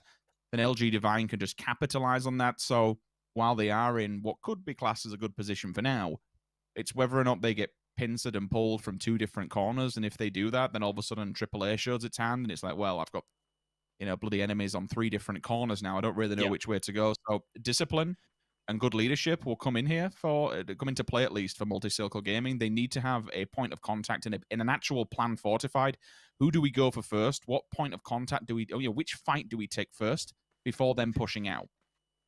You have to expect the first fight here to happen between Multi-Circle Gaming and AAA or Attack All Around. I mean, they've been playing it very passive in the compound. Multi-Circle Gaming are aware of the fact they're coming out from down there, and I want to see Ends. As soon as these shots start coming in, whether it's just a double knock and dead and done with, I want to see ENCE try and capitalize. They need some footing here. They need to be able to push forward. Final Circle is going to send up towards ENCE, but they don't want the chance of Divine pushing over the top towards them. I want to see them try and utilize a quick, swift third party, get them eliminated, take the final 2 teams versus each other, rather than sitting back hoping to not become the ham and the sandwich when the final 3 games are alive. Or final 3 teams are alive. It'd be nice for ENCE as well, especially, I mean, I'm not going to not say it, but there's been a lot of questions surrounding ENCE's invite to this. A lot of people were saying, where's Tornado Energy? Where's Tornado Energy? And I understand it, and I get it, but look, you fight for your position. ENCE are still damn good players, whichever way you look at it, and they do have a track record. Yes, they have had some ups and downs, and certainly a lot of rough finishes, but this whole event, if they can step up to the plate and they can step up to the challenge of the invite and really show their worth, then I think it silences a lot of questions surrounding their invite to this one. Well, we shall see, though. At the moment, they are in 7th position for their respective group. It's, you know, it's early days, so it's not a lot to take off of it. We'll see how this kind of fares, though. With so many teams on the domino effect that could happen, I think the winner on this, honestly, just given the height advantage and everything, and it for me at least, it's LG Divine. Yes, I know they have the hill, but there's no one else really around them for when they advance forward. Overstepping the boundaries there, Squeaky pushed out into the open to try and get a knock. He succeeded in getting one after going down himself, but look at this Multi-Circle Gaming. They know now where to go. I'm looking at Divine instantly, the team that aren't around here.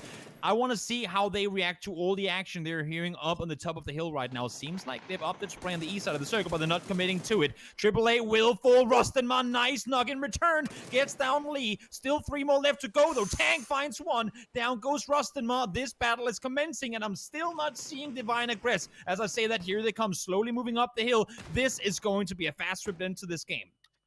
Yeah, they have to be wary, though, because they can see 2 different fights and 2 different angles, but the low flush is coming through. He doesn't actually manage to tag him up. He could have done with it. Tixu's back to answer the call. 1-2. Instant spray transfer. The tank.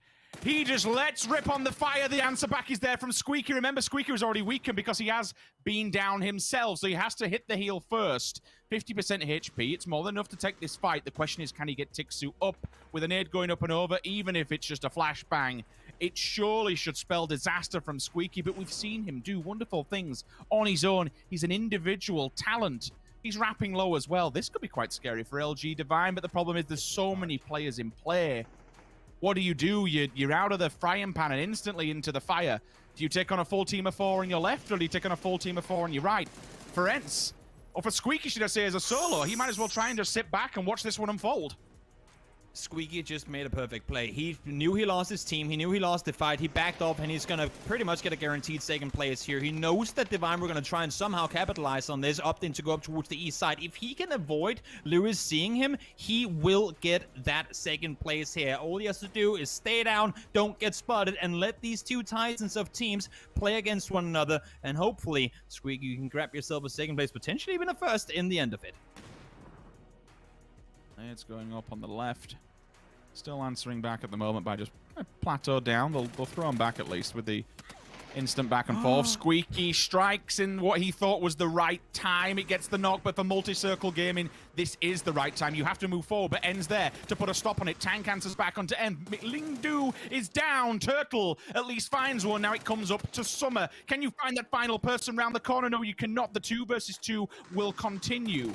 Turtle, Levi's, here we go. Tank still going. This is deadly. It's a 1 versus 2. Can he clutch it up now? Into a 1 versus 1 we go. Levi's versus Tank.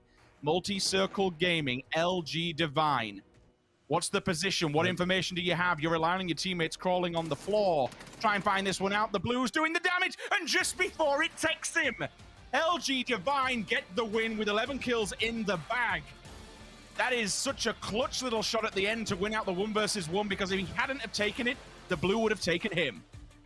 And what a game it was for them, for sure. To me, they were blessed with not being aggressed on by Multi-Circle Gaming earlier, and it came to haunt Multi-Circle Gaming in the end of it. But you saw it in the end of it. Lewis had barely taken any damage the entire game. Their third parties, their decision-making and making their way around the map from the north side, cleaning up teams here and there and everywhere, getting themselves 11 kills and a win off of that game. Great game from Divine. They played it slow, but it wasn't slow out of fear. It was slow out of calculation, and all the math worked out in the end. 11 kills, 21-point game for LG Divine. fair play to Squeak at the end, just bailing on the situation to try and stay alive. Yes. And ultimately, when the fight comes to you, you just got to try and take it. So, you know, all credit where it's due. But for these two teams in particular, it is LG Divine who are ultimately the winner and come out on top. But for Multisilk Gaming, down in 16th, coming into this within the groups, that's a few points on the board. This starts to kind of shift things up a little bit. And we've always said in PUBG, it becomes a finite numbers game. When your top end teams start to do bad towards the first stage of the game, your lower end, your people who are sub 10 position, then get an opportunity. They then get a chance to jump up the table. And that, for overall, when you're seeing the likes of Gen G and Damwon falling a little bit earlier, when you're down in 16th and 11th respectively, that's some good points to at least crawl you up the board. And these teams aren't just the lower board. I mean, they are as scary as many of the teams currently sitting on the top of the leaderboard, showcasing it right here. What a hell of a game we had first game of the day on Erangel, sorry, Sims. Indeed, indeed. Well, it's less from me and Toby for now. We're going to throw it back to James and the team who can break it down a little bit further.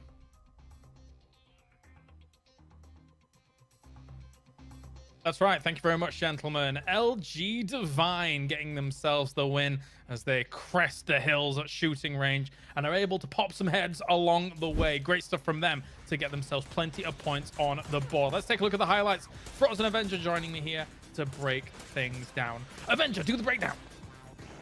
Yeah, overall a game where I feel where we've been talking a bit about LG Divine here. They had an amazing domination throughout the Apex series here, and they were able to come out of the shooting range really well. Keep 4 guys alive, establish dominance, and take over the edge of the circle. And they had a really good control on the northeast side of the circle, managed to push some of the teams out, managed to pull out of a fight and get into a better position when they had to, exactly this one here, and take down the boys as well. And also, the way, especially here, the way they were just waiting on the top side, waiting for the fight on the south side to kind of finish, that was extremely well calculated, and that's exactly the reason why they won this game.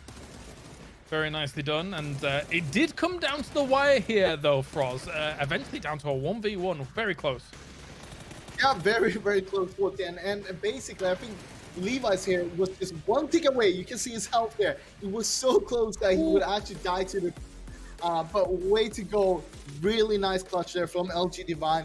I feel like they shouldn't even have gone out from the shooting range in the first place. Oath should have held them down. LG Divine didn't even lose a single player moving up from shooting range. That is really well played. On top of that, of course, we saw them having the patience towards the end there, not being too aggressive, but actually taking a lot of space on the north side and make sure that they could get around the full team of MCG, and you had, of course, Ends there on the west side as well. I didn't think this thing would be most striking to me in day number 1 of the PGI.S, but I think what's great to see is the team camaraderie just on show here in this land setting for the players. So it's great to watch once again here at the start of 2021. But here are the points coming in from this game. Actually, those are not the points from this game because Multi-Circle Gaming got a lot more than 0 points. So I think we're back looking at one of our previous results. So we'll take a look at the main game here that has just continued in a few moments' time. And we have that. It's LG Divine, 21 points up towards the top. MCG with 14. Ents with a good old 11. And Petrica Road has constantly been able to get some points here and there, Avenger, to get themselves in a nice spot. Yeah, I'm really happy to see how they're able to found up against that one. Honestly, I did not expect them to do this well. Obviously, their second place in the first game did them well here, but they had 7 kills and 2 placement points from 2 points from placement. So overall, a great game from them, and I think they'll do quite well. They're already quite high up on the leaderboard. And with 1 game to go for every bit team to be on then, not 4 games, we have Damwon Kia in number 1, in pole position right now. And then beyond that, it's China, baby, so far, as they round out our 2nd through 4th spots. Still 1 game to go. Tiamba might be able to get themselves a little bit more of a position up towards the top. And LG Divine now moves into 9th spot Froz with the points they were able to accrue in this game. Yeah, LG Divine sitting in a good spot there. Actually, a shared 8th and 9th place there between GX and LG Divine. But also look at Gen G. They won 7th place there, but they're only 2 points away there. So it's still very even. And of course, we haven't played that many games. A lot of teams here played 4 games. Some of them are only playing 3. And we're only here on the first day. I think we've gotten a good showing from a lot of the teams here, actually, for being day one. Some of the teams, of course, struggling that we weren't really expecting them to. But that's how it goes sometimes. You just got to make sure that you can fight back. If you're done for today, for example, you have a lot of time now to look at what are the teams doing today. How can we try to counter that tomorrow coming in? Yeah, definitely. You have to analyze between these days, I feel like, when it comes to going up against your next group, of course, as we then tomorrow will reshuffle who is playing who in regards to the 16 teams against one another. And we have Tank up at the top here with the 5 kills. Levi, Squeaky, Jun, and Mamu Avenger showing on up. What are we thinking? It's great to see that. Honestly, honestly, I feel like the best name in all of the PUBG esports right now is probably 995 Tank. Like, it's such a flexible name as well. Like, he can get level 3 gear and he's gonna tank. He can shoot with 995. Like, it's fantastic. No, jokes aside, I'm happy to see MTG take this home, and a team that had a rough start, 2 rough games on Miramar, come back on a angle and show that they're really worth of being here. LG Divine, of course, as well, with the 2 top damage dealers, Yun and Turtle. Yeah, someone like Summer showing up in the top damage. I mean, this is a name that, once again, I said previously, Froz, that some names from like a Gen G are synonymous with fantastic PUBG. Summer is another name that really resonates with that kind of attitude, that philosophy. I mean, yeah, we're all expecting someone to do really good. You can't forget that he's the IGL for the team as well. And there's a lot when you're the IGL to think about, but also being able to frag out. That's what we want to see.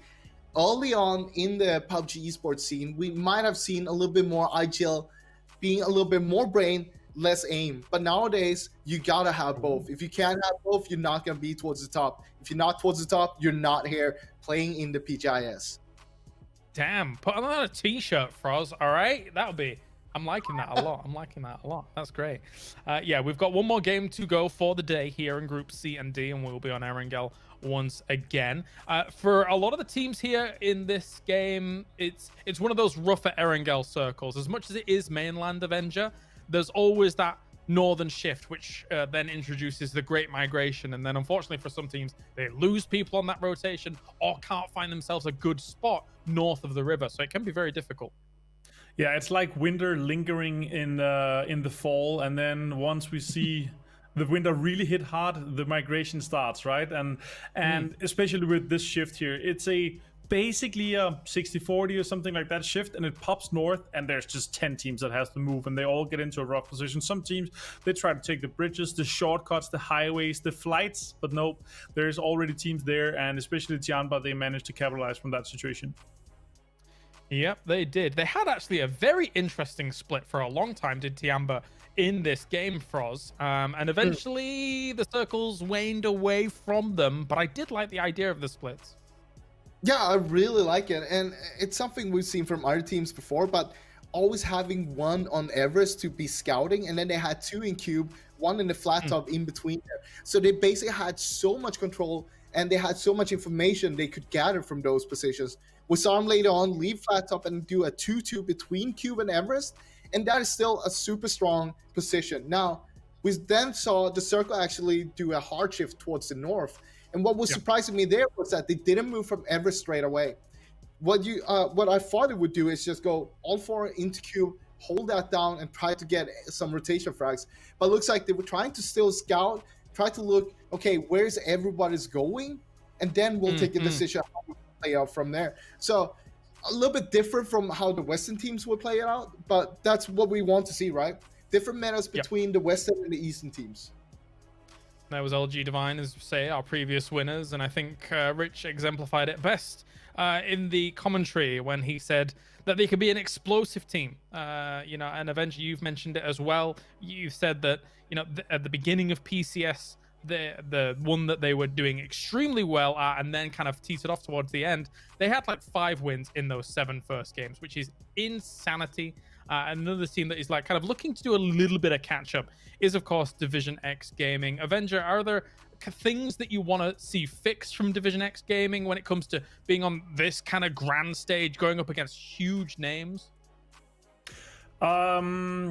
It's a rough tournament to start off with this, with a situation where you might not be considered like a top dog, because you're not going to get your priority loot spots. You're not going to be able to play off situations like you used to. So training with this in the scrims, especially for Division X, I believe has been a bit rougher. And also coming out from travel and everything, you have to be in quarantine. It's harder than being able to. Some of the Korean teams, they are in Korea, they're coming straight. They have this kind of home turf advantage that might be resonating a bit stronger this time than we're used to. But I think Division X Gaming, we're gonna see them come back stronger. Sure, they've had 5 points so far. I don't think it's I don't think it's just like we can already say, you know what, these guys, they're not going to do well. We're not going to see them. I think they can end in the top 16 in the ranked decision matches here of the weekend, but they need to start playing better now. Their placements have been 11th and 14th, and then they have a 6th placement with 2 kills. They need to start fragging out more and need to get the placement with them as well if they want to have hopes of finishing up higher here in the ranked decision matches. And they've shown that they're able to do it. But it is time. It's our final game of the day. Group C and D, presented by Intel once again. Let's head over to Sims as well as Toby for all of the action. Thank you very much, James. Indeed, yes, this is the last chance to dance. If you want to get some good points on the board for today, rolling in tomorrow. Remember, this, of course, is the group stage. We have 3 days of it, and then once it's all said and done, we have our 32 teams laid out by how they will be playing for the week ahead. 32nd place is absolutely the one spot you do not want to be. For everyone else, make it to top 16 and you could be laughing. But for now, it's going to be a difficult one, Toby. These teams are so far proving that even down at the bottom end, the latter end of the leaderboards within this group, there's still life in them and there's still a lot to be shown.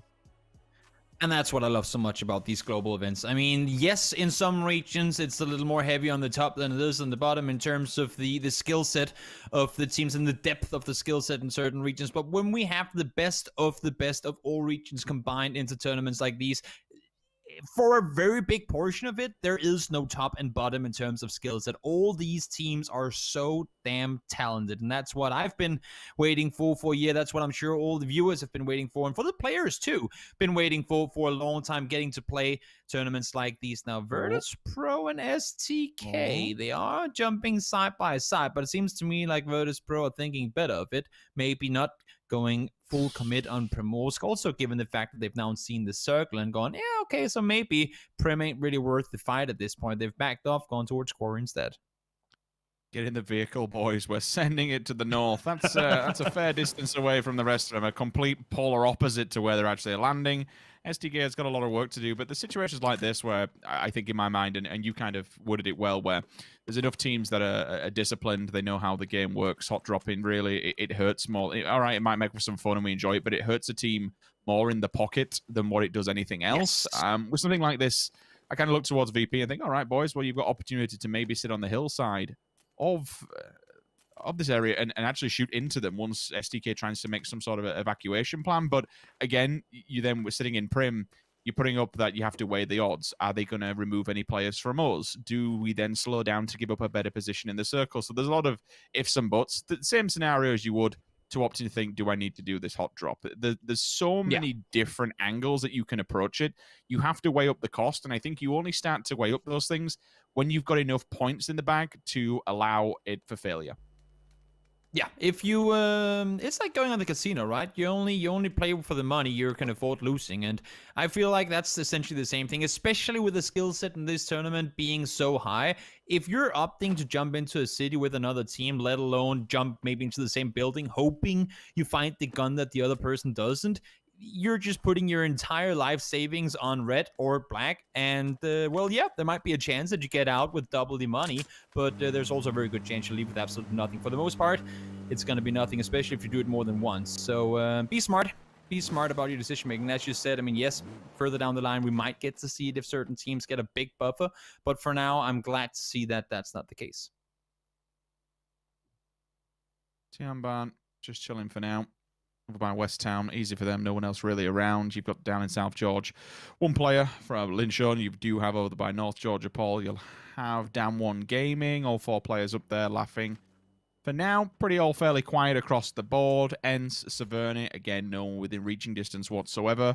Your early rotators, I will comment on it, that are coming through now. Gen G, DA, LG Divine, even Petrikov Road, if you want to look at it from a different angle, they are now working their way down. So all 4 of those teams are going to be in and around Yasnaya. Further afield, you'll have Oath, Milter Power, split between Milter Town. Triple A is just skirting the edge of Milter Town. FaZe Clan still solidified and landlocked on Sosnovka Island, the only team that's really not made any ground yet. I suppose up against STK, kind of same scenario for them. Infantry, you might see a scrapple along the roadside. DA clearly have now been made aware of their presence. It's whether or not Infantry accidentally catch VP or STK on the rotation. They should all be going in and around the same kind of area. Quick side shot out of the back, and Loki comes out on top. We said there was a very strong chance we'd see a bit of a car meta coming into effect during this competition, especially with the drive-by. And when they make it, it's not as if it was for these level of players, again, with a bit of stability kicked on the back of it as well for certain. It's just like they're just too good not to miss. Yeah, they before the stabilization to the aim while driving came on to effect, we were already seeing things that should not be possible from some of these pros, and now that it's become easier for, I guess, the common player, the pros have just gotten that much better at it. I mean, they for the most part, I want to say, if you have a driver and you're just the guy sitting in the passenger seat shooting, they're hitting just as well as they would be had they been standing still. So that just tells you how much of a factor having these vehicles and be able to utilize them in terms of drive-by can have. Liquid rotating out somewhat early on. Of course, pretty standard for Liquid to leave to a somewhat early start, but they are going to make their way into a territory which is actually already pretty occupied now. Liquid hasn't, as you guys know, come off to the best start today, but they seem to have found a center spot without anyone at least completely next to them. So maybe there's a chance they'll be able to get a good start off of this one. Yeah, given the circle's about 40% water here, you can kind of go anywhere in and around that coastline, and regardless what happens, you are going to be in the next circle and pretty damn close to the one after it. So it's a secure position to be in. Obviously, when you're going up against the edge and the coastline, you are putting yourself in that predicament that if it starts hard shifting away, eventually you're going to be on the edge of the circle. You need it to centralize up, but again, with the land ratios, when we get to around circle 4, you know that then becomes a problem. So you hope there's so many things you have to weigh over, like I wouldn't envy any IGL when it comes to rotations, and that's why I have so much appreciation for people who, the individual players. Gustav always rings to mind that don't mind going off, being the scout, and not only don't mind dying for the rest of the team to survive, but you have to put so much faith in them to find you a secure spot, not only for now, but with an exit plan to the next route forward. That's disgusting. That's actually disgusting. Passenger seat, 180, headshot on the bike. As I was saying, these guys are scary on foot. And with the latest patches, they've become equally scary in vehicles. That's just a fact. And I mean, yes, okay, so Divine, they've made their way up early. They've gotten themselves into a really good position. Left a somewhat unlooted Yasnaya while Son Yang is taking shots. Oh, Kale's actually coming to say hello now as well. Let's hold the thought and see if they can get some drive-by kill shots fired. But no, nothing hit there in the end of it. But no, as I was going to say, Divine opted to go for early split. 2 players left real early, knowing the pressure was going to come, but that means you now have 2 players from Divine sitting, one without a DMR, the other guy with the second gun being a shotgun and level 1 helmet. So yes, you have the position, but we'll have to wait and see if they can withstand should a potential push come over towards Turtle and his teammate in the center of the circle.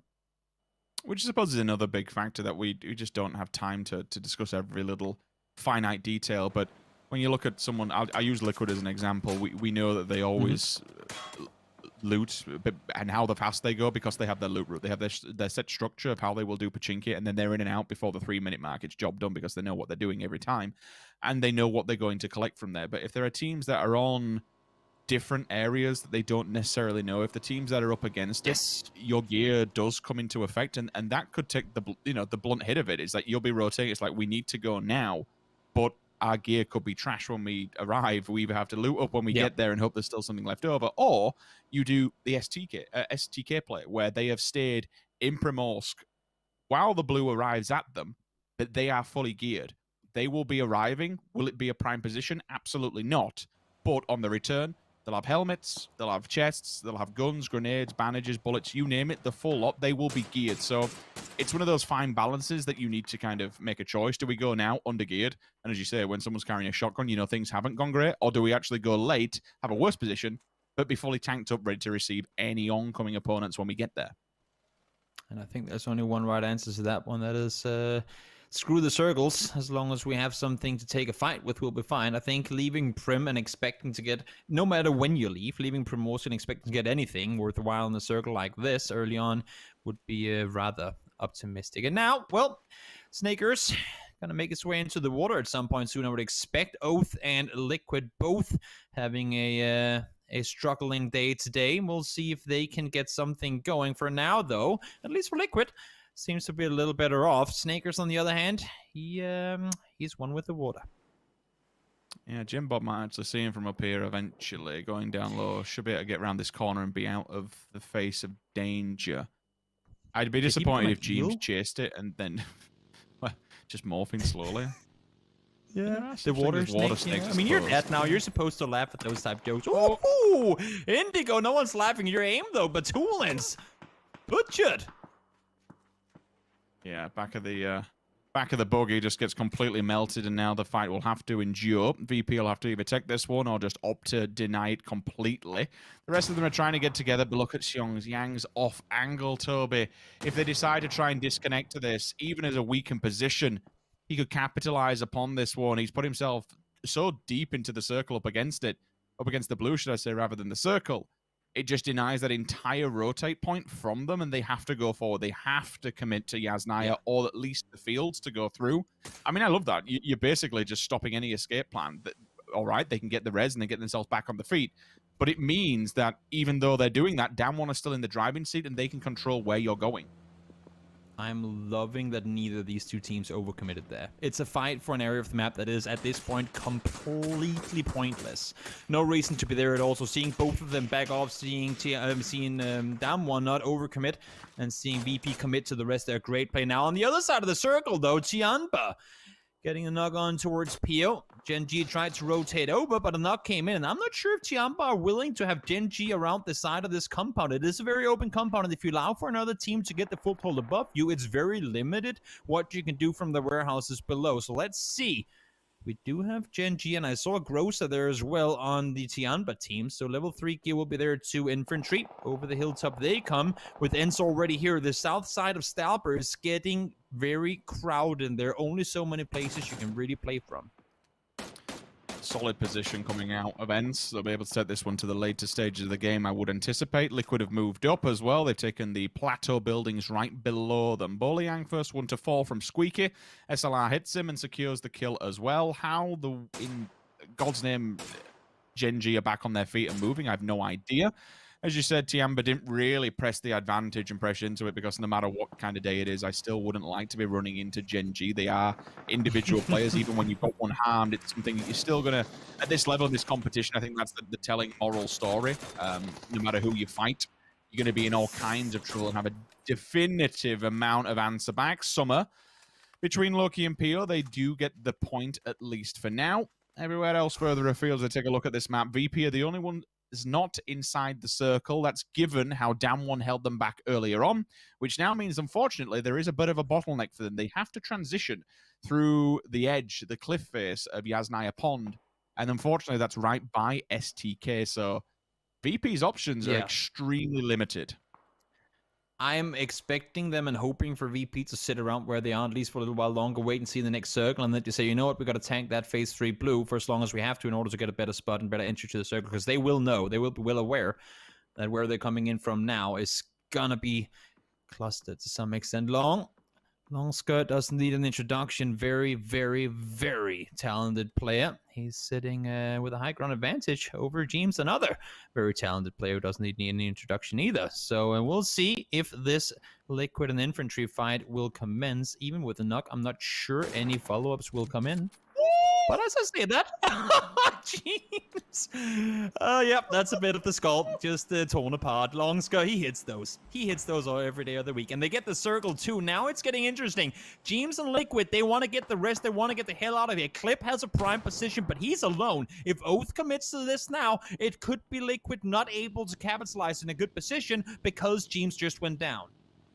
Yo, see, getting flicked by the M24, you are going to be not happy with that one whatsoever. PO will fall, unfortunately, to Tixu. He's down, but not out just yet. So as they do try and transition around that compound, which Ensa have pretty much fortified well within, I'm a little bit surprised in some circumstances that James did over-peak a little bit too much, especially given that Liquid have a compound within that. I don't think either team will punish. You'll see James probably push back. Infantry won't bother pushing down because then you are asking to die at the foothills of that compound. Trash comes flying around the corner, but unfortunately misses the final shot onto Alo. That could have been pretty good to get a knock on there and maybe make some sort of advancement. And now you'll need your teammates to at least to begin to rally around you to try and fortify this one and answer back because you have given up your position. And unfortunately for that moment, it was for naught. The nade doesn't get the knock. It does the damage, but you aren't going to be pushing on that. You don't have that level of information. DA needs to hold off SDK. They cannot allow them to be around here. This is a prime compound. It might not look like it now, but we know the next circle shifts away from water should head somewhat towards the southwest. That's why SDK is committing to try and get a spot down here. That's why we saw VP wanting to do the same, but couldn't do it, knowing that there were two teams already fighting in the area. DA needs to hold out SDK. Preferably kill them or fight them for a kill now so that you can play the circle with more space in a moment's time. Tian, but Lenshin shoots up towards Anonix, helped by M200 as well. Now Divine making the push on forward here. Winners of last game got Patcaps down from the card. Jun initializing this combat to perfect effect. Gets the knock onto Patcaps and Oath down to 3. Yeah, that's absolutely fantastic to approach this compound at an angle where you denied vision, but not only to do that, to find a knock on arrival is formidable. Fantastic effort there for LG Divine to secure themselves a place within this circle. Gen G, we've had 3 or 4 knocks now coming out on this roster. Inonix clearly on his first one because he hasn't bled out just yet. Snake is the second one to follow for Oath, unfortunately. Bullets coming from Lorena. You need to make these count. Those need to land sharp, especially on a team like Gen G. Let him get away with murder. He's only going to cause you problems later on down the line. Inonix finally finished. So is Esther as well. Ends his position now paying dividends, Toby. Yeah, they're sitting real tight right now. They know they have VP just below them. Virtus Pro could potentially push up, but they also know them to be a team that don't over-aggress before phase 4, phase 5. So with the next circle popping, which should go towards them to some extent, they should be expecting a potential, or at least the threat of Virtus Pro pushing up the hill and engaging on them. But for now, they're sitting tight. They know Tianba is on the west side. M200 making a way into the circle now. And there you can see why STK committed south and why DA would have wanted to have more space at this point, because does just one more team engage on that south side of the circle, that could be troublesome for both STK and DA. Indigo finds Xiaoyang midair, connects on him, and that should be infantry probably being taken down, but no, damn one, they're leaving. Are they leaving? No, they're not. They're taking the fight. Well, that's the thing. A lot of these rosters have looked at that. Okay, we're moving into circle. Hold for a second. Longska stands up. Indigo in the back. Finally just waits. Bit of trigger discipline, but there will be shots coming his way, so he needs to be aware of that. Simultaneously gets the flush, so it's job done. Under. Does he want more of this? Especially if he knows he's made contact with him and he's damaged. Strangulate them. Don't let him get away with murder whatsoever. He's chasing this one down. Look at this aggression. It's very rare we see players chase so damn hard, even to the point where he's going hunting. Nade will come over. Now the position will be noted. Final player is gone, and pick up any other extra meds and additional bits and bats you finally want. JS goes down, but for down one, you do have one player directly still in front of him. It's going to be Loki, but given the position of the circle, Toby, they are in a very, very difficult position. This will be hard, not only to find an entry point to the circle, but more importantly, to find a place to fortify themselves. Down, Pero, do the dirty onto AAA. Collateral damage is done, and they leave the server. 13 alive, 44 players individually. And Uber and Face Clan, well, they're out in the outskirts a little bit. Very open, very exposed, but still 4 players alive and kicking. In some scenarios, that dip can be your saving grace, the perfect place to be. But in most, you're just open to so many different angles, and you can do very little to hold them or prevent them from getting at least within nade range. We saw that from Pero there. Down goes an attack all around, and once again, I feel like it's, well, I mean, they're not really living up to the name. We saw them in the double houses earlier in the previous game. Didn't attack. They ended up going down. Now, same thing. They were kind of turtling down inside the dip, and they end up paying the price for it. Down they go in 14th. And as you were saying, damn one, they needed the space on the north side. They got it, and now they can try and push forward. They're going straight down towards Liquid. James is out on the wall, gets attack on the first guy, doesn't get the second. Can he get down Son Yang? Yes, he can. Down he goes instantly. More shots fired. Maxi can't quite connect on KO. There's a fair amount of blood coming out of those vehicles, so I do fear for down one once they arrive at their position, regardless of who's there. A weakened set of players arriving at the worst time is going to be perfect for all these other teams that are scraping at the bottom. Oath, Liquid, picking up frag points between them. Genji goes down in 13th. And again, with down one up at the top of the tables alongside Genji being very weakened, this will be a good time for everyone around that middle pack to try and jump them out of the smoke and into the shack we go. Ike's left on with the kill. We're on board with Under, having a look at what he's doing. Meanwhile, Petra are just going toe-to-toe. Tian's there as well. Squeaky will fall. Batulins. Bit of a European battle going on off-screen as he is confirmed dead. But Lorena hits the deck instantly. Very little HP. And does somehow still manage to get a shot back. Finally does fall M200 simultaneously. So Petrichor Road still holding on for dear life. But it is insanely, insanely close. And when you have FaZe Clan lingering here, Ike's left last man standing, just getting the revives. XDD, we've seen him pull a 1 versus 4 on FaZe before. Can he do this again? We saw Pero. We heard them on the desk. They were being talked about by James, at least as one of the underdogs of this tournament. They just took down Tianba, a team that started off the day with a great game. Took them out in the battle there now, Uber.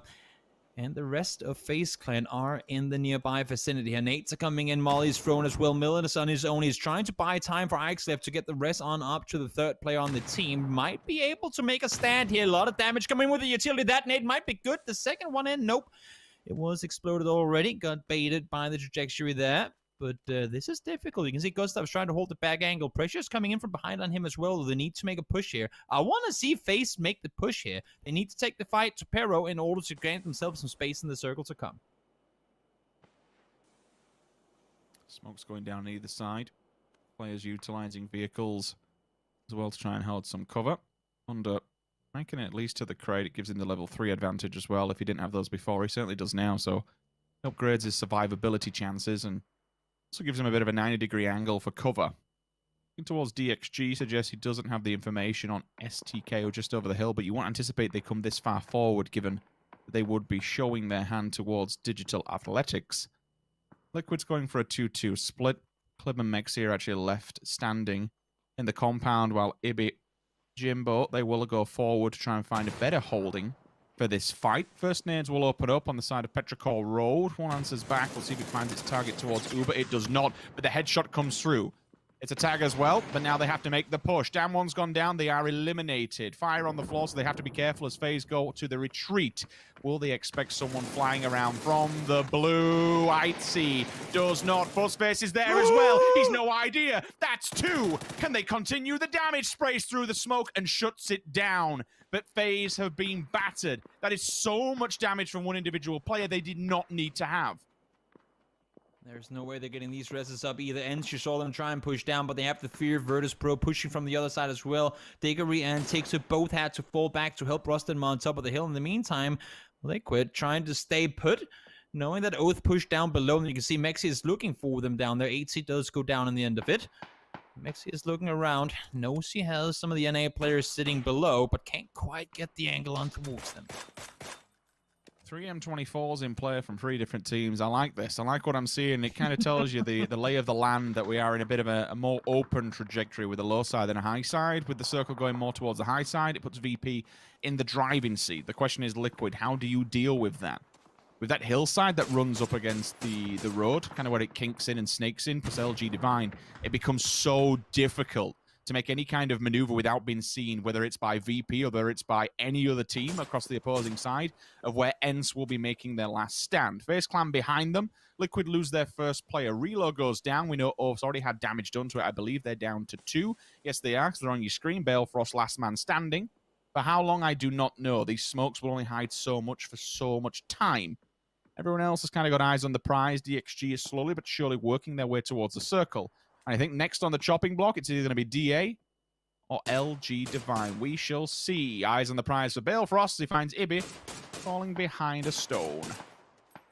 Yeah, it's going to be tough for Oath to make their way inside this circle. They did manage to get the flush on Mexi, but Liquid are standing strong on the east side of the circle here, won't let them through. And now, as we were talking about before, DA wanted to deal with STK just for this not to happen below them. In the meantime, DXG and Divine once again squaring off against one another. Two guys are down instantly. Turtle, the only one left alive, trying to hold off, and he does manage to get both flushes in there. It's IQ 500 left on his own on the east side and over towards the west. The remaining two players from Faceland are trying to push their way in. They have to run into ends to some extent, but it's going to be up to Virtus Pro to really decide on whether this is going to be a sandwich situation or straight on 2v2. Luke 12's trying to step up to the plate here. Clearly has the information that FaZe are in a weakened position. Down against the tree. If the fire does go around it, he's going to be laughing. Uber, finish. Purdy Curdy sees it. Leaves Gustav. Last man standing for FaZe Clan. It's a bit of a European brawl over on this side of the map with VP directly in front of him as well. Gustav still just holding back, but does need to make the advancement because of all the gunfire that is behind him. My problem is that Diggory's waiting. Diggory actually had the upper hand, but Gustav shuts it down. Needs to go for the heal instantly. Turtle will fall. Ibby, clip comes in. M24 solidifies the frags. That's another point in their bag. Now, the good thing for Liquid is that basically the road in front of them, with all the players dying earlier on, it's now clear. Now they actually have somewhere that they can make a proper fight. They can make a proper stand. The next fight will be on your screen. DA. They have to take on STK, and STK is wrapping low. This is going to be so hard. I mean, STK, they have the upper hand. They have the position above. They know there's no pressure from behind. This is going to be DA having to take the fight to them. They know Liquid are holding from below. They need to push over this hill. Essentially, I'm not sure how they can play below without Liquid getting eyes on them. They might have a little Saga. Nope, they don't. Smash already found been found instantly by Clip. Now, push over the top from STK. First one down. Alo finds him. Mert goes down immediately after. Will it be the triple? No, it won't. Purdy gets it, but doesn't matter.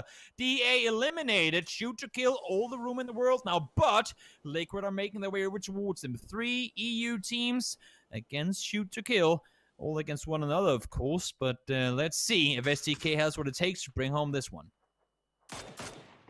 Clip going off with an M24, that's kind of what you want to see. FaZe Clan, I wouldn't anticipate Mex too much now. The only thing he can do is really do damage, but by doing that, it just slows them down and slows the approach. VP, I mean, we'd have to say, Toby, after seeing how they play for some time, this is kind of the perfect scenario for them. They've got 4 players alive. They've been quiet. They've been cautious. And more importantly, they have so much room compared to Liquid and STK, who are sandwiched side by side. This, for me, sits in the seats of VP. The question is, do they have the nerves to hold it? They're not rocking their full normal roster.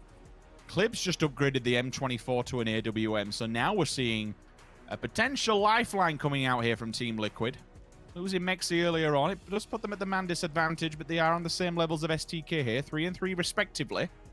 The question is, can Clib get that gun into play? Can he get the angle? Because it's such an open ground, you are playing the extremities of this circle.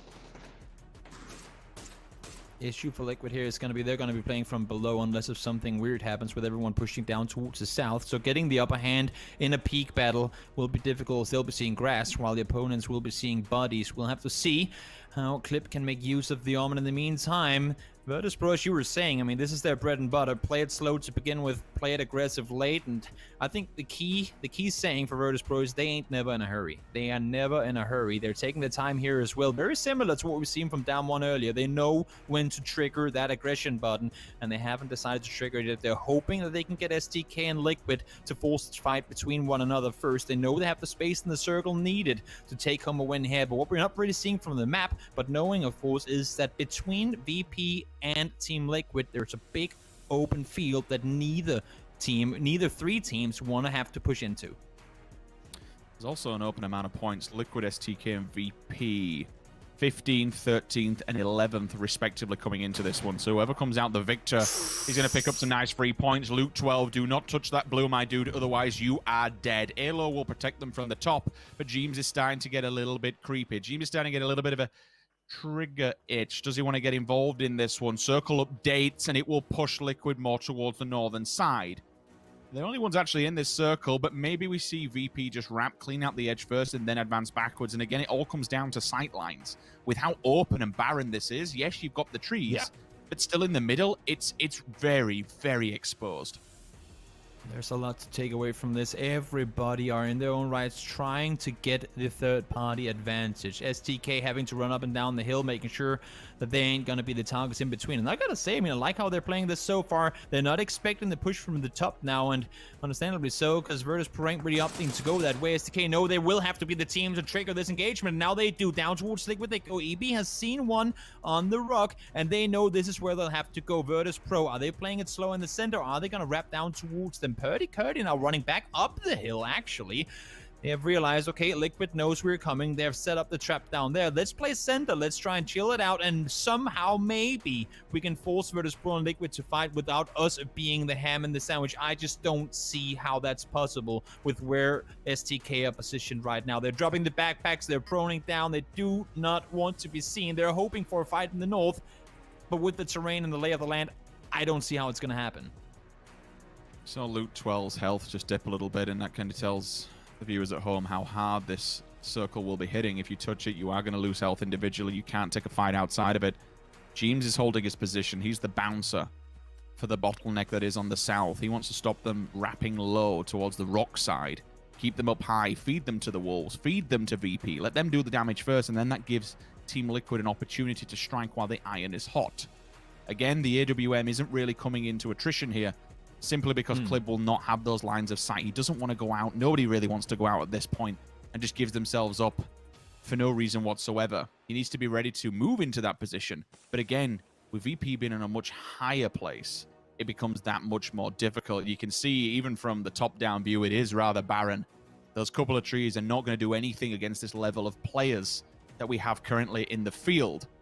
Purdy, use the trees for now. Finally, an angle has been exposed. Finally, he sees one. Hyruzen answers back. Lou goes down to sub 40% HP. Nades will kick off loud and proud any second. They don't find the initial targets. They don't have the initial information. Alo again, 50%. This is very difficult. Dire Straits here as they move slowly but surely. Liquid still standing strong and just waiting for these two teams to work their way towards them. This will be their time to go. But James has been spotted. There is an answer back. Ibi sees him, at least fires through for now. But losing one makes it that much more difficult. Luke 12's also.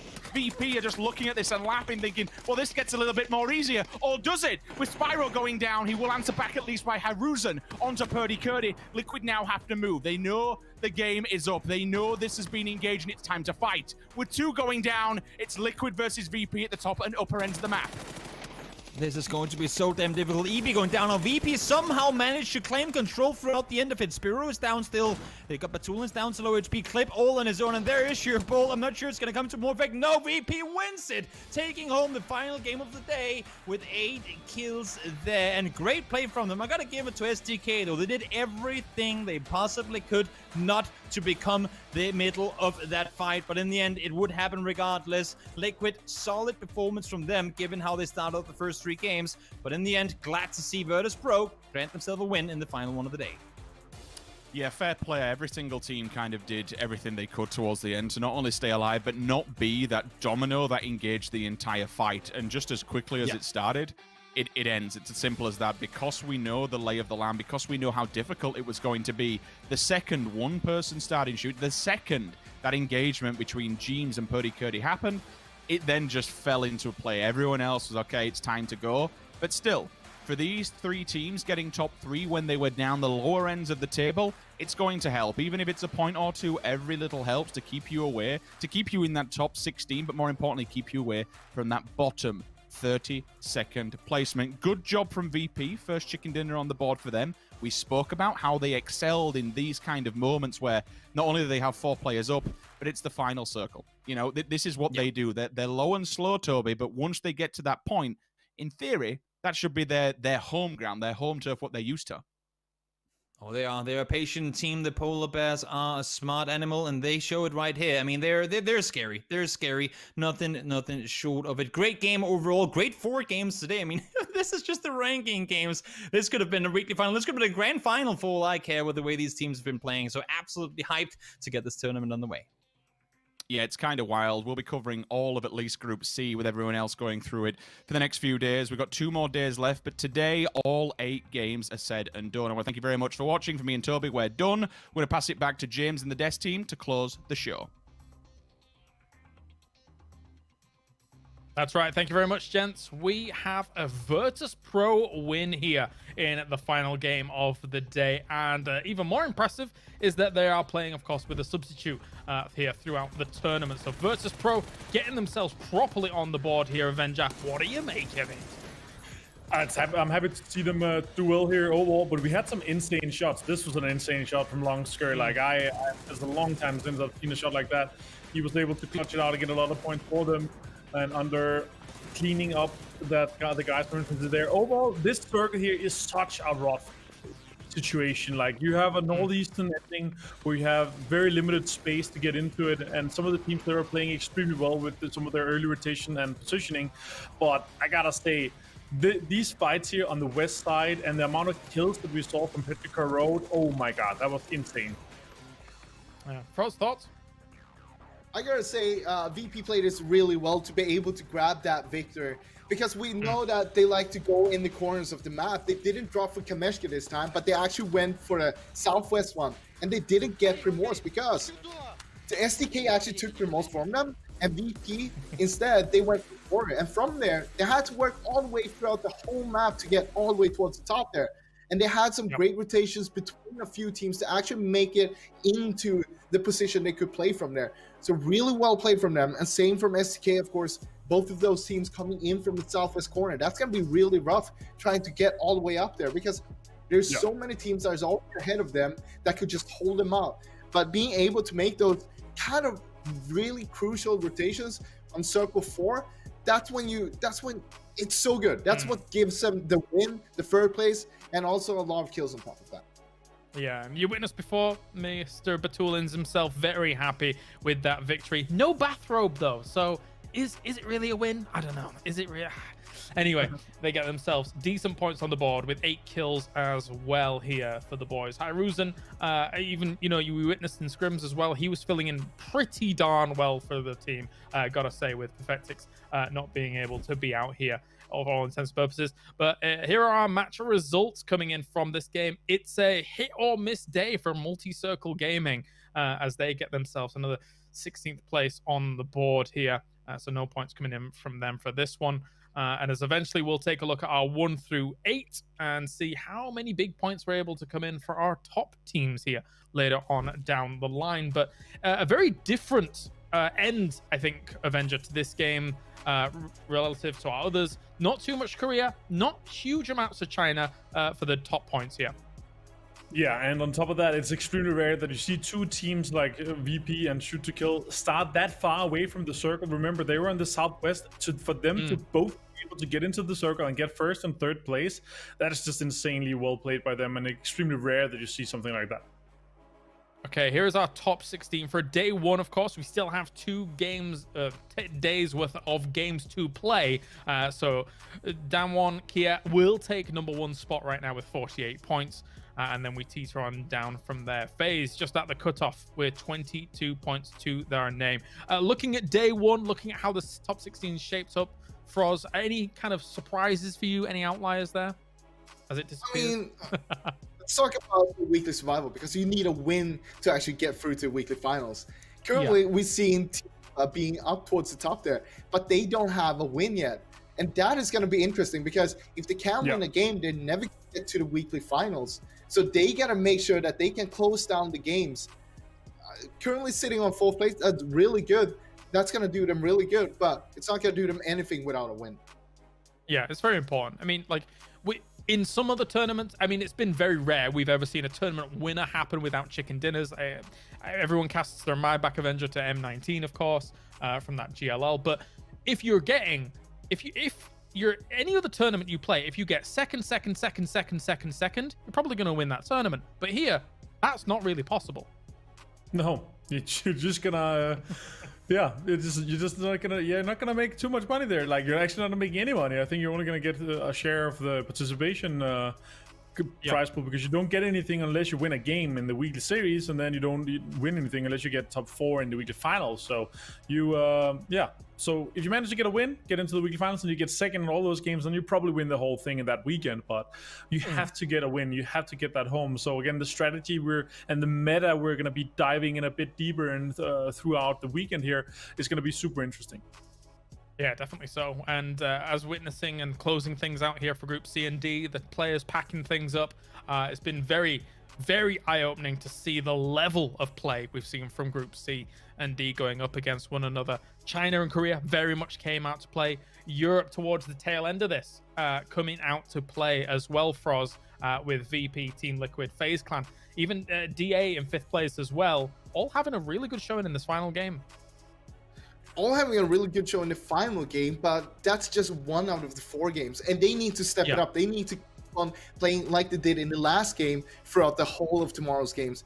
If they don't do that, I mean, they're in a high risk zone to be in the bottom 16. You don't want to be there. You don't want to be there at all. That might hurt the teams more than you think, because like your confidence will be super low, especially if you're going to be super low down on the leaderboard itself, having only a few games in the next week trying to get through the weekly survival. Do you have highlights from today, Avenger? I guess I'll start with you.